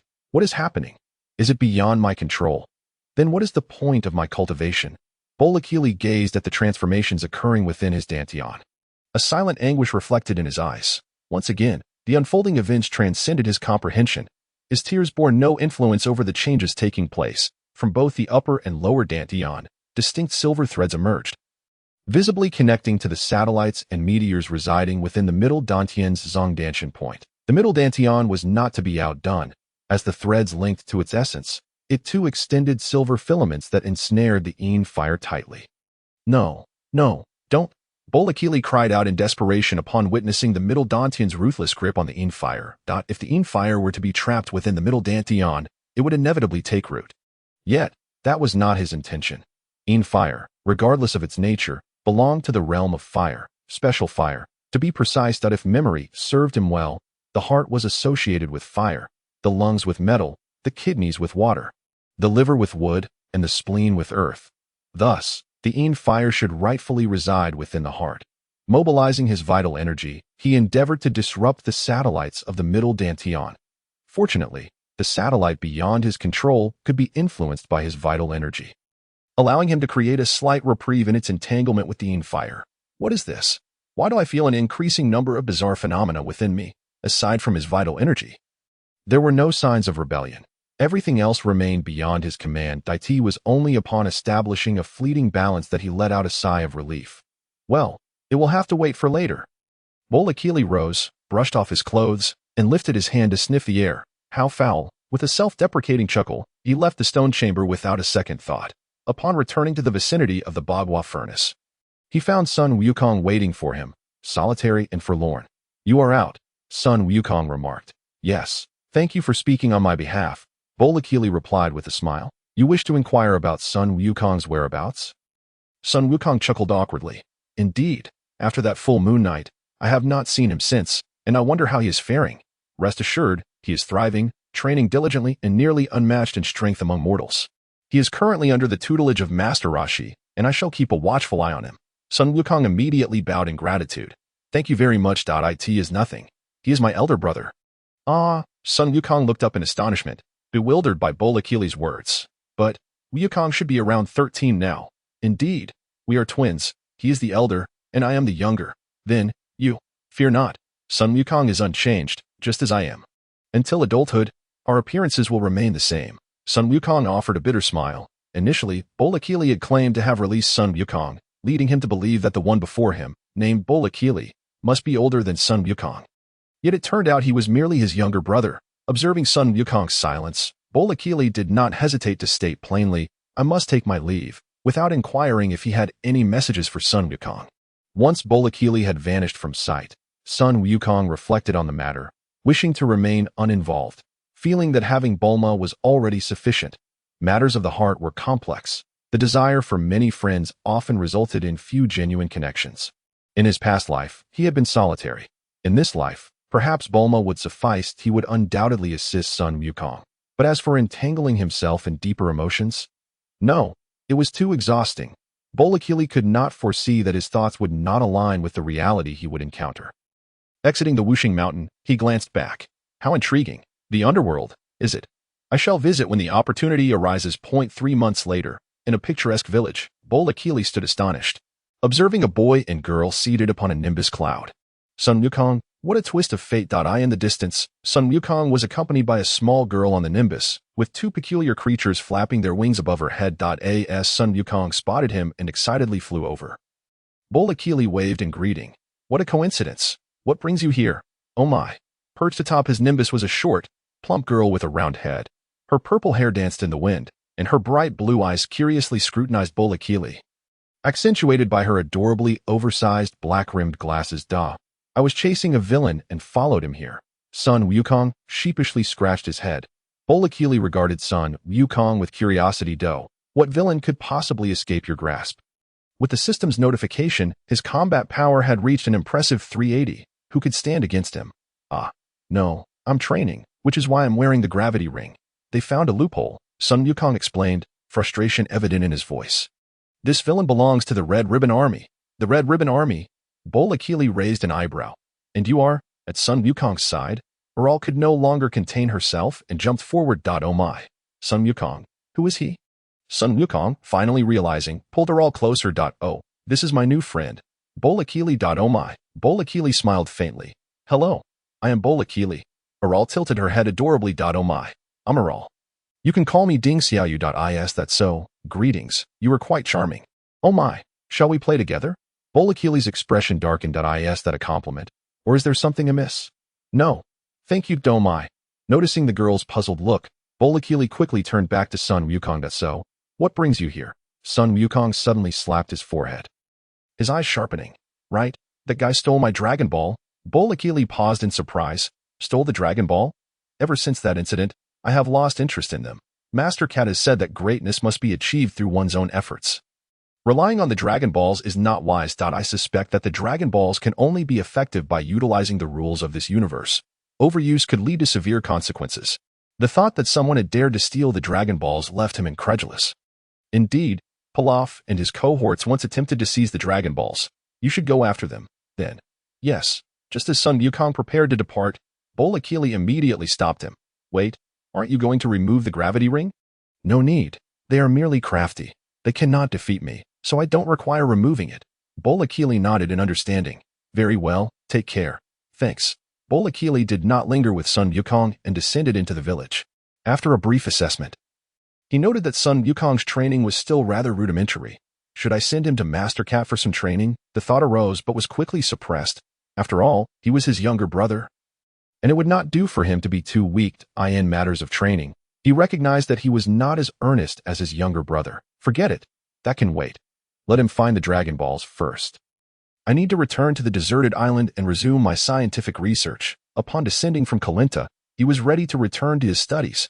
However, this delay had nearly stretched into a year. Nevertheless, the outcome was favorable. Aside from the inexplicable anomalies within his dantian, he had gained a preliminary mastery over vital energy, physical form, and spirit. Without these experiences, Boreikli could scarcely fathom how long it would take to reach this stage. Now, having merely glimpsed the threshold, he deemed the advantages outweighed the disadvantages. As he landed, Boreikli ambled leisurely along the main road, soon colliding with a tall man, bare-chested and sporting yellow hair. Noticing the man's furrowed brow, he realized the latter was suspicious, his tail flicking excitedly behind him. You must be aware, too, that you and that little brat are in cahoots. Boreikli paid him no heed, his figure flickering as he appeared directly opposite him. What? Just as the man prepared to strike, Boreikli swiftly incapacitated him with a finger jab. He then removed the backpack slung over the man's shoulder. A 3-star ball. Forget it. I'll keep it for now. Let Son Wukong search for it himself. This way, it provides a safeguard. Boreikli was acutely aware that he was inviting trouble upon himself, yet an added layer of security was not unwelcome. after all. Son Goku was rather naive, often oblivious to when he was being duped or when the Dragon Balls were being utilized. Soaring back into the sky, he disregarded the man on the road and chose a direction to fly away. This minor incident did not capture Boreikli's attention. Son Goku was presently singularly focused on locating the Dragon Balls. It was evidently unrealistic to suggest he accompany him back. Moreover, Boreikli had no desire to join him in what he deemed a waste of time. Parting ways seemed the most prudent course of action. Fixing his gaze on a specific direction, Boreikli flew onward, soon arriving at a region of ice and snow. Having strength was advantageous, under normal circumstances. It would have taken several hours by plane to traverse this distance. Gliding silently through the air, he avoided detection. Oddly, there was a village nearby. While a large population was to be expected, why was there one deep within the mountains? Curiosity piqued, Boreikli flew directly towards the source of his sensing. His feet left 2 imprints in the freshly fallen snow as he gazed up at a cave nestled in the mountainside. Strange, could it be that my cultivation is lacking? Without considering whether he would disturb anyone, he simply pushed aside the rocky entrance and stepped inside. Who is it? Boreikli felt a surge of joy. Indeed, there was someone present. Hello, I apologize for the abrupt intrusion. Before Boreikli could finish his introduction, a cold voice echoed from deep within the cave. At this, Boreikli could not endure it any longer. Raising a hand, light coalesced in his palm, illuminating the cave instantly. A woman, approximately 165 centimeters tall, with a slender figure and striking features yet a chilling demeanor, turned in surprise, dressed in a white lab coat. Her disheveled brown hair cascaded to her waist, drawing attention. Her porcelain face was flawless, accentuated by black-framed glasses that added an air of intellect, while large earrings lent her an untamed allure. What captivated Boreikli, however, was not the woman herself, but the myriad of experimental apparatus filling the cave. After a brief glance, he remarked, "So, you are a biologist, or rather, an outstanding one." The woman did not respond, but instead interrogated Boreikli. "Who are you?" With a flick of his hand, he unleashed beams of light, swiftly dispatching those who lunged at him. It appears to be a fusion of biology and machinery. Genius. Your research capabilities are formidable. The artificial being, number 21, now resembled the human Violet, gazed at Boreikli in terror. At this juncture, anyone encountering Boreikli felt an overwhelming sense of dread. His power surpassed this current stage by leaps and bounds. Just as Boreikli's interest began to rise, he furrowed his brow. "Are you up to no good? Not applying science for noble causes? Bastard. I am a specially appointed researcher of the Red Ribbon Army. How dare you oppose the Red Ribbon Legion?" Taken aback, Boreikli's mind raced at the mention of this name. To encounter it so swiftly, a wicked smile crept across his face. Perfect. I was in need of a little wife. What? Without allowing her time to react, he swiftly incapacitated her. He then retrieved a universal capsule, collecting all the nearby experimental instruments. His gaze was devoid of clarity, free of any malevolent intent. A companion. Surely, a scientist is far more valuable. Capturing this woman could significantly aid his research endeavors. The cave was replete with instruments that were essential for many of his studies. However, judging by their wear, they had been frequently utilized. After securing all the items, he surveyed the empty cave. "This will do. I've just acquired myself a little wife, no less a specialist in biology. This return journey will be rather comfortable, with a physics genius, a biology expert, and perhaps a chemist." He would have covered 2/3 of the essentials. Chapter 66. New Breakthrough. Biological battle suit. Boreikli paid no mind to the consequences and departed from the cave without a second thought. Master Rashi had been closely observing Boreikli, witnessing him carry away the original form of the artificial being, Violet. What the hell? The turtle raised its head in confusion. Given Master Rashi's recent erratic behavior, he felt compelled to inquire, "What's the matter, Master Rashi?" The large turtle, Krillin, and Launch all stared curiously at the suddenly foul-mouthed Master Rashi. It's nothing. You all continue eating. I'm full and just feel like stepping outside for some fresh air. With that, he paid no heed to the shocked expressions of the others and left the room with a lonely demeanor. This is absurd. What on earth is he planning? Is he trying to establish a harem? Master Rashi's expression fluctuated between gloom and brightness. If Boreikli were to create a harem, it would most likely spell disaster. His objectives would be rendered unattainable. What kind of nonsense is this? That guy is the artificial being number 21, who has never even appeared before. How could Boreikli casually stumble upon him? As he pondered, Master Rashi's true nature surfaced, stroking his chin in a perverse manner. But, To be fair, number 21 is indeed quite beautiful. Even more so than number 18. No, what am I thinking? The pressing concern is what to do next. Master Rashi was hesitant to gamble. He had practically staked his life and fortune on Boreikli's success. If he were to fail, it was likely he would never escape. In that case, he would be doomed. Quickly shaking himself from his reverie, he contemplated, should I send my puppets to relentlessly pursue him? But that wouldn't do. He needed to allow Boreikli to accumulate sufficient foundation. Otherwise, even if he flaunted his power in the Dragon Ball world, it would hold little significance once he ascended. Why, oh why? Do you have to go after beautiful women? Master Rashi was filled with worry. What if Boreikli became enamored with women? That could truly lead to his downfall.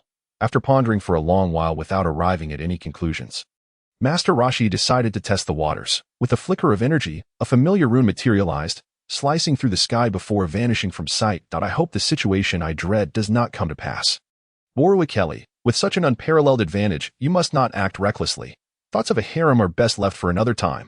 Once your strength reaches its zenith, you will have ample opportunities. Master Rashi gazed deeply at the seemingly tranquil ocean, a fleeting shadow of concern passing through his eyes. Unbeknownst to Boreikli, who was blissfully unaware of the worries surrounding him, he continued to carry the woman away. His thoughts regarding her were few. However, the scientific knowledge she possessed sparked his immense anticipation. Thanks to his recent breakthroughs, his sensitivity to various perceptions had heightened considerably. The secret laboratory cave had lain dormant for far too long. Most of the instruments are being completed by this woman on my shoulders. Her expertise in the realm of biology is nothing short of extraordinary, as long as I engage in profound communication with her. I am certain we can acquire a wealth of useful knowledge and breakthroughs. Has the blueprint for the biological battle suit been completed? There are still 3 days remaining. Boreikli was taken aback. Why so long?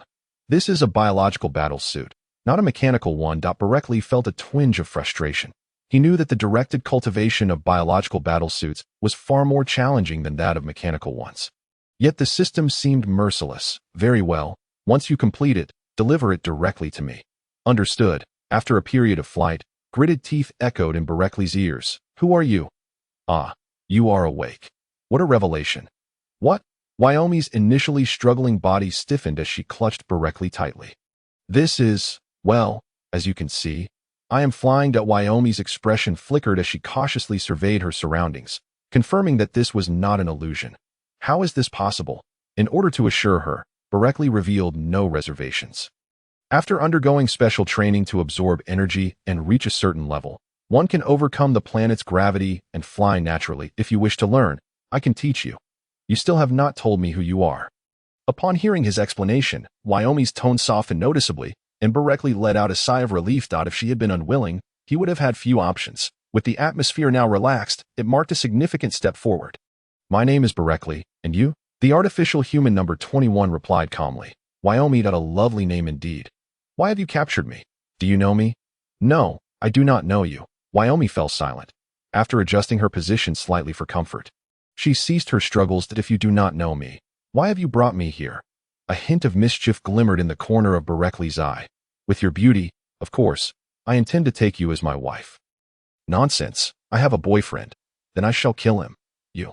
Wyoming did not continue, internally acquiescing to the fact that Boreikli possessed the capability to eliminate her boyfriend. Currently, the highest artificial human they had produced was only no. 8. Far from a match for the man before her. She did not believe this statement. If Boreikli were truly a devil in the guise of lust, he would not be so composed while carrying her. He would be finding ways to take liberties. Recalling how he had immediately discerned the functions of the equipment in her laboratory, a spark of intelligence flickered in Wyoming's eyes. The two fell silent once more. And Boreikli's speed did not wane. He needed to return to the deserted island swiftly, for many tasks awaited him.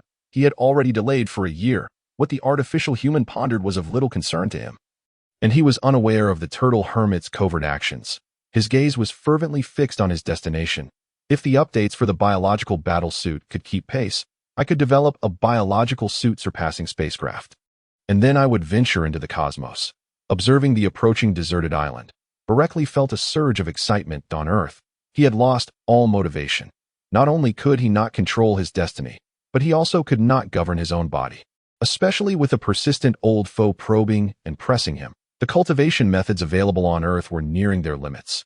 He needed to explore the universe. There must be methods of cultivation in the cosmos.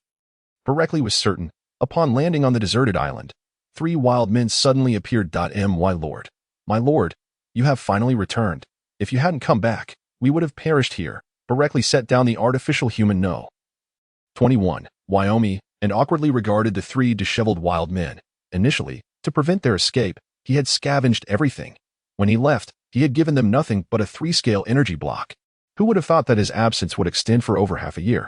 Well then, you may eat first, and afterward clean yourselves up. The 3 wild men immediately expressed their gratitude as they accepted the food. My lord, who is this beautiful lady beside you? Boreikli's expression darkened. Humph, do not inquire about matters that do not concern you. Yes, my lord is right. My lord, we shall change our clothes. This stench affects your mood. Watching Ashu dart away, Boreikli could only shake his head in exasperation. Come, I will show you. What? The artificial human number 21, Wyoming, looked at Boreikli in confusion. Boreikli paid no mind and led her to the location where he had previously set up the energy storage mobile laboratory. He retrieved the long-unused universal capsule and opened the laboratory. Come, let us explore together. Hesitant, Wyoming followed him. What is this? Before Boreikli could respond, Wyoming had already dashed forward. The lavishness of this laboratory far surpassed her original secret lab. This is the latest DNA sequencer, flow cytometer, and ultra-clean workbench. Simply remarkable. Boreikli watched as Wyoming, captivated by the various instruments, gently caressed them. It was clear he had secured his position. He was confident in his success. I have 2 more super projects. What are they? Wyoming turned around, her gaze fervently fixed on Boreikli. Energy blocks and biological battle suits. The eyes of artificial human number 21 lit up. Is that so? Can you show me? The biological battle suit is something I recently perfected, currently organizing the manufacturing process. The energy block has reached 300 scales, but the biological battle suit will still take 3 more days. Can you show me? Boreikli's mind raced, and he immediately commanded the system to transmit all the data. He then meticulously described all the details to artificial human number 21. A genius, truly a genius. Your ideas surpass my own, though they are not yet fully refined. What? Boreikli observed the excited expression of artificial human number 21, furrowing his brow. This girl perhaps a bit deranged. Give me half a day, and I can manufacture it. What? Chapter 67, The Law of the Flesh, The Universe Within Oneself. Boreikli looked incredulously at artificial human number 21. Wyoming. Half a day. Even the system requires 3 days to organize the complete manufacturing process, but Wyoming claims she can accomplish it in half a day. By the way, did you bring those devices? There are 3 here that you do not possess. My biological laboratory should encompass all necessary equipment. No, those are outdated. While your devices are new, some operations are still better performed on the older equipment. Without hesitation, Boreikli produced the universal capsule for her. This laboratory is precious, but backed by the resources of Dr. Brief, possessing the wealth of the Universal Capsule Corporation, recreating it is of no great concern. Even if Wyoming intends to act recklessly, she cannot escape his grasp by providing her with these resources. If she truly can manufacture the biological battle suit in half a day, it would imply her proficiency in the biological field far exceeds his imagination. Strange, with such remarkable abilities, how have I never heard of you? Violet, without a glance back, commenced the connection of the devices. You two possess not only an extraordinary strength that surpasses that of ordinary individuals countless times over, but you are also profoundly versed in the realms of science. Have you not heard of yourself? Boreikli shrugged nonchalantly. That is indeed a valid point. Setting aside personal achievements, even a genius like Bulma, who has been educated, is not particularly renowned in the scientific community. Bulma's prowess lies predominantly in her capacity for creation, yet this creation is solely directed towards things of utility to her. As for the rest, she holds them in utter disdain, too apathetic to invest time in matters beyond her interests. Thus her reputation in the scientific world is merely that of Dr. Brief's daughter. However, in certain respects, Bulma evidently surpasses Dr. Brief. Yet how many are truly aware of this? Can you genuinely fabricate it within half a day, if unaltered? Producing the first generation according to your design should not pose a significant challenge. You are ensnared in a misconception, believing that biological cultivation is an arduous endeavor. Is it not? Boreikli gazed at the industrious Violet in perplexity. stepping closer to lend a hand by lifting the equipment to facilitate her connection to various energy sources. Of course not. The growth of biological entities is not significantly correlated with time, but rather with the efficiency of energy absorption. Boreikli remarked thoughtfully, "Your perspective is quite innovative, yet in the realm of biology, it is not particularly advanced." Violet scarcely regarded Boreikli, busily arranging the equipment with fervor. "Indeed, but can you enhance the efficiency of cellular energy absorption? I possess a method that could achieve this, if improved. It would only take a decade to create monsters with energy levels in the billions." Boreikli expressed with a hint of admiration. "Impressive. Indeed, this is no mere flattery from Boreikli. If a single cell could absorb billions of energy over a span of years, it would be extraordinarily abnormal. After 13 years of arduous training, how much energy has he amassed? A mere 99.99. Contemplating the prospect of such an increase over a decade is akin to augmenting the strength equivalent to that of 500,000 individuals in a single day. What other technology could rival such prowess? Indeed not." Violet beamed with pride. "Regrettably, it is still in its nascent stages. To thoroughly investigate it will require a considerable amount of time. No matter, you shall remain in my laboratory, and we shall research together." Violet lowered her head, engrossed in her tasks, offering no reply. Boreikli was undeterred, for she was a beauty he had reclaimed. It would not be so simple for her to settle her heart so swiftly. He was not one to possess a turtle's temperament. After a while, he declared, "All right, you may continue with your work. I must begin my own." Boreikli silently turned to leave, adhering to the principle of gradual cultivation, believing that feelings must be nurtured slowly.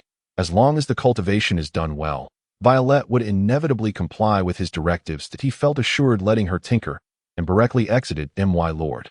Boreikli observed the three individuals, their faces marked by weariness, suppressing a chuckle. "What is it?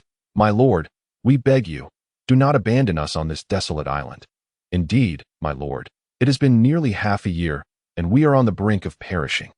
"Truly, my lord, you cannot fathom how we have survived these past 6 months, My lord. We can recount the exact number of ant nests on this island, and how many ants inhabit them," witnessing Pilaf's lamentations. Boreikli's lips curled into a barely perceptible smirk. "Oh, then tell me, shall we seek an ant nest to verify this?" Pilaf's expression abruptly faltered. That. "My lord, we have missed you dearly since your departure. You cannot imagine how we have fared these past 6 months. Is that so? I am already aware. I simply wish to ascertain your familiarity with the island's ants. Take me to verify this." My lord. This." Boreikli feigned anger, his countenance darkening. "Humph, should you deceive me again, I shall undoubtedly flay your skin and extract your tendons." The trio trembled in fear, hastily nodding in affirmation. Yes, my lord, we shall never dare again. We merely employed a touch of exaggeration in our rhetoric." Boreikli fully comprehended this, snorting disdainfully, his expression impassive. "Everything remains as it is." With that, he waved his sleeve and departed, concealing a smile from them. These three gestures were among the few sources of joy during his time on the deserted island. Just as he stepped outside, he immediately turned back to the laboratory. After fruitlessly attempting to contact Bulma, he resolved to focus on his cultivation. For the past 6 months, he had relinquished scientific research to forge a new method for physical cultivation. Unlike the reliance on external energy through the appropriation of qi, the new method of honing the physical body must stem from internal spiritual strength, utilizing mental energy to invigorate the blood and channel it through the meridians. Allowing power to arise from within. Qi and blood can be derived from food or qi, but ultimately, what is transformed is not mere energy. Rather, it is momentum, force, domain, and field, an innate power, untainted by external factors. As he settled into a meditative posture, Boreikli eagerly inquired, "System, how goes the simulation? Is the cultivation of the self-universe feasible?" Chapter 68. More to come. Monsters approach can, but it will involve the lower dantian and the Guanyuan acupoint. Boreikli furrowed his brow slightly. Why? This is the lower dantian, which governs qi and blood. Will it not conflict with the qi? Unable to simulate that, Boreikli's expression darkened. How could he not know that the Guanyuan acupoint resides within the lower dantian? Logically, the lower dantian should encompass more, such as the qi located just above it, though it may not be as perfect as Guanyuan. Yet now, it is directly targeting the Guanyuan acupoint. The meridians govern the circulation of blood and qi, nourishing the muscles and bones, facilitating the joints that to achieve greatness. One must inevitably fill all acupoints. However, to directly conflict with qi for habitation seems excessively tyrannical. Is there truly no other way? Beginning from the hand and foot tying spleen and lung channels. But you will endure daily suffering, without respite, until the acupoints of both channels are completely filled with blood and qi. Boreikli's expression fluctuated between gloom and brightness. The cultivation of the physical body differs from the cultivation of energy. In energy cultivation, as long as the technique is executed correctly, one can control it and cease at will. Qi merely needs to sustain normal human activity, without any tumultuous occurrences. As long as the technique is not in operation, qi will not act erratically, remaining largely dormant within the three major dantian. Blood and qi, however, are different. Every posture and movement of a person requires the involvement of blood and qi. He cannot restrain the flow of blood and qi. Once he opts to commence the tying channel, both hands from the Shaoshang acupoint to the Yumin, and both feet from the Ibai acupoint to the Debayos, will be in constant connection. In other words, the left and right sides of the body will perpetually experience pain at that point. Not only will the cultivation be torturous, but it will also significantly affect his ability to exert strength. Slowly rising to his feet, he concluded that this matter should wait for a while. The incessant pain may sound trivial, but to truly endure it is beyond the capacity of an ordinary person. Boreikli, still considering himself an ordinary individual, opted to avoid unnecessary suffering. That he faced the sea, melancholic and contemplative. In the laboratory, Violet completed all tasks, clapping her hands together, ready to commence. If I could integrate that fellow's ideas, my experiment might proceed even more smoothly, at which point, grow. A flicker of worry crossed Violet's eyes as she prepared to continue to the next step. Dingling. Taking a stride, she moved past the experimental instruments. Circling to the other side, reaching for the landline, she answered, "Hello? Hello, Boreikli. Where are you? Why have you not contacted me for so long? What are you doing? Are you all right?"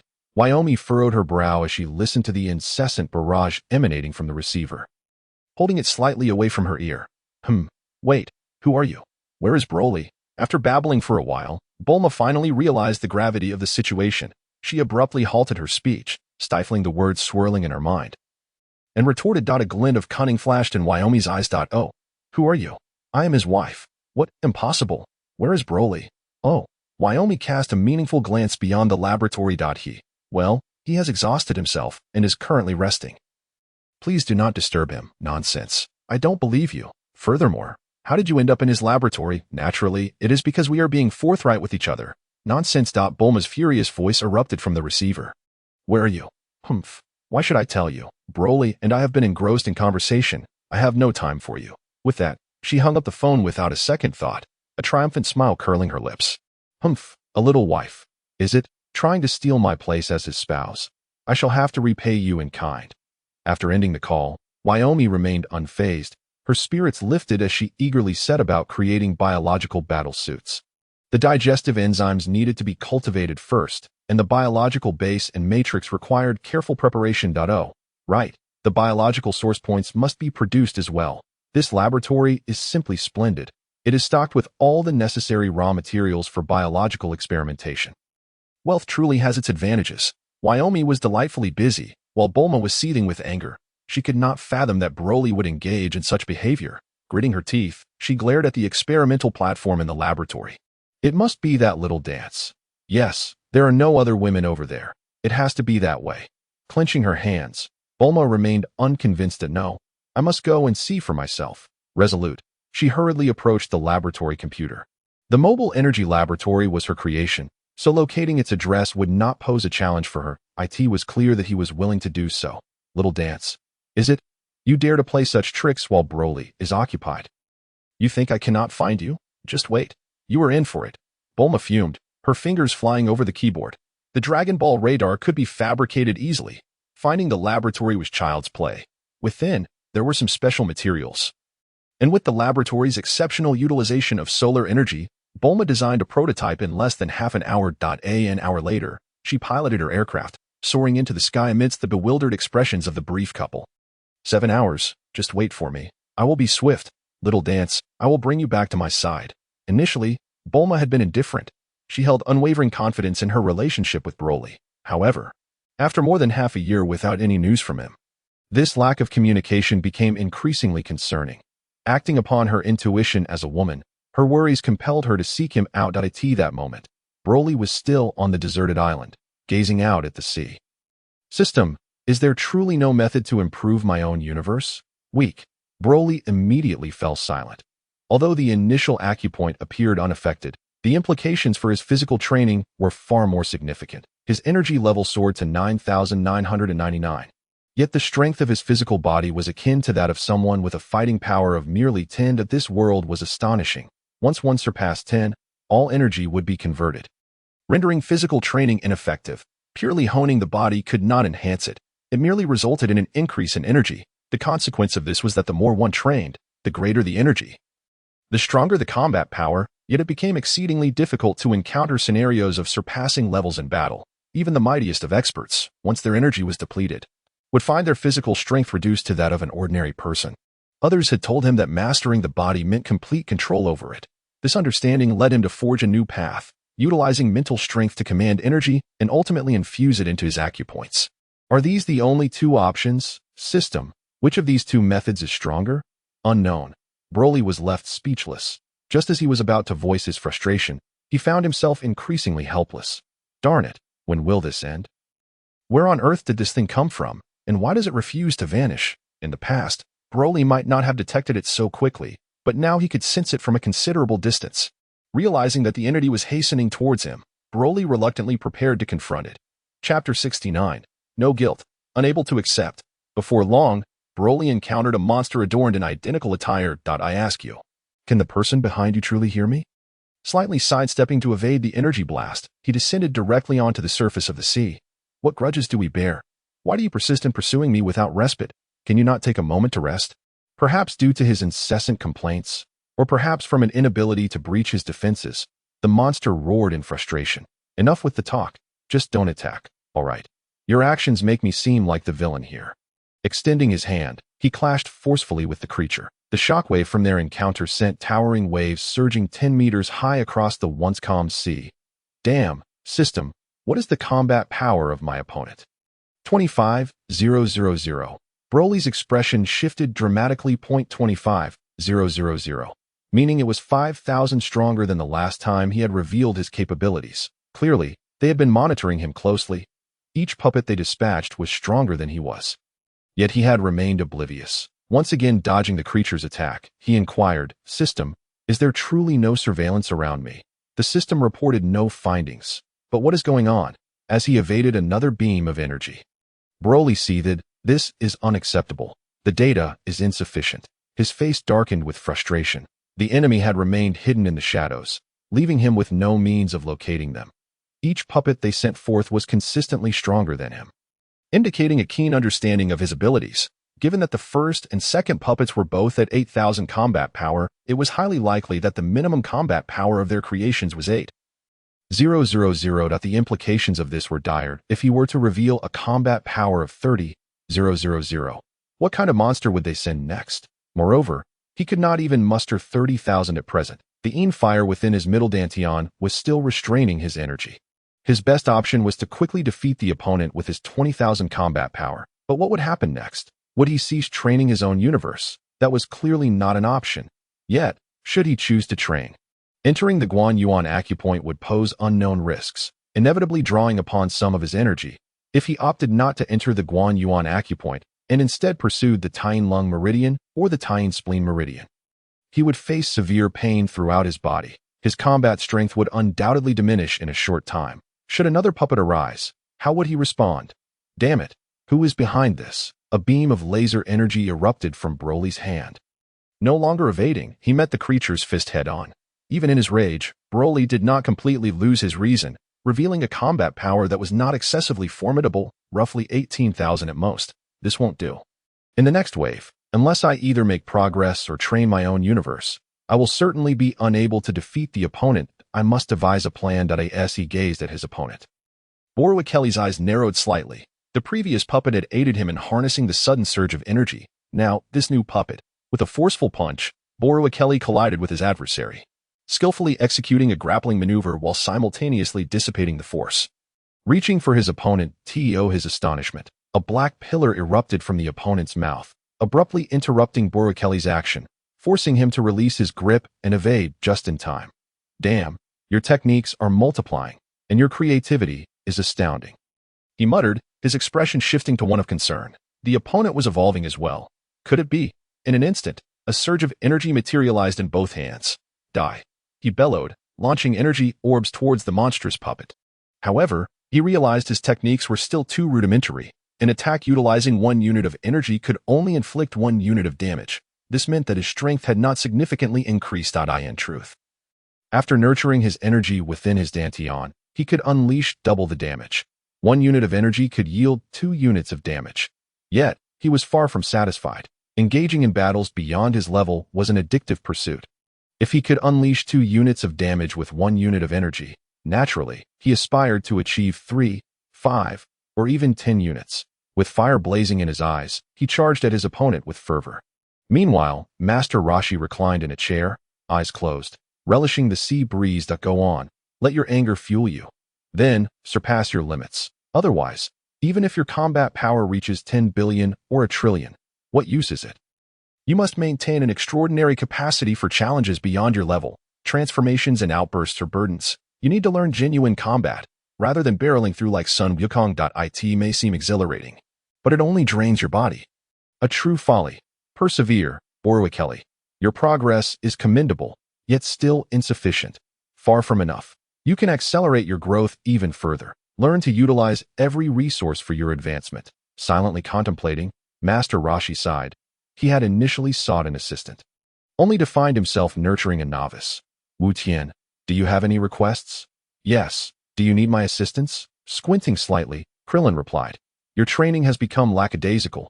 You must strive harder. Krillin was taken aback, but quickly acquiesced. Darting away to the seaside to hone his skills, observing Krillin's retreating figure, Master Rashi shook his head. In this lifetime, the bond between Son Goku and Krillin was not as inseparable as before. Krillin's future achievements were uncertain. Consequently, whether Android 18 would still hold him in high regard remained questionable. Boreikli, if you lack strength, even your chosen partner would be unable to accompany you. Without formidable, transcendent power, you are merely a puppet. I summoned various puppets to confront you solely to expedite your maturation. With this thought, the guilt within Master Rashi dissipated. Ultimately, everything was for Boreikli's benefit. He closed his eyes once more, breathing slowly.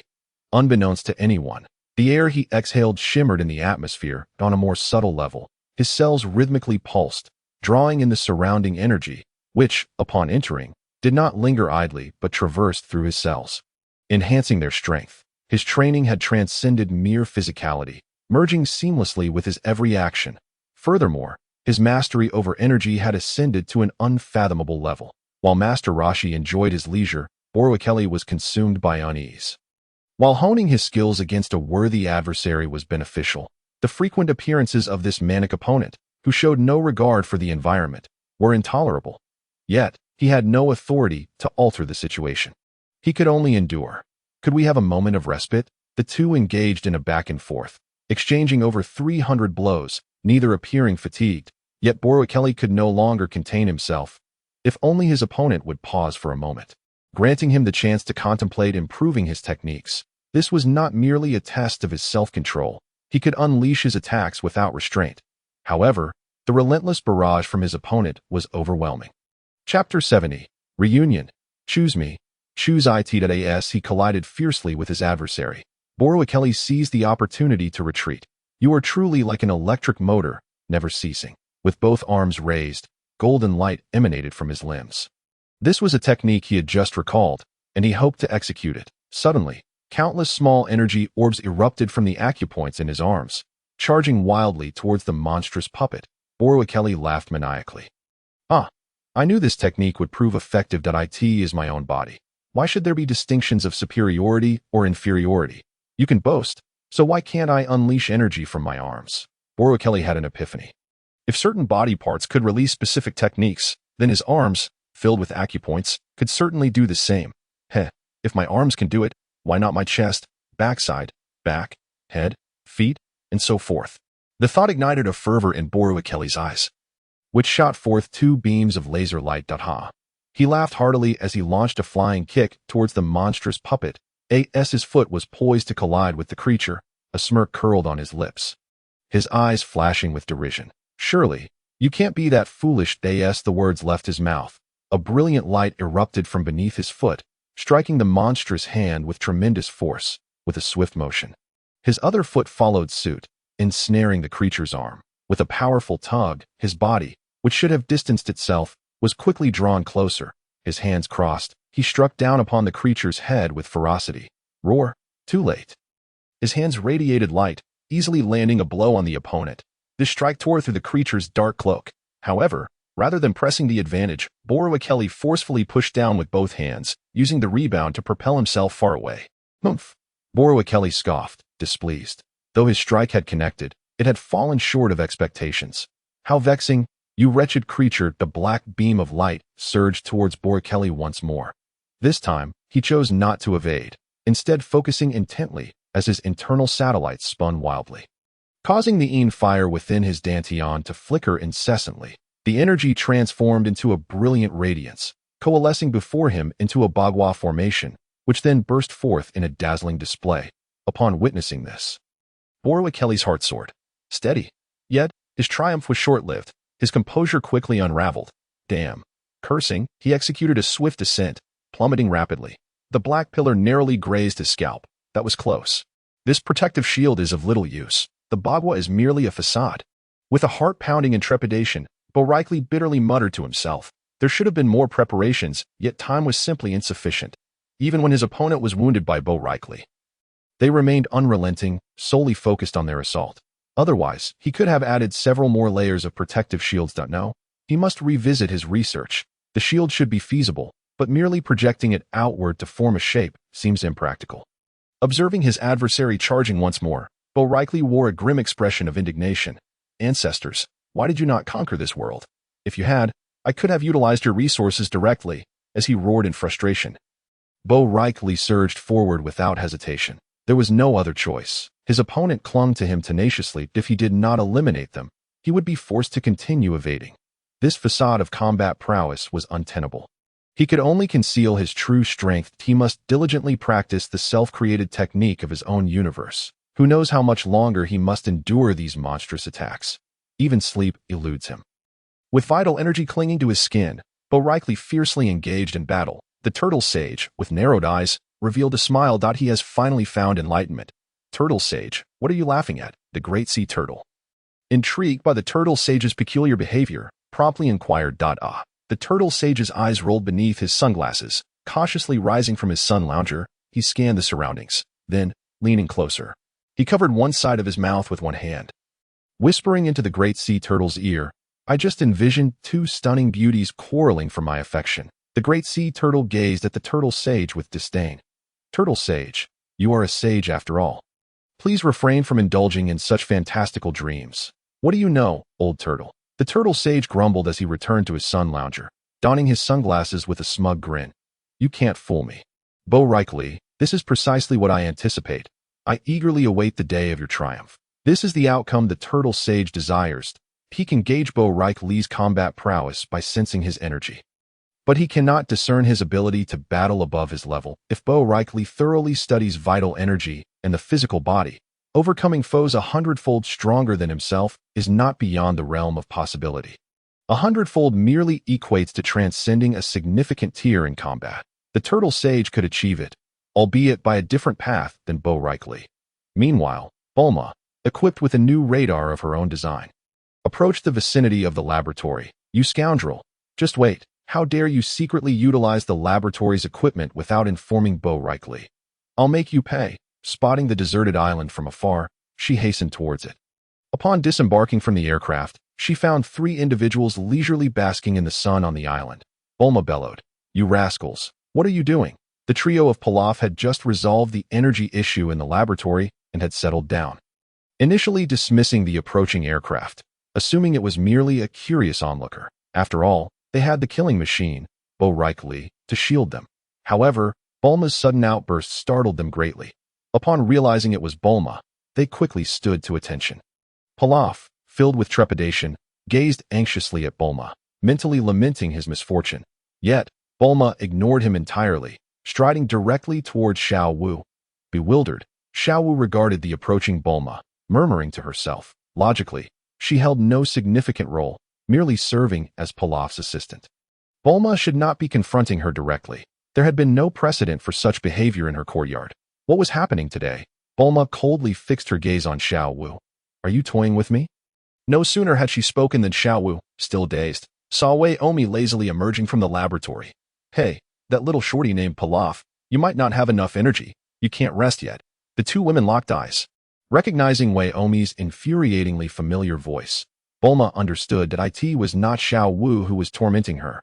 Boreikli truly harbored a hidden love that a rush of grievances swelled within her, tears brimming in her eyes. Whirling around, she glared at Pilaf, seething. Where's Boreikli? Pilaf, taken aback, thought to himself that he was merely a servant. He had no significant distinction from a slave. Moreover, considering the other party could fly, how could he possibly know where Boreikli had gone? He fell silent, unable to provide an answer. Well, that distant black in the sky looks rather appealing. Bulma, witnessing Pilaf's audacity to remain silent, grew even angrier. I am addressing you. If you refuse to speak, I shall sew your mouth shut. Pilaf's eyes bulged, cold sweat trickling down. Speak. Bulma's sharp command merely startled Pilaf once more. Wei Omi, observing Bulma's demeanor and recognizing her familiar voice, knew precisely what was afoot. Feeling smug, she couldn't resist taunting. Oh dear, what a fierce woman has arrived. What do you intend to do? Bully my beloved Boreikli's servant? Bulma struggled to suppress the urge to retort at Wei Omi. Her icy gaze fixated on Pilaf, seeing him tremble like a leaf. Unwilling to divulge Boreikli's whereabouts, she scoffed coldly. So, you conspire together to deceive me? Just wait. I refuse to believe he can hide forever. Turning on her heel, she aimed to enter the laboratory. In a panic, Pilaf pointed to the sky, his voice filled with urgency. There, over there. What, you think you can stop me? Pausing to regard Pilaf, she followed his pointing finger. The words she intended to utter faded away. In the sky, returning languidly, was none other than Boreikli himself. Bulma's cold gaze fixated on Boreikli as he descended onto the deserted island, and she immediately charged forward, seizing his collar. Will you choose me or her? Chapter 71. Jealousy aroused. Hurry and pursue. After a grueling battle with the monstrous puppet, Boreikli returned to the deserted island without even taking a moment to adjust. He had spotted Bulma from a distance long ago. Just as he was about to greet her upon landing, Bulma dashed forward. While he prepared to jest, he was taken aback by her sudden grip on his collar, leaving him momentarily bewildered by her inquiry. What? Choose you or it? What on earth is going on? He regarded Bulma with confusion. What's wrong, Bulma? Tears streamed down Bulma's face uncontrollably. She pointed accusingly at Wei Omi standing at the laboratory's entrance. I ask you, will you choose me or that enchantress? Boreikli was still trying to comprehend the situation. Gently placing his hands on her shoulders, he tenderly wiped away her tears. Bulma, what's wrong? What nonsense are you talking about? Choose you or her? His gentle touch warmed Bulma's heart, yet his words sent a chill through her, swatting away his hand and breaking free from his grasp. She huffed, stop pretending. You've really made a name for yourself now, hiding a beauty away, haven't you? Boreikli stared at Bulma in disbelief. What are you talking about? There are only a few of us on this deserted island. Where would I have hidden a beauty? Bulma pointed at Wei Omi. Isn't that her? Boreikli was both amused and exasperated. What are you saying? She's merely a researcher I just brought back to this deserted island. Bulma regarded him with skepticism. Is that true? Absolutely true. More genuine than diamonds. I wouldn't deceive you. Boreikli gazed earnestly at Bulma, his sincerity unmistakable. Alas, he truly harbored no ulterior motives. Initially, it had merely been a casual remark. Although Wei was indeed somewhat attractive, yes, quite beautiful, he had no such intentions, at least certainly none that could be deemed improper or inappropriate. Moreover, when it came to appearances versus intentions, one must acknowledge that no one is perfect. Just as women often admire handsome men, he was merely observing, without any deeper desires. The crux of the matter lay in Wei exceptional expertise in biotechnology. Then why did you bring her here? Boreikli protested. Her profound knowledge in biology could inspire me greatly. Initially, I anticipated a longer timeline for the bio-suit, but under her guidance, it could be completed today. That is why I left the lab for her to work. His voice weakened with each word, and even he began to doubt his own explanations. He hastily added, Moreover, I had only just begun my training when that monster followed me. Had you arrived sooner, I would have still been engaged in battle with it. If you had come even earlier, you would have witnessed it yourself that Boreikli's urgency in clarifying the situation was palpable. Regardless, his primary objective was to reassure Bulma. Is that true? She inquired. I am not deceiving you. You can ask them that in the past. Bulma would never have thought to consult Pilaf and the others. But this time, she turned to them immediately. Did you see any monsters? The trio shook their heads in unison. Viyoami let out a soft laugh. Bulma, having experienced the relentless pursuit of the monster firsthand, having been chased by it alongside Boreikli, was not one to dismiss the situation lightly. Yet, she merely intended to express her feelings, never anticipating such an outcome. Turning pale, she looked back at Boreikli, bewildered. Hey, what kind of question is that? Did you not feel the tremors? At this, the three nodded vigorously. Pilaf, seemingly more animated, exclaimed, Indeed, not only were there tremors, but the sea was also tumultuous. Even in broad daylight, there was a distant glow. Shewu eagerly nodded in agreement. Yes, yes, what King Pilaf said is correct. Moreover, the wind was fierce, stinging my cheeks. Their animated explanations brought a semblance of calm to Bulma, who realized it was entirely reasonable for Boreikli to keep his distance, given the magnitude of his power. By the way, I still do not know her name. Just as Boreikli was about to speak, Viyoami gracefully approached. Hello, sister. I am Viyoami, the master's little wife. Boreikli's eyes widened in shock as he glared at her. Isn't that just adding fuel to the fire? What is going on? Did you not say that? Bulma's threatening gaze fell upon Boreikli. Is that true? Boreikli, flustered, scrambled for an excuse. Although Viyoami's declaration was accurate, something felt amiss. As Bulma noticed Boreikli stammering, her anger flared. Could it be that she speaks the truth? No, that is not true.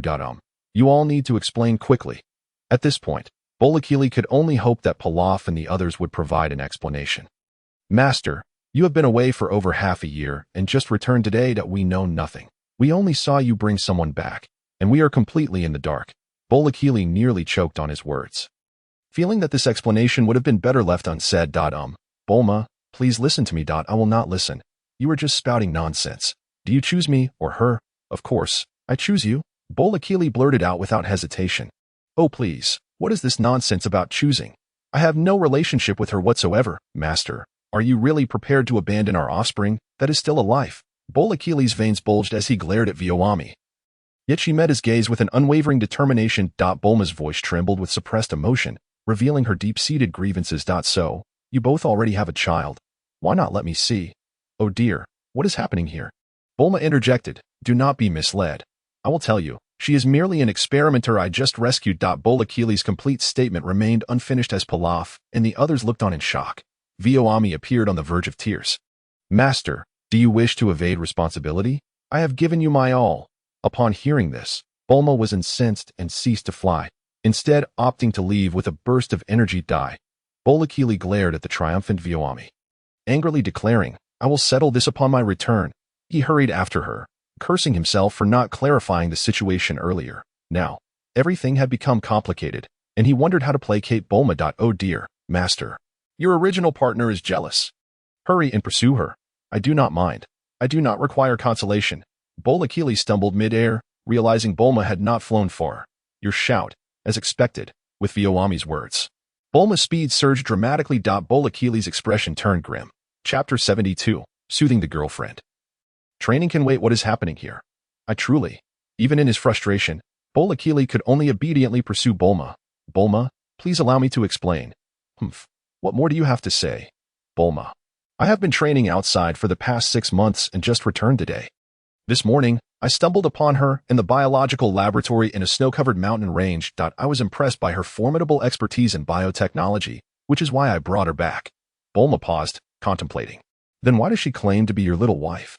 With a bitter smile, Boreikli admitted, perhaps it is her way of retaliating, given that I just rescued her today. That does not add up. Bulma suddenly shouted, why was she in your laboratory, and why did you allow her to be there willingly? Boreikli silently lamented, wondering why women were so sensitive, clinging to the minutiae. It was as if he had been blissfully unaware, only to find himself in a fiery predicament. Bulma, I swear, I did not deceive you. After rescuing her, I did not do anything further and came straight here to win her over. I mentioned the bio suit and its progress to her. She claimed she could produce it in half a day, which is why I let her work in the lab. You can verify it. The old equipment she used is still there. There is nothing to worry about. The experiments have only just commenced.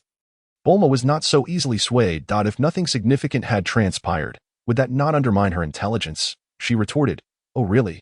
So our esteemed Boreikli plans to win over a beautiful woman? What? Are you feeling cold in winter or lonely in summer? On this desolate island, are you hoping for a romantic escapade?" Boreikli was at his wit's end, thinking, how can I not soothe her? I have explained everything in detail, yet she refuses to listen to reason. I did not. I would never. Do not make baseless accusations. Denying thrice, he directly brushed it aside. Humph, there is no need for such elaborate discourse. The truth is, I have witnessed these events. Let me tell you. An explanation is merely a guise, and a guise indicates that something is amiss. Boreikli is at a loss for words. What on earth is this matter? Bulma, I must speak with you. Huh. Noticing the unkind glint in Bulma's eyes, Boreikli immediately softened and began to admit his fault. That I'm sorry, I was wrong. Bulma paid him no mind and continued to soar ahead. Immortal, we are over the ocean, and you are flying in the wrong direction. With your meager strength, it would be prudent not to act recklessly. Ignoring all caution, Bulma pressed on. Behind her, Boreikli pleaded earnestly, nodding and bowing in explanation. Yet no matter what he said, Bulma remained unmoved. Boreikli lamented in despair.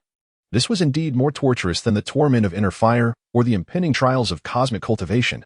Bulma, I wish to cultivate a certain technique, one that will inflict constant pain upon me and hinder my full potential. You are aware that I just vanquished a puppet and now find myself with a considerable period of inactivity. During this time, I wish to pursue my cultivation. Bulma's speed momentarily faltered before she resumed her flight. You cultivate as you please. It has nothing to do with me. This is a matter for you and your little wife to discuss. With a bitter smile, Boreikli thought, this is a situation beyond redemption. With a swift motion, he darted directly in front of Bulma. Bulma, listen to me seriously. At the very least, I will. His pupils constricted, and his face turned ashen. Huh? What are you pretending for? Boreikli could offer no reply. His body spasming until he plunged into the sea. Bulma's expression shifted. Humph, don't pretend. If you do, I shall be angry. After waiting a while with no sign of him surfacing, Bulma finally panicked. She plunged into the water. Gurgle, gurgle, he was retrieved, and she felt his body cold and his lips pale as if drained of blood. What should I do? Don't scare me. What happened to you?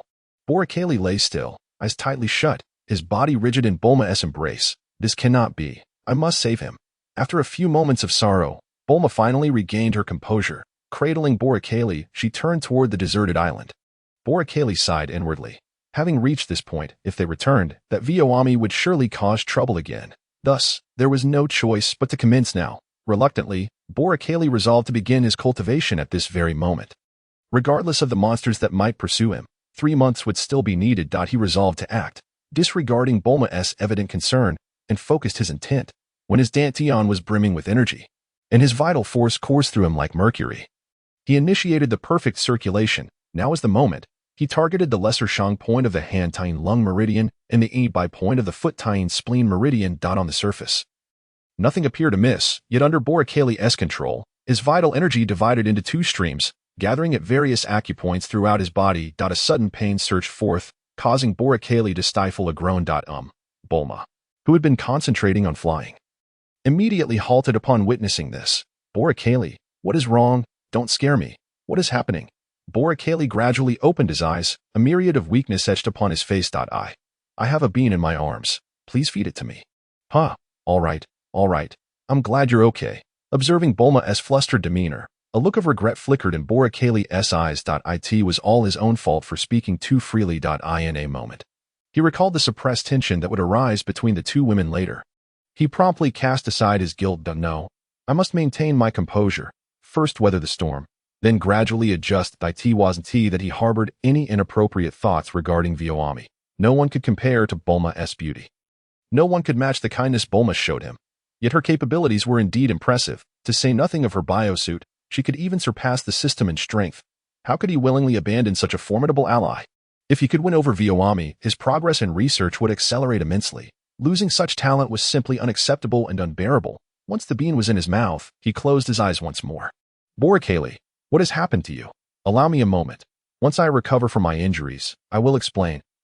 Huh? You are injured. How serious is it? Where? Let me see. Let us return to the deserted island first. With that, Boreikli ceased speaking, closing his eyes to focus on circulating his vital energy. Thankfully, having undergone training under the cat immortal, no matter how Bulma fussed, it could not disrupt his cultivation. Bulma hesitated momentarily, then stomped her foot in frustration. Uve got lucky this time. Cradling Boreikli, she soared toward the deserted island. Boreikli was aware that Bulma would not lose her composure in such matters. After consuming the magic bean, he devoted himself entirely to cultivation, paying no heed to the changes around him. His meridians were in perfect harmony, with energy descending and vital force ascending, flowing in an orderly manner. Distinct from the vital energy, blood coursed through every meridian, flowing in an orderly fashion. Moreover, numerous blood vessels and cells contained blood.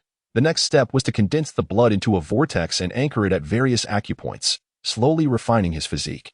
Chapter 73, A Sudden Mutation. Once again out of control, but the tying meridian was unlike the others. The acupoints could not bear excessive force. There was no concept of boundless acupoints. The only option was to condense the blood vortex into a very small mass, tiny enough to safely enter the acupoints. Indeed, even the blood vortex could not coalesce within the acupoints. Although chi and blood appeared similar, they were fundamentally different. Both were forms of power, yet one was ethereal while the other was leaden. Fortunately, Boreikli was aware of this distinction and refrained from recklessness as he began to condense the blood vortex. He aimed to gradually increase the speed and concentration of the blood, intending to ultimately condense 4 blood vortices and send them into the acupoints simultaneously. As long as the first step was completed, the subsequent meridians and acupoints would not require such meticulousness. He merely needed to persist in his training. Once the blood vortex could take root in the initial acupoints of the 4 meridians, the subsequent acupoints would, as his training deepened, naturally condense the blood vortex on their own. Next time, he would fully saturate the 4 meridians, breaking through to the next layer, and condensing new meridians would necessitate enduring this pain once more. If all went smoothly,